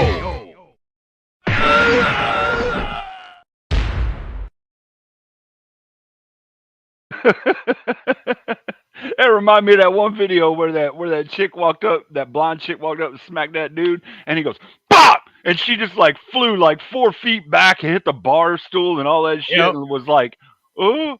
I know exactly what clip you're talking about. It was a Russian dude. Yeah. It was at the bar. Oh yeah, but damn fucking legendary. Holy shit. I don't want that to happen to women, but she had it coming, bro. She walked up and just pop, man. Damn. Mm-hmm. All right, so what else you got? Marte, you up, bro? Yeah, I just want to say I mean, it's hard to add on to somebody who's just said everything that I already agree with. It's just tough. So I mean, I agree with everything he's saying. I believe that the majority of men these days do have most self-control, but the problem with this is it's being ruined by the few. The few rotten apples ruin everything. You can look at the police, you would say police department, which I used to work for, and then the federal agency that I work for too. It only takes one to ruin it. Looks bad. It only takes one person to look bad, make the whole male race look bad as species. As far as that, when we're talking about taxonomical classifications, I think that all you need to do is have one anonymous base ruin it for everybody, and they're changing one law. Like this happens all the time. But if you're thinking about the majority of society right now is actually intact because we are practicing self-restraint. Like in what he was saying is like, if you did have the majority of men, you flip-flop this, we would have no society. You were talking about Mad Max. No, this would be realistic. Escape from New York with Russell Crowe and Mad Max at the same time if we had no self-control. But I think on the women's side, here's the problem with this. I have a book coming out called The Female Warrior fallacy.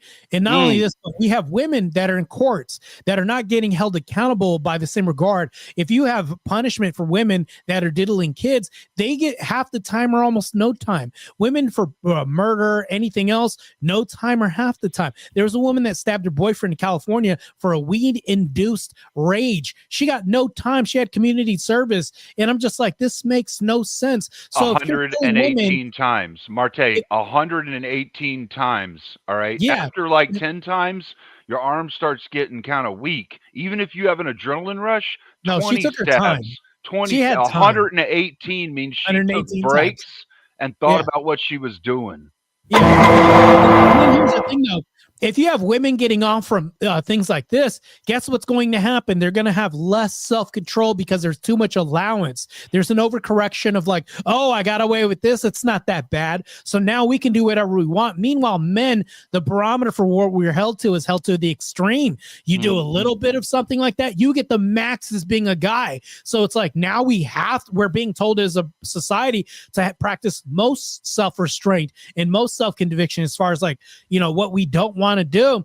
It's like, and then not to mention that, but society is doing an overcorrection because of course we're the stronger sex. But at the same time, it's like when we look at the outcomes, you're treating women with kid gloves. Like she can do whatever she wants, slap on the wrist for the umpteenth time. None of this makes any sense because women actually, because of modernity, can cause the same, if not more damage than men because of a lack of self-control. I like that. Bang, bang, bang. Shit like that. All Shit like right, that. so Shit like that. I guess I'll go ahead and give my take on it. I think men that don't have the right type of guidance are the ones that lack self-control. And I think that because men that don't have proper guidance lack self-control, I think that often leads to them being misunderstood. And the reason they are being misunderstood is it stems back to the household, the parenting, the neighborhood, the environment. Now, am I going to say that their environment justifies how they carry themselves? Absolutely not. Absolutely not. There's a reason why we have something called a black fatigue that's happening right now. Why is there a black fatigue? It's because so many people in the black population, I can't call it a community, I call it the black population. But there's a lot of people within the black population that lack self-control. And why do they lack self-control? Because it's due to a lack of proper guidance. We're the Feminism, right. Well, we're the most fatherless population. You see what I'm saying? And so this is a solid example because black people will get on the internet and they express their frustrations, and to a degree, the frustrations are valid. But here's the problem. The problem is that within the black population, they cry and complain and express their grievances about their problems, but they expect the world to give them the solution and give them a quick fix. But then when outsiders look at them and say, well, we understand that you've had issues in the past, but now that we're not in the past anymore, you guys need to get it together and figure your own problems out and figure out how to police yourselves and get some proper guidance going. Right? But they're still stuck on the we're this, we're that, we're misunderstood. Everybody looks down on us. The white man's out to get me. Right? When that's not the case. See, because I used to be a liberal and I used to think and operate under that victim mentality. And I'm not going to say I lack self-control, but I had this ideology of I'm misunderstood because of my skin color, this and this and that. I was raised thinking that the world was against me too, until I got out here in the world and I realized that because I speak a certain way, I articulate my words, I don't sag my pants, I'm not out here looking crazy. I actually seen firsthand that based on how I carry myself, people actually respect me and they call me sir. They don't say, hey, boy. Right? They actually refer to me as sir. Now, when I go in my closet and get one of my suits out, and I just go out, running errands or whatever, and I'm dressed nice, got my nice watch on, got me some cologne on, I'm smelling good, I'm feeling good, I just hit the gym, whatever. If I'm stepping out and I got my confidence on point, I have pretty high self-esteem, I'm not arrogant, maybe a little bit cocky here and there, but I have a healthy level of self-esteem in conjunction with me having a lot of control, over the way I think, over the way I speak, over the way I carry myself. I think that puts me in a position to where I'm often understood without even having to really speak to people. They can just look. They can see that I carry myself with a high level of self-control. So I don't have to tell people that I have self-control, and I don't have to try to convince people to understand me either. You see what I'm saying? So the biggest example that I can use to explain this and answer this question, I think with a lot of modern day black men, again, raised without proper guidance, they're pushing the message that you don't need a man, we can do it all by ourselves, and they're following the guidance and instruction of emotionally aggressive women, and they think that that's the way you solve problems because they see how mama was wilding out. So they take that same mindset and they get out here in the world and they start crashing out and they get stomped out and they get taken out. So because of the lack of self-control, yes, it does lead to them being misunderstood, but I think it's to their own detriment because they're not really buckling down and figuring it out that we need to get some structure up under us. So that's what I think. I mean, if I'm wrong, if I miss something, I mean, because that's the biggest example I can speak to, because I can't speak on how the Asian people do. I can't speak on how Latin people do. I can't speak on how white people do because I'm not a part of that community. Because as an outsider looking in, there's a lot more guidance and structure within every single one of those communities except the one that I'm a part of. So I can speak to that, right? But then if I start telling the truth and saying, hey, man, we need to fix ourselves, I get called every coon and Uncle Tom in the book. It's crazy. Yep. And so even us being attacked for speaking the truth shows that it's a huge lack of self-control because you can't even take criticism without feeling some kind of way.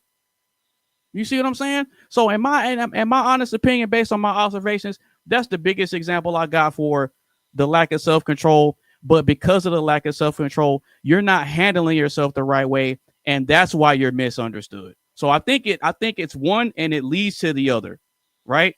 But then if you fix one, then it automatically fixes the other. If you work on having discipline and self-control, make sure you get in the gym, focus on getting your money right, focus on getting your confidence up, focus on getting out here and making connections and networking and, building up your own personal value. That way that translates and manifests into the world with your relationships, your friendships, girlfriends. It makes your family bonds better. It just benefits you and makes you better overall as a man if you prioritize making sure that you have self-control and just locking in and focusing on having some clear goals, right? Even if it's just getting a job, you trying to save up and get that car, you thinking, you know what? Let me focus on trying to make sure I hit up Stacy so I can, try to plan something for us to hang out. It'll be little things that lead to the bigger things. And it all starts with that self-control. And then it forces people to understand you. And then even for the people that don't understand you, they become a lot more curious about you and they can look and say, man, it's just something different about that dude. Let me go talk to him and see what he's about. Like, how does he walk like that? Why does he have that glow to him? Why is it that when this guy stepped in the room, I instantly turned around? See what I'm saying? It happens when you prioritize that self-control. Then you don't have to worry about whether people misunderstand you or not. And then it puts you in a position where you don't care if people misunderstand you or not. Because we as human beings, we're not meant to be understood by everybody. Just like we're not meant to understand everything. So that's what I got. I think you're right. And look, man, I got two black friends. One of them's damn near Nigerian black. The other's Caramello. One of them grew up in 4th Ward in Houston. The other grew up in 5th Ward. I used to hang out with them all the time. I'd be there at night sometimes. And you know what? As a white dude, I got my ass whooped quite a few times being there at night. I knew better. I shouldn't have been in that neighborhood at night, but I loved hanging out with my friends, man. We'd sit there, we'd smoke. I mean, we'd get a bottle and, I mean, malt liquor hurricane's fucking awesome, bro. So, like, we'd hang out, man. Nowadays, I wouldn't dare step in that neighborhood because of the guns. If black guys could put the fucking guns down, go back to just whooping each other's ass. That's fine, man. That's a step in the right direction. Community wide, that's a step in the right direction. Death don't have to be where everything goes to. Like, stop that part and you'll start elevating because you get tired of beating each other's ass at some point, right? So like just put the fucking guns down and get back to beating each other's ass, and you'll all start learning some shit and you'll get better. You'll have to, because you'll grow out of it. But you can't grow out of it if you keep killing each other. Stop that shit. No, you're right. But you know what though? See, I like conversations like this because we're addressing the issue, but at the same time, this is just one of those things where the painful truth and the harsh reality is this. You understand and you come to an understanding at some point that it's just some people that you can't save, bro. I know. It doesn't matter how much we talk about it, how much we want better for certain people. It's just one of those things where it's like you just got to stand back. You got to love them from a distance, and you have to give them time and space to want it for themselves. Because when you give them time and space to want it for themselves, and then they have that moment of clarity, that's when they're ready to receive the sound doctrine. You see what I'm saying? They have to be sick and tired of being sick and tired. I'm under the firm belief that a person doesn't really decide to make changes in their lives until they get fed up. You have to be fed up.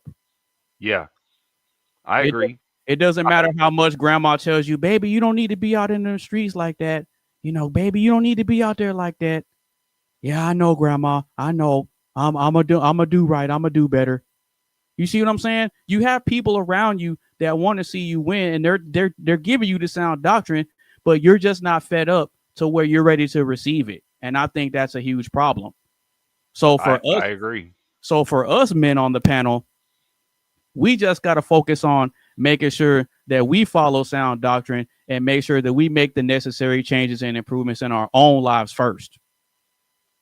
Right? So that way we're leading by example and we're creating a catalyst for future change. You know how they always say be the change you want to see in the world? It has to start somewhere, bro. We got to be the ones to do it. Yeah. The reason that I'll go ahead and say it when I'm given the chance. I used to have 3 black friends. Two of them put their guns down because they were taught by guys like you, Marte, by guys like Louise, by guys like me that said, hey man, just stop with the gun shit. It ain't worth your fucking life. Like, if you got a beef with somebody, go punch it out, get it out of your system. They'll be alive later. 2 of them put their guns down. One of them lost his life because he still had some beef and some asshole decided to bring a gun to a fist fight. The other one survived through it and he grew up. And you know what, man, I wish I still had 3 black friends. I wish I did. One of them's off of Richmond in a graveyard and we still visit him from time to time. And we still say, you know what? Thank God you tried to do the right thing, because it changed some other dudes that we didn't even fucking know. We don't call friends. They put their guns down, moved out of that community, did better. And if I can affect just one person, if I can help just one person, it's fucking worth it. But you know what? It's funny how you say you still wish you had 3 black friends, right? Well, you being on this panel and having this conversation with us, no matter how uncomfortable it gets, it's necessary. And because of that, you just gained 3 new black friends. Bang, bang, bang. Shit like that. I fucking appreciate it. And if any of y'all ever come to Houston, let me know. I will take you to the best Mexican restaurant in fucking town. Well, I'm about 3 hours away from you. I'm in San Antonio, bro. I'm trying to move there next year. Yeah, I'm in San Antonio. And matter of fact, Marte's over in Arizona. He's like a couple. Let me get some fried chicken. I just need the fried chicken spot. Give me some great drink. You know, that's all I need. I don't care about the stereotypes. That's delicious, man. So, yeah.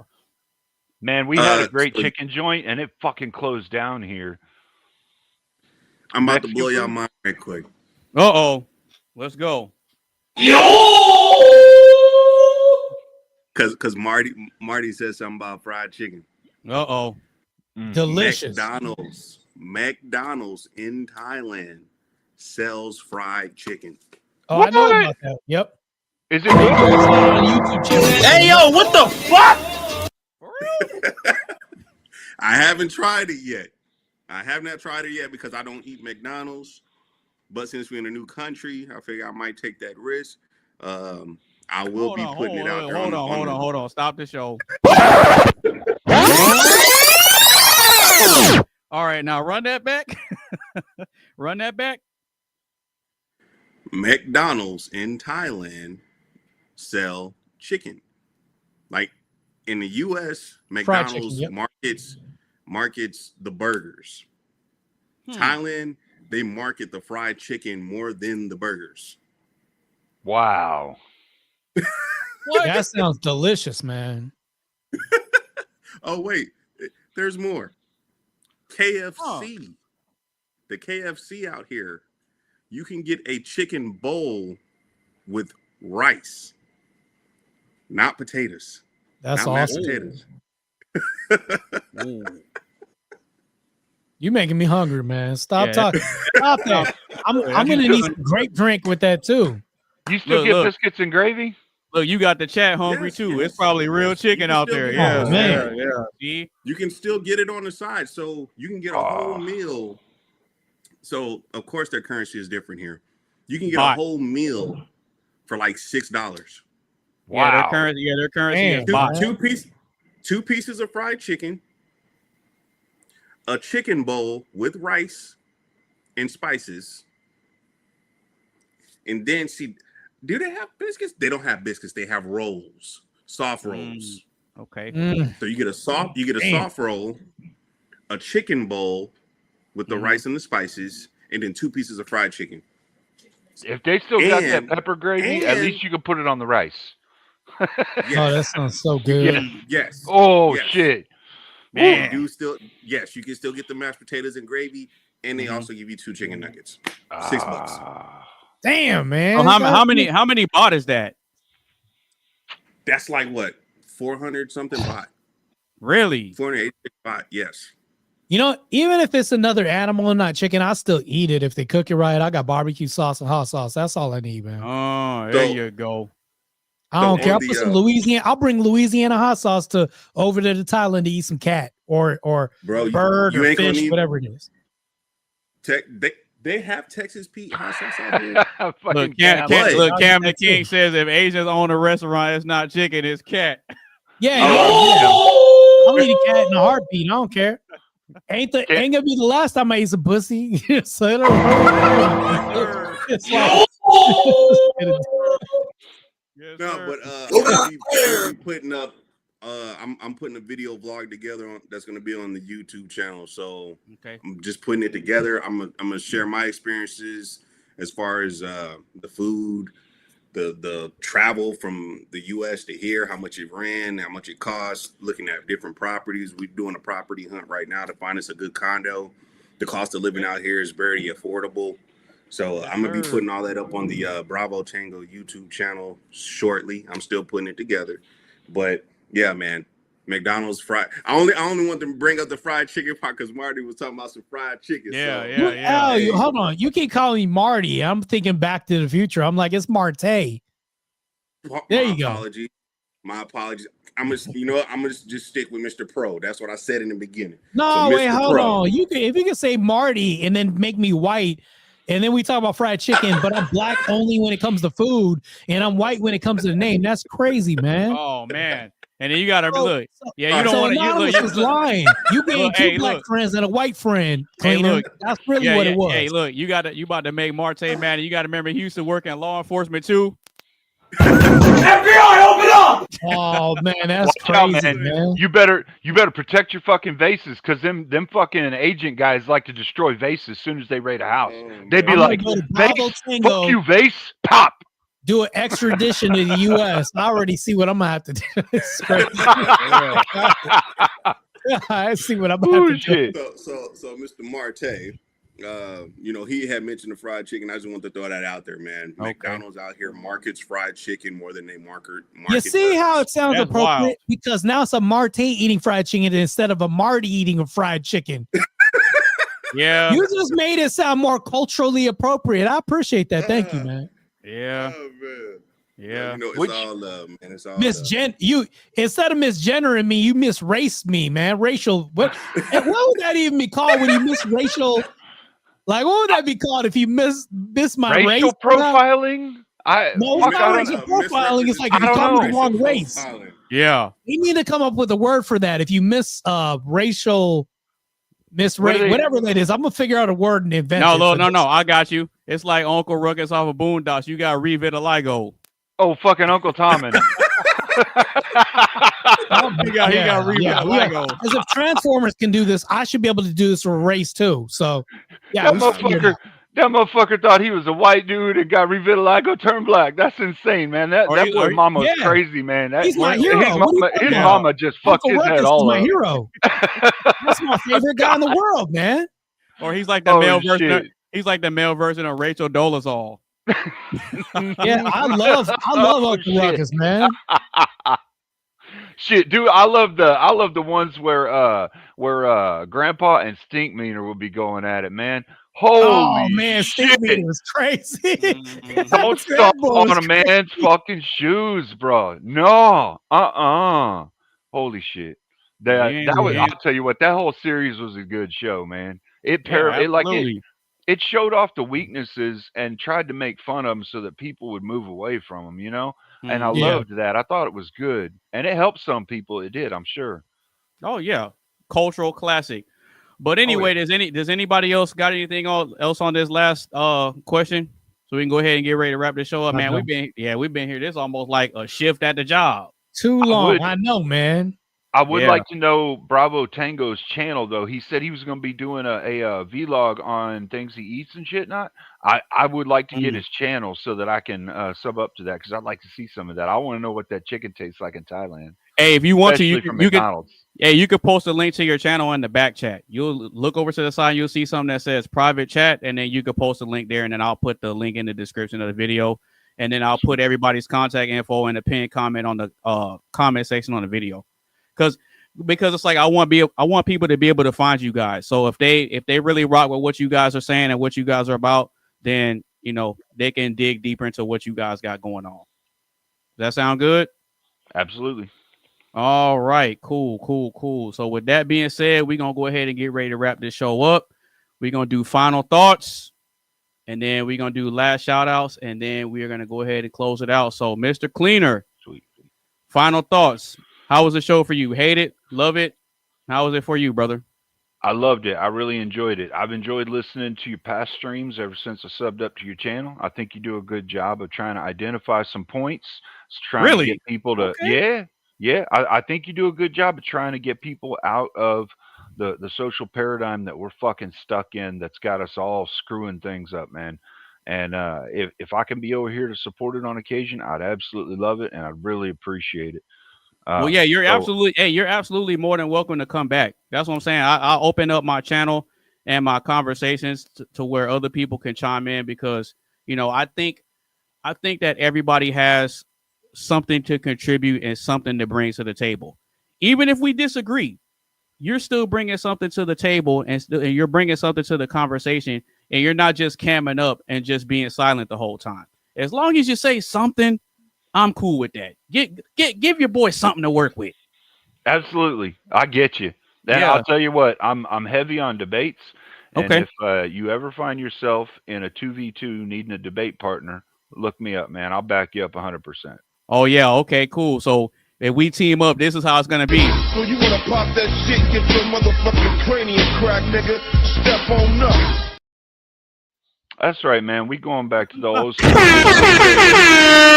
Bang, Yeah. bang, Yes, bang. sir. Shit like that. Shit like that. That's Shit how like it's gonna that. be. Shit like Back That's back how to it's gonna be. fucking 1980s biblical Dre and fucking DMX. Yeah, and I don't know, not all the D12. A couple of the guys in D12. Some of them were like, you know. All right. So with that being said, man, where can the people find you, brother? At Cleaner 409. But as normal, if I'm ever doing a panel, I typically leave the content up to the person that I'm doing the panel with. So if you want to watch anything that's got me in it, you're probably going to have to go to the place that I show you in my link description on my page. Okay, and sounds I will link good. it. All right, sounds good. All right, Mr. Marte, final thoughts. Hate it, love it. How was the show for you, brother? I think it was a pretty good show. I mean, I would say if you need a debate partner, but you already got one. So I like soloing these people by myself, like First Amendment got destroyed in my last debate. And then I like soloing other people. I will also solo, I think there's another debate I have on the 19th. I'll be representing the red pill and stating why it doesn't harm men. That's going to be easy W for me. But that's the thing though, is like moving on to this, you can find me at On the Edge with Marte on my channel, and you can look me up at Mighty Marte on X, and also _ the Real Mighty Mouse on Instagram. As far as my channel, you guys can tune in. I don't know if my content's for you, but I do a variety of content. I do debate reviews, and I also do debates like I just. All right. Ultimate combo. All right. My brother, Mr. Lewis, Bravo Tango LLC. Final thoughts. How was the show, man? You hate it? Did you love it? How was the show for you, brother? This was a great experience for me. First time doing a whole show, and let alone staying on this long. I appreciate the knowledge that I've learned and gained from just being here with you gentlemen. And even the ladies that was here too, you know. I don't really do podcasts and stuff like that, but I'm breaking out of that shell because of how I used to stay closed in. I wasn't really trying to get out there as far as a people person. But I've learned a lot being here in Marte, Mr. Marte. Yes, sir. I appreciate the knowledge as far as the perspectives. So I do appreciate that. And you also just gave me a little more fuel to propel my rocket to where I'm trying to head to. I mostly do clothing. So the Bravo Tango LLC is an actual clothing brand that I'm a part of. I'm the COO of it. So, you know, this is a good introduction for me to try to build the brand even stronger. But on the YouTube page, I will be doing the video vlogging as well. So I'm happy to be here, man. The Lord has blessed me to be able to wake up today and had to share this moment, which I feel was needed with everybody. So I do appreciate it. All right. So where can the people find you, bro? Sadly, you're not gonna be able to find me, but you can go to Bravo Tango and I'll be around. I don't have a social media setup anymore. Because I want to focus on the brand. So if I can help push the business, that's where you'll find me. Well, wait a minute. Earlier you said you're gonna be doing some vlogs and uploading it to the channel. It's on the YouTube channel, but the main purpose of that YouTube channel is to market the brand. Okay, but that's gonna cool. That's cool. Cool. Yeah. So I'm adding my personal video vlog, I guess what you call it, on there, but somewhere in that vlog you're gonna see the brand. So okay. So that's why I said it's marketing the fashion as well. Well, what you do, you said you do some things with fashion. What you do a quick video snippet of what you do, and if I know anybody that's doing that, I'm gonna send them to your YouTube page, and they'll put comments on that video, and you can hit them back up. You know. Fair enough. I do appreciate it. There you go. Ultra combo. Yes, sir. Yes, sir. I put the YouTube channel in the private though, so and I've also subscribed. I've subscribed to everybody, so whenever y'all go live, all right. Because the timeline is different, but whenever I get that notification, I'll jump on and try to tune in. Okay, cool. All right. So I definitely want to. I want to say one more thing. I definitely I definitely want to tune in to Mr. Marte because I can feel he got some heat he gonna be shooting, and I want to catch it. Marte's really good. controversial, Now, hey, yeah, this content hey, too. So yeah, this guy's a powerhouse. Oh yeah, he's a good debater, man. He really is. I mean, I watch a number of his fucking debates. You sure about that? Because a Grokgate happened, so I don't know if I'm man, that. I know what you were doing with Grokgate. I know what you were doing with that shit. You were testing some shit out. I know that. I'm not stupid. I've watched your other videos. I did try that I'm not out. a dumbass, man. I'll say this: it was the first time I tried that, and I'm just like, this should. The reason why it sucks is because if you're reading that, you can't like use that if somebody counters really quick. Then it's like, damn, man, I can't really respond with this exact thing. I have to switch it up. Like, that's why it's not really that dependable, because the human nature and nuance, it's not what's written down. It's like debates change all the time. And then the second that AnonymousBased says, well, no, what about this hypothetical? That just loses me time, because now I have to type it in, and I'm like, now I'm losing time when I could just respond if I need to just work on my, just me working on my instinct and all this other stuff. It's like, you lose skills when you do that. The quick-wittedness whenever you're having a back and forth in the debate. And I You said, I've man. watched your past debates. I know that you don't always use that shit. I can tell. Like I've got a good reputation for identifying AI whenever someone's using it, when it's in text messages, all of that shit. Like I can identify that shit damn near to a fucking pinpoint. What version, whether it's the Chinese version, whether it's Grok, whether it's Chat Graper, whether it's whichever fucking one. I mean, I'm pretty good at it, and I can tell you, I know you don't use it in the past videos and in your past debates. I can tell that. I know you're doing something that night, some kind of experiment. There was a couple of nights you did an experiment. All right, cool, whatever. You move past it, and I mean, you don't need that shit because you are an awesome fucking debater, Marte. Mm-hmm. Yeah, I don't need that. But that's the thing, though, is like I think to a degree it'll handicap me, because once you become dependent on this, now all of a sudden you have to keep doing that. And I think, and the problem with this is like my Jubilee debate is going to be released on the 16th, and then I have to go back to Jubilee and I'm going to do another debate. What are the chances they're going to allow me to bring Grok in person in Ireland? But never. It's never going to fucking happen. So I actually have to develop real skills and do this, and I have to really destroy people in real time, because what's going to happen is people like you are going to call me out in bullshit, and I can't have that happen, because also that's a chink in my reputation. So doing IRL debates is going to be better for me in the future too. So it's good. Yeah. All right. You got it, man. You got it. All right. You know what? You said your Jubilee thing is coming out on the 16th, right? Yeah, the Sunday of 16th on the Sunday. Yeah. Okay, cool. Yeah, because I was wondering, because I went on Jubilee's channel and I was looking for it, because I was gonna do a reaction to it. I was gonna just watch the whole thing and I was gonna react to it. Oh, I destroyed the shit out of this guy. So what happened though is so Jubilee, real quick, not to because this isn't going to ruin it for you. When we act like we're running to go to the chair, that's all scripted, by the way. They say, okay, we have to raise our hand if we have a question, and they'll say, okay, you can go, but everybody else has to act like they're running towards the chair, but you go. And then every time they say cut, we're going to react like we're, mind you, I was so close to the chair, I could reach out and just touch it. And then they had to stop it because I fucked it up all the time. They were like, no, you have to take a longer time acting like you're getting up. And I'm like, this looks so unrealistic. How do I not only do I have to be a good actor, I have to be a good debater. And I'm like, this is fucking retarded. It's stupid. It's doing too much. It's too many theatrics. I get it.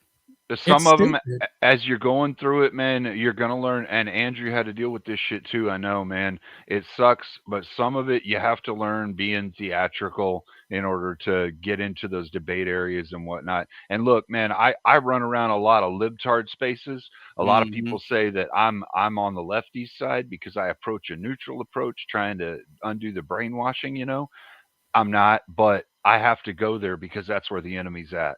Well, another thing, Cleaner, real quick, with the Jubilee debate that you'll see, I'll just give you a heads up on this. I only went up one time. And when I asked them, hey, how come I only went up one time? The lady told me this. I don't know if this is good or bad. She said, we have to make it fair for everybody. I destroyed this guy so fucking bad that she was like, yeah, we need to make it look like it's fair. And we need to make it look like it's just a good, long, hard fight for the other guy. And I was like, So what you're saying is I destroyed this guy and she just walked up and I was like, okay. You did. Yeah, I don't even have to watch it. If they only let you up once, then yeah, because they've let other people up 2 or 3 times before on some. So yeah. Yeah. And here's the other thing too. It was me and another Orthodox guy. We're both from Arizona, and I didn't know that. It was really weird. Everybody else didn't have an argument. They had questions. So it was only me and somebody else that had an argument, by the way. And everybody else was like, is it true that you're a millionaire and you don't really want to share your money? I'm like, what the fuck does that have to do with the topic? None of these arguments you have. So me and some other kid had an argument. You'll see. Nobody else had one. It was weird. It was like nobody ever debated before and showed up. Well, I look forward to seeing that one. I can't wait till it hits. Yeah, I'm gonna be on the lookout for it too because I want to react to it. I gotta react. I have to react to it. I just got to. Yeah, it is. Yeah, I destroyed the shit out of this guy. He had no response for me that could really answer the question. It was like, good luck, bros. All right. So with that being said, we still got 40 people on the live stream. Shout out to y'all, man.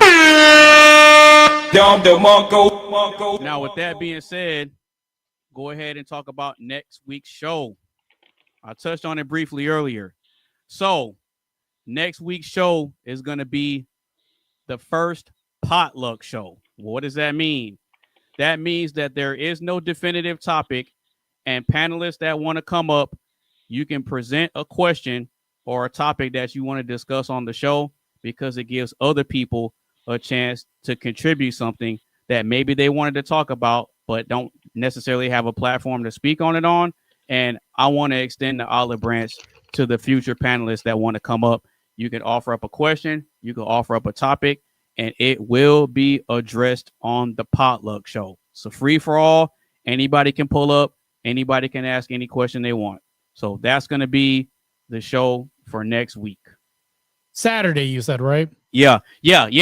And so I'm switching it up because with stuff like this, if the show goes long, it's going into a Sunday, so it's really not that big a deal. You see what I'm saying? Yeah, that's true. Yeah. So yeah, good. Right. So this show is going to be this coming Saturday at 4 p.m. Central Standard Time. Again, Saturday, 4 p.m. Central Standard Time. Cool. So with that being said, I want to give one last shout out to the panel.